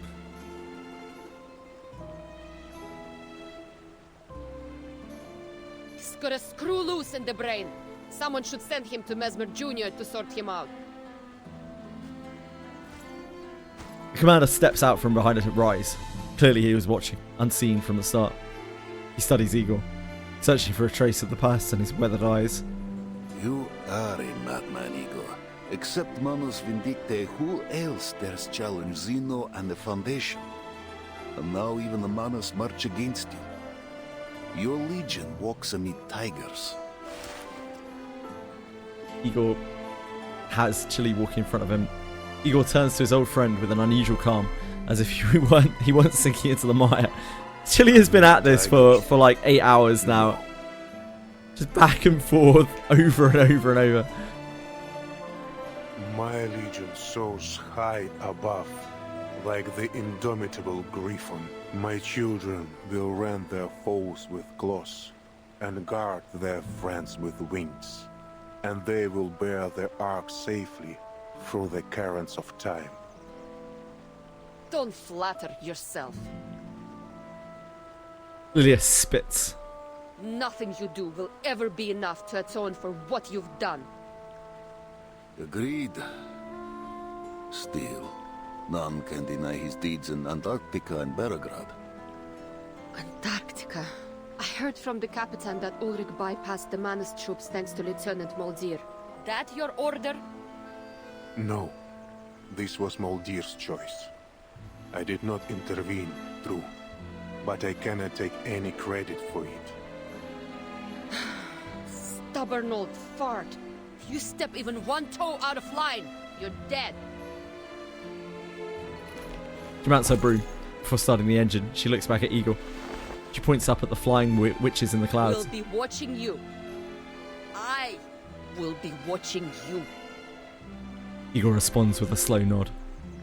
Shapeless anger sits in Lilia's chest. She snorts and tears into the sky. One thing a bit of a different side of Lilia in this chapter.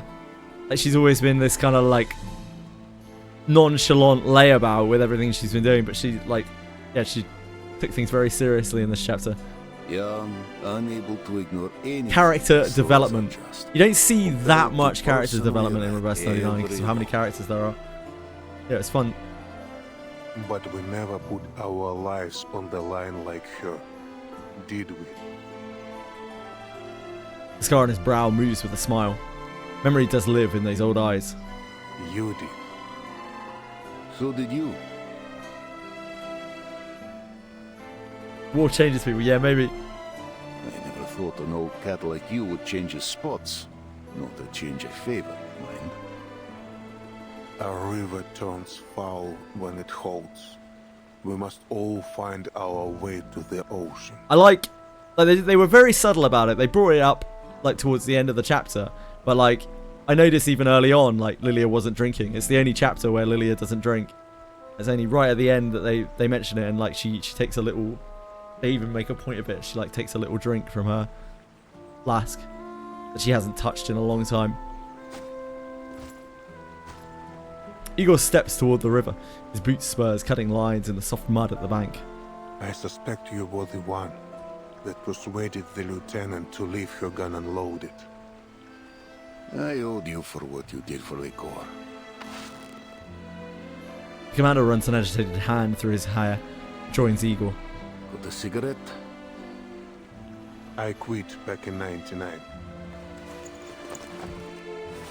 The famed commander of the Xeno cavalry pulls a handful of grass from a nearby tuft.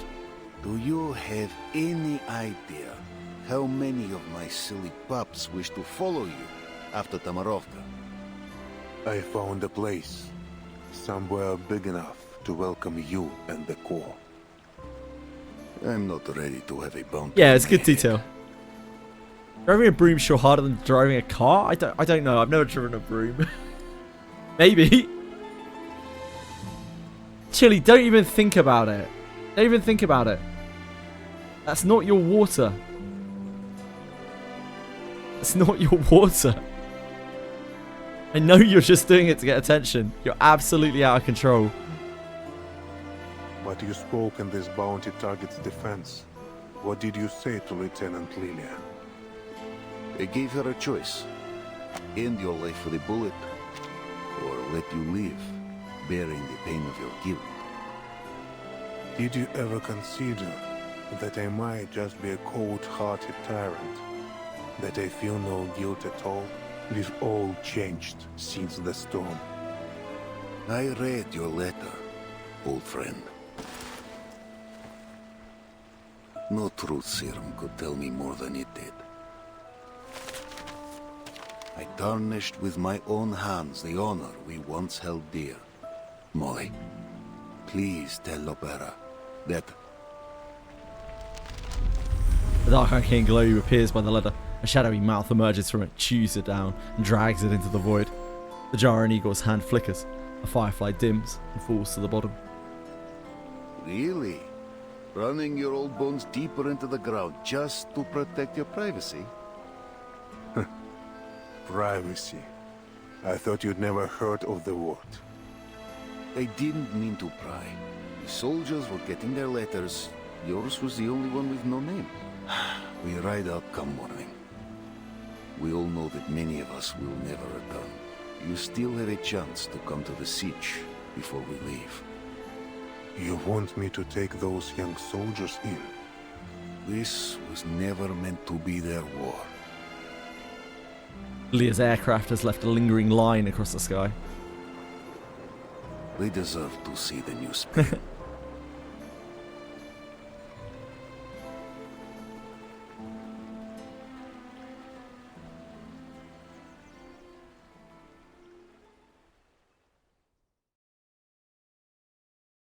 5 days later.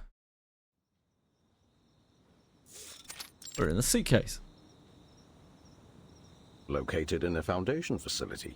Completely confidential, and no field mission application required. You're more thoughtful than I expected, Timekeeper. Let's make the most of our time, Mr. Ironai, before our absence draws unnecessary attention. Then let's cut to the chase. About the vessel ensoulment experiments conducted in the Amber Room laboratory. What have you learned? I managed to recover documents detailing the experiment's main procedures. However, I didn't find anything significant about Erd.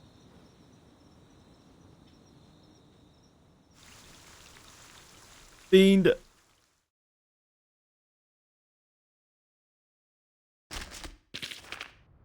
I quite like that. It's very long. I didn't like. I like the pacing at the start was very slow, but it was pretty good once it got going. I liked some of the characters, not all of the characters. What have we got going on here? Timekeeper does not uncover more details about Erd or the vessel ensoulment experiments in the Amber Room. She and Igor will reach a mutual understanding. She believes that as long as their goals align or do not conflict, she can trust him. While on the Eastern Front, Lilia follows the Xeno Cavalry Corps under Vice Admiral Burakov's command. Oh, whoops, wrong one. After the final battle, Lilia considers executing Igor herself, but is persuaded by his confession, deciding to give him another chance. With the Griffin Legion's assistance, Cavalry Corps achieves victory on the Eastern Front. As a result, Vice Admiral Burakov begins to let go of some of his suspicions towards Igor. Chili! Chili! Stop it! I will shut you out. Sergei lives through the final battle. He later decides to follow Igor and joins the Griffin Legion. After the war, Colonel Stanova plans to leave the Don with the Cavalry Corps to the next battlefield.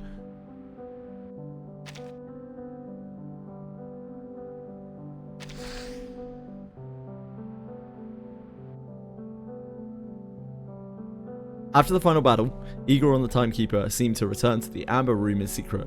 According to the Timekeeper, Igor hopes to establish further cooperation with her and has shared crucial intelligence about Krutov.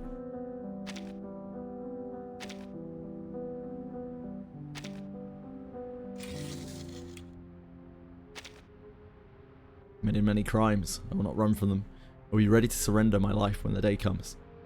By the Steppe River, Igor calmly submits to Lilia's judgment.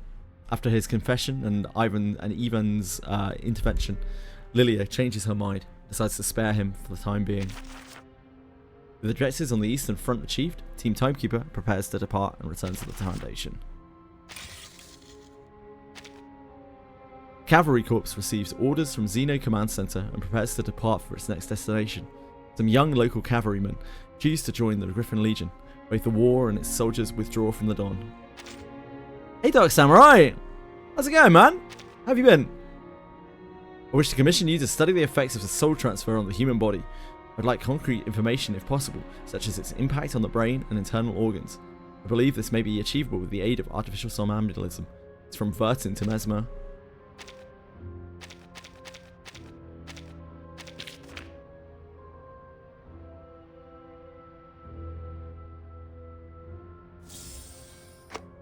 My old classmate has brought me another headache.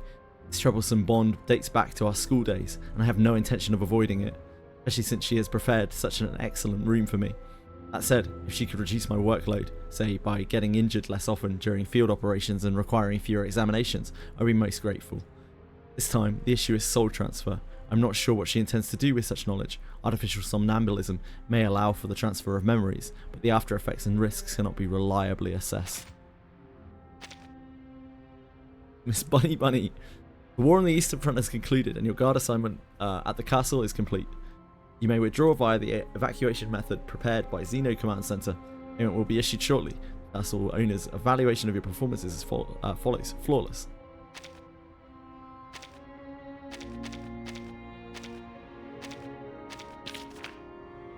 I'm tired from work. Doing good. Just playing Blob Corp. You're still playing Lobotomy Corp. Holy moly. It must have been, what, a month since you've been playing it. Crazy, crazy stuff. I couldn't stomach that much Lobotomy Corp. These past days have been unbelievable. Back in the village, I'd never seen such luxurious tableware or such soft, elegant beds. Every meal and cup of tea was of highest quality. I could barely resist sneaking a bite just from the aroma alone. Being the finest maid there is, I did not eat the guest meals. Besides my mate duties, I even caught a few bad guys. Everything went smoothly, so I guess that means I can finally relax.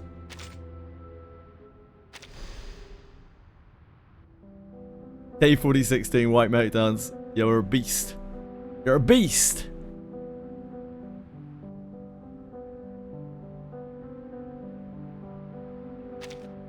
Want to buy anything from here? I guess we'll buy this. Oh, I don't think there's much chance of us using that.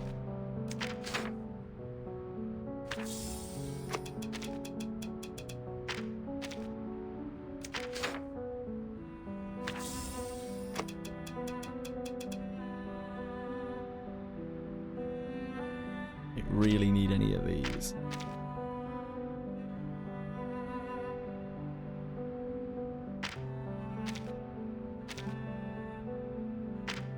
Grab those. I don't think it really makes that much of a difference though. I never use any of this stuff anyway.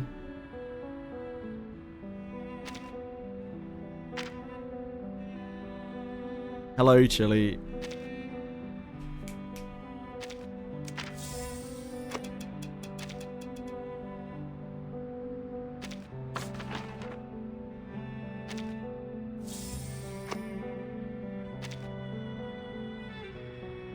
Hello, Chili.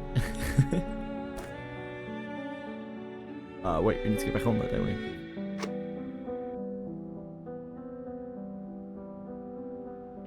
We can't do hard mode yet. I think hard mode is like next week. Do hard. Oh, maybe, wait. Can we do hard mode? Maybe we can do hard mode.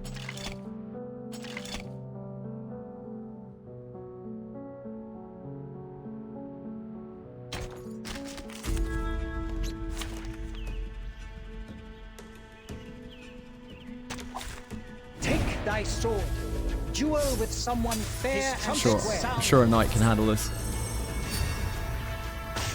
Judgment Day has come. Hard mode. Just as I deciphered. Or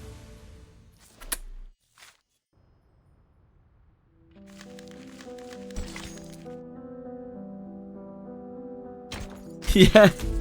Hey, Fox. How's it going? Yeah, this one was pretty cool. It was very slow. As you can see, I've been playing this all day. Very slow paced. But it was a pretty decent story, yeah. I definitely preferred it a lot more to the last one. Who charts the star's orbit? How's it going, Foxo? I'm moving now, and this is an alien city. His trumpet sound. His trumpet sound. Judgment Day has come.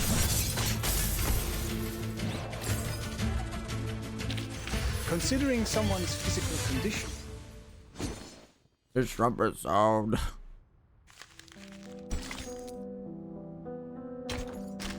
Fox, you need to get Ryu under control, mate. Like earlier on.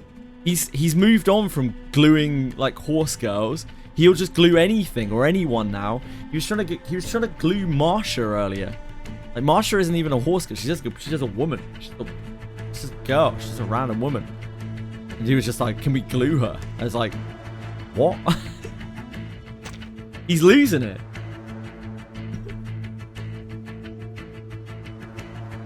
If they got bones, they can be glue. But should they be glue though? I feel like that's what we really need to ask ourselves here, Ryu. Should they be glue?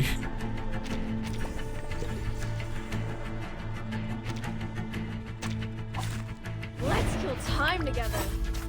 The Bay Harbor glue maker. True. Judgment Day has come. I never knew that Ryu had so much passion for glue, as much passion as Vrim has for milk, it seems. Just as I deciphered. Or I never ask if I should, only if I could. Yeah, fair enough.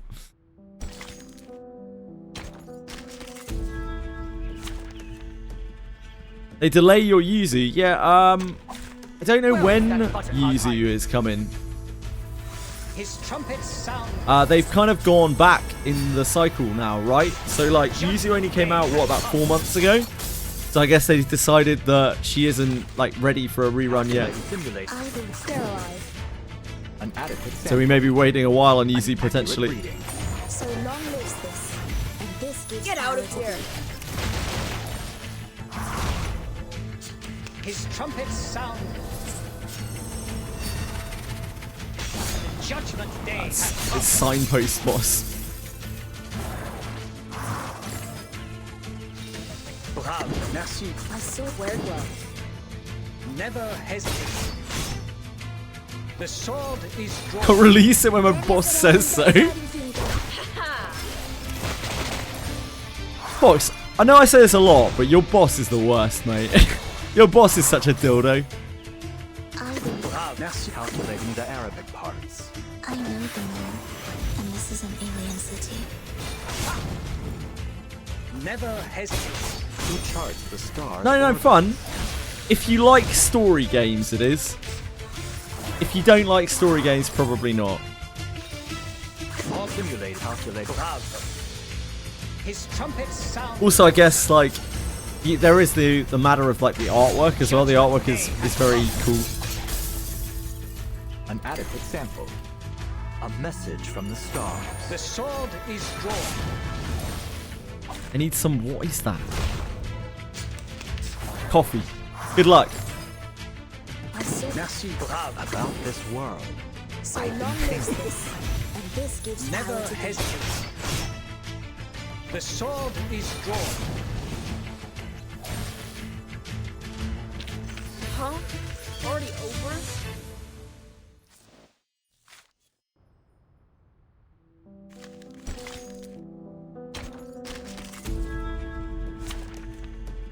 Story gacha. I mean, I'd say that Reverse 99 tells much more compelling stories than Final Fantasy, personally. I don't think Final Fantasy stories are particularly good.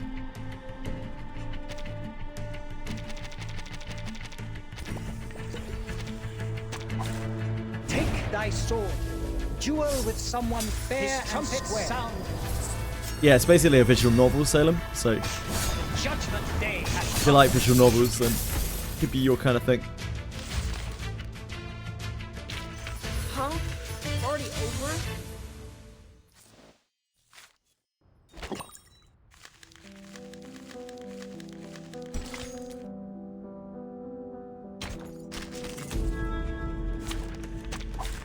Where is that butterhog hiding?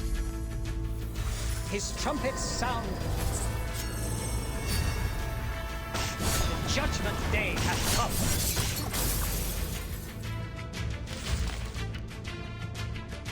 Just as I remember the days before we had Night Euphoria.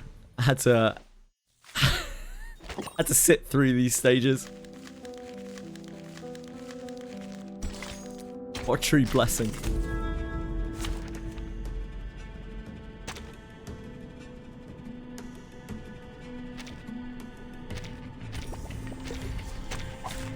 May the peace be with us. His trumpets sound. His trumpets sound. Judgment Day has come.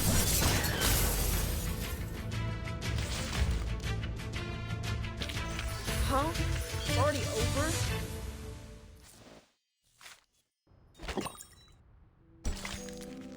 I've been really badly congested all day, Fox. Really, really badly. I'm still kind of shivering all over as well. I'm not doing too great, but I'm all right. Doesn't help that I've had chili trying to drink my water. I'm dying a little bit. Dying a little bit. Only a little tiny bit though.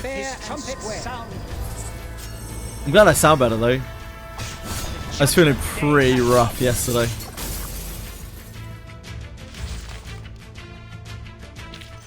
Considering someone's physical condition. My nose and throat have not really been cooperating today. But, yeah, not too bad.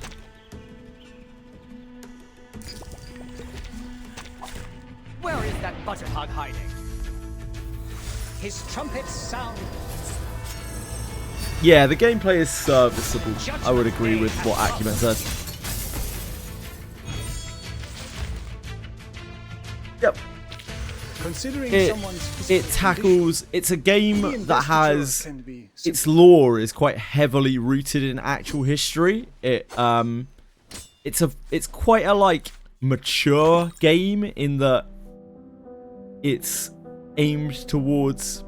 Like the story is definitely aimed towards people who want to discuss like slightly taboo issues and want to be immersed in like history of the world with their fantasy, I guess.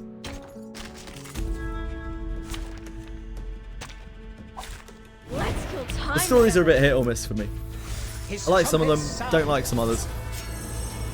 The short story is about gluing horse coats. No, unfortunately it's not. If only every story was. If only. Simulate how to decrypt the cosmos.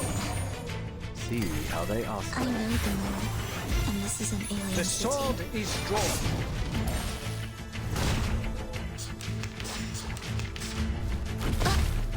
I'm losing my patience. This guy has. You have to wait till turn 3 until he dies. I think. Trumpets sound. The judgment day has come. For China, this game tackles a lot of issues that are not really acceptable to be tackled in media, and they're very good at skirting around it. It's why it's such a popular game in China, especially among women.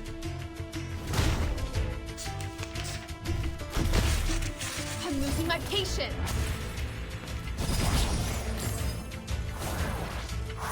I sterilize. Each of the characters definitely has their own thing and their own personality and their own illustration style. I think the designs are very cool in this game. Definitely one of its biggest strengths, the designs and illustrations of the characters. Detected. Freaking dumbass. Huh? It's already over? The gacha, I don't pull on this game, but I think it's what, like 2%? Something? Gacha's not amazing, but it's not terrible. It's not better than like Hoyo or anything like that. His trumpets sound. They give out quite a lot of free shit as well, like the currency is definitely quite free flowing.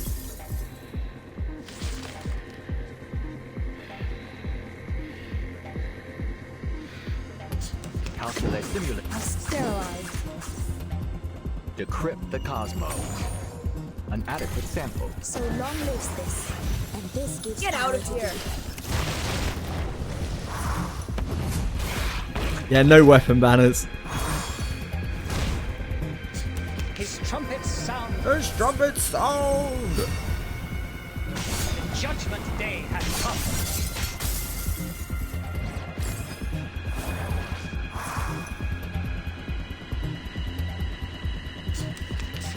Merci. I believe a sword sharp. Never hesitate. Huh? It's already over?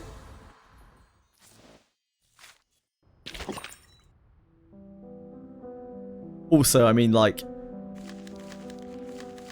while there's huge power creep in this game, it kind of doesn't matter too much, really. The only thing in the game that's actually really challenging is reveries, and like it doesn't really have that much impact on the game. You can do it if you want to. If you don't want to, it doesn't really matter. It isn't what the focus of the game is about at all.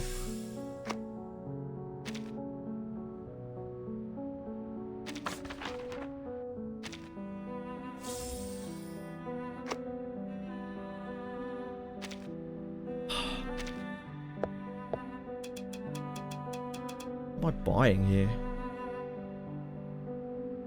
Let's get these serpent scepters, I guess. These vision blocks I never use. Don't really need nails. We don't have many of these. Let's can get some of these. Pretty exciting.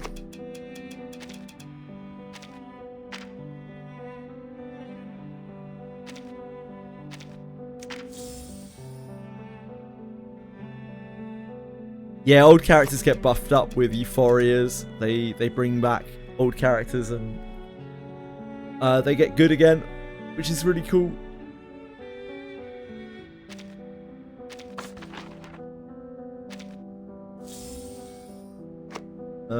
Do we have enough for that? 3.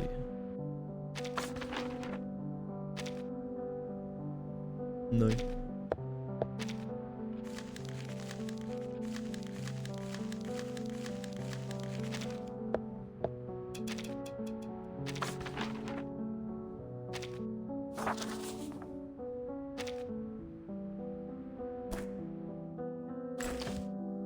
Do this too.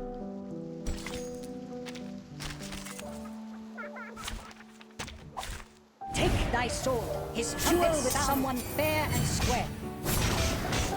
The judgment day hath come. RNG gear pump. To be fair, like, for Wizardry, that is the whole game. That is like the whole game. That is what Wizardry is all about.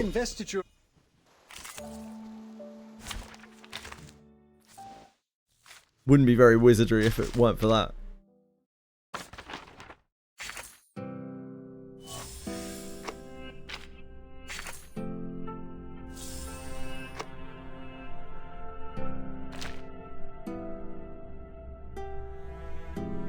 Yeah, apparently they really broke. I mean, like, Lucy seems really, really kind of crazy as well. But, like, yeah, Nautica kind of broke the game.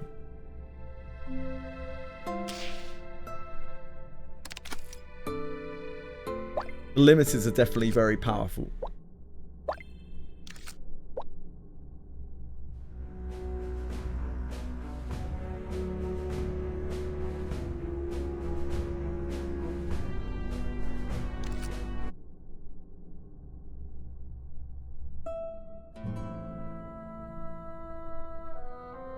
Oh, this is a good track. I quite like this one. Up by the riverside.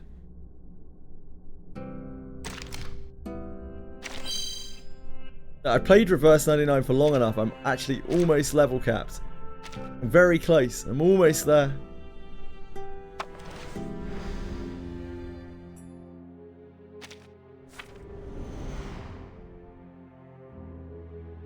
You wearing pants today? Good question. Important question.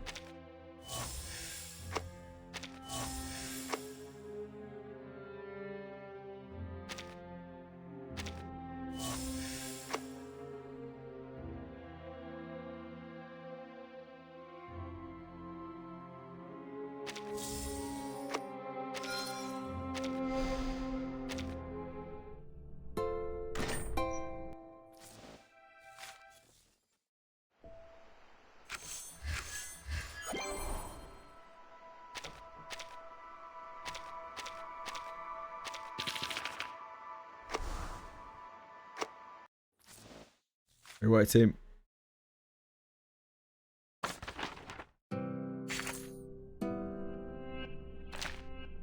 Okay. I think we're done here. That was fun. I gotta admit, I was dreading it a little bit after the last one. The last one, I think I'd lost the will to live by the time I was finished with 3.2. But yeah, this one was pretty fun. 3.2 was a slog for me. 3.2 is a real slog.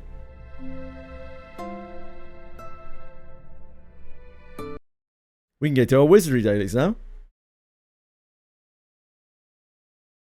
Limiteds were kind of shit before Nautica. Yeah, I don't know. Weird. I guess it doesn't really matter that much because it's also PvE. I guess it doesn't really matter that much.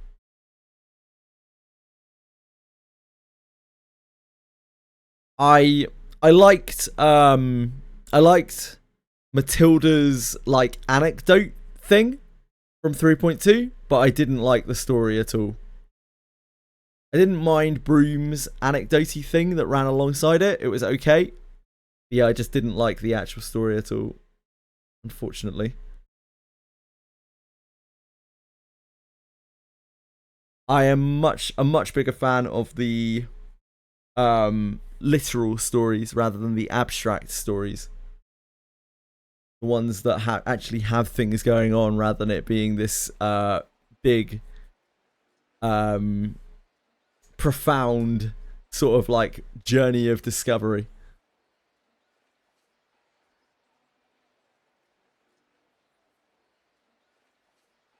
Wait, that is not the screen of Daphne that I'm on. So what are you capturing exactly?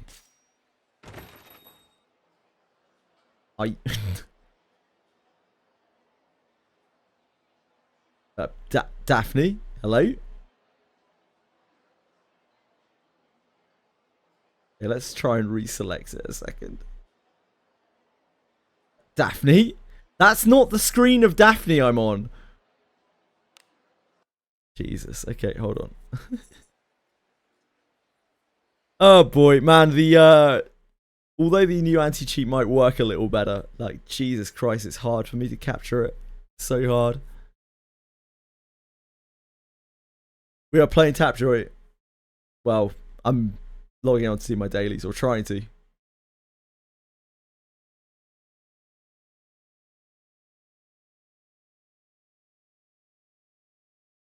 Can we proceed? No?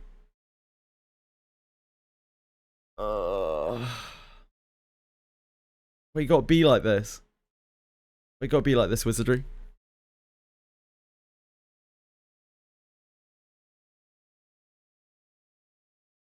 The new capture measure that I have to use for Wizardry is so janky.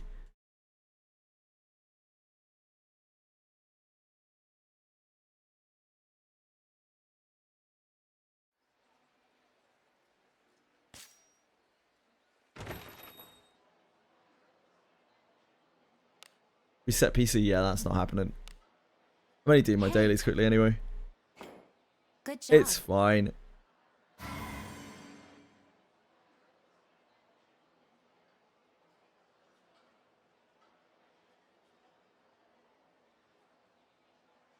See, look, this will capture just fine. Don't have any problems with good old reliable Limbus Company, do we?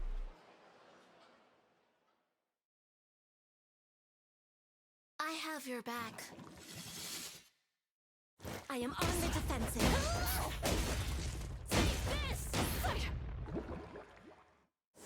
We're almost at our ID on Limbus. Yep. I am on the defensive.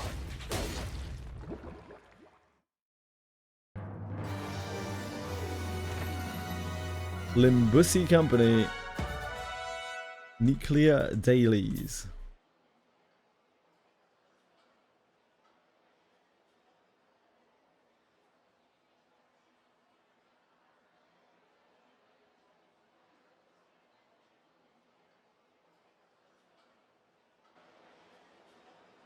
Let me switch over the audio a second.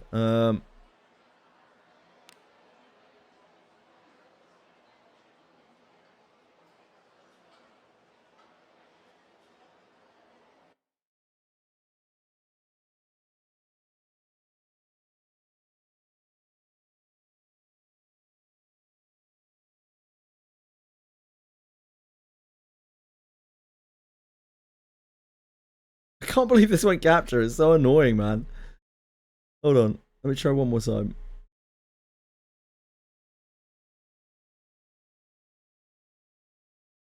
Ah! We got there. We got there. Oh, Jesus. My nose.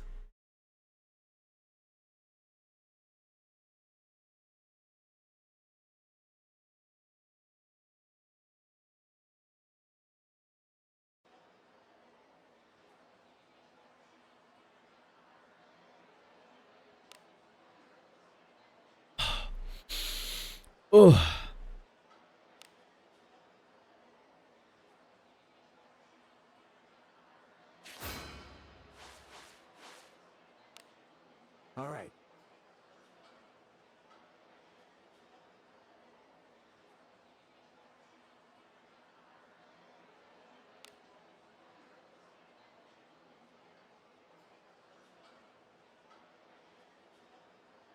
Awkward place playing Moromons. I kind of want to play Moromons, sort of. So like in May I'm gonna have absolutely nothing to do, I'm pretty sure, because I don't think there are any gachas slated for May. I don't think there's anything slated for May. Monster Memories isn't running in May, so maybe I'll try Moromons in May. I'm gonna be really stuck for things to do. It's gonna be like the Enfield month again, probably. Gonna be completely devoid of anything to do.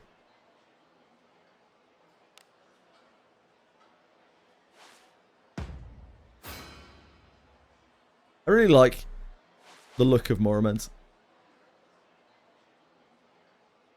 April will be alright, because I can like fuck around on Monster Memories.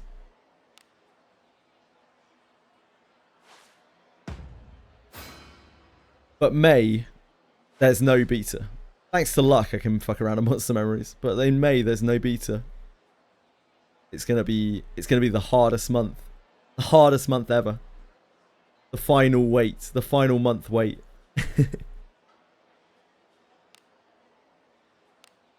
Hey.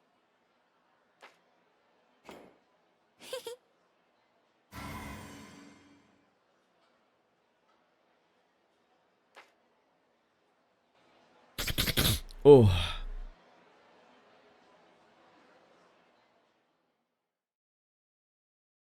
Please leave this to me. You need not sell. I am on the defensive.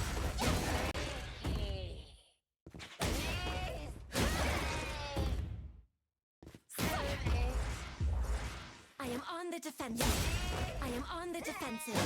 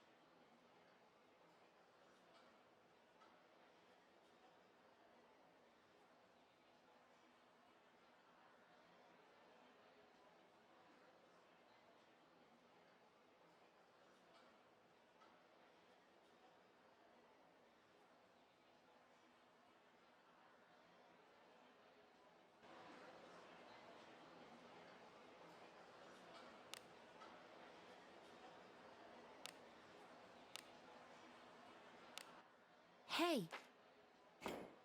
Let's move on.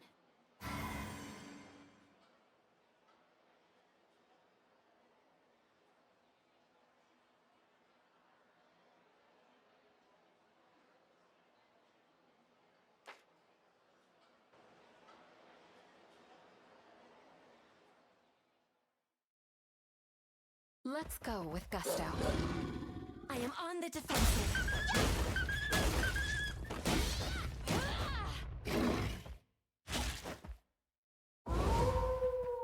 Yeah, hopefully you found some games. Blow into this. What, a DeRose? I wouldn't want to ruin a DeRose with my snot. They're sacred things. I hope I didn't want to look adventure could be quite so entertaining.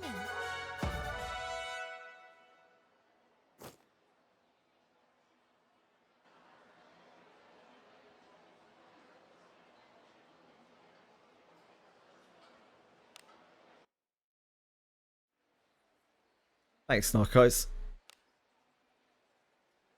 Appreciate that, mate. Oh, we need the jeweler, don't we? Looking for a rare what do you seek? All excellent choice. Very good. I am always ready to serve.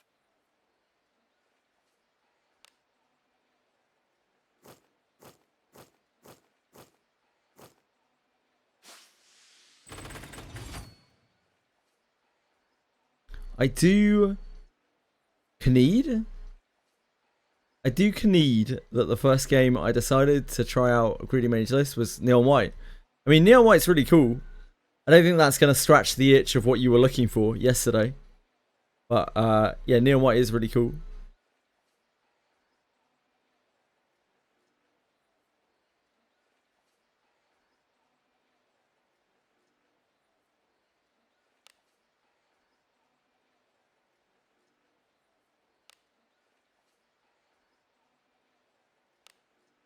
Okay. I think we're done here.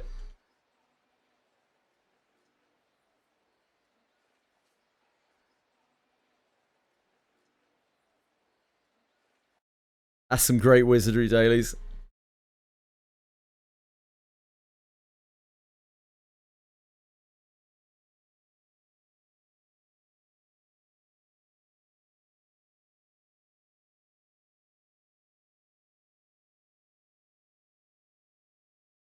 Okay. I mean, I only asked you to change the title to the category to Limbus Company.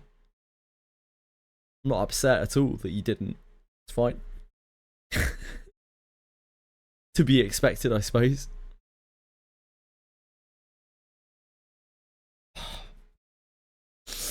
Ugh. Don't click that link. Well, if it's not safe, can you not put it in chat? Thank you.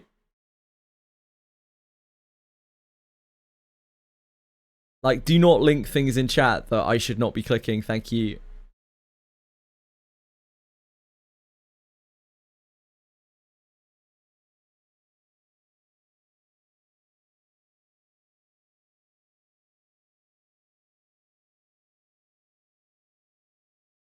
Like, if it's not suitable for me to click, it should not be in chat. Just to clarify again there.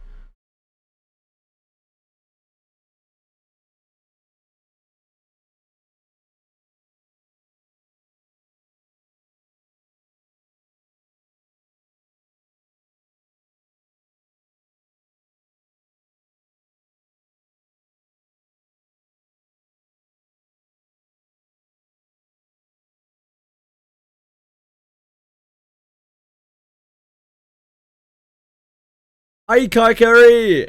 What's up?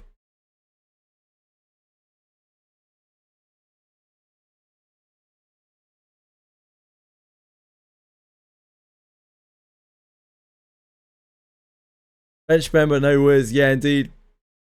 Wizardry's gone. You already missed Wizardry. We were doing Wizardry dailies. Totally did not just wake up. Are you sure? I'm glad you've been enjoying Lord of the Rings Online, mate.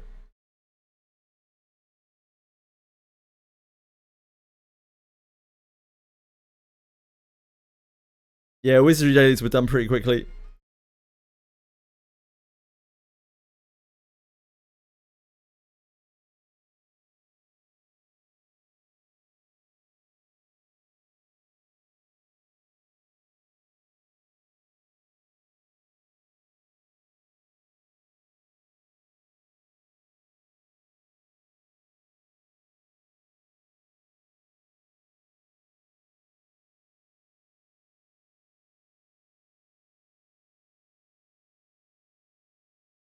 Catch her out of that dump. Yeah, the event cave is ugh.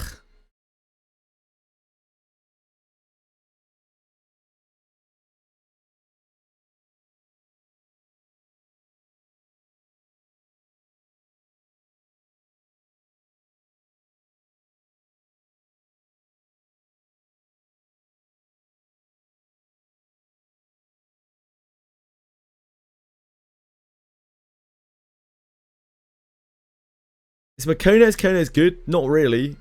It's just the like null element damage spell.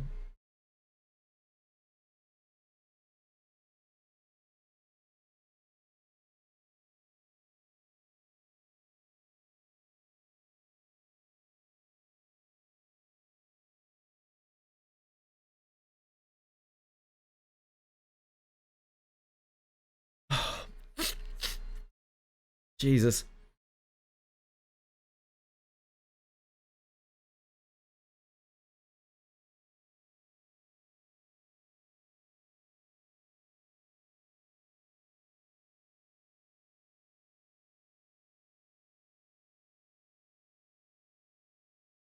There's not much advantage to Konas and Makonas, but they're perfectly fine, just like nuke spells.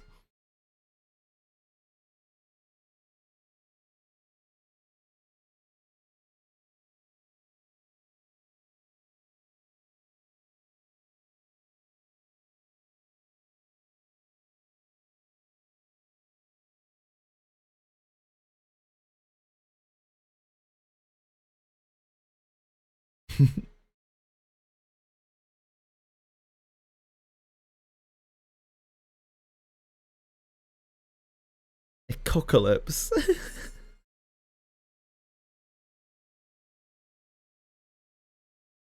Apocalypse. I remember that name.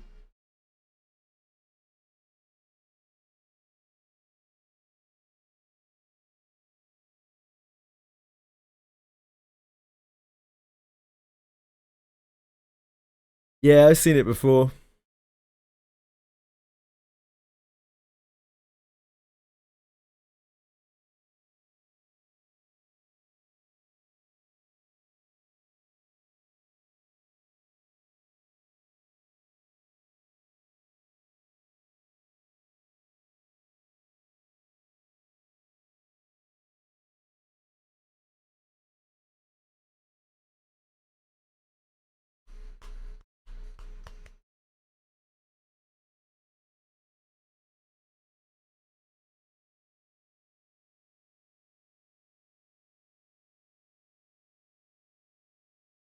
That does sound good. That sounds very tempting, MSD.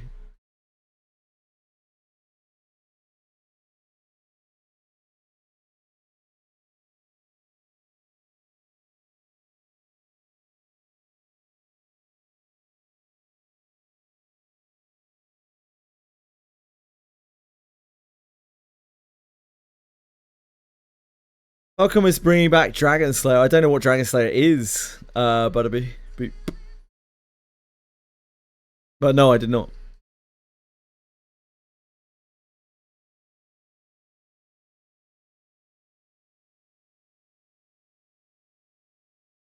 You can make them, but I'm going to be going off them in a second.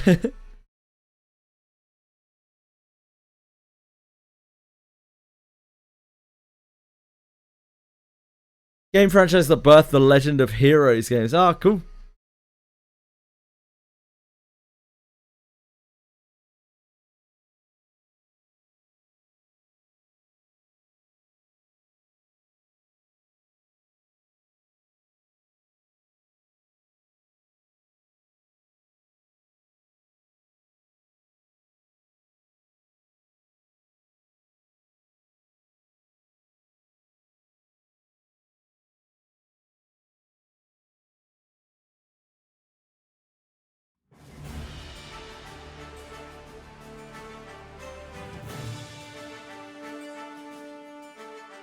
I've got my starting sooner. Oops. It's time, baby!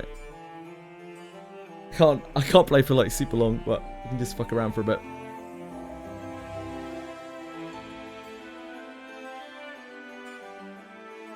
No! Monsters and memories.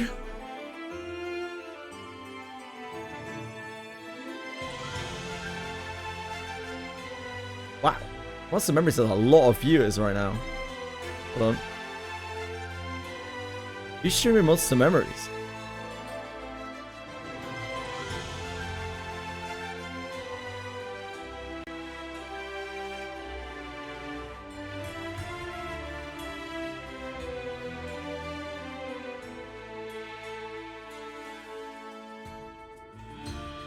Nick Hotz just has a shitload of viewers. Makes sense.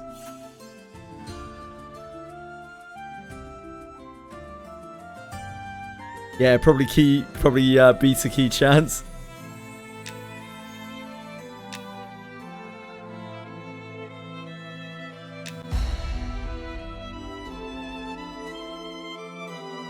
I did quit Monster Memories, true. Yeah, it's always Nick Hotz. Oh, it's night time. The worst time.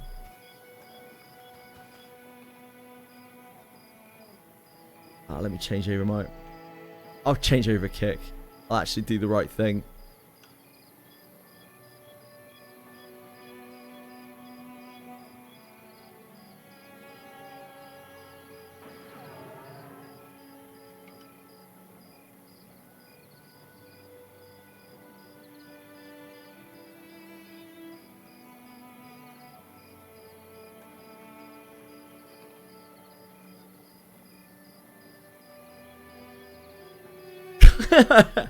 Yeah, let's put Grand Blue Fantasy tomorrow. That'll really bring in the hype. Grand Blue Fantasy Steam launch tomorrow. Make sure everyone knows. Make sure everyone gets the memo.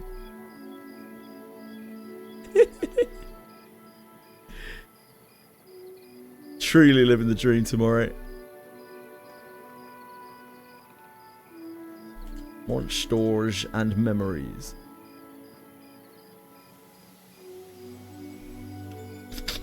Oh,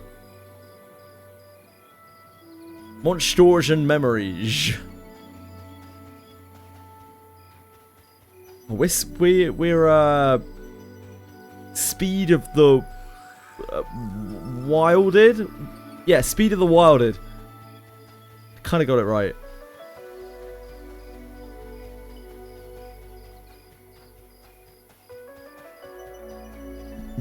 They might be, Narcos, it's possible.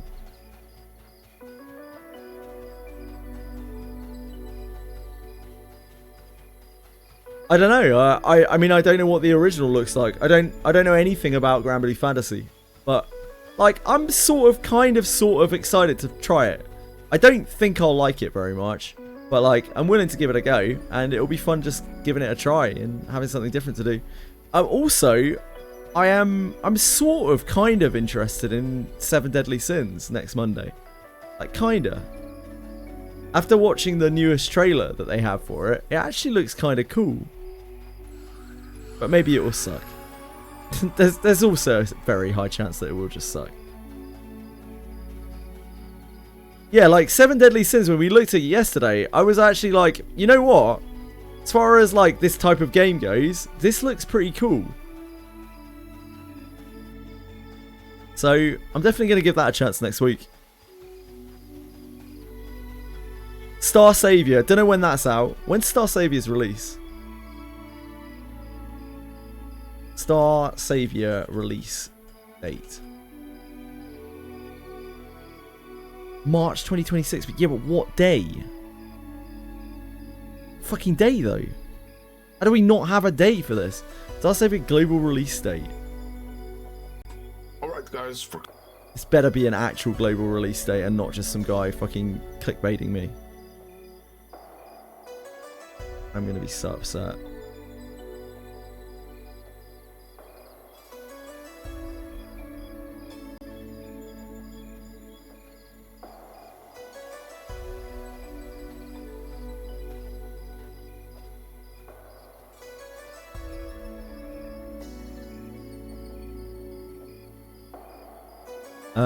March the... What is that? 19th?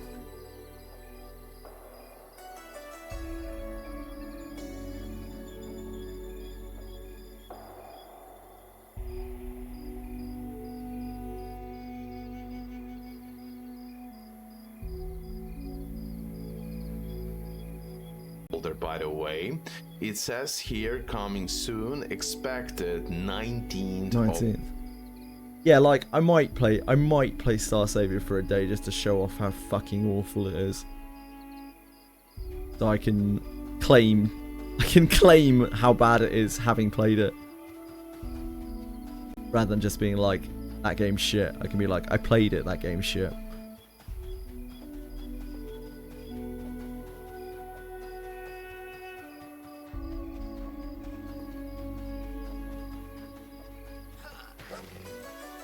As a Grand Blue Fantasy retiree, retired 2 years ago. Yeah, like I'm not expecting to really enjoy it that much, but I have never played Grand Blue Fantasy, and I think there's not going to be a better opportunity to give it a little whirl. Right, so something a lot of people don't understand about Counterside, right, is that they had Zlong Games in their corner. And Zlong Games are the guys who make Langrisser. And that's why the Counterside actually worked and had decent PvP in it and stuff, because they know what they're doing.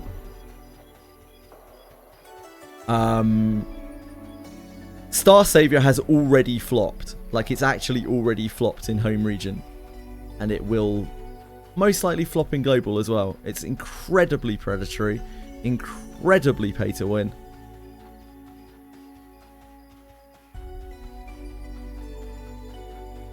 They ruined the SEA version. Nah, man. Zlong actually know what they're doing.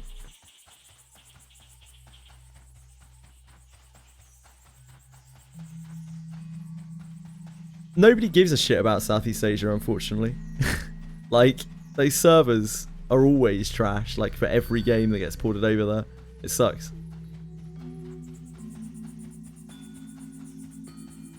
SEA gets treated as, like, 17th class citizens in games. It sucks.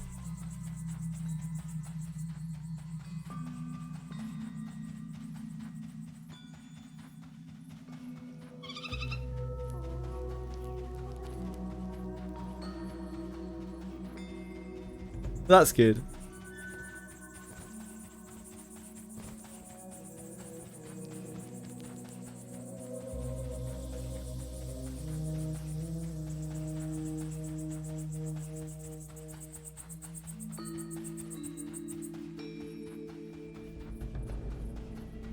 It's always SEA taken down first. Yep, it's always SEA first. Because SEA always has the lowest income.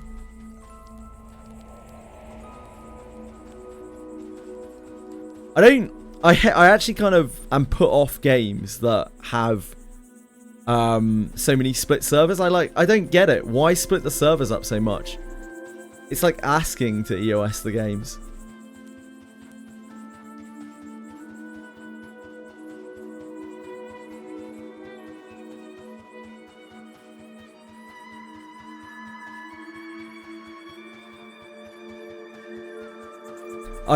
I'm always very skeptical, especially with Japanese games where they have like Japanese servers and global servers. Like, there are so many games that have like launched a little global server, and then Japan has been like, you know what, we actually don't really give a shit about global, so we're just gonna EOS that.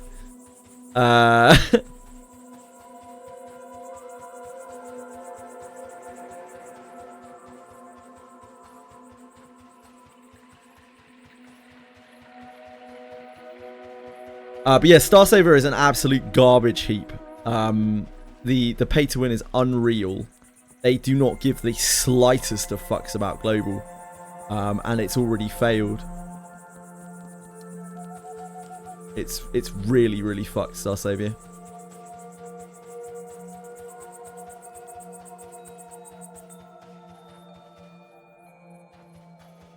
I thought Blue Protocol was pretty fun, but like, it's fun until you run out of stuff to do, and then, I mean, that's exactly what happened to the entire community. Everyone ran out of stuff to do, and everyone quit, and now it's in a hole.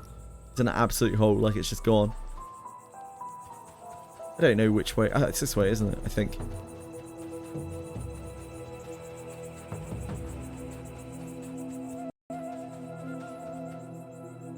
Who has you blocked, Narcos? Do I have Lucy's brother blocked for some reason, or do they have me blocked? I don't know.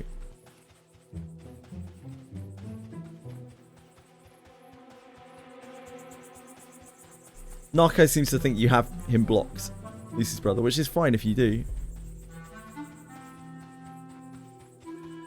No. Apparently not, Narcos. Apparently Lucy's brother does not have you blocked. Yeah, he's in Kick Chat, if that makes any difference to you, Narcos.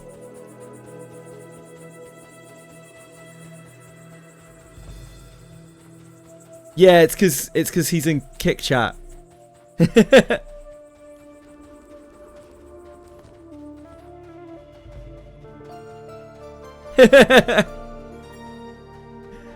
Yeah, we can combine kick and twitch. We're allowed to combine it now as of like the end of February.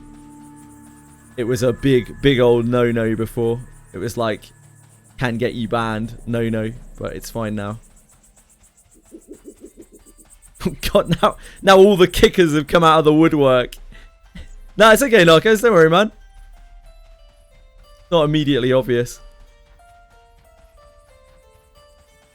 If you see someone with a little K next to their name, like just to the side of their name, then it means they're on kick. If that wasn't obvious.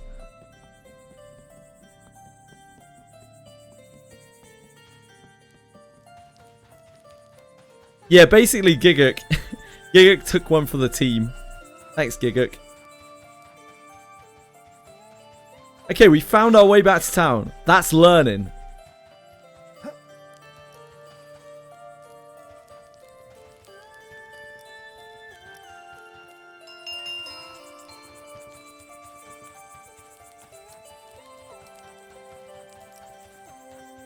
Can't see Twitch and kick chat. Yeah, that makes sense.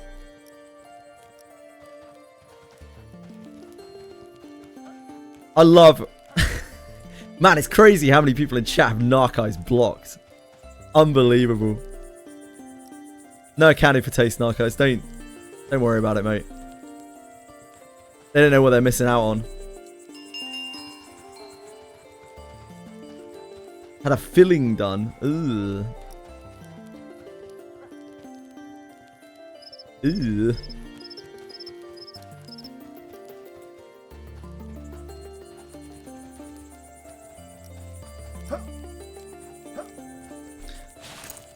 So I need to like sell all my shit and I need to train dual wield. And then I want to explore this area a lot more. I don't have luck dragging me around today. Forcing XP down my throat. I'm just going to run around for a bit, I think.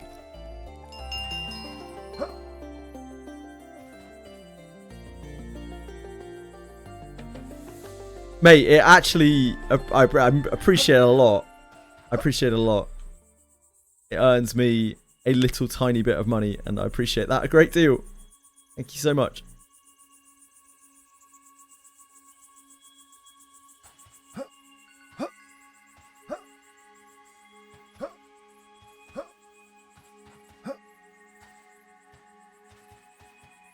It makes a tangible difference. Hold on.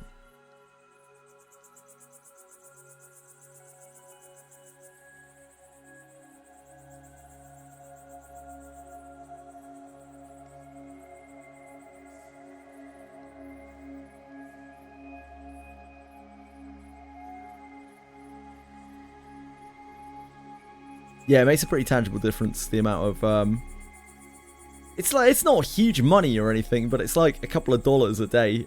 I know that doesn't sound like much, but hey, I take what I can get.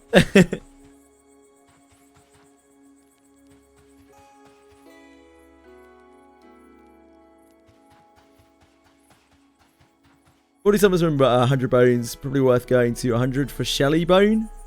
40 summons from 100 bones. I mean, that depends. 40 summons is still a lot in that game. What do you think is durability as a mechanic MMOs? I'm not a big fan. I think it's an extra chore that's like kind of needless. More often than not, durability just causes annoyance and chores to people than actual like immersion.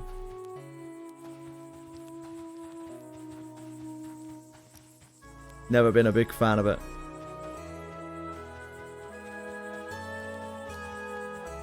I quite like some survival mechanics. I like hunger and thirst when they're like actually quite debilitating because they really force you to like upkeep them. And it's very important, you know, it's the life of your character, but having weapons break and having to manage that is annoying. I find that really annoying. It turns into a situation where you're like carrying loads of weapons on you in case one breaks. It's just like, ugh.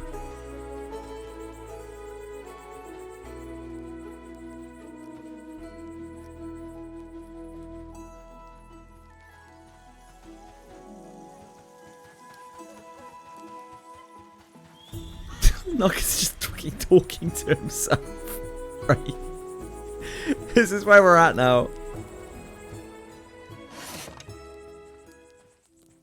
Yeah, I don't mind. I don't mind Hunger Thirst. If people want to do Hunger Thirst, I'm cool with it.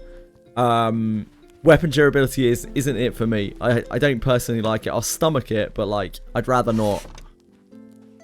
It's not a huge A fan. Is the trident the best weapon we have?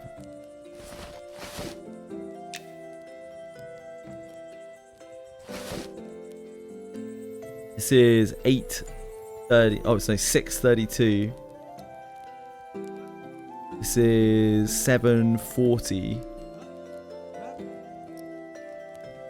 That's better. 632 is better than 740.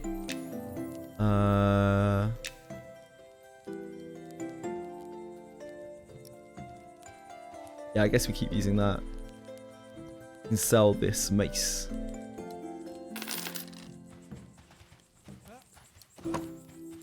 We need to buy spells as well here. I doubt we're going to need to sell anything there. I kind of sort of know my way around the city now, which is... I mean...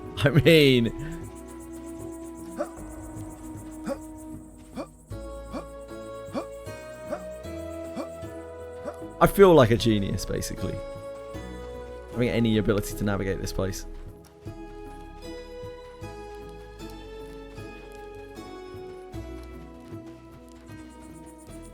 Reminds me of Nopen Village. Unfortunately, I'm not very familiar with Xenoblade.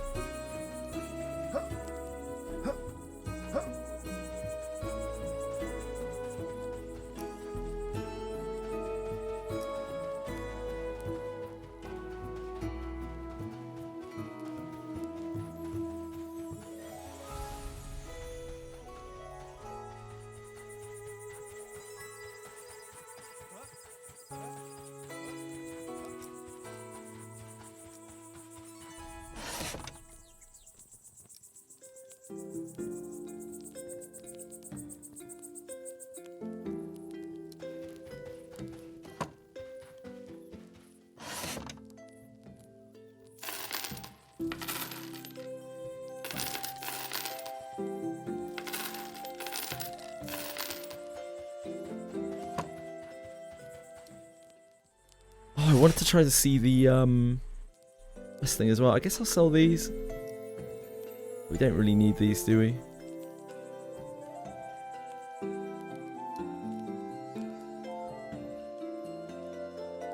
Not for the beta, we don't need these.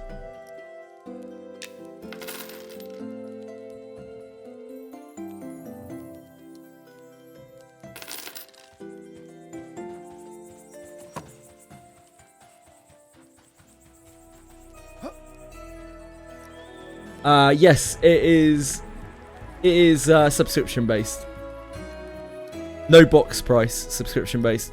There's no in-game transactions. I think they're gonna have a merch store, so you can buy Monster Memories merch if you want to support them, like real life merch. But aside from that, it's just sub fee. You know I'm gonna buy the shit out of some Monsters and Memories merch, by the way. What didn't I notice? Sorry.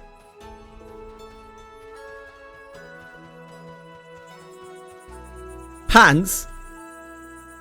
Someone just said pants. Pants?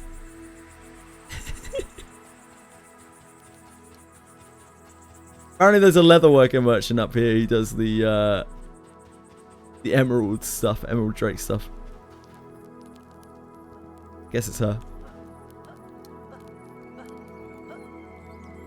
We come to explore the ways of tanning and hide, rewarding trade that will have you learning about every facet of Anthora's beast. And apparently this is it's really tough to take her dialogue here to be able to figure out how you get to the emerald drake stuff. Etheril's beast. Oh, there we go. Okay, it wasn't that hard. Oh yes, from the thick hide of a monstrous grizzly to the supple skin of a desert serpent, leatherworkers are capable of taking nature's protection and making it our very own. Why, even my own attire was fashioned from the scales of young drakelings. Young drakelings. Caught your attention, did I? Yeah, you sure did. She is called Scale Tender, so I mean, I found that Drakeling scales have remarkable protective qualities for their size. I imagine it has to do with their inherent magical nature. I suppose I could make you some scale armor as well, if you're willing to gather all of the required materials. Required materials? That depends. Which piece are you interested in? I can fashion boots, a cloak, pants, or a coat for you out of green dragon scale parts. Cloak. Drakeling scale cloak. I need 3 Drakeling scales, one of their hides, and a full pair of wings. Okay.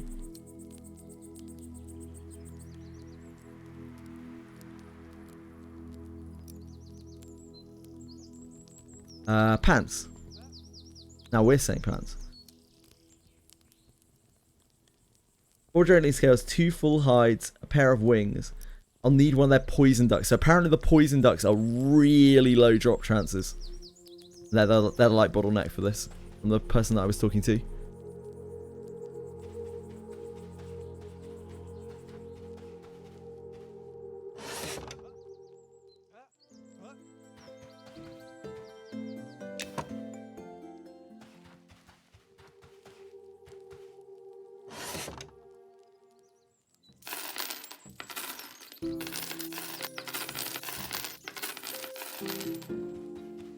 Okay.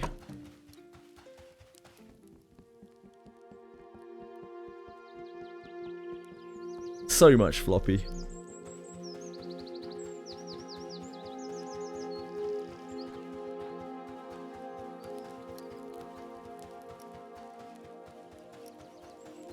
And this leads over to the other lift, right? Am I remembering this correctly? I think I've got this. I've got this town cracked, guys. I think I could find my way to some things in this town now.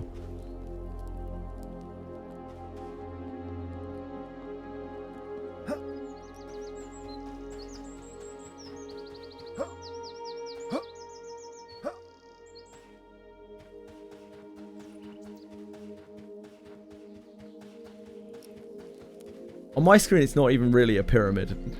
I don't even know what it is.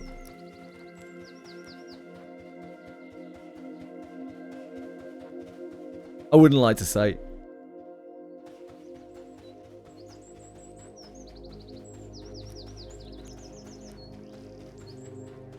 That's the lift that takes us up to the other section, and then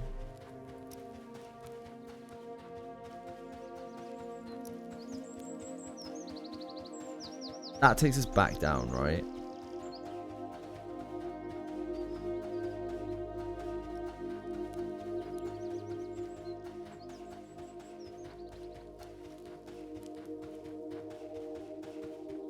I'm proud of myself.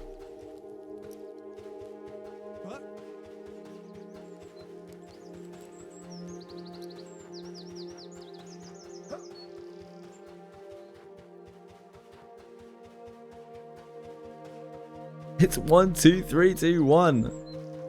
1, 2, 3, 2, 1.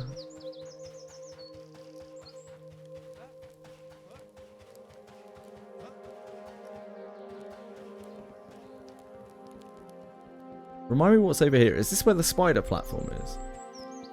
I think it is, right? Yeah, that's where the spider platform is.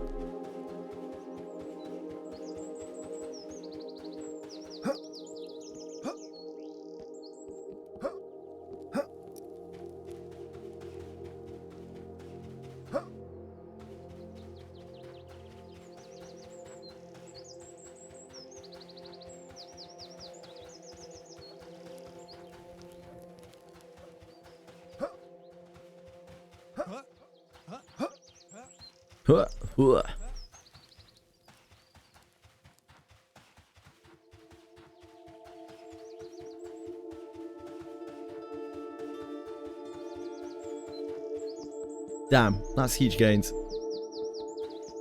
That's huge knowledge gains. For a city that I'll probably never use. But, you know. The more you know.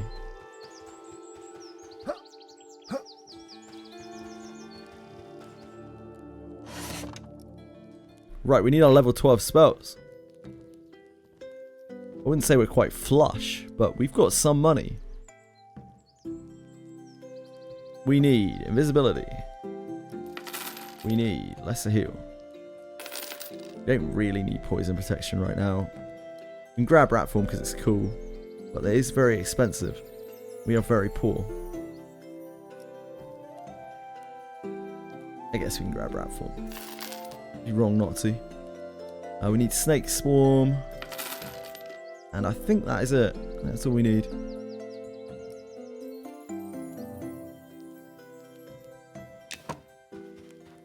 We also need to train dual wield before I forget again.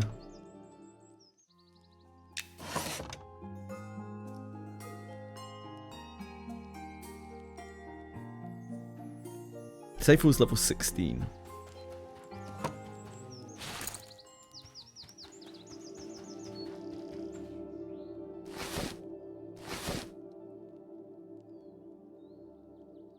$423. This is 632. 6, 1, 2, 3, 4, 5. 5.3. 4. This is what, 426, did I say? 423. It's roughly the same.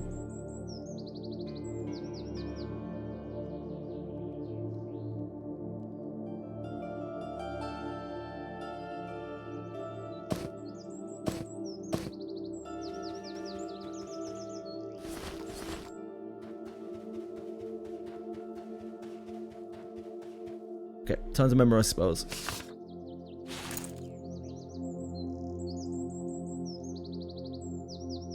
Invisibility. We definitely need that.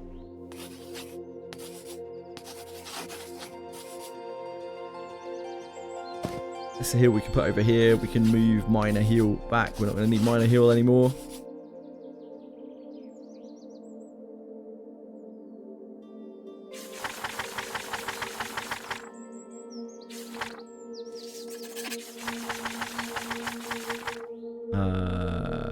We're not going to need this either.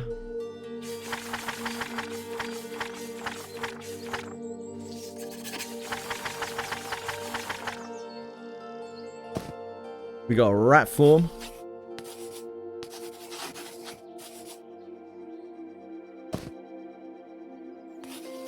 We got snakies.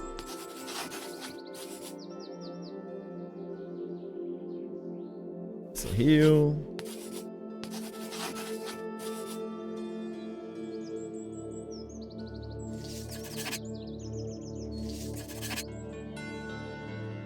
Oh, we also need the slow from shamans. You are over here, which I know because I'm an expert of what's this thing called? Evershade Wield.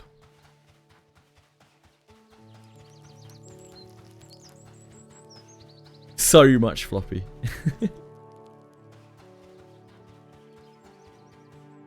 Shaman, spell more Trond.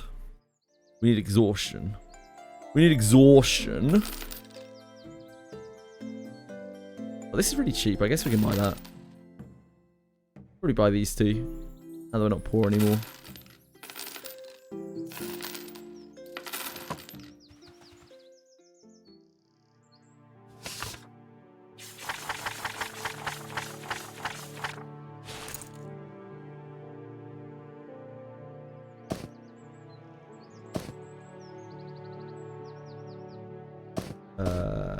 Where is... We don't need that.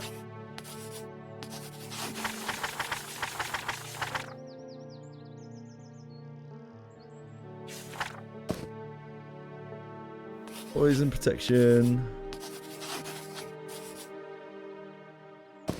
Electricity protection. Disease protection.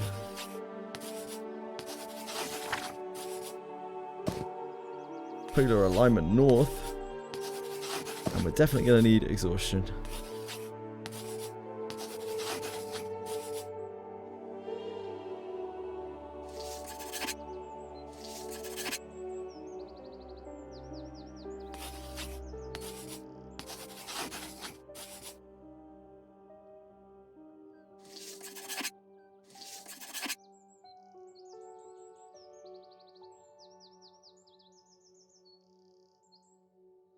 A new rank of snake swarm for us to fizzle about 1,000,000 times.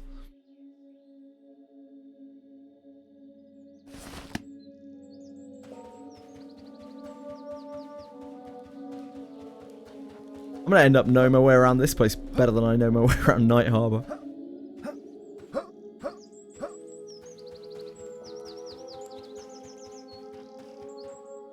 Right.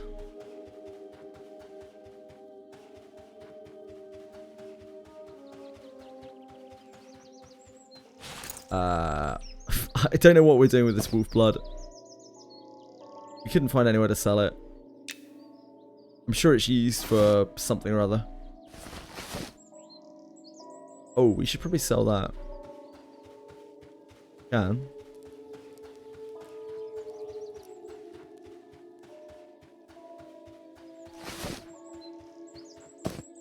Unfortunately, I don't really know what to do with this wolf blood. I assume it's used for trade skills or something. I have not been able to find a single merchant that will take this. Left orchids we can hand in, right? Where's the NPC for that? I think he might be over here.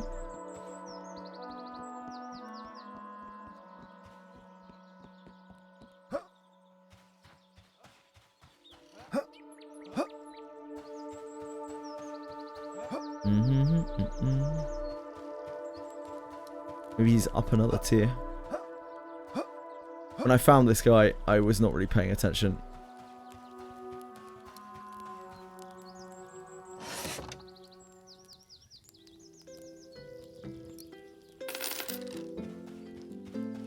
Grand Blue hype. Dreaming about this game for years. Big day tomorrow. Hell yeah, man. It's a huge game, and it's been in the works for I hear about 12 years. It's crazy that they've only just launched it.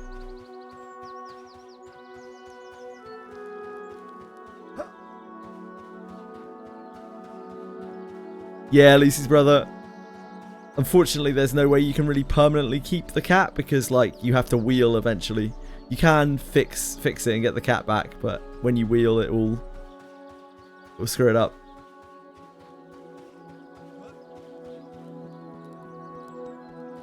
Is this? Yeah, I think it's this guy, right? I think it's this guy. Woodguard, Oaken Pine.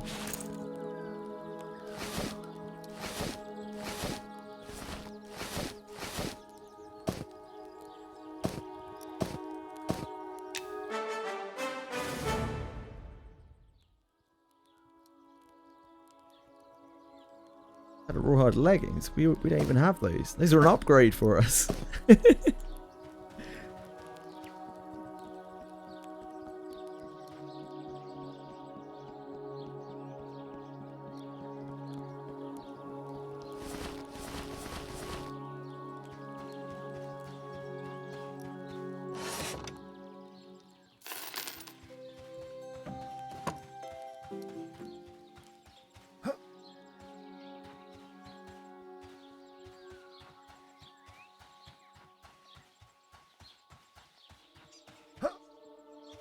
An actual factual upgrade.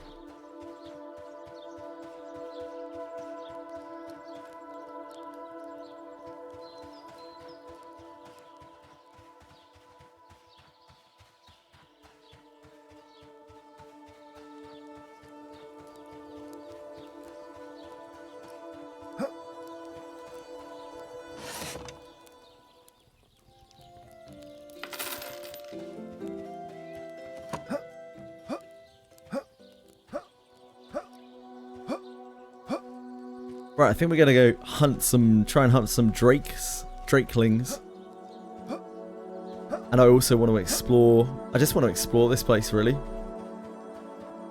Yeah, so hey!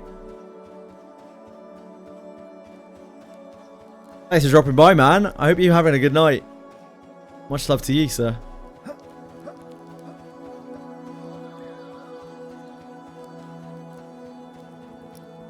I hope you sleep well as well.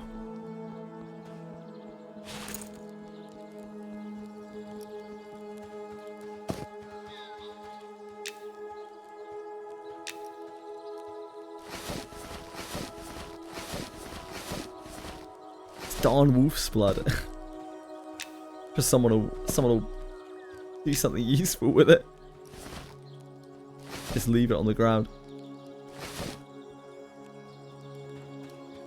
We need to rebuy food and meat for our wolf. A wolf. No worries, buddy boop. Take care of yourself, my man. Thanks for being here.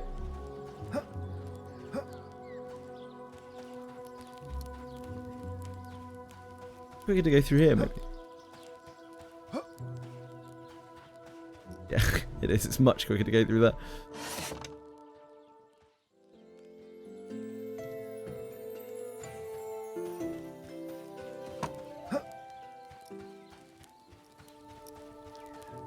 Catch some ZZZs.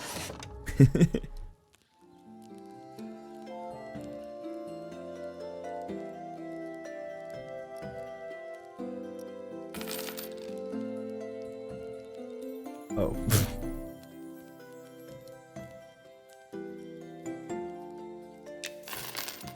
Like that. Any of these. 20 of these. But imagine being able to afford food and water. Truly, we are living in first world here.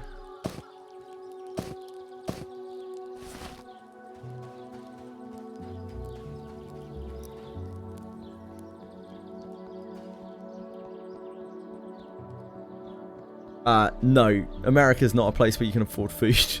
Guess, come on, mate.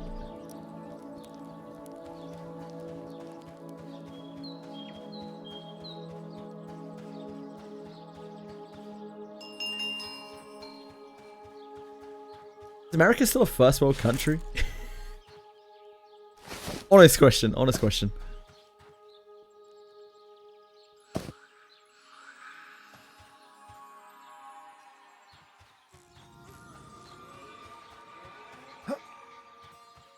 Hey Marshmallow! How you doing, dude? How you getting on?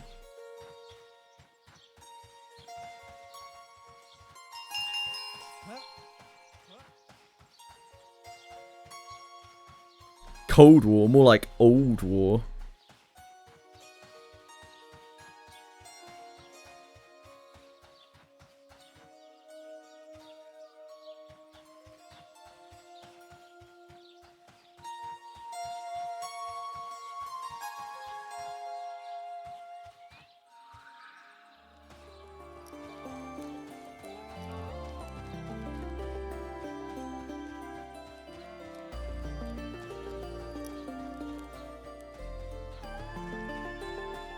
Maybe we should start referring to gacha games as third world, like Black Beacon is a third world gacha game.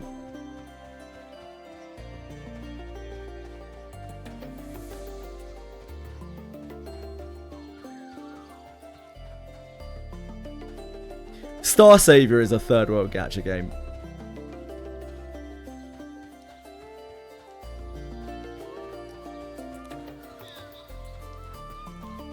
Right, I need to I need to find some kind of place to go from here.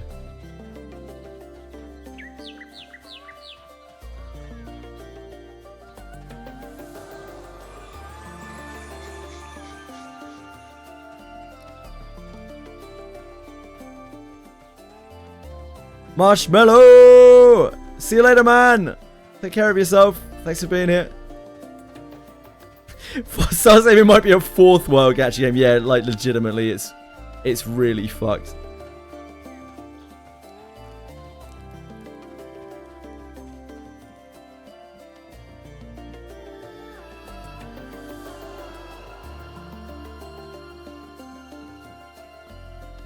I said hi to Marshmallow, but Star Savior will save gaming. Star Savior isn't fucking saving anything, mate.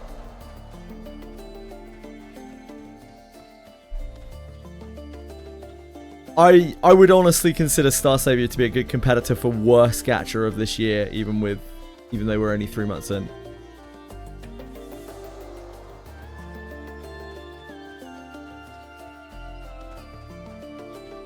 And that is keeping in mind that we have also had Star Sailors launched this year.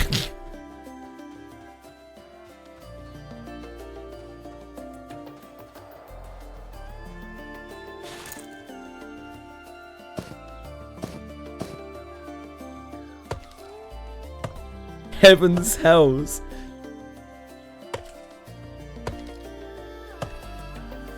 I just think that Star Savior is not going to make me even slightly happy. I'm not even going to be laughing at it. Like, it's just going to be really awful.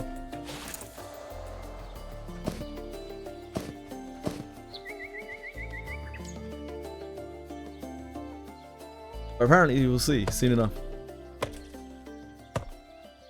19th of March, right?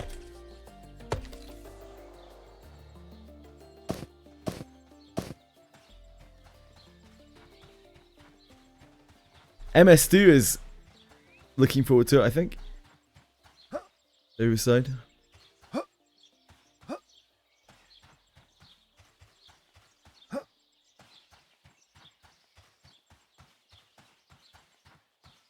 Unfortunately, shit, what's it called again? I literally can't commit this to memory. Genesis War. Unfortunately, Genesis War got pushed back.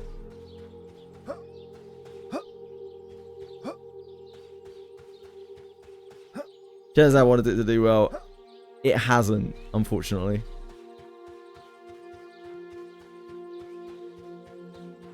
Considering how not well it's done, I'm not sure if Genozad will actually want to play it, but more power to him if he wants to.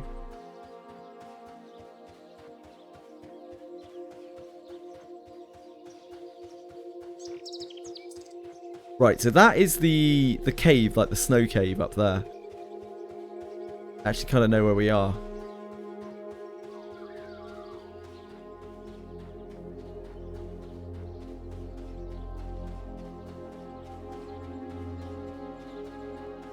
Counter-Strike was a pretty fun game. I didn't really stick to it. I was too busy playing Langrisser, but like, it seemed fun enough. I enjoyed playing it for a little while. Never really took off that much, did it, Counter-Strike, sadly? It's a shame, it's quite unique. Definitely fun.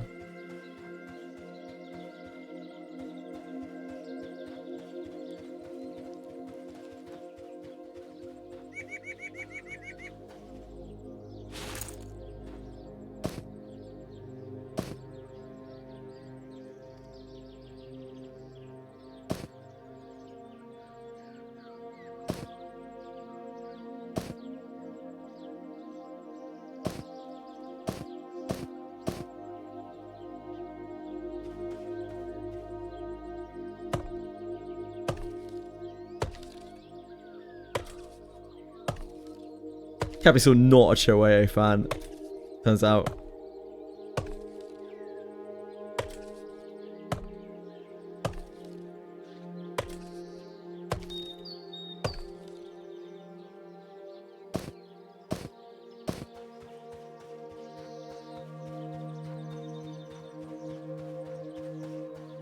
Today I got home after work. Pretty excited to play games till a terrible exhaustion hit me all of a sudden, and I slept till now. I'm sorry to hear that, man. Sounds like you need the rest though. I hope you slept well.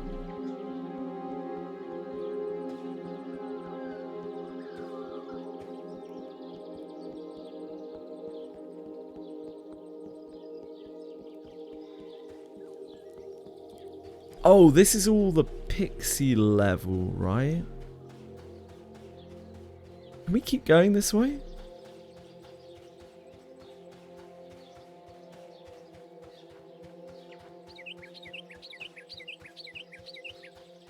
If I'm exhausted, I play League. Anger always keeps me refreshed. Jesus Christ, Capisaur.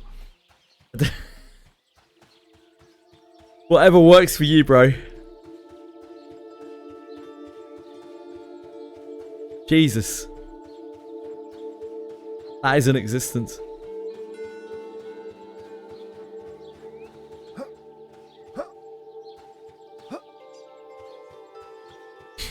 Oh, Nelly.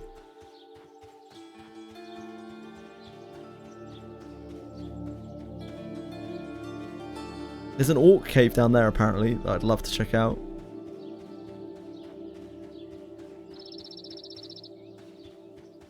People have apparently had a bad time with the wolves here. These light green? No, they're not.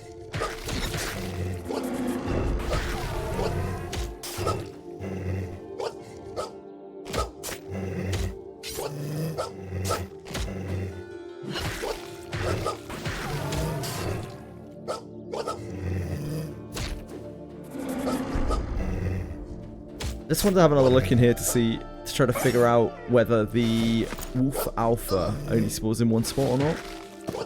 In this cave. Oh, wisdom gave you depression, dropped Enfields, and that's just normal games. I just made my peace a bit with the wizardry stuff. There's obviously nothing further we can do about it. I kind of understand their reasoning behind it now. I don't like it, and I wish that shit wasn't in the game, but I don't see any point in lamenting over it. It is what it is. Sucks. I'd strongly encourage nobody fucking uses it, but yeah, I don't think it's going anywhere. Yeah, Fox is on an absolute gacha dropping spree. Nothing survives Fox. It is like that, honestly, with games. I've noticed that with a lot of people. It's like, once you start being like, do I really want to play this? You start being like, do I really want to play this other stuff?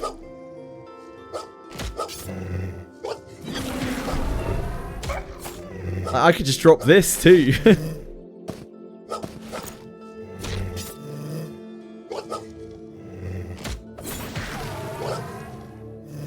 Yeah, this place is like crazy easy for us now. We don't even have our dual wield skill up.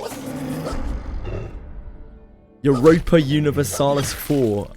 I know like Senna and Alex love that game, Ryu. You ever fancy playing some Europa Universalis 4? Make sure you hit up Alex and Senna. I'm not joking either. They probably love to play some with other people.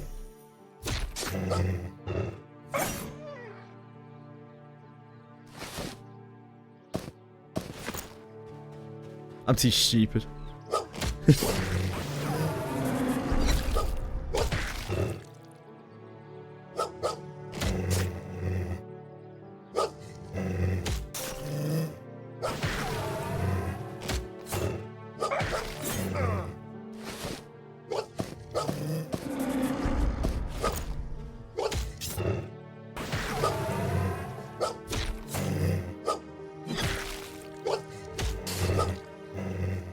Oh, we really murder these things now, huh?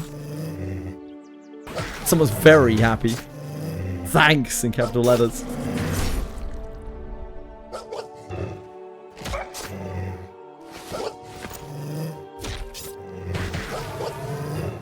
In this cave, there is an alpha wolf that spawns. I kind of just want to know whether it spawns in one position, or whether it can spawn in any of these placeholder spots. Why do I need to know that? I don't, really. I'm just curious. It's actually your favourite game of all time? Damn.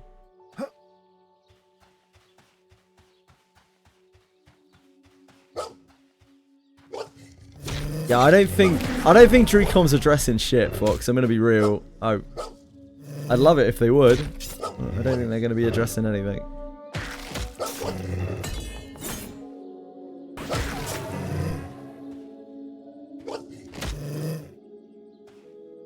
Considering Tapjoy, it was like being advertised on Tapjoy for months before this, and we had no idea. I'm guessing they're not interested in sharing that with us. I would do the Tapjoy thing from a throwaway phone. What people I've seen is she's getting the actual rewards from it. Yeah, man, like, it's really, really bad. There's a very good chance if you do the rewards, even if you avoid all of the nasty shit that's going on, that you're not actually going to get the rewards.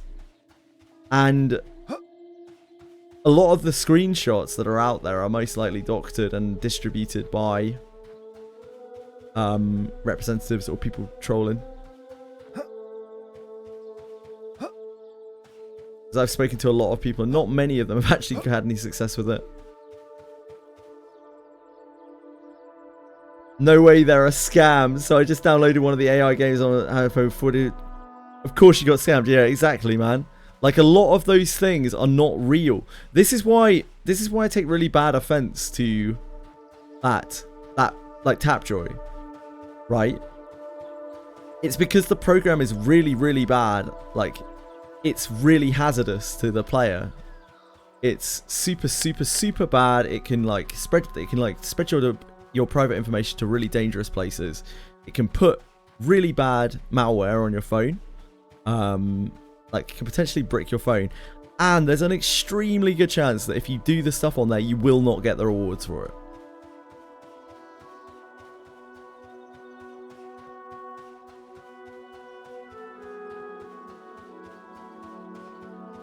The platform sucks. And it's shit to have it in your game.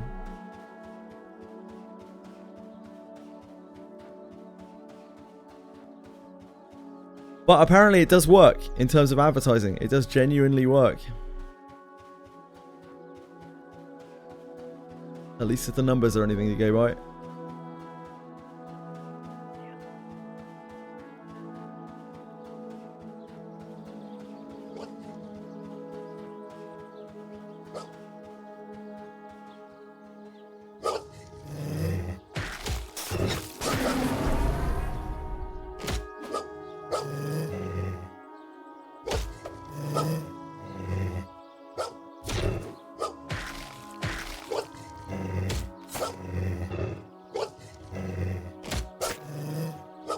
You know if the alpha in there can spawn in any spot.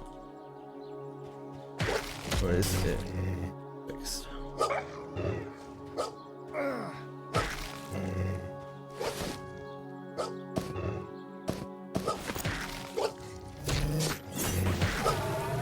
Didn't want him back.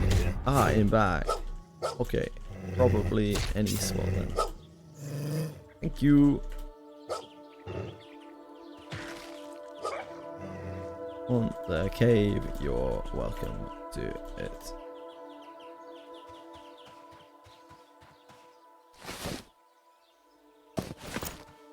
The top reward in Raid Shadow Legends with 70k gems. It's actually doable, except you need 117 hours of optimized and active playing.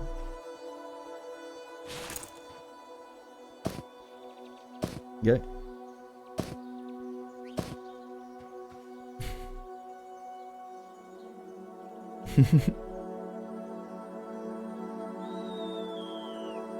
Good. Hit the cave anyway. If you want more, gonna go explore. Thanks for watching.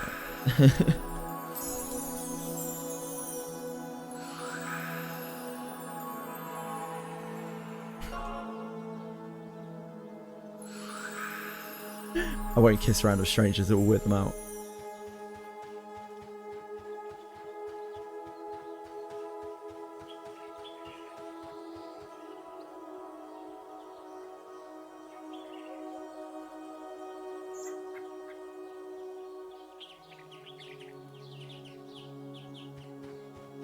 All good. Good luck.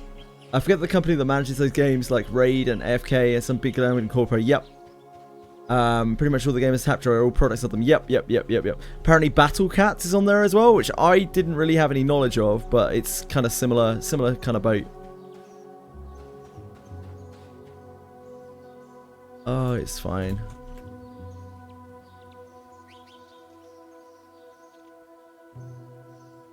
Random spawn.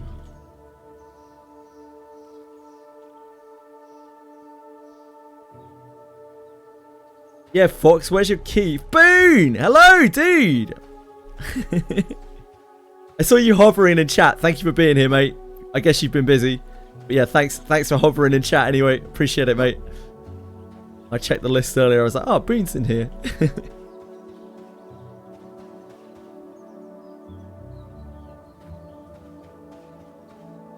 Am I dropping down here?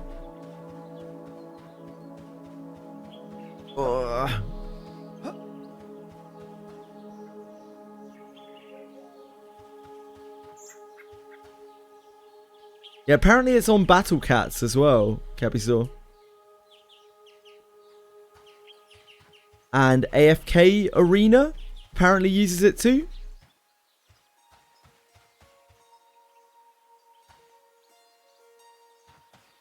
That was a bit sketchy. I don't know if I should have been doing that. I don't know about that.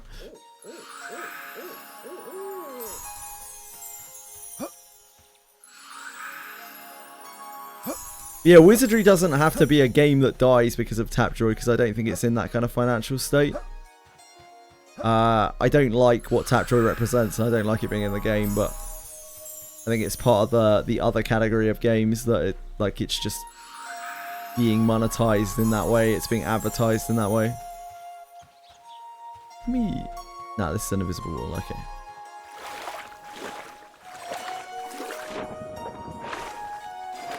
But we'll see. No, I don't think it's doomed. I don't think it's doomed. After looking into it, like, what I didn't understand before is why. What really confused me about it was that, like, I didn't understand why they had suddenly decided to do this out of nowhere.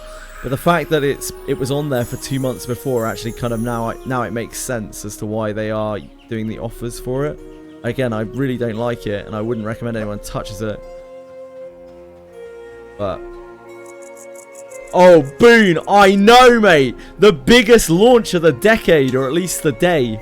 At the very least, the day. The biggest launch of the day. Grand Blue Fantasy on Steam tomorrow. 12 years of content. We can guzzle it down. We can live in the realm of the gods. We can dine at the table of the gods. We can drink the gods' cornucopia. 12 years of perfect content. Force fed down our throats. It doesn't get any better than that. I can't wait to uninstall it at the end of the day. Mate, what if you're hooked? What if you're like, this is the game that I've been waiting for all day? What's included on the new update? Which game, Diego? Can you be more specific? Sorry. What is that game about? What, Grand Blue Fantasy? It's like an anime gacha game. It's 12 years old. They're just launching it on Steam now. I've never played it before. I'm just curious. Oh, I have absolutely no idea whatsoever, Diego. What? DLC? Are you talking about Grand Blue Fantasy whatever it's called? Because I don't know anything about that game. It looks better than Etheria. I mean, every game looks better than Etheria. Etheria is a really, like, soulless, ugly game in terms of its graphical representation.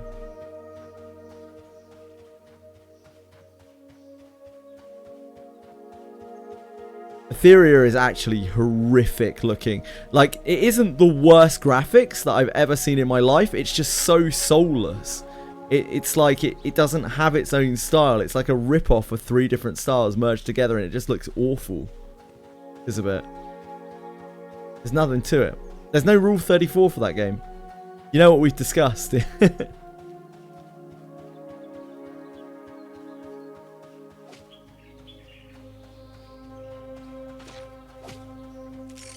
this is the area where the named Necromancer spider spawns.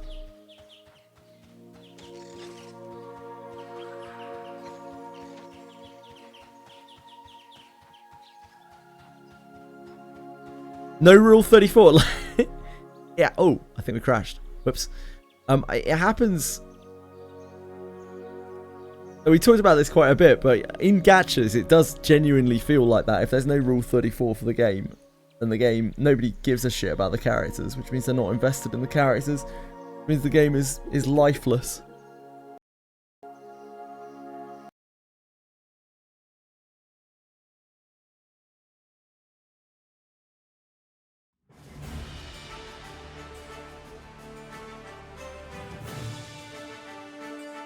close.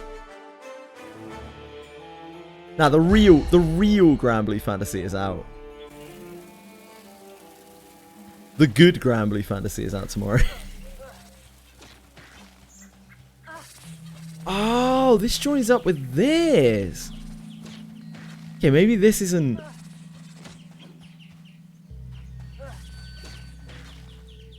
I think gachas might be bad. Huh? Wait, what? Yeah, so I know we've known each other for quite a long time now, but I don't say this lightly, but I think we got to ban Capisaur. I don't know what the fuck's going on with him. I think Capisaur's account might have been compromised. Like, imagine making a statement like that. I think he needs to be banned for everyone's safety. Yeah, he must have been hacked. That can't be Capisaur. There's no way he would ever say anything like that. Gacha's bad. Huh? Too much Tapjoy. Yeah, gachas are bad.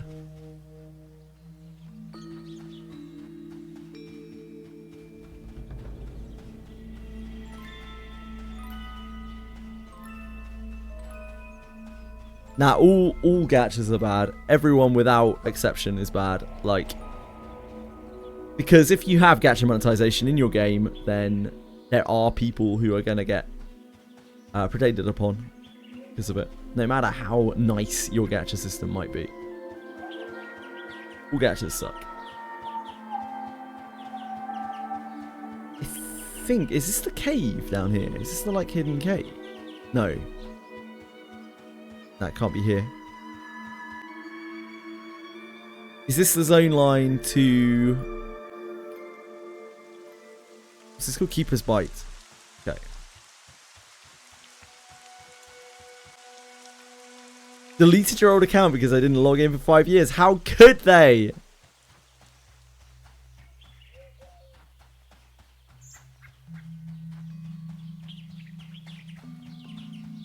Surely not after KJH's constant breakdowns. What, like Limbus? Putting Tapjoy in Limbus. What would they even monetize? I think Limbus is probably safe from Tapjoy. I think in terms of like that kind of nefarious business practice, Limbus is probably safe. However, Limbus does still have a gacha system in it. No matter how much you try to weave the topic, Limbus does still have gacha monetization in it. And any game with gacha monetization in it is like inherently a little bit evil because it, you know, they're predatory. There are going to be people. Oh, hey guys, there are going to be people who like suffer because of that.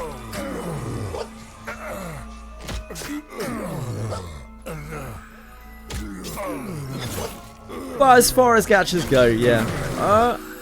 How have I done this? How have we ended up pulling all these mobs?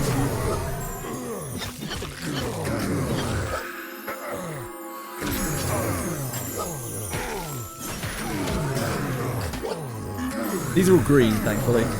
But yeah, these shamans are healing the shit out of this thing.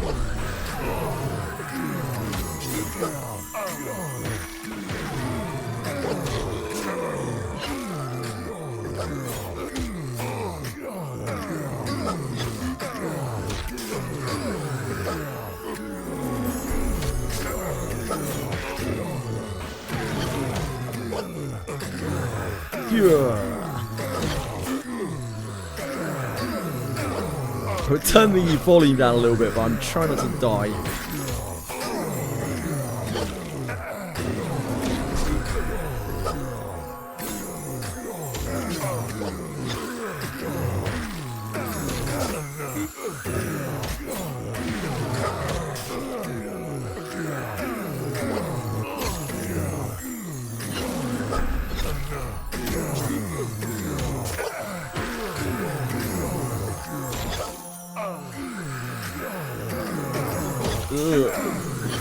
Just got chunked so hard.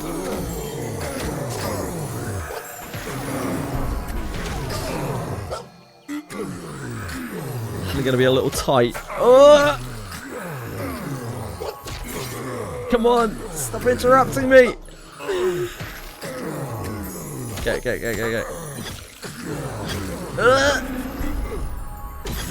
Got interrupted so many times. I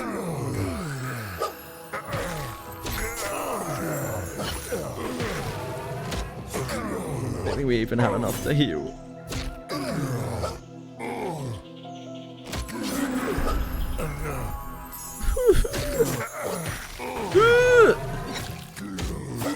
Okay, we're fine. Not even close. So fine. So fine.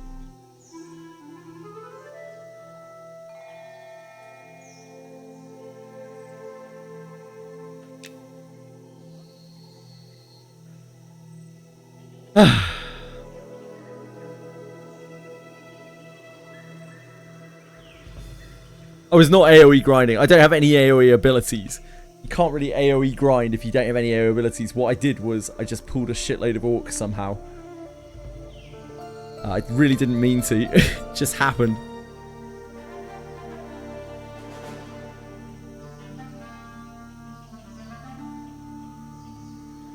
Granblue Fantasy 12 years anniversary. You can pick one SSR character, right? Even for free. What? I can pick one for free! Mate, I'm going to be rocking out tomorrow. Which one shall I pick?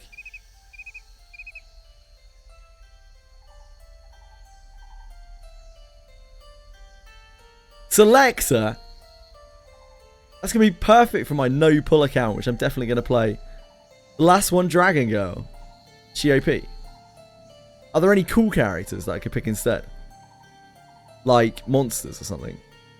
Palia. It's an unfortunate name for a gacha character, isn't it? Palia?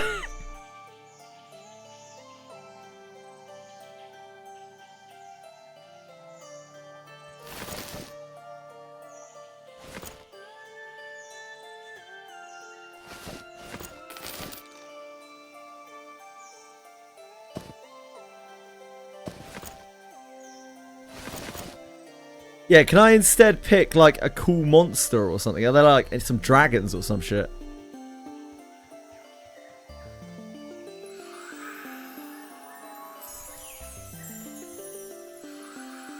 There's Zodiac characters. They sound cool.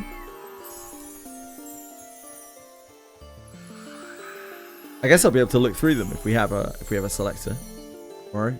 I'm not going to understand anything that's going on.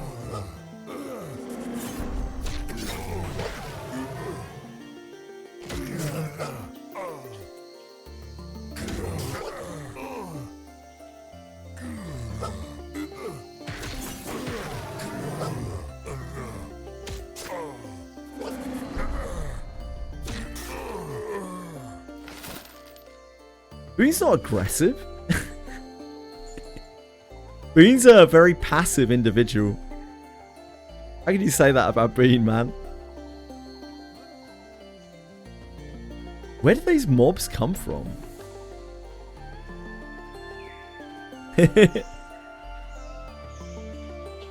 Boon is a very unopinionated person. He doesn't really have any strong beliefs or anything like that. He is always entirely pleasant and is not at all ever forceful. Yeah, pretty much just like Cappy's. Just like Cappy saw.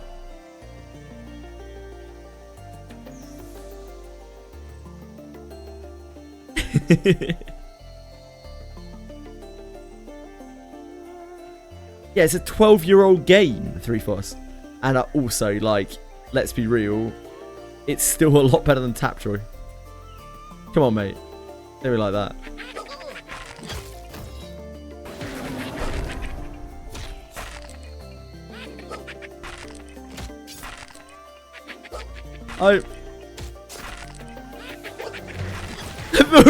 Wait, are you saying that you're not like Capisaur? Wait, what?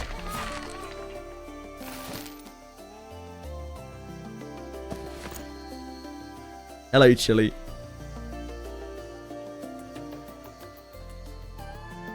I'm not 100% sure I am right now.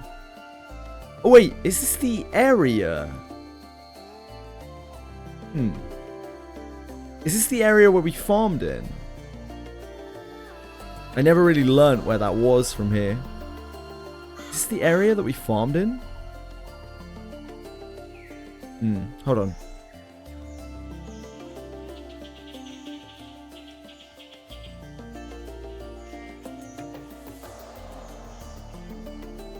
Not your type of game, that's fair.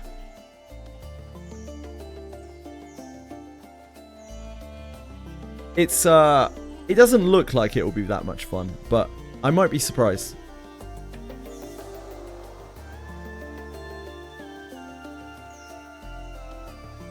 I've been playing my whole life. If you have been playing your whole life, Boone, just as a warning, sir, you probably shouldn't type your age in Twitch chat.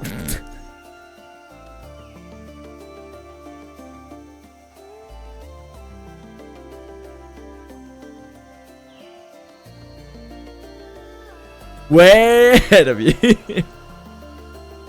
Ryu.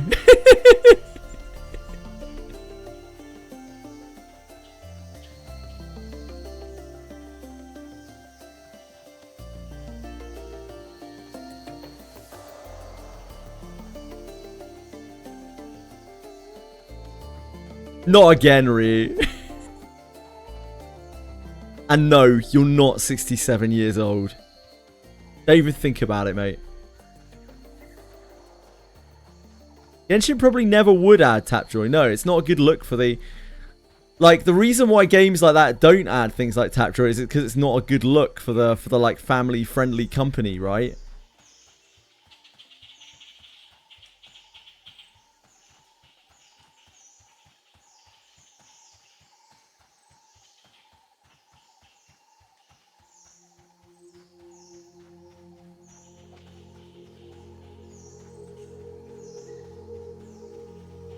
Raid Shadow Legends is not like a family-friendly game. It's quite a successful game, but it's not a family-friendly game by any means. Like, when you look at... Oh, God. There are some... Oh, gosh. Oh, dear. I may have made a huge mistake here.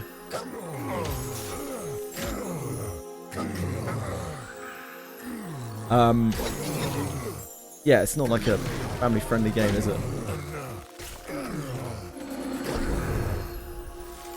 They have all sorts of crazy, awful business practices. And they don't really try to hide it very much.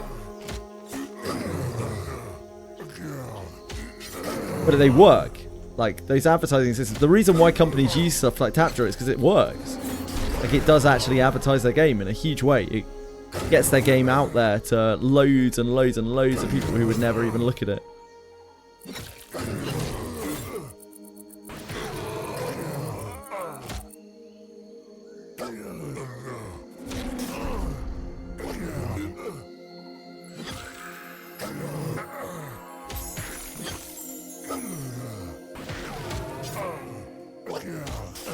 Genshin Impact is probably the most famous gacha game ever made. Most mainstream gacha game ever made. It's not really surprising. Gotcha games.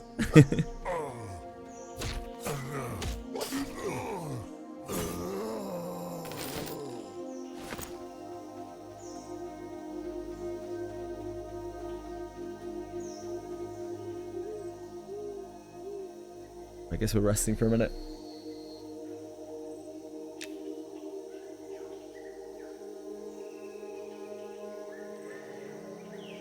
I'm not like 100% sure where we are right now.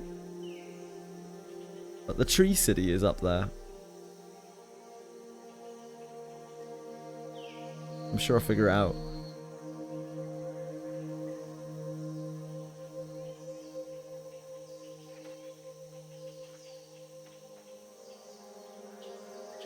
Not even Raid has Tapjoy in their app. It's an offer for other games to do challenges in. Ah, really?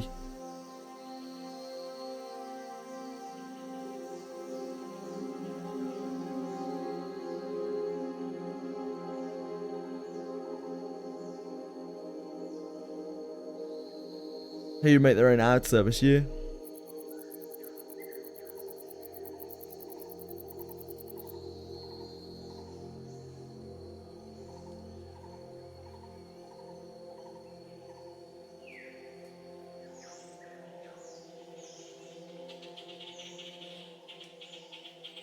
Is it an L take to super glue it back on again? No? Sounds like a good idea. Our own Tapjoy, but for good games. But good games won't want Tapjoy.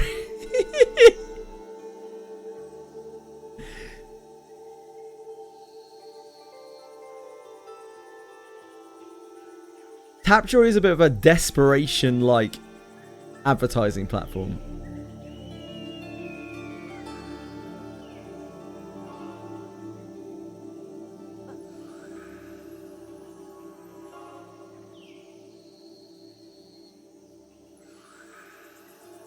We got a group moving out over here.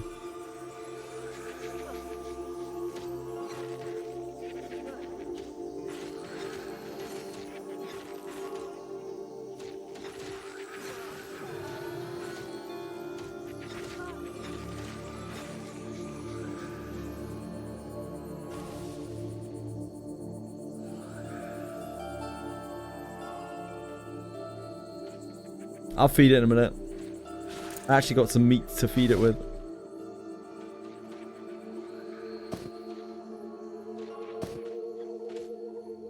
Actually bought... I'm like not so poor that I can't afford meat anymore. For now.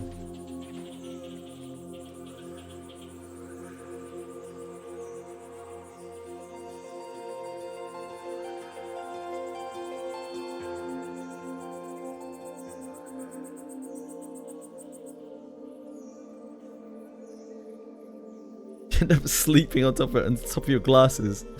Shit.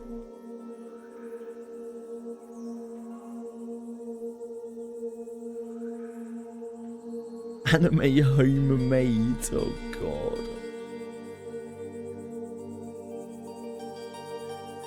Be careful what you wish for.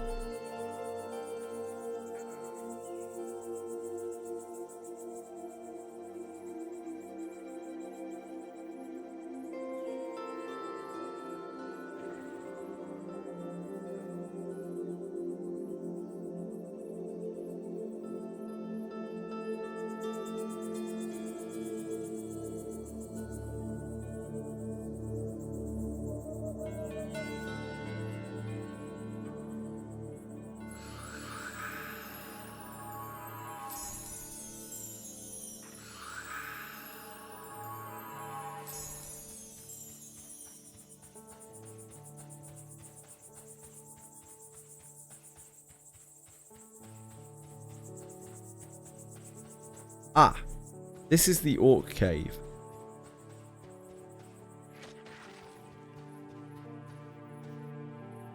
These are blue.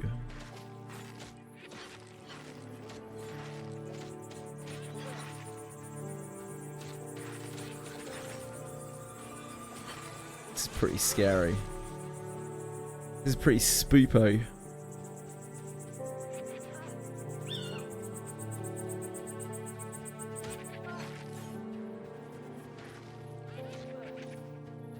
That's the Orc Cave. These guys are camping there.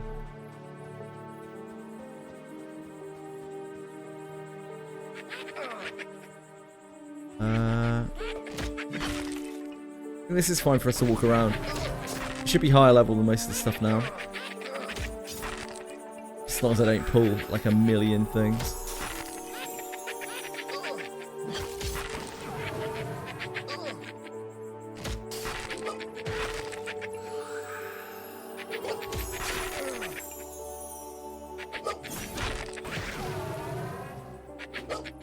I probably need to rebuff my pet.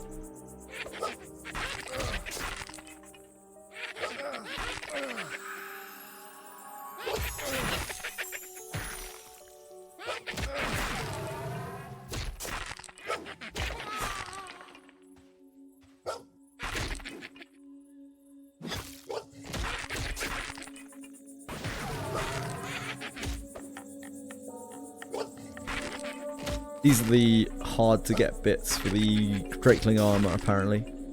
Green Drakeling poison ducts.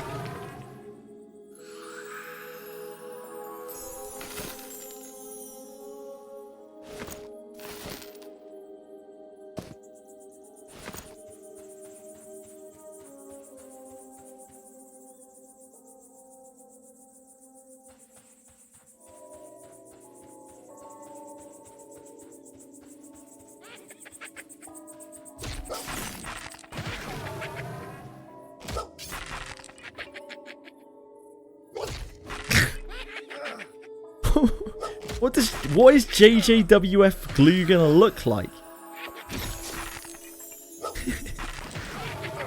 What does that look like? What do you imagine this looking like?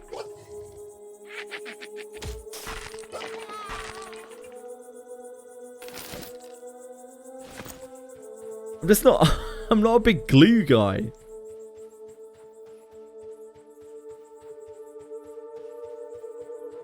Oh, that joins up to there. That's where we...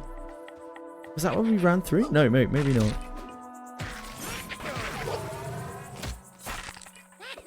I'm the leader of the circle. Wait, why am I the leader of any circle?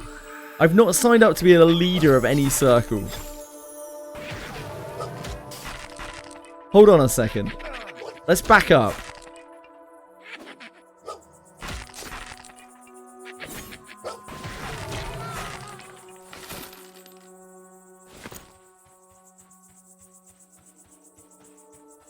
You feel betrayed.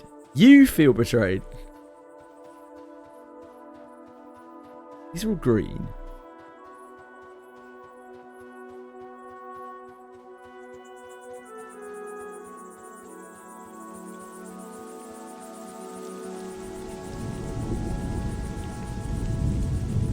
Those are the warriors that we killed before, right? I think. Yeah.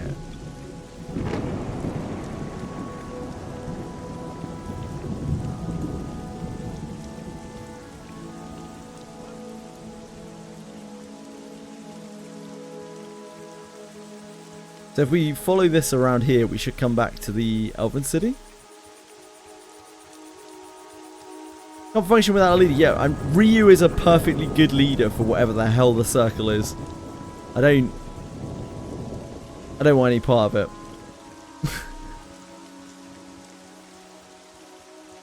Yo, Ryu, the circle is your baby. I couldn't possibly. That's all you, bro. That's all you. I just couldn't possibly. It wouldn't be right.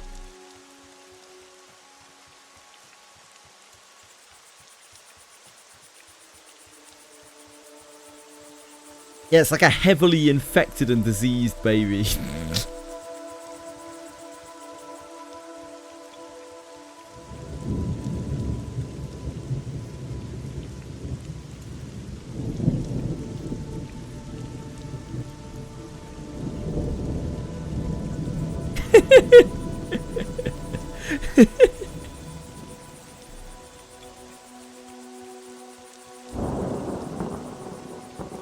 So we go up here, this leads again to the Skelebanes, right?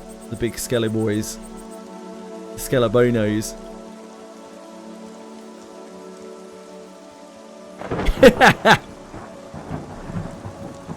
Sometimes it just get you like that, you know?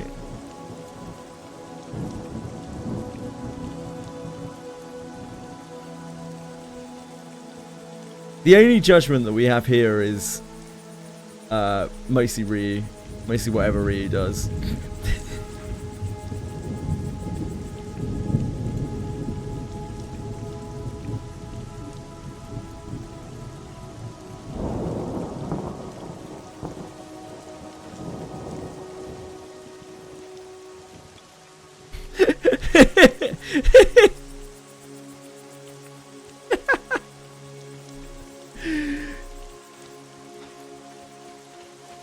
Does this loop back around to the cape?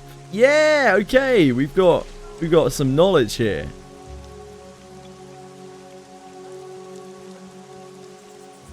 This is the cave, yeah?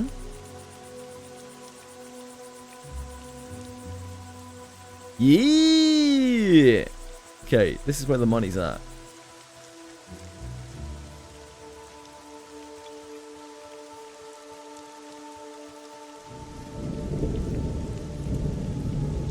What's up here? Hello, sweetie pie. I see you're back again.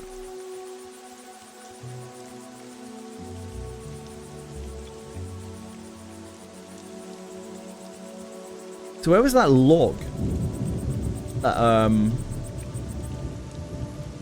we were getting XP at? The big tree. Actually, you have to lick my arm. Is that something that we need to do?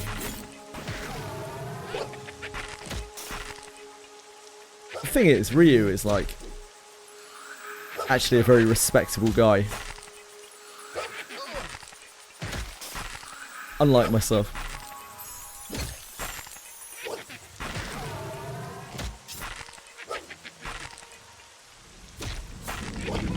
Mate, I hope you're ready. I hope your body is ready for the best gaming experience of 2026. Get some rest, man. Sleep well.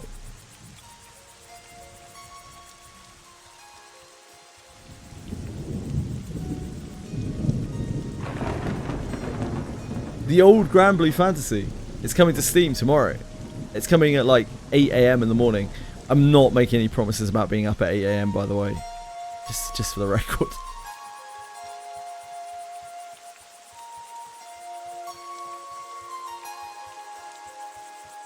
Just coming at regular time. Yeah, I probably will.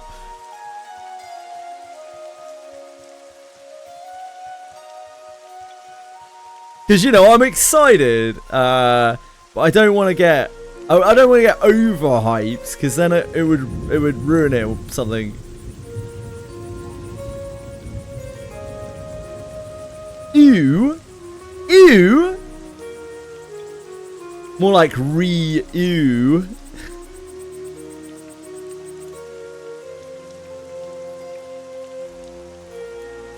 You wouldn't be able to get your glue fix if not for Grand Blue Fantasy. I'm as hyped as you can get for a prostate exam.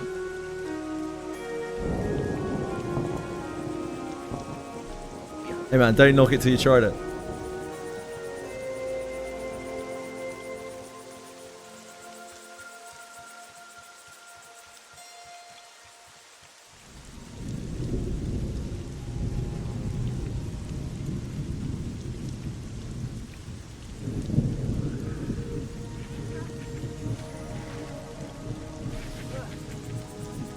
I didn't know you were so bad with punctuation, Ryu. It's tough for some people.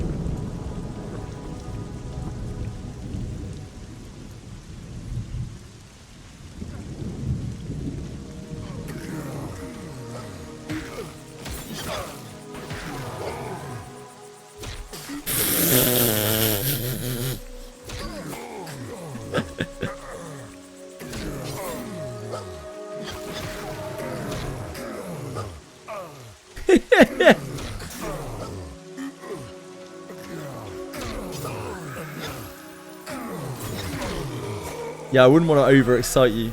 I don't want to overstimulate you before the big day, Free.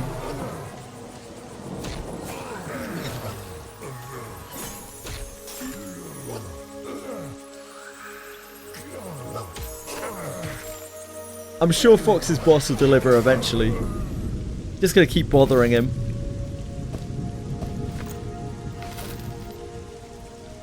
You can't hold out on us forever.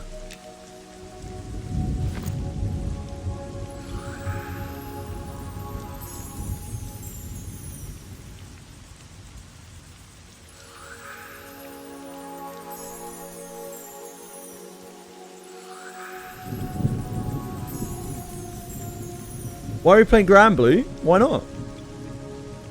I've never played it. Like it's kind of a cornerstone of gacha history. Genuinely, like not even joking around. It's a cornerstone of gacha history, right?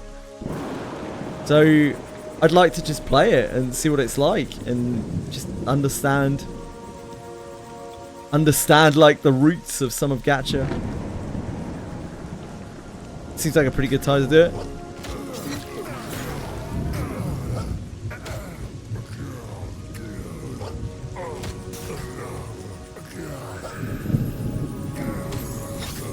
I'm a gacha historian. Yeah, not really.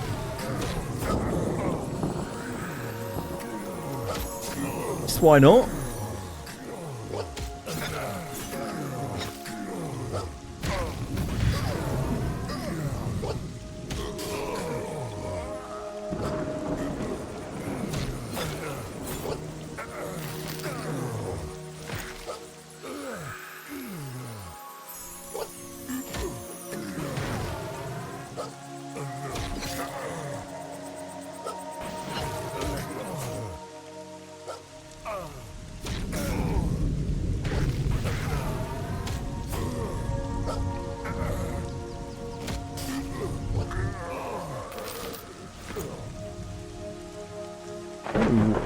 This is potentially dangerous.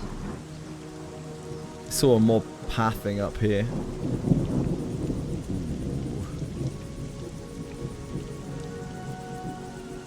Common warrior.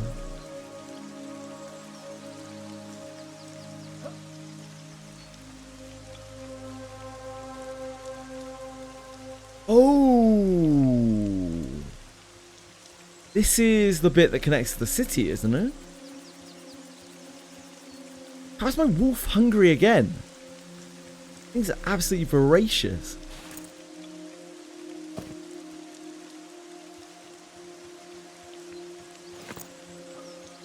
Is this the bit that connects back up to the city? I'm trying, Fox. They're just so hungry all the time.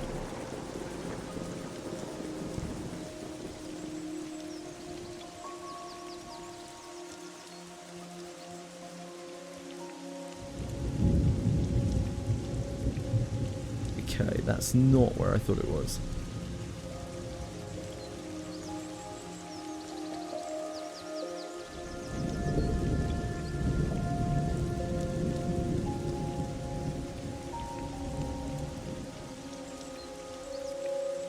What's a raft? Is that a game? I mean, I know what a raft is. Is raft a game?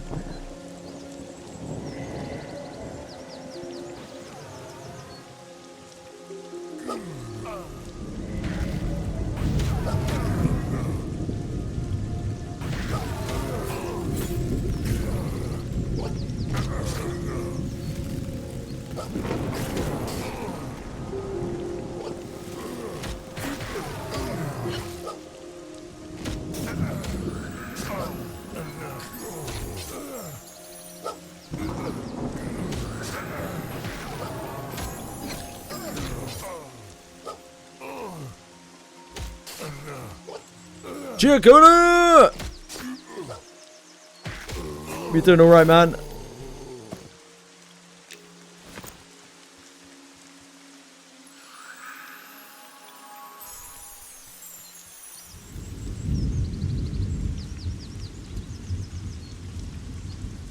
Where could this lead?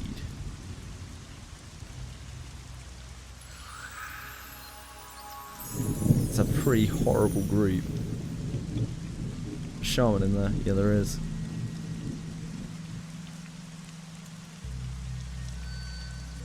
Just chill for a second.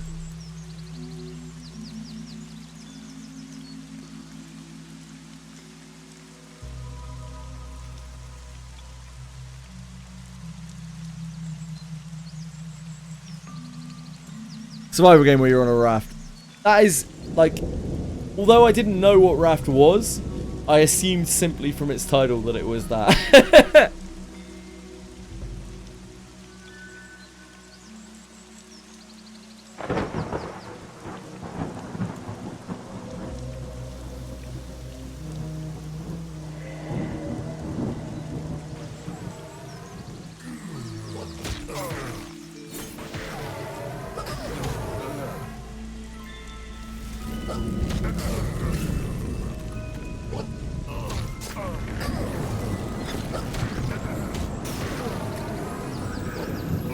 Oh, I need to rebuff my pet, don't I? Keep forgetting. I find it kind of weird not being able to see my pet's buffs. Probably don't have detect magic. Ooh, oh! What's her name from?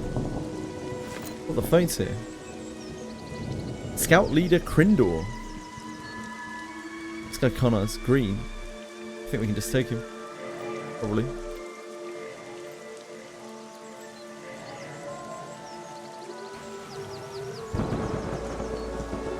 Got a boat.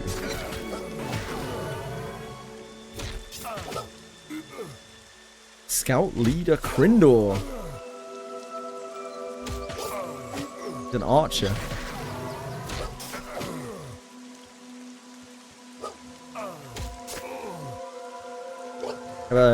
Have a bow on him, by any chance? Crindor's Risk Guard. Strength +1, Safe Disease -3. Damn, what a banger. What an absolute banger.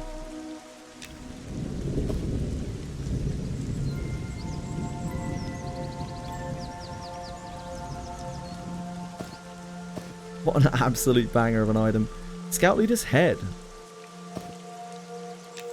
I wonder where that goes.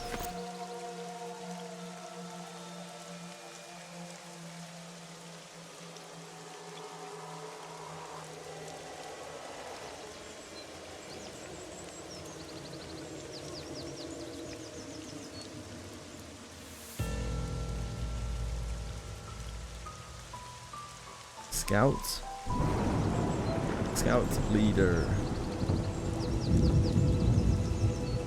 Scout Leader's head. Related quests unknown. Ah yes, welcome to EverQuest style game where nobody can figure out where any of the quests go.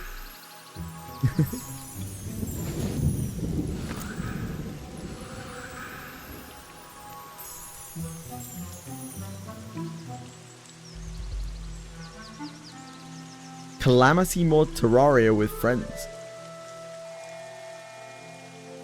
I know quite a few people who like Terraria.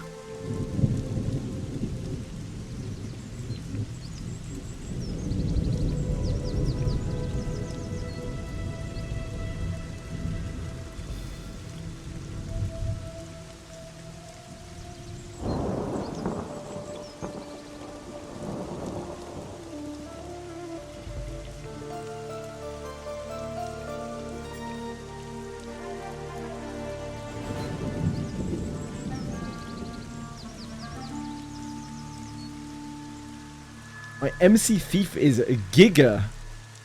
NGL. 81 out of 86. 81 out of 86 what? Oh, like disarm and detect. Detect and disarm. Not bad.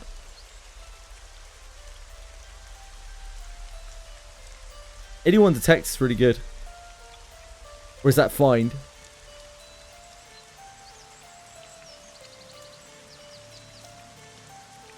Apparently, Ryu, I haven't even really messed with it very much.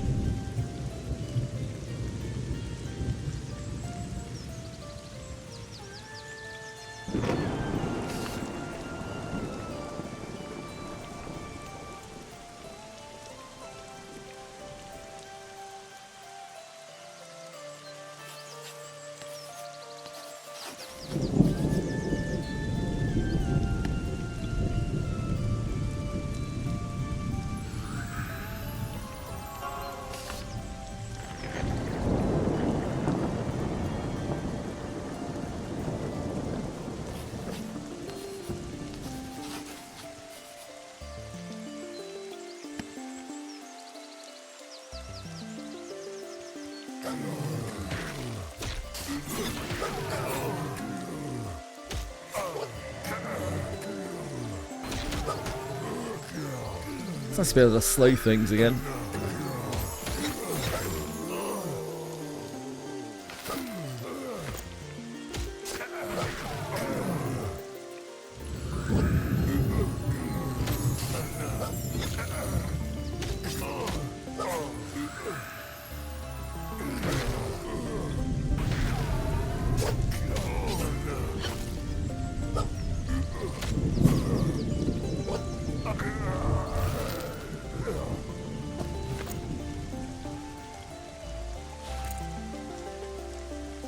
Oh, upgrade. Cloth to raw hide.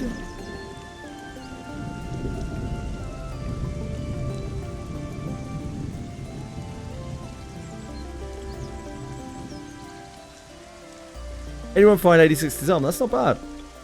Oh, where does this go? Wait. Oh, wait.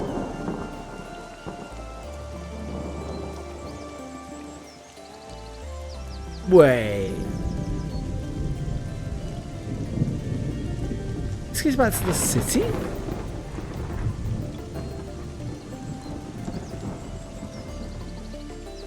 I swear when we looked down there before.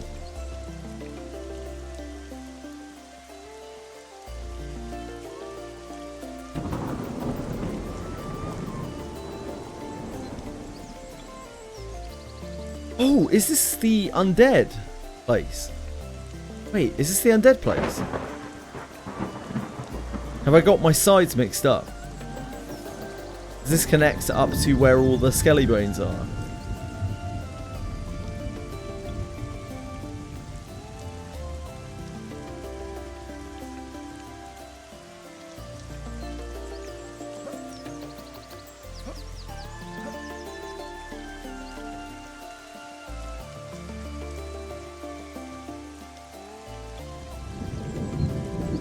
Oh no, I don't recognize this at all.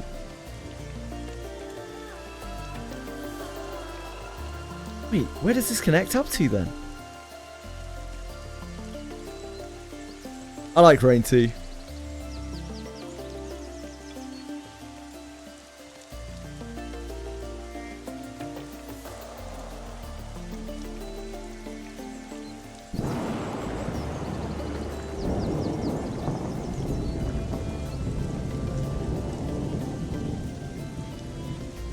My pet's hungry again.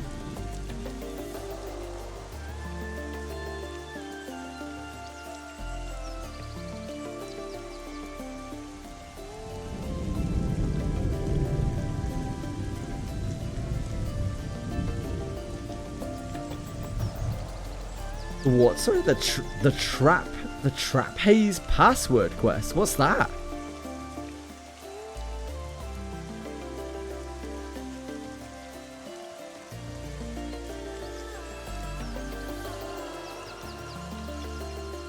Where does this connect to?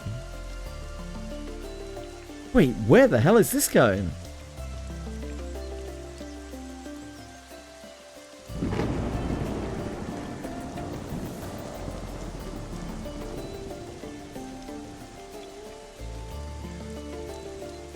Archaeology.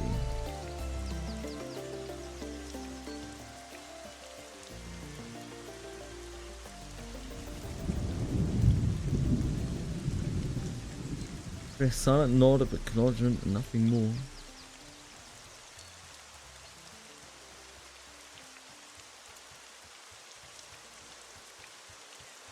What is it, Fox? Or awkward pie? Trap haze? Traphase? Oh, lucky 3-4s.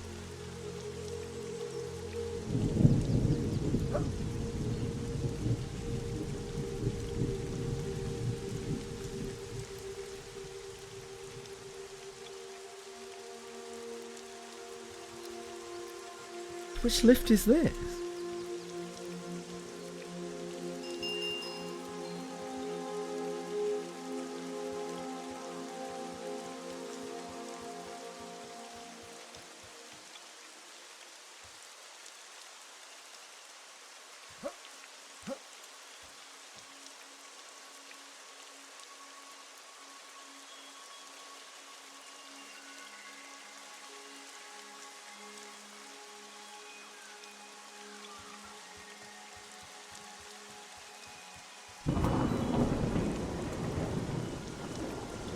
Wait, this is the Beastmaster lift?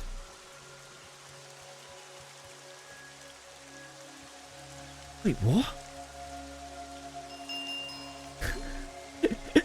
Now I'm super confused.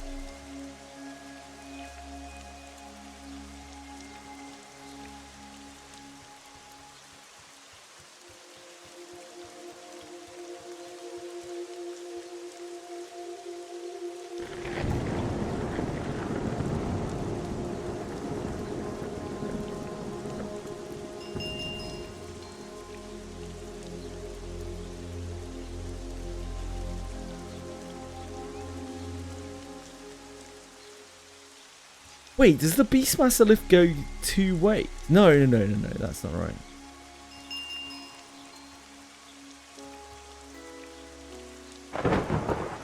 Big email for M&M Code. I don't think they're doing them right now. I think you can maybe get some on Nick Hotz's chat. You might be giving them out periodically.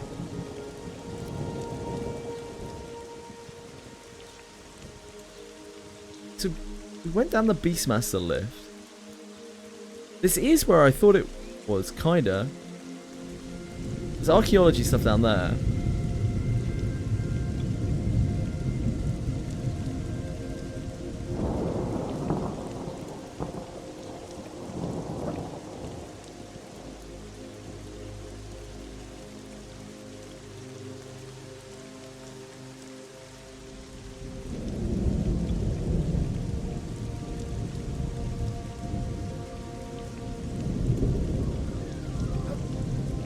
Orcupy and Fox don't want to clue me in on their little thing they've got going on.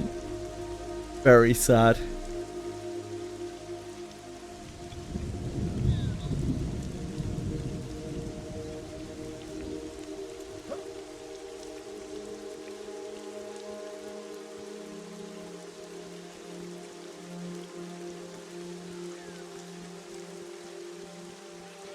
Wait, this is the skeleton area. So then, how did we get to the other area?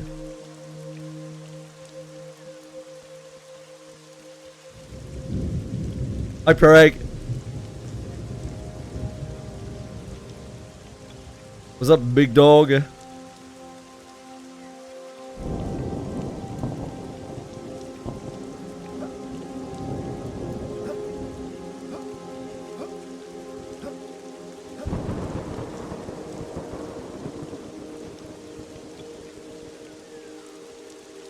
Oh, there's another bridge over there. I see.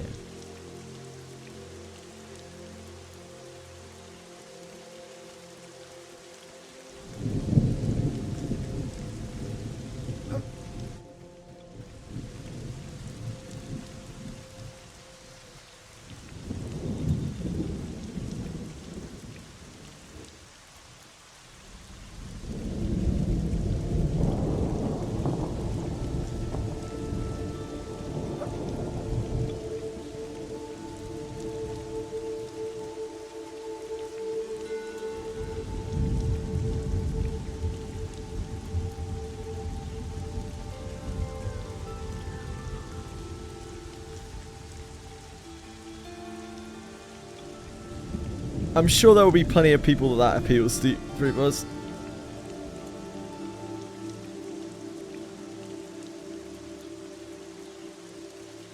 Just not me.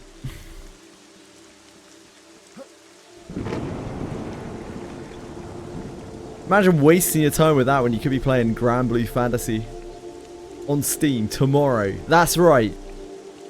Grand Blue Fantasy on Steam coming tomorrow.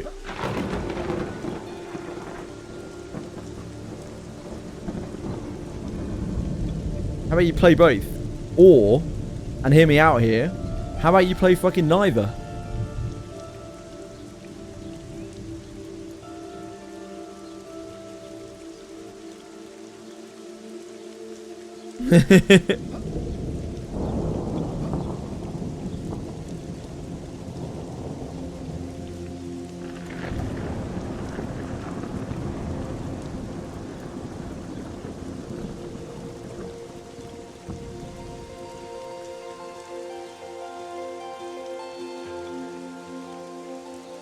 Take it, I can walk across here.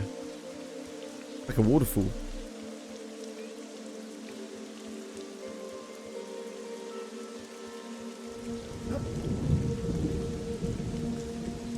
Just checking for the old waterfall cavern. It's a classic. I already played Enfield. I already did that.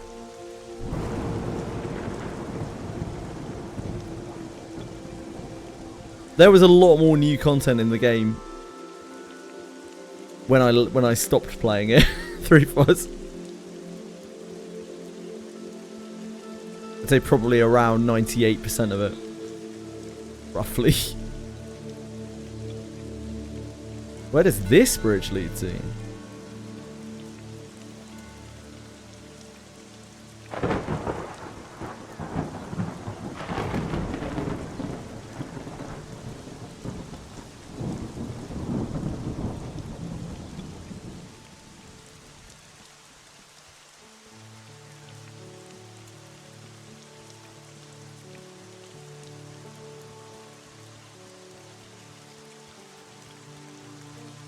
You're getting case it gets better. Ah, yes. Yep.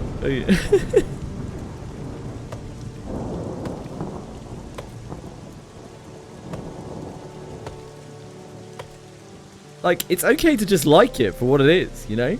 If you like it for what it is, then fucking game on. You do you. That's cool. It's awesome to like things. I don't shit on people for liking things. If you like something, unless it's illegal, if you like something, then just keep on enjoying it. Doesn't matter if other people think it's silly or whatever. You do you. Life's too short.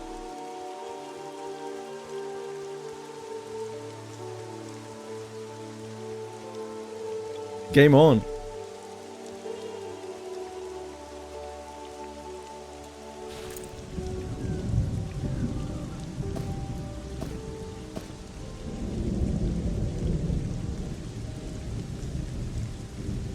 That's not good.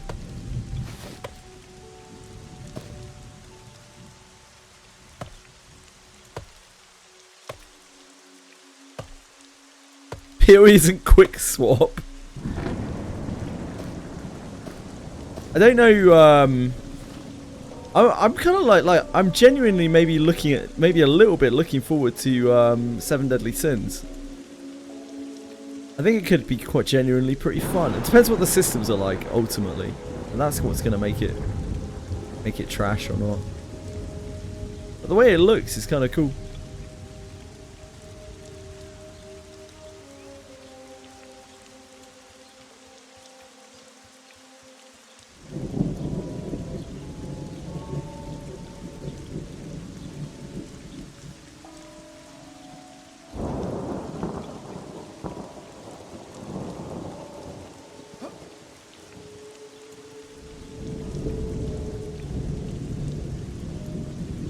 I probably hate it after a day.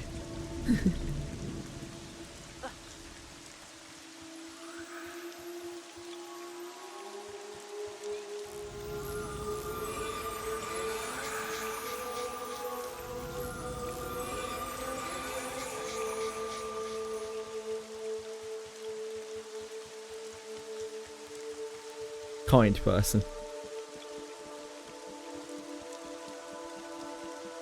Oh! Is this how we get to the... Is this the route to get to the dead platform?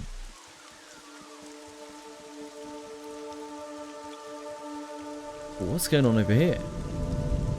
These are indifferent.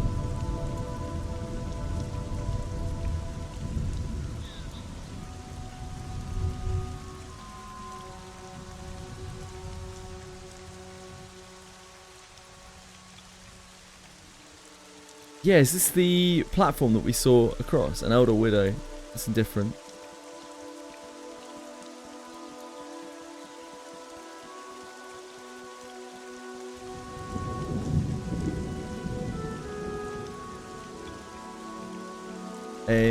Yeah, this is the... this is how we get to the platform that we saw across there. The one that was swarmed with spiders.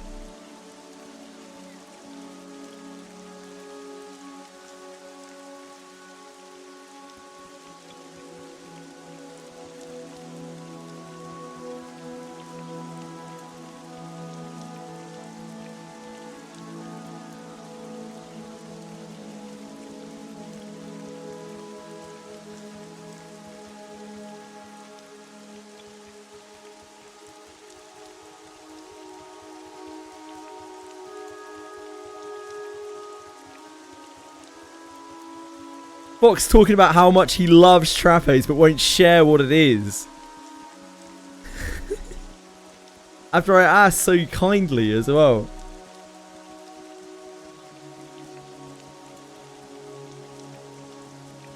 Unbelievable.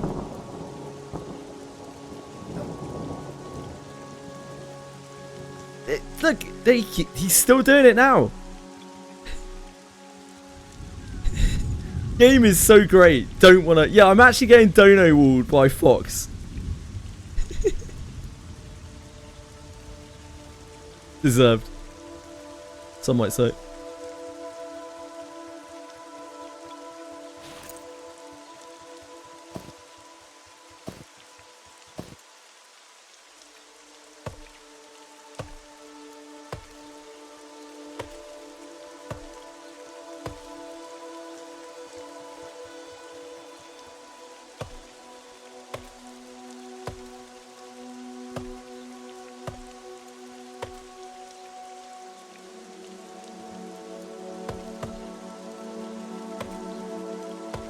Oh, this is rich wood. This isn't even poor wood.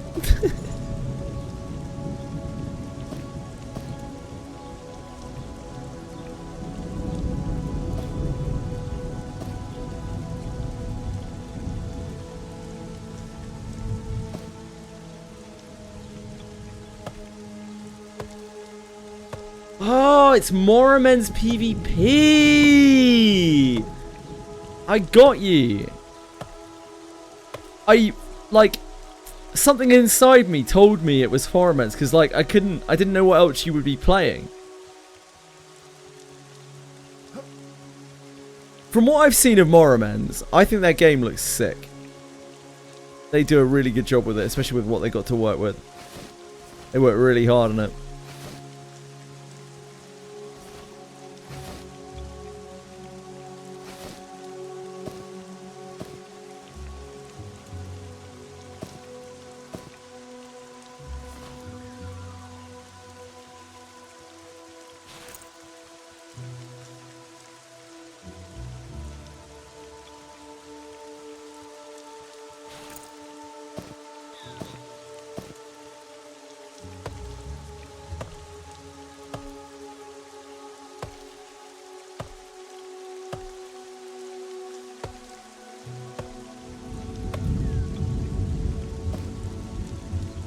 I've almost played it so many times. I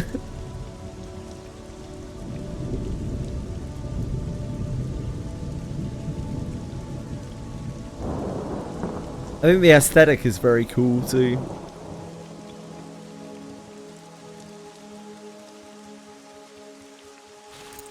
So much wood over here. It's like me when I'm thinking about Monsters and Memories.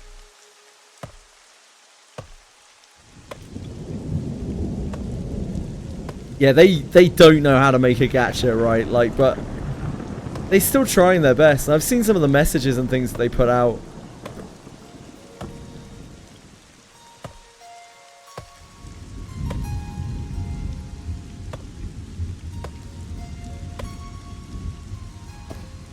They clearly love the game.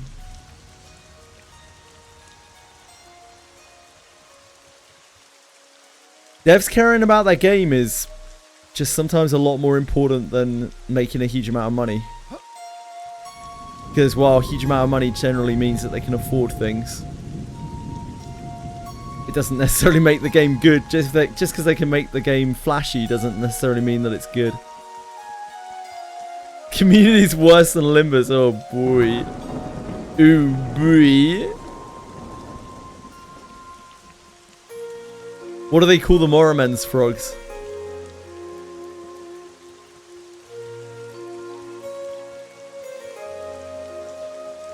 Where do I go from here? Down, maybe?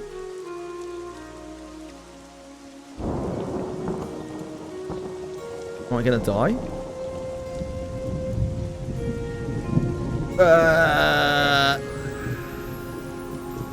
That was a little close. I did a lot more damage than I thought it was going to. It was a good thing that it literally left me on like 1 HP. Holy moly. Moramen's frogs. Yeah, health is a resource. It's fine. I definitely underestimated how far that was down. I did not deserve to live there. Yeah, that's pretty far up, actually, when you look at it.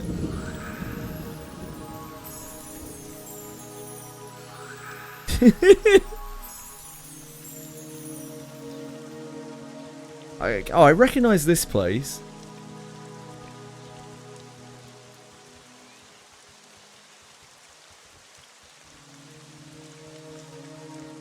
I almost buckled underneath myself.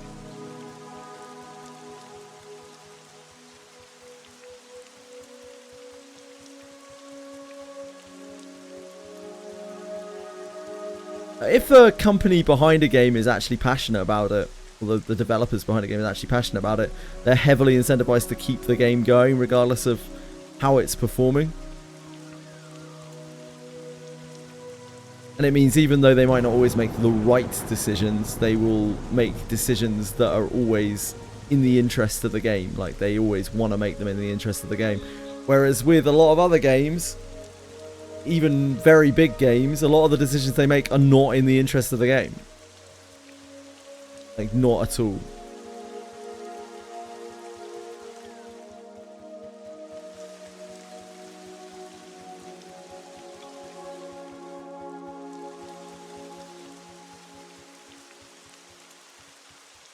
flares is interesting. What do you mean by interesting? Can you elaborate on that one, Fox?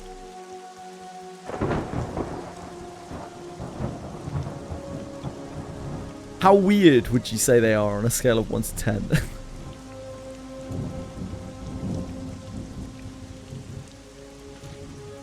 The kind of content creator that perhaps is going to talk about turning their horse girls into glue and eating them.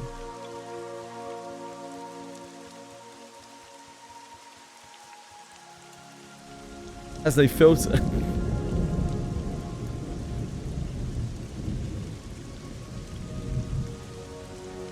Hyper, okay. Just like really, really mega high energy, potentially like ADHD kind of deal.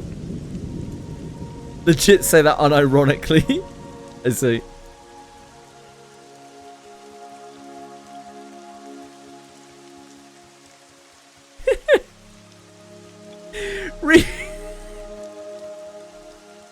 Ryu, why is it that before I got to know you a little better, you seemed like such a respectable, normal human being, and now we've gotten a little bit closer, you are unhinged as fuck. Like what's that about, mate? Is this how you lure the horse girls in as well? Just like, no, I'm a really normal trainer. We're gonna do great things. You're gonna win so many races. And then, like, you get them through the door and you're like, right, so basically the way this is gonna work is you need to race. If you don't, you're glue.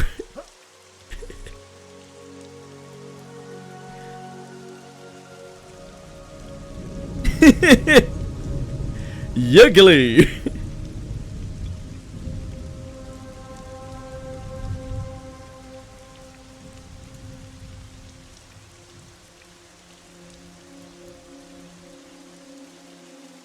Oh, beta crash notes. Yeah, tell me more.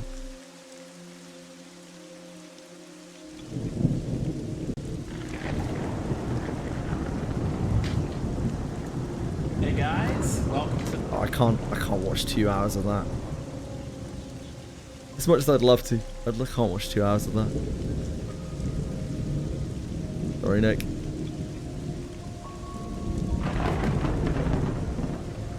Okay, so we kind of did a ring of the zone. I'd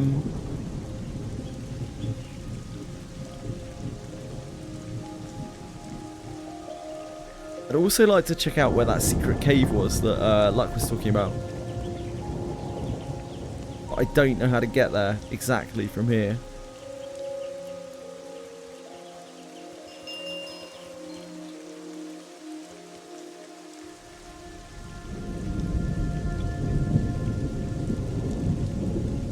So I need to go out to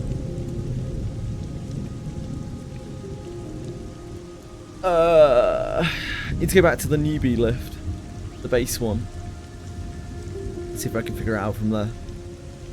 Judge the book by its cover. It is a beautiful cover, really. It's a very, very handsome cover. Can't blame me. It's thinking with my dick, mate. Mormons is cool. Yeah, Mormons is very cool looking. I've never played it, but like I can tell, but just by looking at it, I'd probably quite like it if I played it.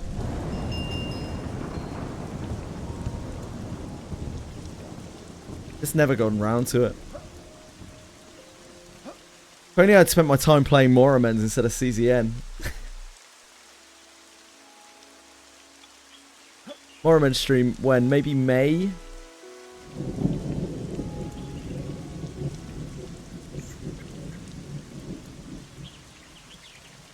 I think I'm going to be doing a lot of random stuff in May.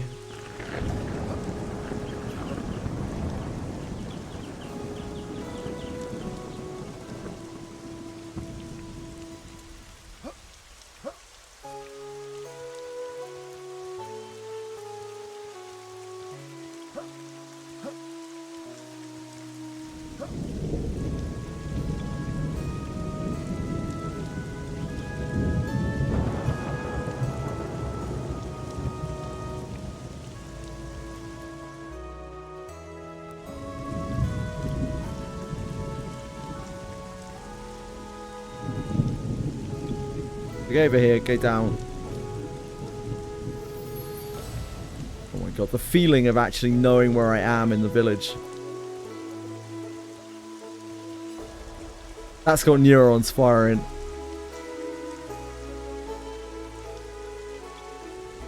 It's something like Wiz. You're slow like me, it's an endless game. Nah, man. Wiz is endless for everyone. Endless suffering. We need to go all the way down, right?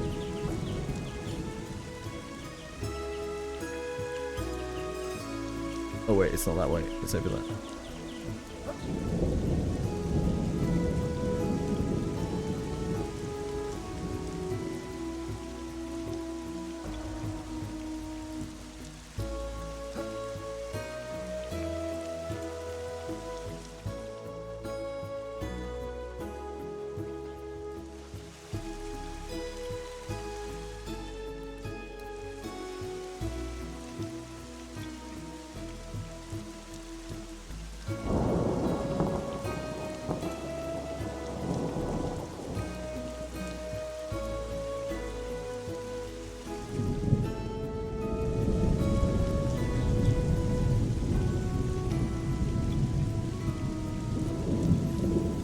I think it is over this way. Takes us back to the Nebulith platform.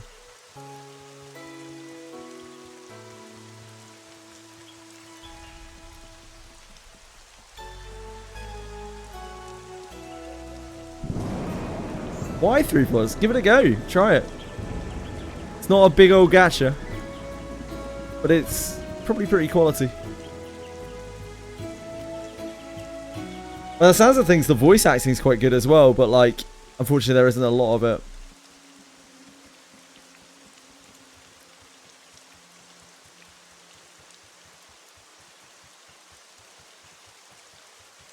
It's a shame. If they had a bigger budget, that game would probably be an absolute blast if it was like all voice acted.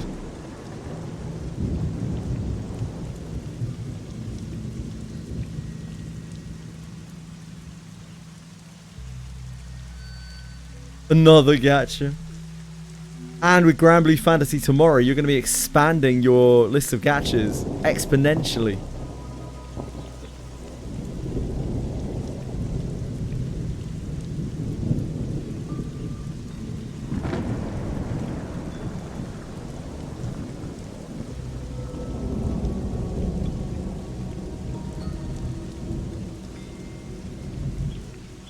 Why would you play the bad version when you can play the good version? I don't understand.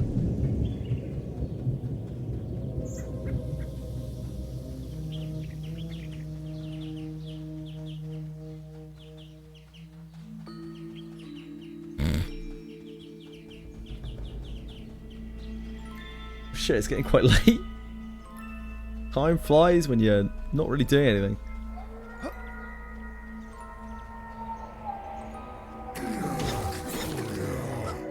Oh, I really should not have put into that. You're blue, right?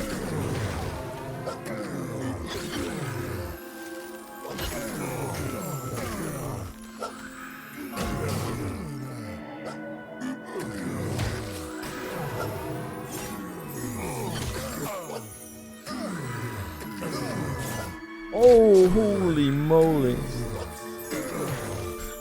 I really should not have just run into these guys. Probably fairly fucked.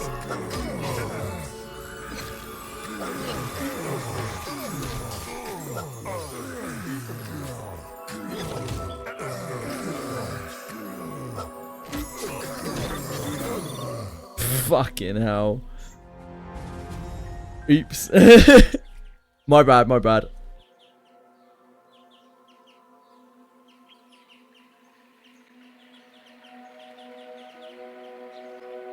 There's a non-safe for work game that exactly copied Granblue Fantasy. That's also ongoing called Kamahime Project.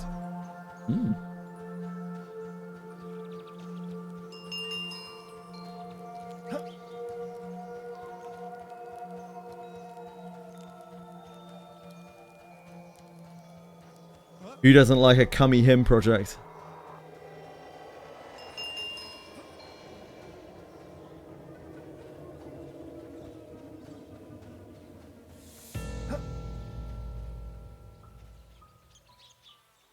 I'm done with work. Time to make glue.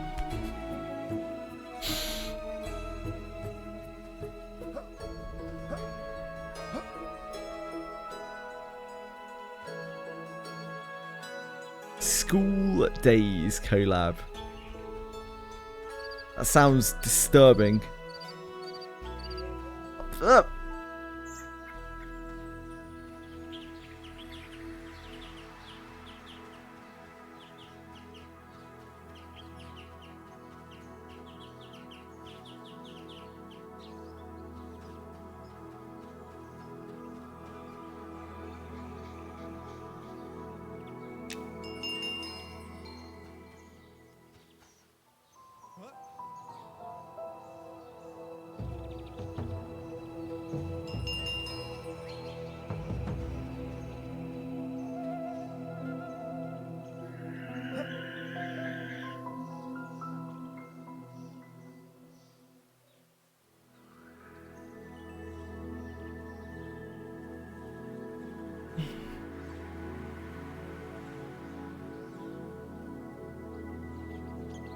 I think gooning over anything with school anywhere near the title in 2026 is definitely not it.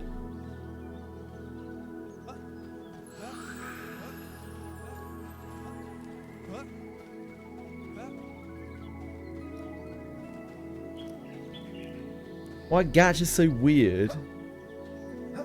Because they're catering to the players who play them. To be entirely honest with you, 3-4s.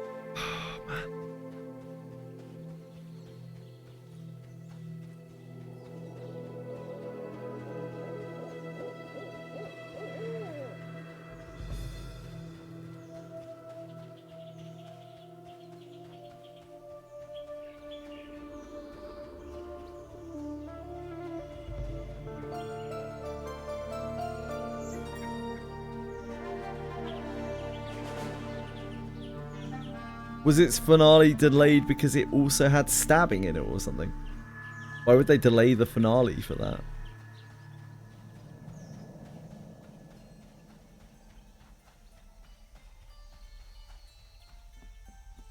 Ah, it also had stabbing in it. That makes sense.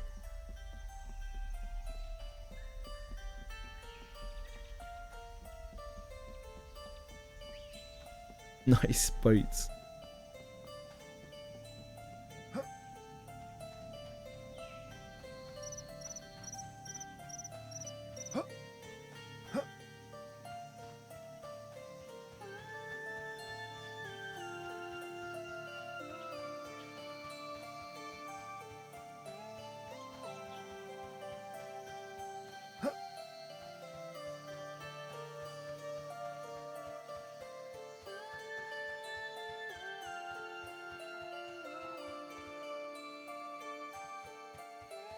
Okay, let me...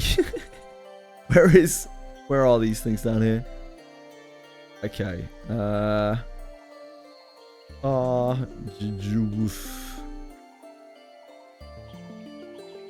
Okay. How are we gonna do this? I have died in a rather inconvenient place. I should have moved away from the spawn really when I knew I was gonna die, huh?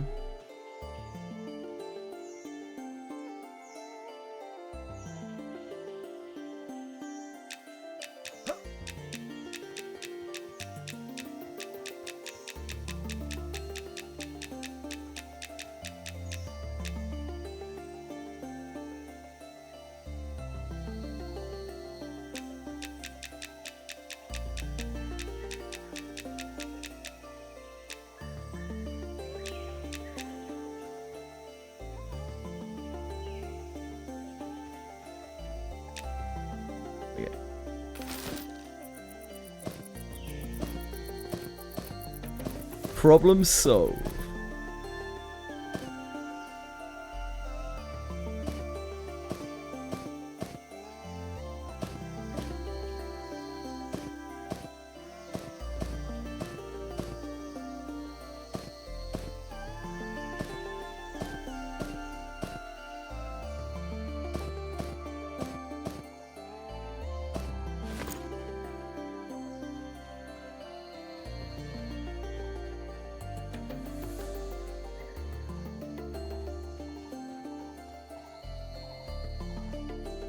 Granblue Fantasy the Gacha. Yes, it's Granblue Fantasy Steam launch tomorrow. As in the Gacha.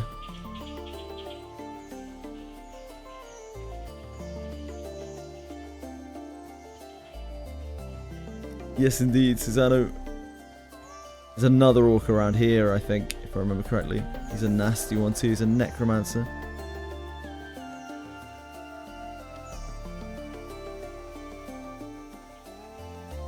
Right, so I don't know where this is, but there's like there's a cave, there's a hidden cave down here apparently. Can I drop here, or am I gonna die?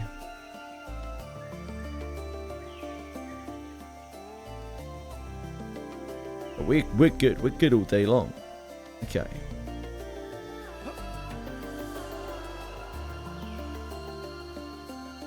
It's so good right now.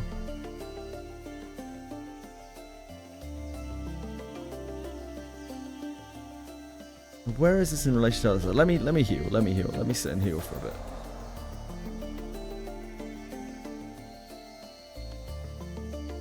Granblue Fantasy is going to be a fun shit show to watch. I'm going to have no idea what I'm doing at all. It's purely for fun for me because like I've never played it and I'd like to try it. Like I'd like to just see what it's about. Just for fun. I doubt it's something that I'll stick to, but who knows? Dark Grid with Summer Zooey. Still relevant. Yeah, it's going to be on Steam tomorrow. In about 8 hours. It should be on Steam.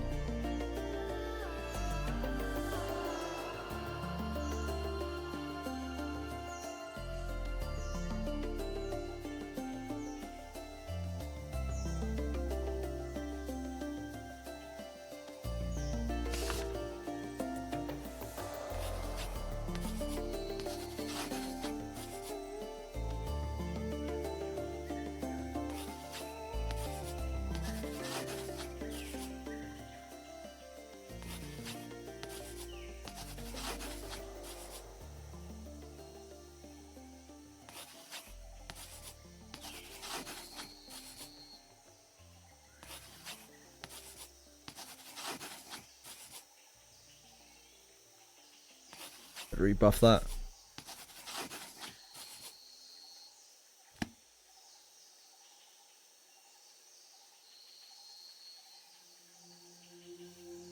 Where's my pet?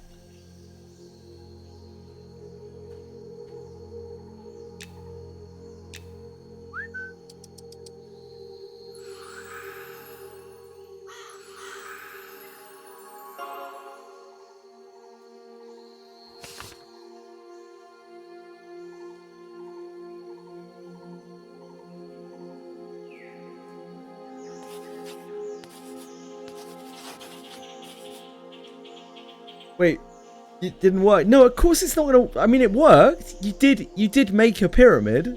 It's not gonna register it though. Stream Elements won't register it. You did make a pyramid, mate. So I mean, sort of. It's a pretty fucked up pyramid, but.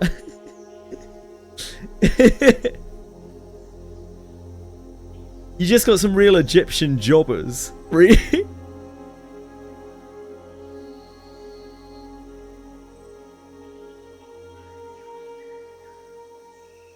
On Steam, you can't log in using your browser accounts, but apparently they're working on that, and they may be able to make it so that you can in the future, from what I was told the other day. Basically, you have to make new accounts to play on Steam.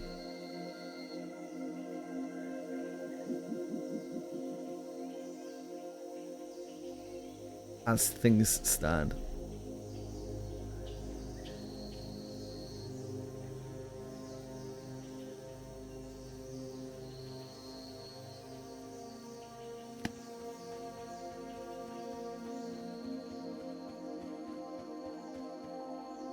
God. I could definitely die here. There's a very good chance that I die here, I think. Ooh.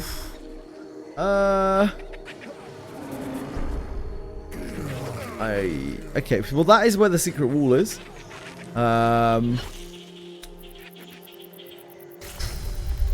Yeah. It's gonna be pretty rough, isn't it? Try to get to a position where us dying is less bad.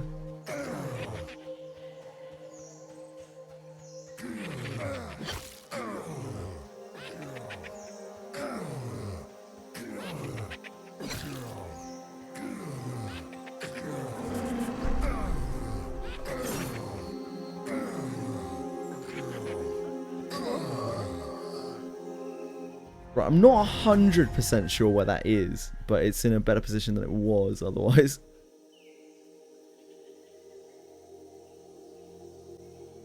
Yeah, it's still a Japanese server and everything.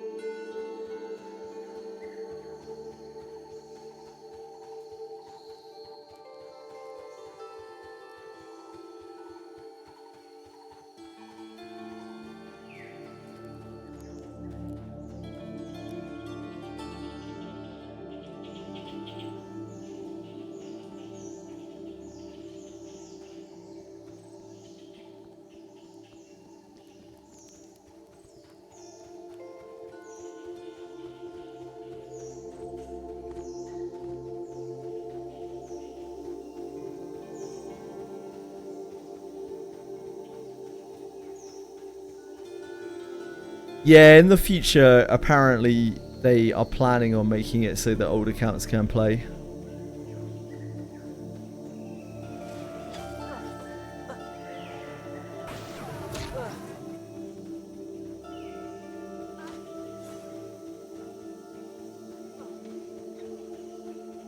Oh damn, is that the moon? The moon and the lights reflected in the water, that's sick.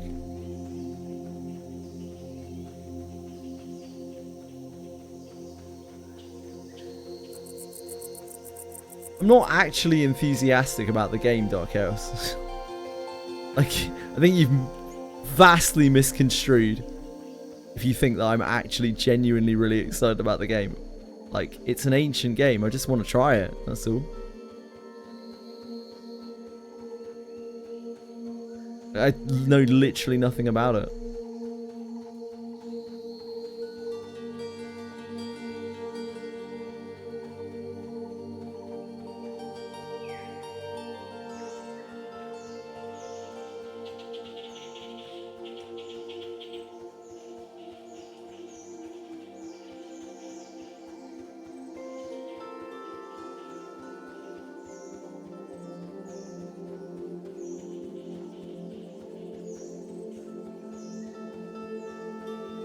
That was stacked, but I don't mind starting over. Yeah, sure. Right,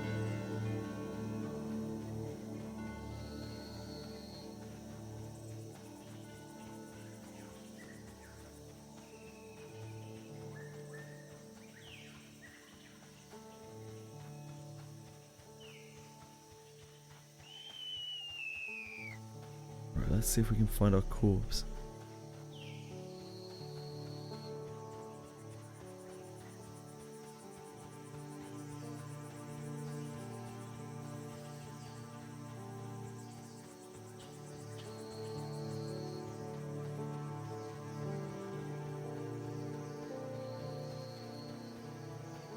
What's this down here? Ah, okay, that's the end of the water, I see. I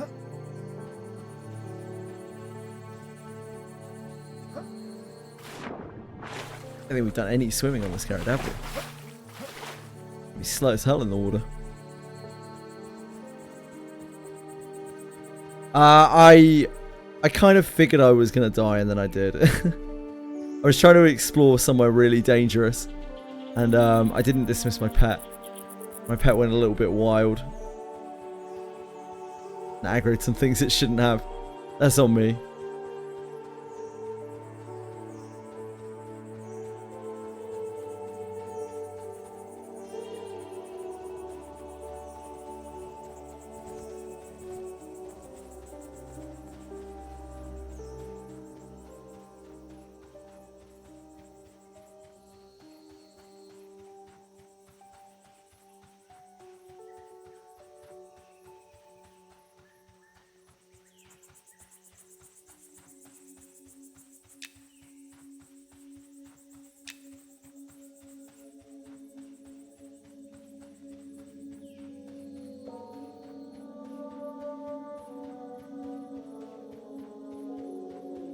This time, however, I'm not exactly sure where I died. Makes things a bit harder.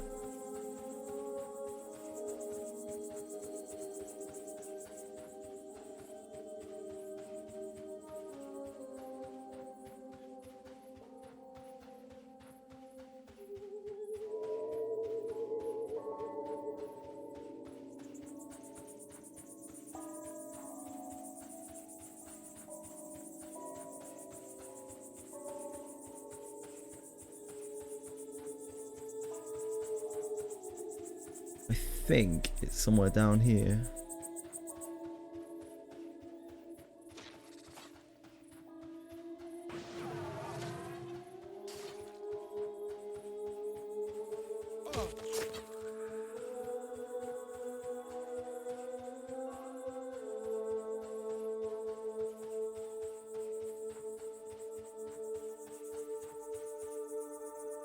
Oh shit.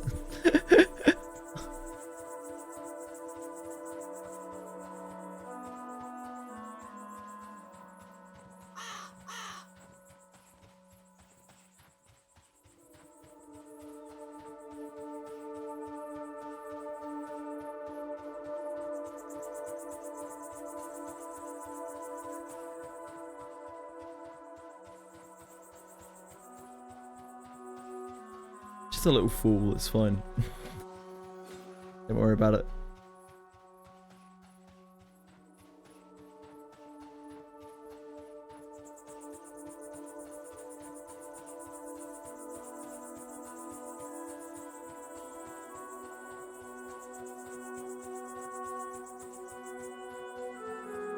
Yeah, okay.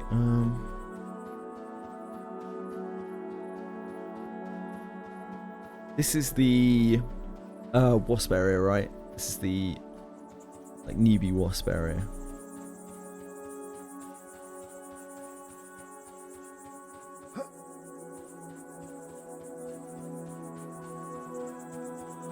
Fond times, appear with luck, living the dream.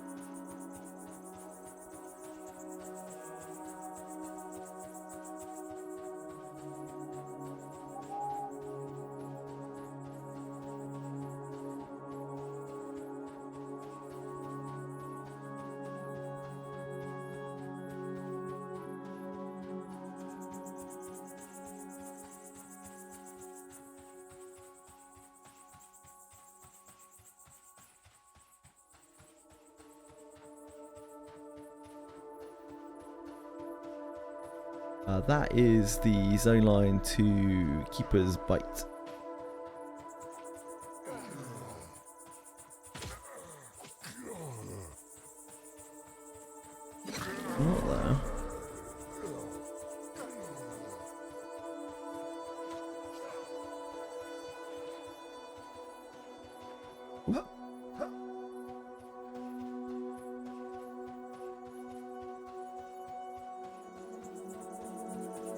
No keeper's bite.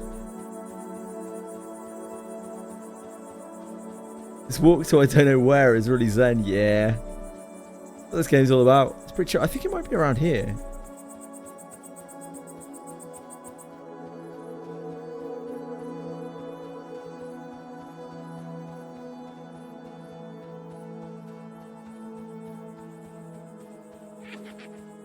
Oh. What do we do without that? My pet could probably kill that, to be honest.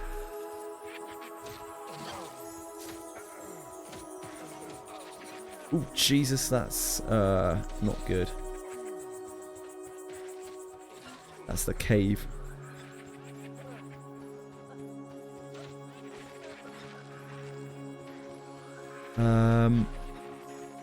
Big problem is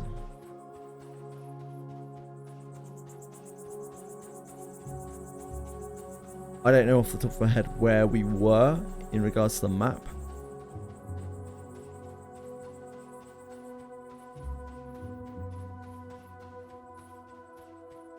Just going off vibes right now.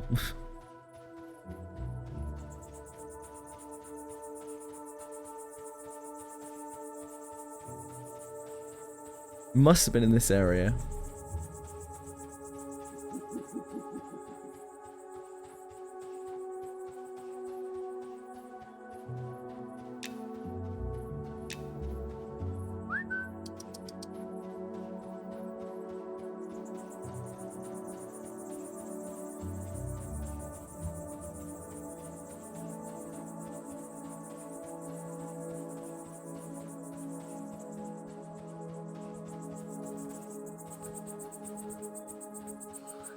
I think I could probably work it out if I went back up and around. Well, this is too far, right? I don't actually know if this is too far.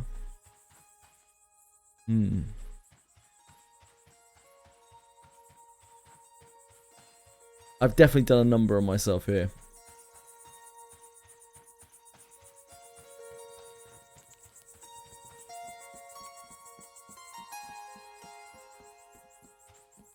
I feel like it's probably in this area that's back here.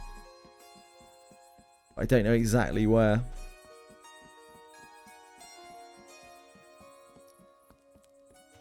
I think I have to go back to the city and go up and follow that way around.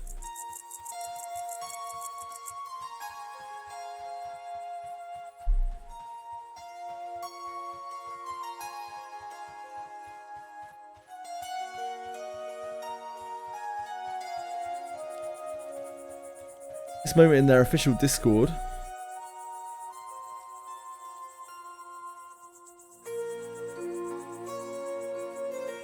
New Lily wins uncapped art.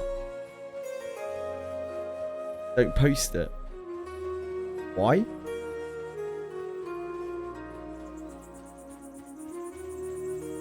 Why would you not be able to post it?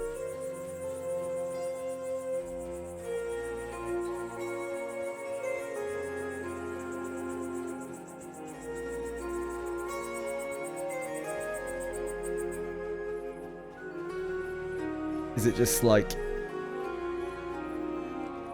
revealing stuff?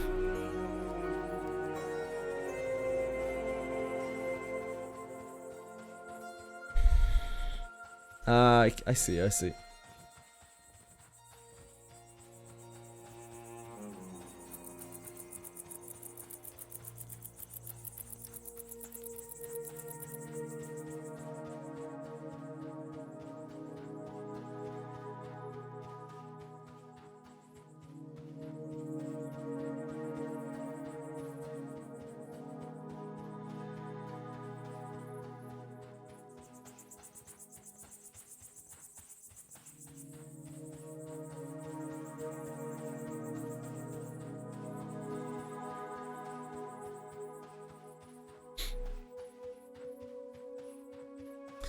Problem is I don't know where that cave is on the base level. I only know how to get to the cave through going up and around. honestly. This will be a learning experience. I need to find my way back to the town first.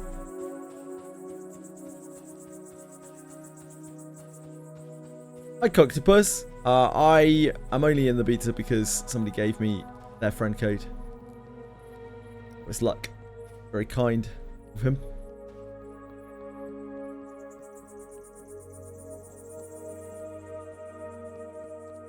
How are you doing? How have you been?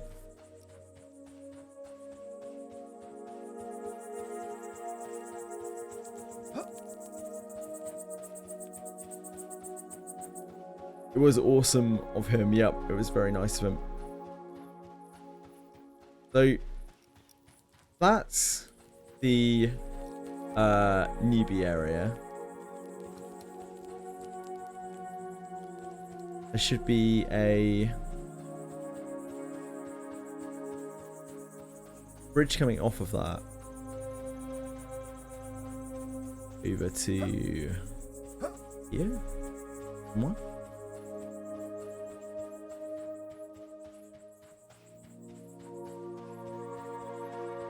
Fighting off in other MMOs. Which MMO are you playing at the moment? Ah, yeah, here.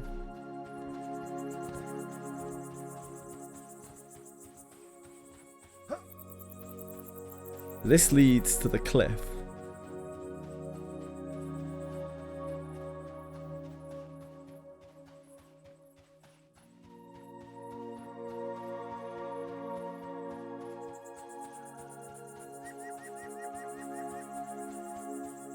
TBC WoW and Retail WoW.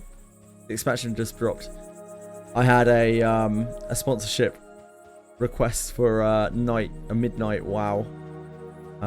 Blizzard are not fun to work with, so I didn't do it.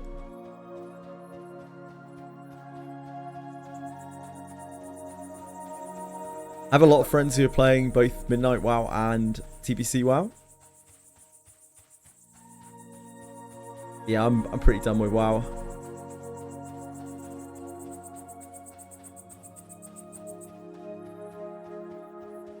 He's up there. Oh yeah, that makes sense. It does make sense.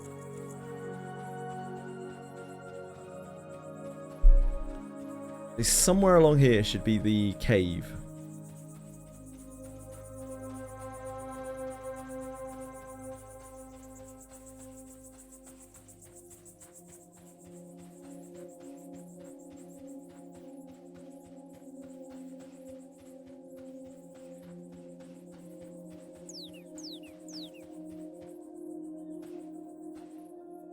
Think?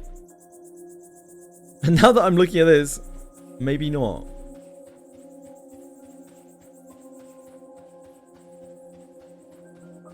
Maybe it's not far enough along. I would not say that, no. I would not under any circumstances say that. For Goodson, I'm afraid.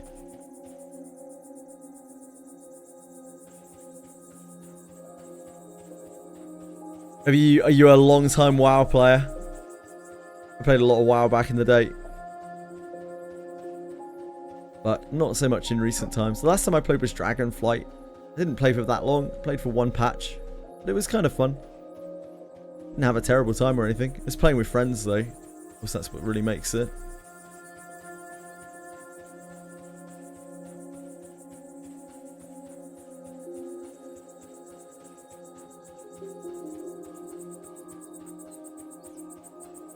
Right, yeah, I'm just nowhere near far enough across. Okay. We need to go back down.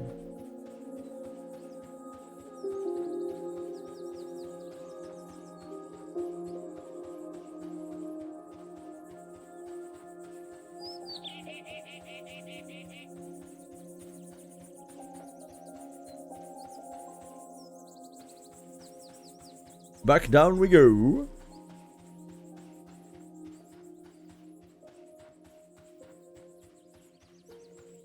Guess I should drop down as well.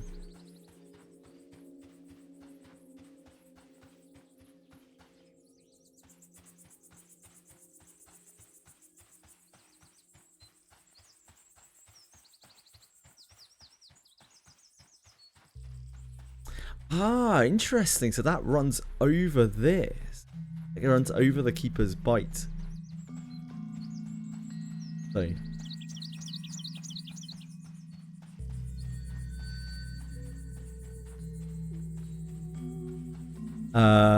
Yeah, I remember. Don't you worry. I remember very well, sir. I wouldn't forget your name. You raid-led WoW from 2005, 2015. Hold on. Don't want to die here again. Right, there's a shitload of orcs over there. That must be where the cave is.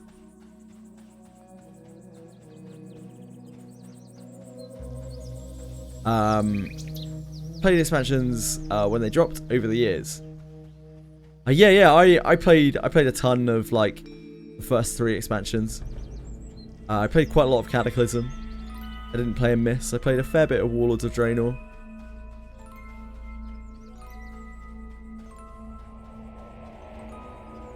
I think our corpse should be up here somewhere. Don't know if we can squeeze by that.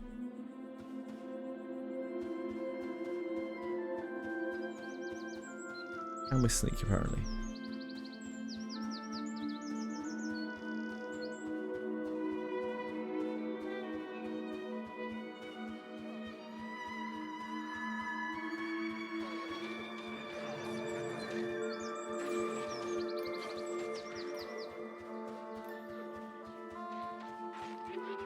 I think our corpse is around here somewhere. Gotta be fairly close.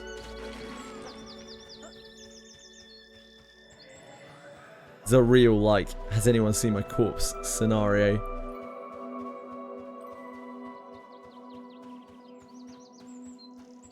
I'm spamming my corpse target hotkey up. Again, I'm pretty sure it's around here somewhere.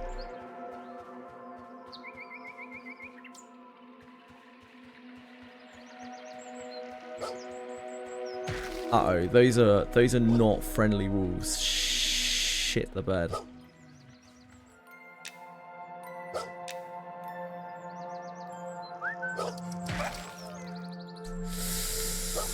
That's not great for me.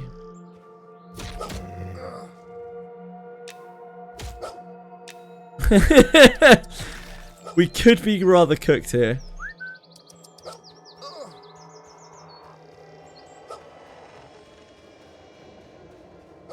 Actually, this is only going to make matters worse as well. Ah, man.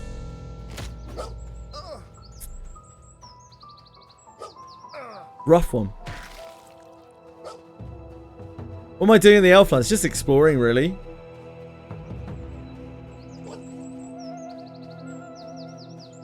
Just exploring. Made a character over here just to kind of find out what's cracking.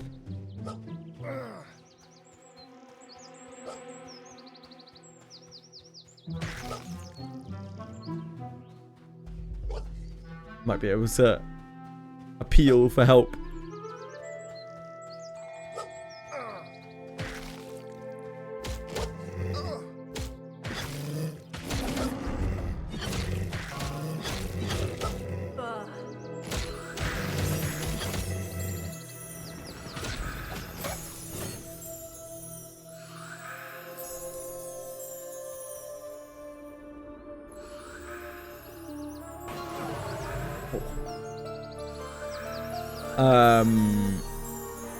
Nobody was actually into WoW, even though we heard about it. We even heard a bootleg sort of Battle.net called Blue Server. Interesting. Use an add-on that calculates how many days my characters have. It was a lot. Oh yeah, I saw everyone doing that recently. I saw my friends doing that who still had access to Battle.net. I don't know how long mine would have been. It was definitely over a year. That's for sure. I have friends who have like 2.5 years played on WoW.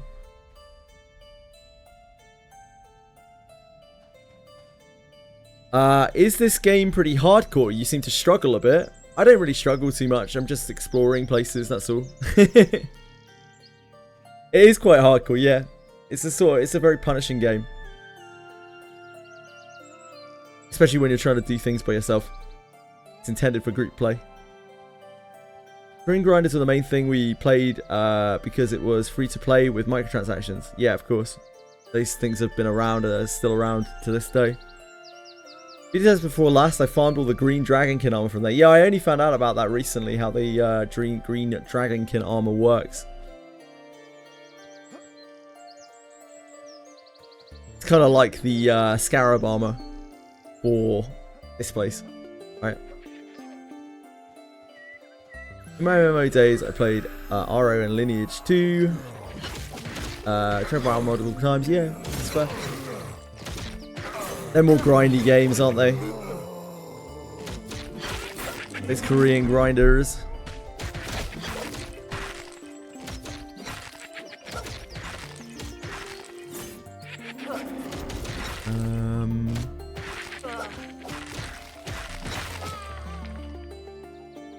I think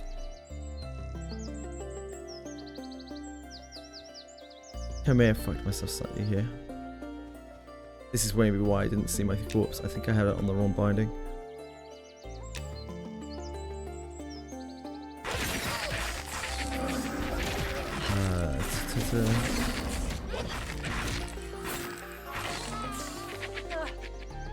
Where's my target macro? Yeah.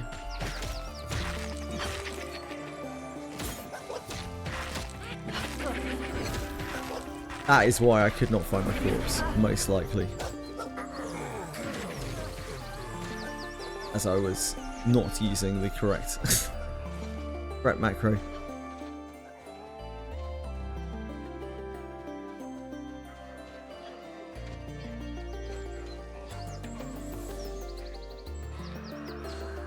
Problem is now I'm in the wrong place.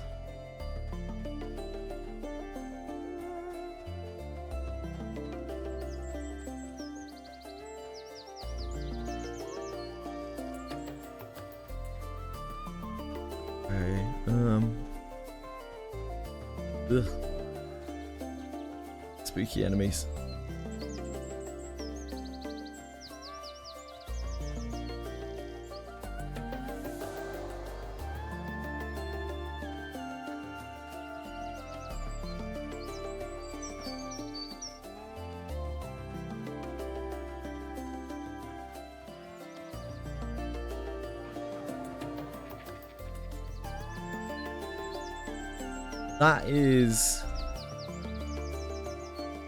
That is the fake wall, I think, right?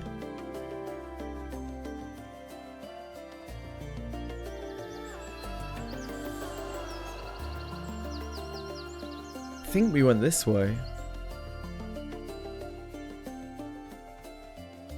Have a very important ring and headed to a volcano. No, not at this moment, I do not.